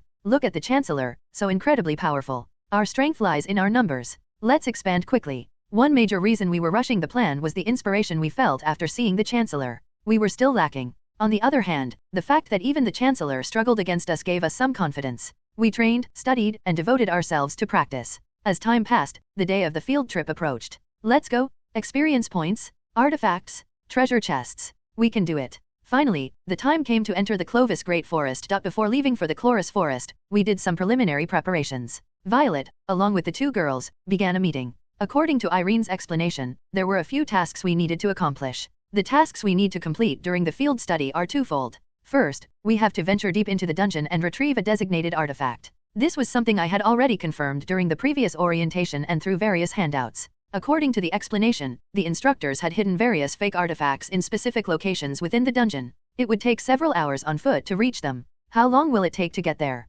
If we move non-stop, it won't take more than half a day. That's not considering traps and encounters with beasts. However, the Chloris Forest was a dense jungle where visibility was limited. This was an environment I had never experienced before. Inside the dungeon, systems like satellite navigation could not be used. Compasses were useless in this otherworldly space. Small inertial navigation devices, knowledge of map reading, and various personal abilities had to be utilized. Don't worry about getting lost. According to the Academy, a wired communication network has been installed inside. Though, I wouldn't put too much trust in it. From the materials we reviewed, I noticed there were utility poles set up at regular intervals. Since wireless communication didn't work, they had resorted to wiring everything. It was a crude but effective method. The bright red panic buttons attached to the utility poles in the photos stood out. The second task is simpler than it seems. Regardless of whether we retrieve the artifact, we need to stay in the dungeon for about 24 hours and then return. So we have to spend the night there. Exactly. But Violet, did you properly read the guide? It clearly said to bring a sleeping bag, simple cooking equipment, and food.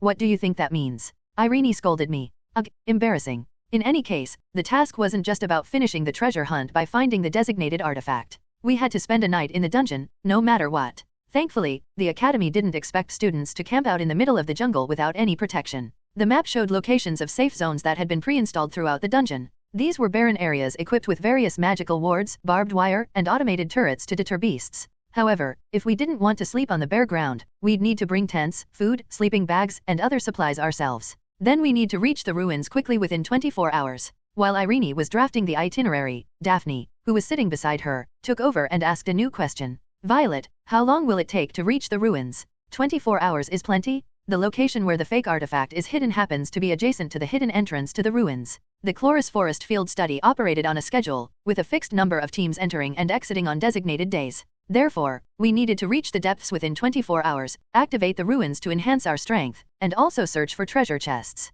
Let's see. Violet is right. If we move in a straight line, it shouldn't take more than 12 hours. How large is the area where the ruins are located? It'll be smaller than the overall dungeon. On the other hand, the number of enemies was expected to be considerable. But there was no need to worry. I had the best tank and healer by my side. Now, I just had to take care of minor concerns. It's going to be exhausting to reach the ruins. Since it's a jungle, it'll be hot, and we'll sweat a lot, right? Will there even be a way to shower? We'll definitely get hungry. Let's prepare plenty of food. The supply issue wasn't a concern. Both Daphne and I had inventories. Let's prepare a big tent too. After fighting, we'd be tired, so I wanted to bring some delicious food as well. And so, we bought various items and prepared the necessary equipment. They say it's a jungle. It's not going to be an easy place. Worried that I might have missed some information, I decided to ask others. This thought came to me while I was attending a magic class with Professor Albert. Professor, what's all the fuss about? Did you hit a wall with something? We're heading to the Chloris Forest for the field study. Do you have any tips or advice you can share?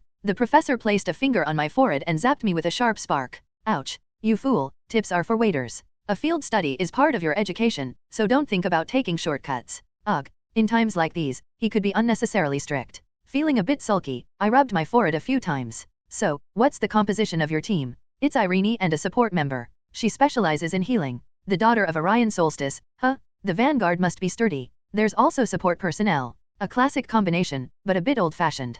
Do you know how to use ranged weapons? Yes. I'm familiar with both crossbows and guns. Then that's fine. If you use your unique ability, you should be able to handle any situation. The professor continued to give small tips afterward. Focus not only on sight but also on sound in the jungle. If you encounter a high-speed motion barrier, sometimes it's better to retreat than to try to break through. But the most important thing is something else. The field trip isn't about who reaches the goal first. You know that, right? Yes, of course. It's a mistake overly enthusiastic students often make. There's no reason for teams to compete with each other. So, if necessary, cooperate actively with other teams. I've seen plenty of fools who caused accidents by being prideful. I'll keep that in mind. I took Albert Professor's words to heart. I wasn't sure if there would be a need to cooperate with other teams, but I decided to remember it anyway. By the way, when are you going to teach me the next attack spell? You little rascal, you've just learned basic magic bullets and fire spraying, and you want to learn more. Ugh, I had nothing to say. But magic is so difficult. The day of the field trip finally arrived. Our team was the first to enter on the first day of the field trip.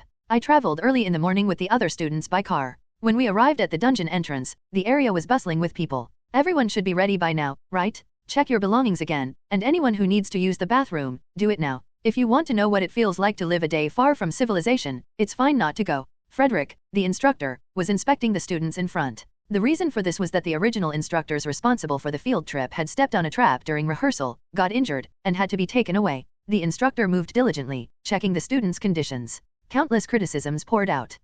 Why did you bring firearms? Did you even listen to me during orientation? Why didn't you bring a sleeping bag? There are some over there, grab one quickly. You didn't need to bring all your belongings like you're moving. Leave unnecessary stuff behind. Soon, the instructor approached us. Let's see, looks like you've packed everything you need. Healer kid, where's your auxiliary weapon? Yes, instructor. Here it is. When Frederick pointed at Daphne, she showed a small crossbow and a dagger she had holstered inside her coat. You're the only one among the support crew who brought a weapon. Excellent. But it's too small. Hey, cheeky brat. What is it? You've got a spare weapon, right? Lend your friend a sword. As instructed, I handed over one of my swords to Daphne. There's no rear line in the dungeon. Everyone must be ready to fight. Your team is a bit old-fashioned in that sense. Always be prepared for anything. It was true that there was no rear line in the dungeon. I decided I needed to protect Daphne more diligently. Once all the procedures were completed, the gate, which was sealed with a complex mechanical device, was opened. Beyond the shimmering blue rift of space, a green landscape came into view. From now on, the field trip begins. In case of an emergency, press the panic button or set off the signal flares provided. Instructors waiting inside will rush to your location. The students lined up and entered the gate. Our team soon followed through the gate. The unpaved road turned into damp soil with each step. Hot and humid air enveloped us like we had stepped into a sauna. The entrance was a wide clearing equipped with generators, utility poles, and lamps. Ahead of us was an expanse of lush green vegetation. Student parties disappeared one by one into the thickets. Only our team was left in the clearing. Let's go into. Ready. Yes, let's go. Before departing, we activated the small inertial navigation device. We could now roughly track our position based on the gate's entrance. The 3 girls advanced into the dense forest. 3 soon became 10, and 10 soon became 100. 103 girls began their jungle exploration. People often call the jungle the green hell. That phrase is no exaggeration. This place is horrifying. As soon as we stepped into the dense forest at the entrance, we were greeted by thick trees and tangled vines. Along with bugs, humidity, and heat, In this naturally formed maze, visibility was practically non-existent. Every meter we moved forward, vines and plant stems blocked our way. True to their dungeon nature, these plants were tough and didn't cut easily. Because of this, everyone in our group channeled magical energy into their weapons to carve a path. It's so dense. Irene, is this the right direction? Directionally, yes. Look at this. Irene, who was diligently clearing a path with a jungle machete, showed me an electronic map linked to an inertial navigation sensor. Checking the map, we could see that we were continuing straight, even accounting for sensor error. If we take a slight detour, we can find an easier path. The density of the forest there is lower, and there's a clear trail. Should we turn back now? I'm okay with anything. What about you, Violet? It's a waste of time. Let's just keep going. We weren't here for leisure. We were here to grow. But wouldn't it be better to take it easy? I'll make a path. Make a path? What are you talking about? First squad, assemble. Leaving my puzzled friends behind, I called some of the nearby Violets advancing with us. Thanks to our ability to sense each other's locations, we gathered without any confusion despite the chaotic jungle. Assembly complete. Once the black-masked Violets gathered, number 1 immediately gave an order. From now on, we're making a path. Clear everything blocking the way. Understood. The Violet platoon simultaneously drew swords and axes. At this moment, we became a construction team. With red magical energy enveloping their blades, fiery auras flared up. Crack. Cut everything down. Dozens of Violets began rapidly clearing a path for the party to traverse. The vines that seemed impervious to even chainsaws fell in an instant. Soon, a path wide enough for a couple of adult men to pass through appeared before us. My friends' expressions were filled with astonishment. This will do. Let's move. Oh, so there was this option. Not a bad idea. As Irene's golden eyes gleamed with interest, the Violet squad transformed into a giant lawnmower, creating a comfortable path. Walking along the cleared trail made things much easier, but it was hot, unbearably muggy. Daphne, who had been following from behind, paused for a moment to wipe the sweat off my face. Thanks. It was uncomfortable with it getting into my eyes. The jungle is definitely hot. How's everyone holding up, number 1? She gestured toward the Violet squad clearing the path ahead and the other squads scouting the perimeter. Even number 1 Violet is drenched in sweat. But the rest of the Violets are wearing that stuffy outfit and masks. It looks stifling. Her concern wasn't unfounded. The air inside this dungeon was as stifling as a sauna, and our skin became sticky in no time. It wasn't a metaphor, it really was like a sauna. The display on Daphne's staff showed the temperature here to be around 40 degrees Celsius. It made me wonder how the plants here thrived so well. Could it be due to the power of ether? Don't worry, no one will collapse from exhaustion. Number 1 Violet pointed toward number 12, who was nearby. See number 12 over there? You can see steam rising around them, right? You're right. Did they stuff ice into their clothes? Exactly. We packed ice packs into their outfits. With our inventory and transfer abilities, our supplies were limitless. If necessary, we could even procure items from outside the dungeon. To combat the heat, we had already made various preparations. At home, we had frozen a ton of ice packs in the fridge. Whenever needed, we transferred the ice packs into the Violet's clothes. Even the masks had ice inserts to provide relief. Oh, I forgot to give some to you guys. Use this if you're hot. Numbers 1 and 12 handed out cold ice packs and popsicles to the others. Irene delightedly pressed the ice pack to her cheek, while Daphne pulled a chilled water bottle from her inventory and handed it over. The cool water was refreshing. An hour passed like that. At this rate, it feels like a picnic. We've barely encountered any beasts. The academy purposely regulates their numbers for safety. The only beasts here are weak ones like Scrax that can't bypass the barrier field. Listening to their conversation, I leisurely strolled through the jungle trail cleared by the Violet squad. Though the ground was piled with vines and bushes, it wasn't difficult to walk. Shortly after emerging from the dense sea of trees, we entered a region where the vegetation was sparse. This is the anomaly zone. Everyone, stay alert. A warning sign appeared ahead. It resembled the ones we had seen in the Alkesia forest before. Violet, do you remember what we learned last time? If you find something suspicious, throw a small object to check it. Boom. Hi-aak. Yukya. As soon as Irene began to explain, a small explosion erupted in front of us. 2 members of Violet's squad who had gone ahead of us were engulfed in flames and thrown to the ground in front of the party. Kaie, I'm burning. Stay still. I'll put it out right away. Daphne hurriedly ran over, aimed her staff, and used magic. Water doused the flames, finally extinguishing them. When the soldiers tried to get up, Daphne stopped them and completed immediate treatment before they could rise. I told you there might be anomalies or traps. Did you go in right away? Of course, I threw a marble, but it exploded violently. What? That shouldn't happen. Puzzled, Irene approached the location. Seeing suspicious shimmering waves on the ground, she carefully pulled out another marble and tossed it. Like before, flames roared skyward, and she quickly ducked. The power was stronger than expected. It's true. It wasn't your fault. I didn't realize the anomalies would be this intense. The party and Violet's squad paused to observe the anomalous area. Checking each step would be the standard procedure, but that would take a lot of time. Everyone, gather up. I called the entire Violet squad to assemble. I have a favor to ask.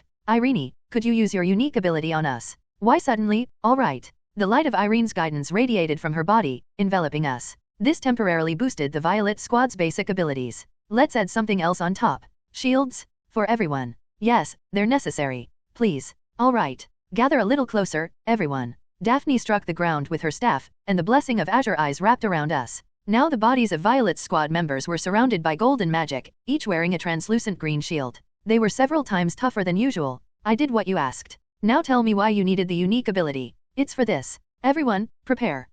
You're not seriously. Violet, where are you going? Irene sighed, realizing what was happening, while Daphne stammered in confusion. Violet's squad moved forward. During World War II, there were countries that used prisoners to detect landmines. Inspired by this, I decided to try something similar. We can't spend forever confirming every trap or anomaly. The fastest way is to test it physically. So we charged forward. Charge. Empowered by buffs and sturdier than ever, Violet's squad sprinted ahead. Before long, the surroundings were filled with the cacophony of natural disasters triggered by their advance. Follow me. I didn't think you'd actually do it. You're really. Violet, what exactly is happening?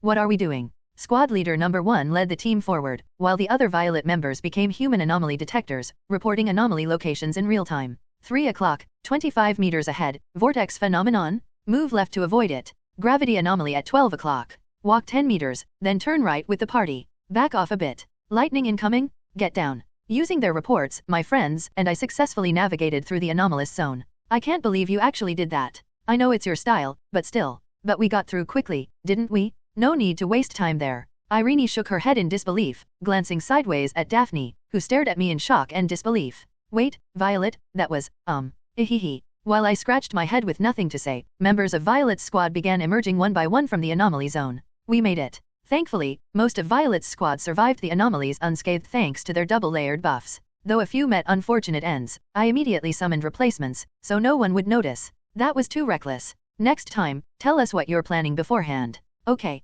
got it. Despite Daphne's scolding, we managed to proceed at lightning speed. A few hours later, we reached a hidden passage leading to the ruins. The time to grow stronger was approaching. When we first stepped into the dungeon, it was just past 8 a.m. By the time we reached our destination, the clock showed it was already noon. Walking a bit further through the area where fake artifacts for field mission practice were hidden, there was a place with a concealed passage. We need to find a strange-looking tree. It should be just ahead. The tangled one, right. It didn't take long before I found the place where the passage to the hidden ruins in the dungeon was concealed. In a secluded clearing, I saw 4 massive trees intertwined with one another. Here it is. Answering like that, the Violets began searching the area. Dozens of Violets used sharp sticks to probe the ground, checking for anything solid. Watching us rummage beneath the earth, Irene asked, "Is this really the place?" Based on what I've heard, it's definitely here. According to the memories from the main story, there's an interesting gimmick hidden at the end of the Chloris woodland. To enter the ruins, you need to find a totem buried somewhere in this undergrowth. I think it was around here. I closed my eyes and combed through the jungle floor.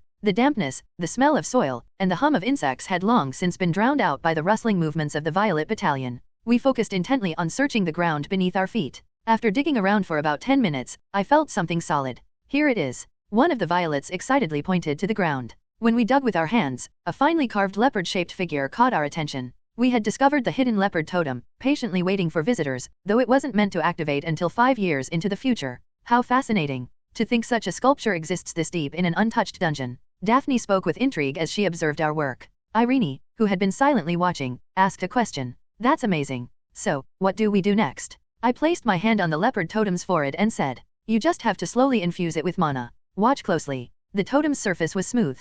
At first, nothing happened as I gradually channeled mana into it. Then, suddenly, the totem sank into the ground with a soft thud. As expected, it's working. The ground around us began to tremble. And that wasn't all. It was as if a long-dormant giant had awakened. The flow of ether surged violently around us. Ether gushed from beneath the ground like a hot spring bursting forth. It's opening. It's opening. We all shivered at the phenomenon. As the totem reacted, the ground beneath us quivered gently. After some time, when the commotion subsided, the earth in front of the trees collapsed, revealing a dark passage. Beyond it, stone steps came into view. So that's the ruin Violet mentioned. Yes. Let's head in quickly. As the passage opened, the secret ruins hidden within the Chloris woodland were revealed. This was the deep-level ruin of the Chloris dungeon. In the game, it's the area located at the dungeon's very end. And at the end of the dungeon, a boss awaits to challenge foolish adventurers. Before we go in, let's take some time to prepare. If Violet's information is correct, there's a powerful beast waiting for us inside. Following Irene's suggestion, we quickly grabbed some water and snacks. We planned to have lunch after gaining some experience in the ruins.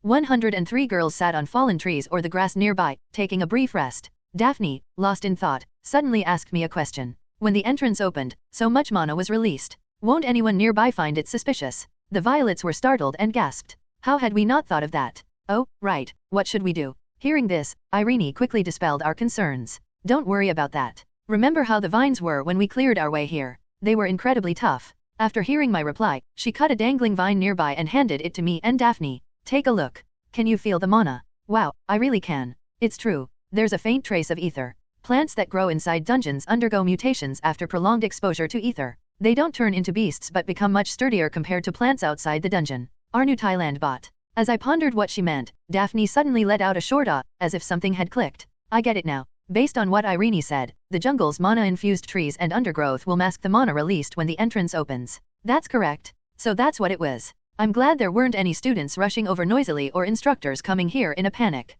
Come to think of it, our movement speed was faster than the other students. It would probably be about an hour or two difference. Normally, we'd have to detour through anomalous zones or unexplored areas, but the Violet Battalion pushed through using its strength. After completing our reorganization, it was time to enter the ruins. This time, we'll go in first. At the forefront, Violet number 301 entered with a riot shield. Irene glanced briefly at Daphne and nodded her head. Don't overdo it. If there's anything dangerous, let us know. Understood. Daphne's protective shield enveloped No 301's body. The shield seemed noticeably thicker than usual. Joint reinforcement, minimal noise reduction, magic enhancement, metal strengthening. Not stopping there, she even applied various minor support spells. Now you won't get hurt at all. Don't worry. Oh, thank you. Daphne's gaze at number 301 felt like looking at a fish in an icebox. I wondered why. After wrapping up the minor preparations, we entered the dungeon with a mixture of anticipation and concern for the adventure awaiting us. As we descended the stairs, a dark, moss-covered passageway greeted us. The air was filled with a damp smell that was hard to describe.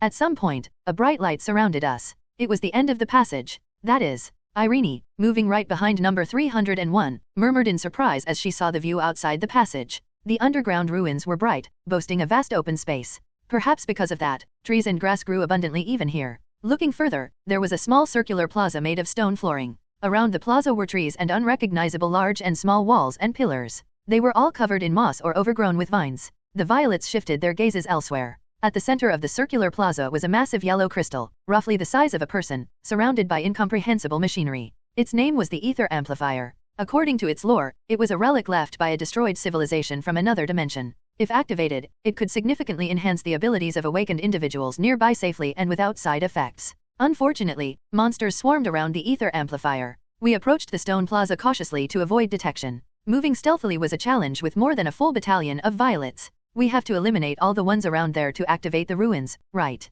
That's right. The surroundings were teeming with a horde of Skraks. Some were lying down and sleeping, while others were picking their noses. The Skraks from the Novestia dungeon were grey, but the ones here were green. Anyone could mistake them for goblins or ogres. I only see small fry, no boss monsters like Kronos or Brask from the main storyline. The fake T-Rex that had suddenly appeared and wreaked havoc during the entrance ceremony was originally the boss monster here. It wasn't visible now, which was a relief. Among the small Skraks were larger, human-shaped beasts with spiky bodies. It's a warden. That one. The one with the barrier field, right? Got it. The violets quickly spread out. Under normal circumstances, they'd unleash a hail of bullets and overpower the monsters with firepower, but they had to use crossbows this time. A crossbow was essentially a sword energy launcher. Its power was impressive, but it had slow projectile speed and lacked impact. In large-scale battles, it felt a bit underwhelming. As agreed upon before entering the dungeon, Daphne waited in the rear with the protection of 2 squads, while the first platoon, tasked with assault, stood in a line with Irene at the center. The remaining violets all drew their crossbows and aimed at the monsters.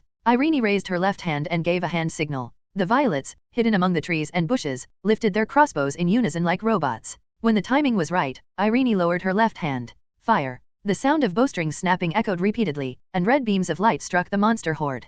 Keek. Croak. While the monsters were flustered by the sudden attack, the Violet Battalion and Irene charged immediately. The Skreks casters raised their arms and fired magical projectiles. However, the vanguard, cloaked in golden magic and light green protective shields, remained unharmed. Attack! Attack! With a single charge, the monster horde was sent flying. The warden, standing among them, deployed a grid-patterned defensive field. But the slowly flying bolts, imbued with magic, pierced through the barrier like cutting water with a blade. As it writhed in agony, violets wielding axes and swords stormed inside the barrier. Don't rush in too quickly. Usually, anything slower than a bullet can pass through, but there's a chance it might rebound. Before entering the barrier, think of walking slowly. I recalled what instructor Frederick had briefly mentioned during orientation. We entered the barrier cautiously, as though walking. The warden thrashed its arms in desperation, but it was slower than expected.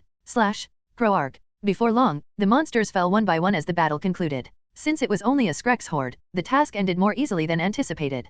Casualty report. First platoon, 3 minor injuries. No fatalities. Second platoon, 1 serious injury. No fatalities. Third platoon, no injuries here. The Violets and our team surprisingly conquered the ruins quickly. The progress was suspiciously fast, but we were lucky. No one got hurt. That's a relief. While Daphne smiled quietly, Irene approached the ether amplifier with curious eyes. It was time for the rewards, and to search for treasure chests. The fight ended quicker than expected, and we approached the center of the plaza. With Daphne in the center and Irene leading Violet's first squad toward the plaza, the other 2 squads roamed the forest near the ruins, hunting remaining beasts.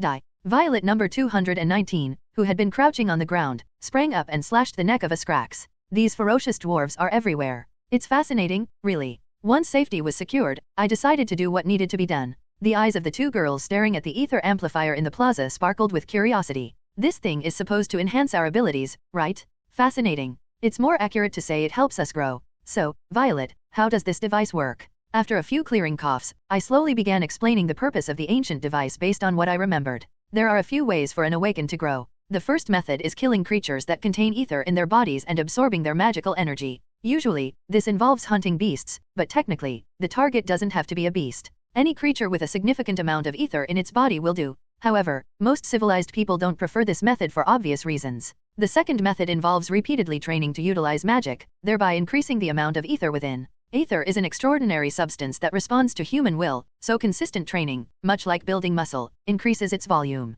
There are also other methods, such as training in specific locations, consuming potions, or undergoing dangerous surgeries, but those are typically exceptions. This will allow us to grow stronger. Really. As its name implies, the ether amplifier enhances the ether within an awakened's body, thereby amplifying their capabilities. In simple terms, it's a machine that grants experience points. In the game, it provided small amounts of experience points and money whenever it was activated, but here, I wasn't sure what to expect. One thing was certain: there were no side effects. The only drawback was that it was a single-use device. Once used, it's done. How long will it take? It works immediately upon activation. Hearing my explanation, Irene asked cautiously, her voice tinged with concern. Is it safe? It's absolutely safe. Trust me, it's incomparable to anything else like that. Reassured by my earnest plea, my friends followed my lead, albeit with some skepticism. This wasn't some shady scam or pyramid scheme. We Violets would never do anything to harm our friends. Recalling the correct procedure, I activated the device. By injecting magical energy and sequentially turning the 3 round knobs attached to it clockwise, the device started up.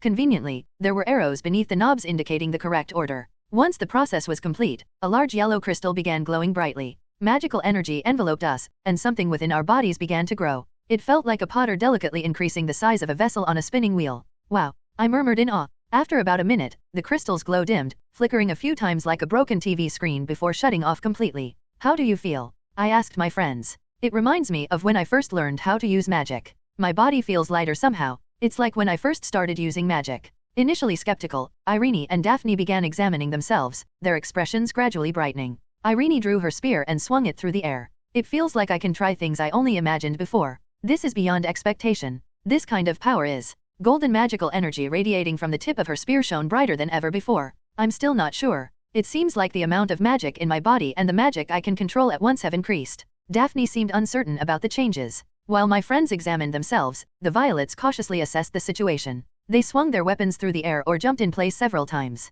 Our weapons feel lighter. We've gotten stronger. Our bodies have become faster. It was time to check my status window. Character stat. Name, Violet Dunhind Rugilin. Title, Pest Control Specialist. Status, first-year student at Polaris Comprehensive Academy. LV, 33. HP, 4800/4800. MP, 44100/44100. My level had increased by 3 all at once. Recently, leveling up from killing low-tier beasts had become difficult, so this was a significant gain. I couldn't help but wonder, with so many Violets near the ether amplifier, did its effects stack? The level of enhancement seems to be the same for everyone. It seems like this device treats all of us as a single entity. Upon confirmation, I realized that the ether amplifier's effects only applied to the existence of Violet as a whole. I wasn't sure how this worked, but it was intriguing. Having confirmed the experience gain, it was time to explore the surroundings. In the game, loot appeared with a click, but here, I had to search for it myself. It should be somewhere around here. I noticed a suspicious brick jutting out from beneath the ether amplifier. Pressing it made it sink inward with a clunk, and a mysterious chest emerged from the ground. What's this? No idea? I don't know either. My friends gathered around, staring at the sudden appearance of the chest. I didn't know what was inside. The contents of the chest were random. Typically, it would contain gold bars, valuable relics, or junk items if luck wasn't on our side. On rare occasions, artifact equipment appeared, usually rated 3 or 4 stars. 5-star items were extremely rare. I'm opening it now. As I was about to open the chest, Daphne cautiously stopped me. Wait, it could be dangerous, couldn't it? She tapped my body with her staff, summoning a protective barrier. I thought to myself, isn't Daphne being a little too cautious? Undoing the latch and opening the lid, a dazzling light burst forth. I shielded my face with my hand, blinded by the radiance. Ah, what's this? The surprised violets murmured among themselves. This light. It's rainbow-colored. The rainbow light held significant meaning in the deep crimson academia. In the gacha system, 5-star characters or equipment appeared accompanied by a rainbow glow. I didn't know why this glow was manifesting in reality, but my instincts told me the item inside this chest was likely a 5-star artifact. As the light faded, everyone looked into the chest with anticipation. Gloves. At the bottom of the chest was a pair of brass gauntlets. At first glance, they looked like gloves left behind by a giant. The wrist portion was of ordinary size, but the hand section was enormous. Intricate patterns were engraved on the oversized brass hands, giving them an oddly unbalanced appearance. I picked them up, wondering if they were sellable relics, and summoned the status window. Fate's Hand. A relic left behind by a civilization from another dimension. The forgotten ether technology imbued within this relic emphasizes the release of magic. Therefore, evildoers, beware before this hand. Be cautious of the light's power, or its will shall pierce the darkness. Once every 24 hours, you can use a portion or all of your current magic power to unleash 3 small attacks or a single powerful magic beam. Upon reading the description, I couldn't believe my eyes. A 5-star item. Not only that, but it was an unusual weapon not even found in the game. At first glance, it looks like a decorative gauntlet. But it has a peculiar condition, using all of one's magic to fire a beam. Considering our magical reserves, the power would be significant. Now, I had another ace up my sleeve besides the blade of blazing flame. I told my friends, "Can I have this?" My friends answered, "Of course, do as you like." The usual rule is that unless there's a special agreement, the person who finds an artifact in a dungeon gets to keep it. Besides, it was Violet who brought us here. It makes sense that whatever we find here belongs to you. I think so too. But, Violet, is that a toy? No, it's an artifact weapon. Irene, who was examining the Hand of Fate, tilted her head. She seemed to be wondering about the value of such a ridiculously oversized glove as a weapon. Ah, if you want to sell it later, I can find a buyer for you. No need for that. If I show them the power of this weapon later, they'll be shocked. Violet, are we done with everything now? Yes, we've found everything. Then let's head out. We dusted off our hands and retraced our steps through the passageway we came through. It was time to leave. The tasks inside the ruins had taken some time. When we finally stepped outside, it was a little past 1 p.m. We carefully exited, wary that someone might see us. I reversed the clones into mana. There were too many to bring out here anyway. The surroundings were a bit noisy. By now, other student parties participating in the field trip had arrived and were busy scouring the area. They were all focused on finding the fake artifacts the instructors had hidden in advance. Our team had nothing more to do here. We had already collected our assignment-related fake artifact long before entering the underground ruins. The student party compositions were diverse. There were hardly any 3-member teams like ours. Most teams had 4 to 5 members, and occasionally there were teams with 6. First, there was a party of witch students, all carrying composite staffs. Is this the spot? Or is it up in the trees? A group of archers, each carrying a bow. It's so hot. I just want to finish and go home. Despite the futuristic setting of our world, there were some distinctly medieval party setups. A male student with a sword and a small shield, followed by a female support mage with a staff. A male student armed with a crossbow and daggers. A male student with a massive shield and axe. A female battle mage wearing gloves engraved with magic circles and carrying auxiliary magic equipment. Wow, that combination looks familiar. Isn't that a classic hero party?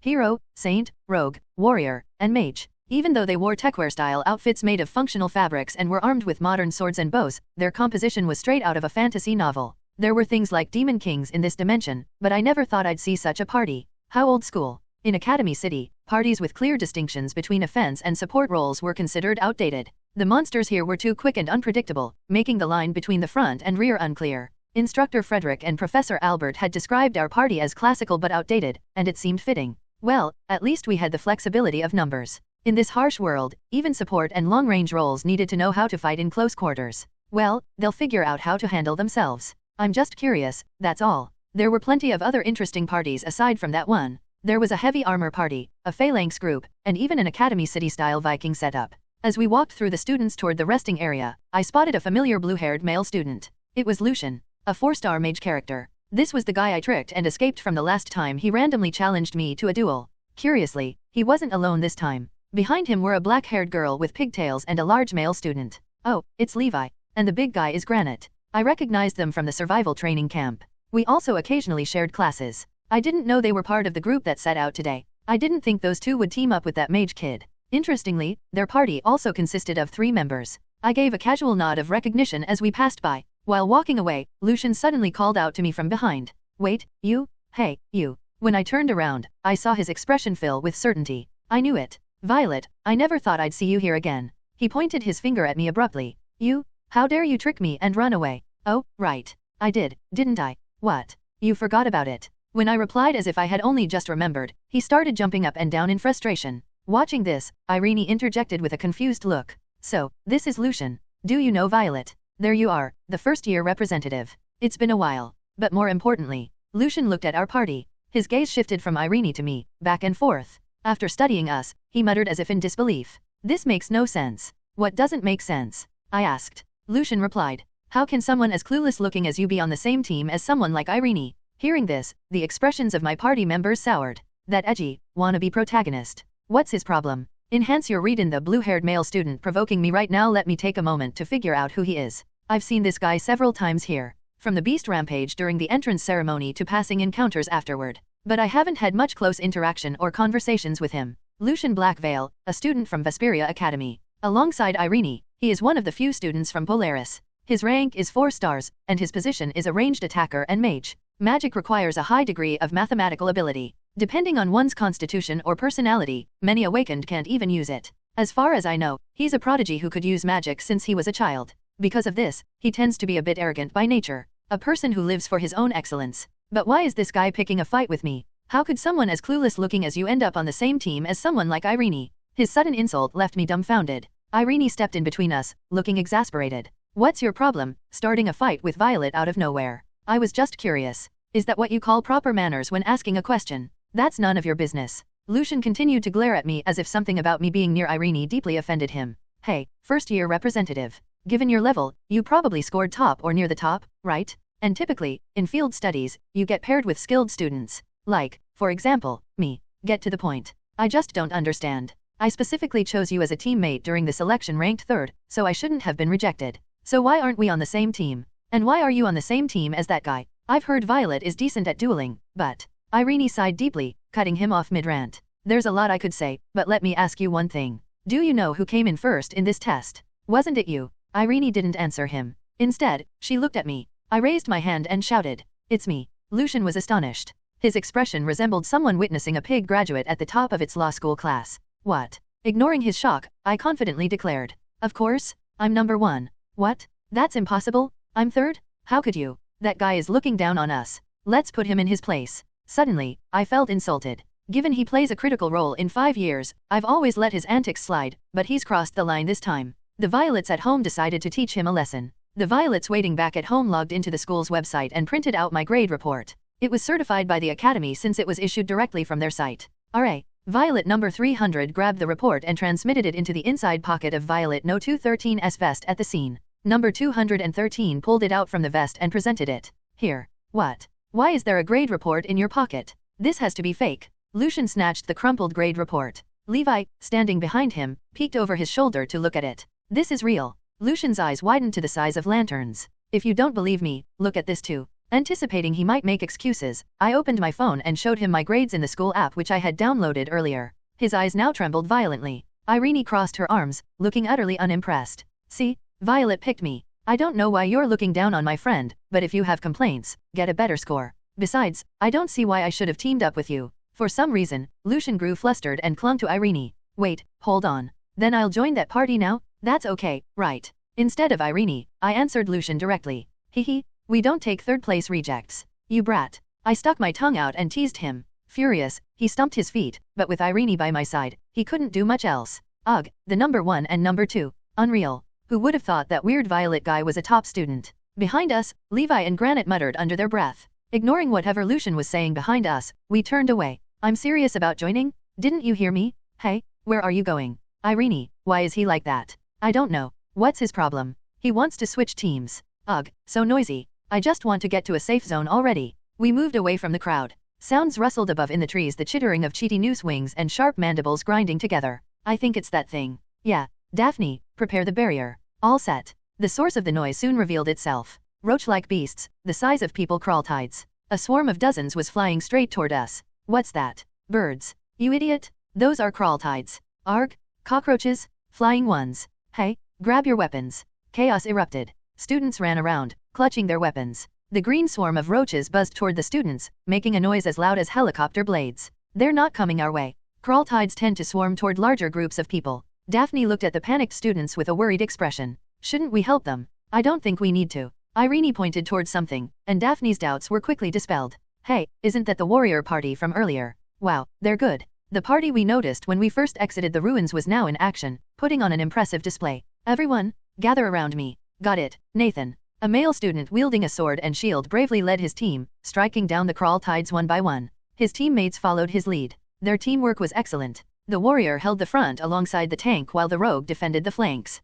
From the rear, a mage and healer launched magic attacks to provide support. Take this. Hiya. The warrior party's stellar performance soon inspired the other students to regain their composure and start eliminating the crawl tides one by one. We quietly observed their battle from between the trees. Look over there. Isn't that Lucian's party fighting? Oh. And then, I understood why Lucian was so desperate to switch teams. Help? Someone save me? Ah. Levi flailed a massive crossbow, wildly swinging it above her head. It was the same large crossbow she had used during our visit to the shooting range. Above her, several crawl tides swarmed near the treetops. Unfortunately, she couldn't fight effectively. Her weapon, almost the size of a siege machine, was too cumbersome. The surrounding trees and vines obstructed her aim. Kwang? Each time she fired, the enormous bolt smashed into trees, scattering wood everywhere. But she hit nothing. Where's the big guy? What's he doing? Where was Levi's teammate? I spotted Granite. The hulking, stoic student was now pale-faced as he faced off against a single crawl tide. Slish. This isn't a bug. It's a beast? It's not a bug. Grandma, Grandpa, give me strength. Granite's weapon was a massive poleaxe, its blade looking capable of splitting rocks. Each time the crawl tide swung its forelegs, Granite blocked the attacks. But that was all he could do. Unfortunately, his oversized weapon wasn't suited for the dense terrain. His strikes were hampered by the trees and vines. Ugh, this is so frustrating. Are you guys kidding me? Having finished clearing the battlefield, Lucian rushed toward his party. With a snap of his fingers, 5 magic circles appeared midair. Flames erupted from the circles, spearing through the crawl tides' bodies. One after another, the roaches exploded. We're saved. Thank you. They seem a bit out of sync. Yeah, poor Lucian. It became clear why he was so upset about not being on Irene's team. Once the fight was over, he mercilessly berated his 2 party members. Are you an idiot? Who in their right mind brings a siege weapon into this dense jungle? Sorry, but this is my main weapon. I can't use anything else. Calling it a siege weapon wasn't inaccurate. Levi's crossbow resembled a medieval ballista. You're the same? Who brings a polearm into a jungle? But you liked it when I used it to clear paths. That was then, this is now. And what's with a guy your size being so scared of bugs? Who said I was scared of bugs? Granite returned to his usual stoic expression, feigning ignorance. Oh, really? You're not scared. Lucian picked up a crawl tide still twitching foreleg from the smoldering remains and shoved it in Granite's face. His expression turned pale. Ugh, haha. What are you going to do if you're already like this? You're driving me crazy. Watching the poor boy and girl endure Lucian's scolding, we decided to leave. Poor things. They have it rough. Seriously. There wasn't much we could do to help, so we just walked away together. It was time to head to the safe zone. The path to the safe zone was long and arduous. The zones were spread across several locations, all far from the dungeon's entrance. We were heading to Zone 3. Most students were still busy searching for relics, leaving the path to the safe zone quiet. Occasionally, a Scrax or crawl tide would pop out, but we easily eliminated them and moved on. Let me check if we're heading in the right direction. While the group took a short break, I climbed up a tree. Reaching the swaying treetop, I was greeted by a sea of green. Beyond the greenery, in the direction we were heading, I spotted a bald red hill. Focusing my magic-enhanced vision, I saw dense barbed wire and fences. We're on the right path. Before climbing down, I scanned the surroundings. Beyond the horizon, thick white mist wrapped around the jungle like a barrier. That must be the dungeon's edge. As we resumed our journey to the safe zone, I shared what I had seen. What do you think happens if we go into that mist? While Irene led us at the front with her excellent navigation skills, Daphne replied. That's the dungeon's boundary. You'd likely get lost and eventually end up back where you started. Oh, it's like a game. In games, when you hit the map's edge, it forces you back. That's fascinating. Why does that happen? Dungeons are areas consumed by a different dimension, creating isolated zones. In the process, the boundaries between inside and outside dissolve, turning into incomprehensible structures. No matter where you go, you'll always loop back to where you started. Listening to the explanation, it reminded me of a Mobius strip. So, that boundary is unbreakable, huh? Not exactly. Based on what I just explained, we'd never be able to enter or leave dungeons. But gates, which act as entry points,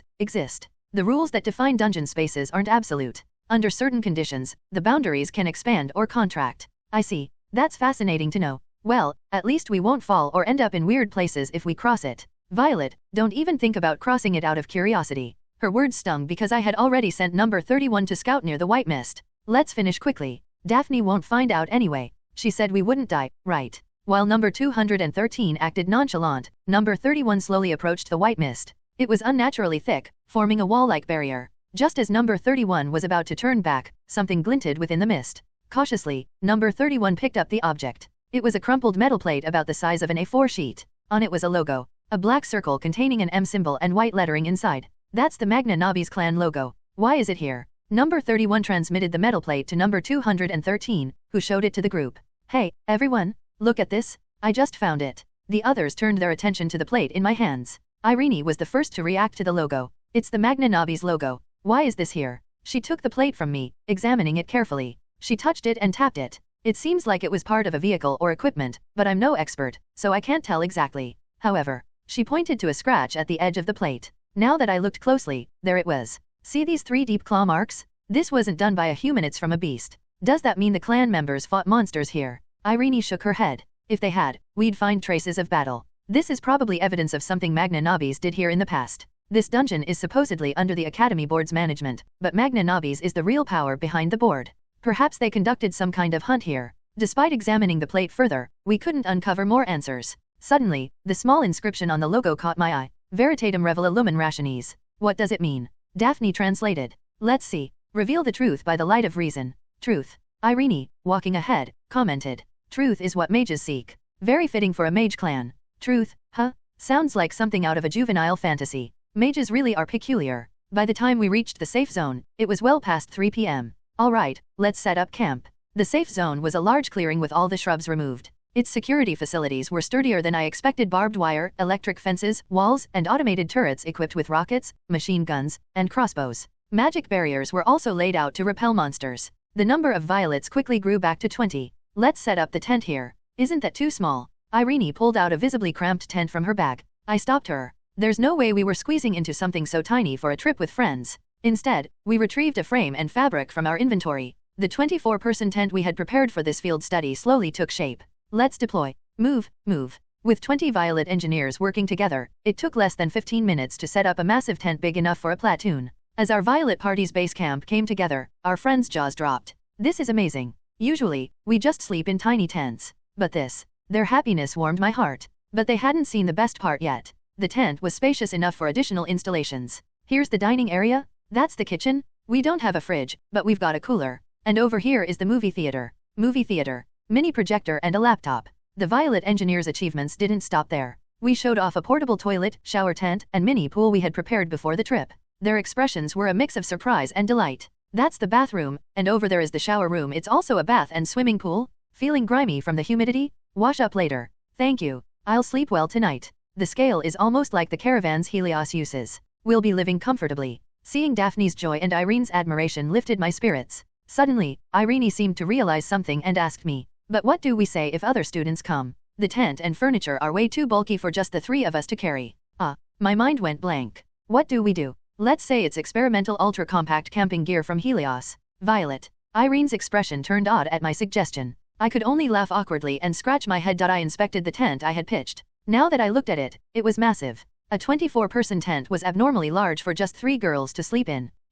We'll just say the 3 of us carried it over. What do you think? It's too big. There's a bed, a table. This isn't camping, it's like sightseeing. Nobody's going to believe we carried this ourselves. Irene, who had been looking around our dwelling, spoke up. I'll just say I brought it. I can explain it's a test product provided by a company I have a contract with, and the clan let me take it. There are surprisingly similar products, though not quite this big. That's a good idea. Thanks to Irene, I had a plausible explanation prepared. If other students came later, I'd just say that. There was still plenty of time until bedtime. We changed clothes and started to relax. First, I needed to take a bath. After walking through this humid jungle for hours, I was drenched in sweat and wanted to freshen up. I recalled how happy my friends were when they saw the shower facilities. What temperature should the water be? A little lower than body temperature. Not too cold? Make it warm. Once the request was received, Violet stationed at the central lodging began preparing large water containers, which they loaded into their inventories. The Violet inside the jungle dungeon retrieved and placed them. These were poured into the portable shower tank we had prepared earlier.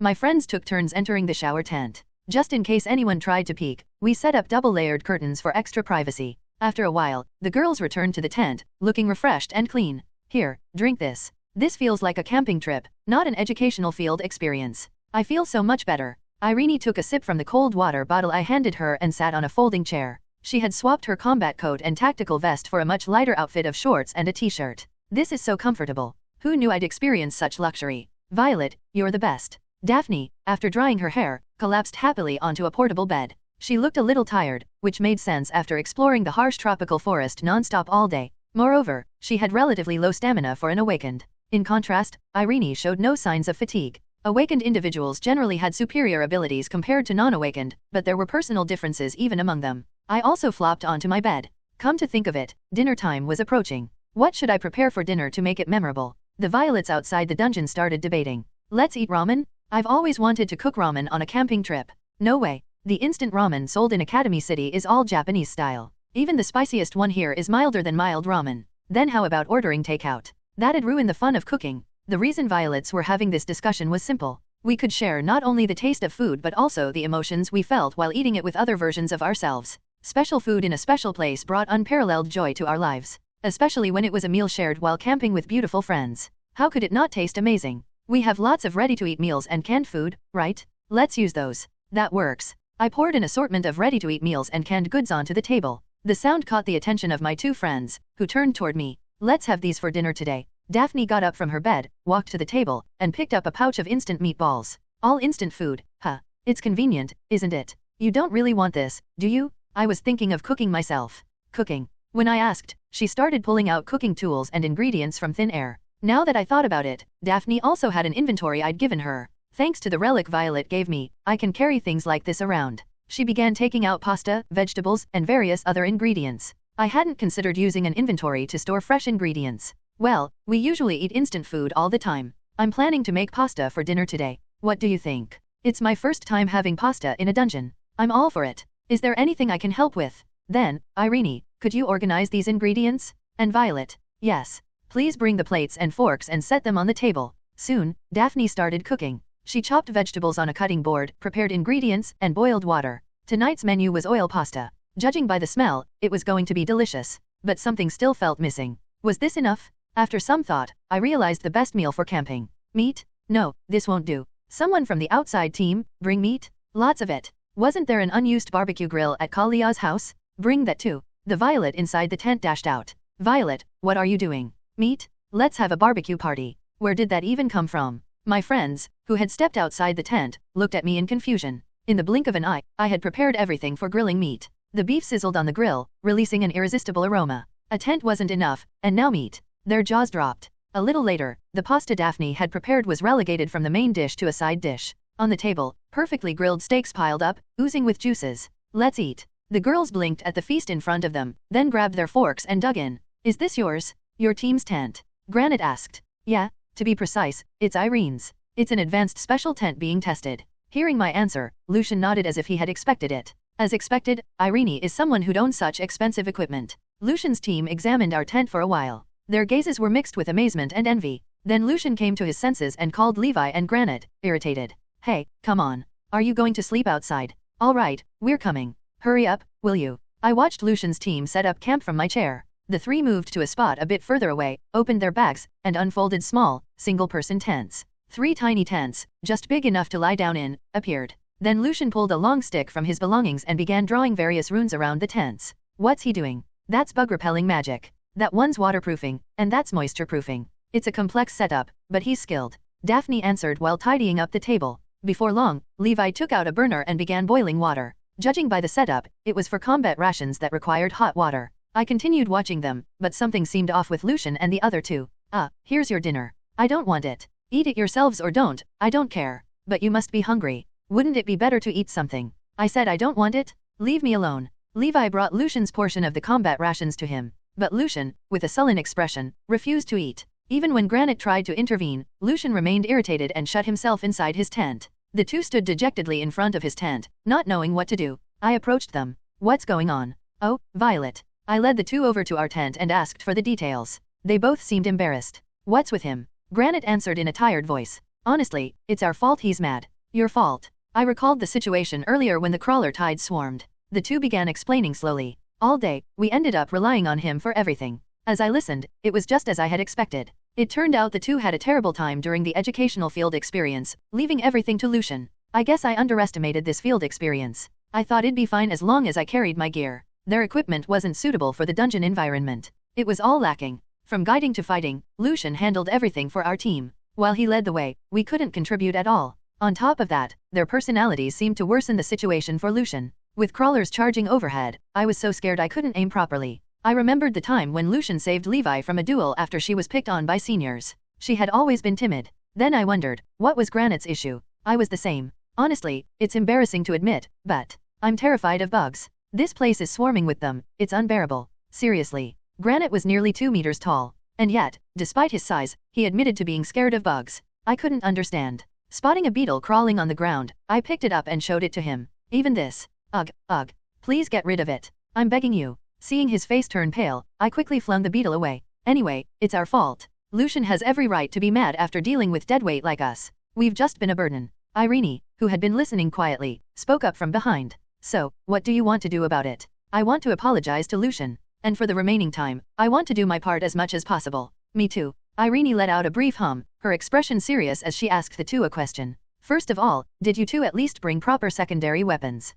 Secondary weapons. You mean these? They showed Irene their jungle machetes and hand axes. Irene shook her head. Those are tools, not weapons. And with unsuitable gear, what help could you be? Did Instructor Frederick say anything to you? Ugh. The field experience site had low difficulty, so they might have gotten away with it, but their reaction suggested they had been severely scolded. Did you really think this field experience would be so easy? What will you do if your main weapon breaks in a dungeon more dangerous than this? You should have at least brought a backup blade. Irene was right. Even Daphne, who hadn't needed it yet, carried a one-handed sword at her side. Realizing their mistakes, the two couldn't lift their heads in embarrassment. Still, you know what you did wrong. If you try to do better from now on, it'll be fine. Violet, do you have spare weapons to lend them? I do. I went into the tent and retrieved 2 swords, a small crossbow, and a rifle I wasn't using. These were 1-star weapons I had collected from defeating various creatures. I'll lend these to you, but return them when we get back. Thanks. I don't deserve it.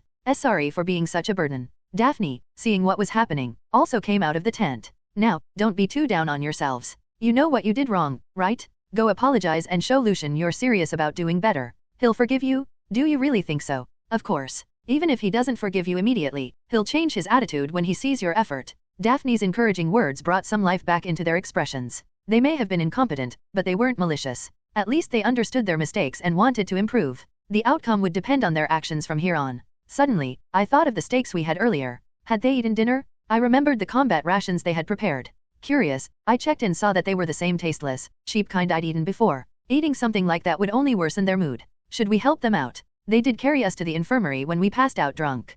Consider this paying them back. I thought of the leftover steaks. Surely, good food would help. Hey, do you want some steak? Steak? What do you mean? Now that you mention it, there was a bit of a grilled meat smell earlier. I handed them untouched, warm steaks along with snacks and ice cream. The two approached Lucian's tent with the food. Lucian, I said leave me alone. Wait, what's that smell? A minute later, he came out of the tent, his eyes widening. What is this? I watched as the three began talking cautiously. Lucian took the steak and food and disappeared back into his tent. Watching this unfold, my friends commented. Do you think this will work? That depends on what they do from here on. I idly observed Lucian's team's tent. Before long, the three were sitting together, talking. I wondered how things were going. They were eating the ice cream I'd given them and talking calmly. I'm just here for the ice cream, so don't get the wrong idea. There's nothing to talk about with you two. Anyway, sorry. We'll do our best for the rest of the time.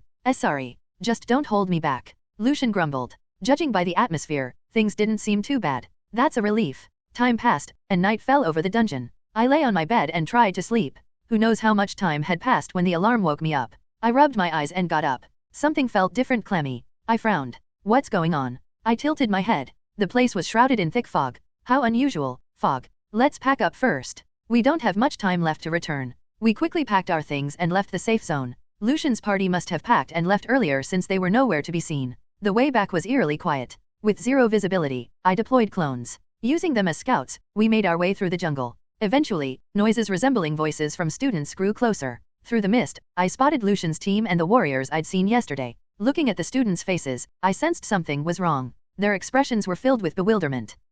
The gate. Calm down. It's probably a temporary issue. Some people screamed. As I got closer, I saw the reason. The gate, which should have served as an exit, was glitching like a broken CRT screen. Why does something always go wrong wherever I go? Just a coincidence. It seemed like there was some sort of curse where accidents followed me. The gate of the Chloris forest had shut down. The students' reactions to the closed gate varied widely. Currently, there were 5 types of people here. First, those who panicked and didn't know what to do. The gate is closed. We're all dead. We're screwed. Kaya, Mom. Second, those who desperately denied reality and were unsure of what to do. No, it must be a mistake. Look closely. It's just a change in color. Ha ha ha. Of all days, it had to happen during my field trip. Third, those who hadn't grasped the situation yet. Most students fell into this category. Why is the gate like that? What's wrong with everyone? Amid this chaos, there were those who pulled themselves together and tried to do something. The group of students I referred to as the hero party belonged here. Nathan, where's the signal flare? Give it to me quickly. We need to call the instructor. It's on my waist. Fire it quickly. I'll check the panic button nearby. And finally, there were those who observed the situation calmly. Our Violet team fell into this category. To think the gate would get disrupted again. Indeed. Irene and I looked at the closed gate indifferently. Maybe it felt less significant because we had experienced this before. It'll probably open soon, right? Nothing to worry about. We had already been told that the gate's structure didn't allow for permanent closure. Violet, can you contact the outside? Contact? What do you mean? Of course, we can't make a call. I stared blankly at Daphne, puzzled by her words. I know that. I meant, can you connect with another Violet outside? Oh, that's what you meant. Of course, I can. I'm in contact even now. Then, could you check the external situation for me?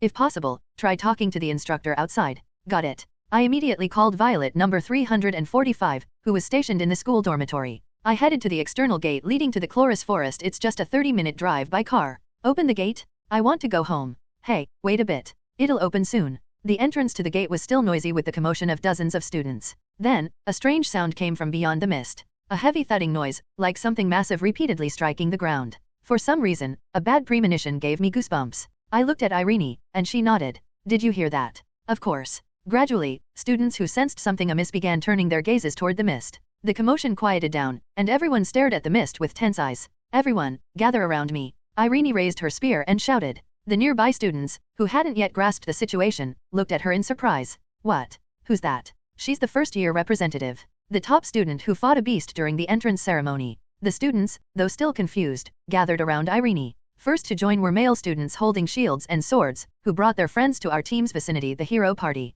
A brown-haired boy asked Irene. Your name is Irene Solstice, right?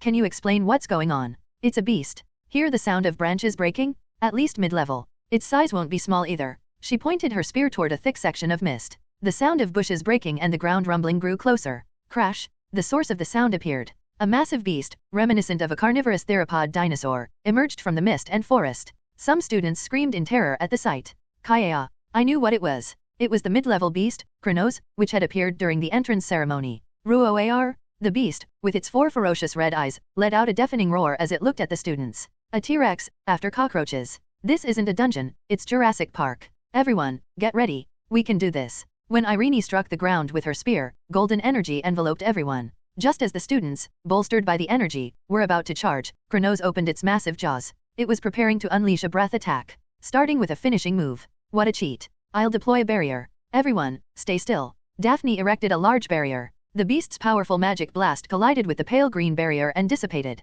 Realizing its ultimate attack was nullified, Kronos charged at us with its massive body. It's coming? Hey, there's nowhere to run. Fight. As the colossal beast charged, its momentum caused some students to stumble in fear. Fortunately, the rest, seemingly emboldened by Irene's unique ability, didn't flee. Like a pack of hyenas surrounding an elephant, they attacked the beast simultaneously. Die. Die already? Just die. Kia. Kronos was incredibly strong and durable. It was even larger than the one that had appeared during the entrance ceremony. While its body sustained some injuries, it showed no signs of falling easily. Moreover, the beast had more than just its breath attack as a weapon. The tail? Dodge. Ugh. Each time it swung its tail, everyone scrambled to avoid it. Its front legs were also menacing. Its claws, over a meter long, were razor-sharp and brimming with magic. What kind of beast uses sword energy? Ah! A student screamed as Chronos wildly swung its front claws. Thankfully, Daphne quickly deployed a barrier to block it. What the? The crossbow bolts are stuck. They re-embedded in its hide. I pulled out my crossbow and fired it. The bolt imbued with magic lodged itself in the beast's hide. Arrows fired by me and other students were already scattered across its surface. From one side, scattered magic bullets and energy arrows battered Chronos' body. From the front, Lucian darted around, unleashing a barrage of small and large magical attacks. A rain of flaming spears and energy blades pelted the beast, but it didn't falter. Damn it! It's tougher than the one we faced during the entrance ceremony. What's going on? Lucian growled in frustration, dodging attacks. Irene, locked in battle with Chronos' sharp teeth, responded. The one we fought was relatively young. This one's an adult. Its defense and magic resistance are incomparable. It hadn't even been a few minutes into the battle, but several students were already injured. Indeed, a mid-level beast, it was a living tank. If we didn't subdue it quickly, there might be fatalities. I wondered if I had a weapon powerful enough to take it down in one blow. The crossbow bolts imbued with magic weren't working. That likely meant bullets wouldn't work either. Close-range attacks with energy-infused strikes would fare better than the crossbow, but there was a risk. I could easily end up shredded by its front legs or teeth, turning into chopped violet. We needed a powerful strike to incapacitate it before it could counter. Bombs? It has to be bombs. This won't work. It's time to self-destruct. Self-destruct. Self-destruct. My mind's tactical command quickly formed a plan. The strategy involved a bomb-laden violet assault squad injuring Chronos, followed by a squad climbing the beast to stab its vital points with energy-infused strikes for the kill. Irene, tell the others to back off. If our unit joins the fight now, it'll get too chaotic. It's better if only we handle it. Got it? You guys? All of you, fall back. As I prepared to summon the violet squad, a loud sound tore through the air above me, accompanied by the flight of a white object. It was too large to be an arrow. A projectile the size of a short spear struck Chronos in the neck. Boom! Gruoar. Chronos let out a roar of pain. Amazingly, a gaping wound appeared in its neck. I hit it. When I turned around, I saw Levi, wide-eyed and trembling, holding a ballista larger than her own body. What? That attack worked. Levi did it. Chronos, now injured and bleeding profusely from its neck, went berserk. As the students backed off, a large male student wielding a poleaxe charged forward. Everyone, get out of the way. Granite's magic-infused poleaxe clashed with Chronos' ankle. After a single impactful strike, Chronos' ankle spewed blood and split more than halfway through. Ugh. Granite was kicked and sent flying, but Chronos collapsed as its ankle gave out. Looks like self-destruct won't be necessary. Now it's our turn. Charge. The students had already distanced themselves from the beast. The black-clad violet squad dashed forward, climbing onto Chronos' massive body. They stabbed its vital points with swords and spears relentlessly. Ruoar? Chronos' life came to an end. We won, though it feels like we only landed the final blow. What happened to that big guy earlier? Granite, who had been kicked, was being treated and didn't seem seriously injured. As the battle ended and Daphne tended to the injured students, I surveyed the surroundings. Faint noises continued to echo through the mist. There were no signs of anything approaching yet. Weren't there supposed to be few beasts here? Exactly. Where did such a massive one come from? It didn't make sense. Weren't the instructors supposed to have cleared the area? Who knows what other beasts might be lurking beyond the mist? It was truly perplexing. Not a single student died in this battle. That was because the fight ended quickly. Hey, why were you all like that yesterday? You could have done better. Your firepower is unnecessarily strong. It was just luck. We'll keep trying our best. Are you forgiving us for yesterday? What? Forgiveness? Don't get the wrong idea. Do you know how much I suffered yesterday? I'll never forgive it. Don't misunderstand me. From under a tree, I could see Lucian's party chatting. As usual, Lucian was grumbling at his team members, but his tone was slightly softer than before. The students overall seemed to be in high spirits. Having taken down a powerful beast without injuries, everyone's morale was high. Wow, so this is Chronos. It's amazing. Did you see how I dodged its tail earlier? It was like whoosh. It swung, and I just... Idiot, didn't you just run away the whole time? Hey, when did I? Unfortunately, the students' high spirits didn't last long. Irene, the hero party, and I stepped outside to investigate the mist. Despite firing signal flares and pressing the nearby panic button, the instructors hadn't arrived. The results of our cautious exploration crushed the students' morale. Ugh, it's the instructor? Are you okay? Daphne? Quickly, heal them. Wait, why aren't they breathing? It's too late. Tragically, the instructors stationed in the dungeon had been wiped out by an unexpected horde of beasts. The one surviving instructor was on the verge of death. Rest in peace. Daphne solemnly closed the eyes of the unnamed instructor. Seeing the students' distress, Irene, a student named Nathan, and I exchanged glances. In a silent agreement, we decided not to mention the other instructors' corpses. Any news from the outside? It's chaos here. I just met with Instructor Frederick. It's messy over here too. Meanwhile, Violet number 345 had reached the gate entrance. The scene there was chaotic as well. Is this your clone ability? So it can connect the inside and outside of the dungeon? That's fortunate. No one's hurt, right? Are you okay? I'm fine. But the other instructors. Upon hearing No 345's words, Frederick swallowed hard. His scarred face twisted grimly. Chronos appeared? There shouldn't be chronos in Chloris Forest. How did? Still, we took it down without any injuries. I observed the gate entrance. Engineers were working on stabilizing the gate using large, unfamiliar machines. Nearby, individuals who seemed to be mages were deep in discussion. See those slowpokes? They've started the stabilization process. It'll be done in half a day. In the worst case scenario, the sealed dungeon gate will naturally open within a day or two. We'll come to rescue you quickly, so tell the students to wait at the entrance. Got it? Yes, I'll let them know. Instructor Frederick sighed deeply. Good people always go like this. I relayed Frederick's message to Irene. She gathered the students and explained. They're working to rescue us from the outside. We'll be saved soon. Don't worry too much, okay? A student raised a hand and asked. But what about food? We only had enough supplies for one day. The students nodded in agreement. Leave that to me. The important thing is to stay close to this area. It's dangerous to wander off. Got it? In situations like this, we have to stick together. Nathan and the hero party chimed in. Irene's right. We need to cooperate. She's the first-year representative, so we should trust her. With students backing Irene up one by one, the others gradually calmed down. Now, all that was left was to wait. We stayed near the entrance, awaiting the rescue team. A day passed. The gate disappeared. Hello, everyone! As we wrap up this video, I want to share a quick note. I have a Patreon account. If you'd like to support me and enjoy on-demand audiobooks, you can become a Patreon member. Alternatively, you can check out my Google Drive link, which has 500+ novel audiobooks available through my Ko-fi or Patreon shop. I appreciate your support.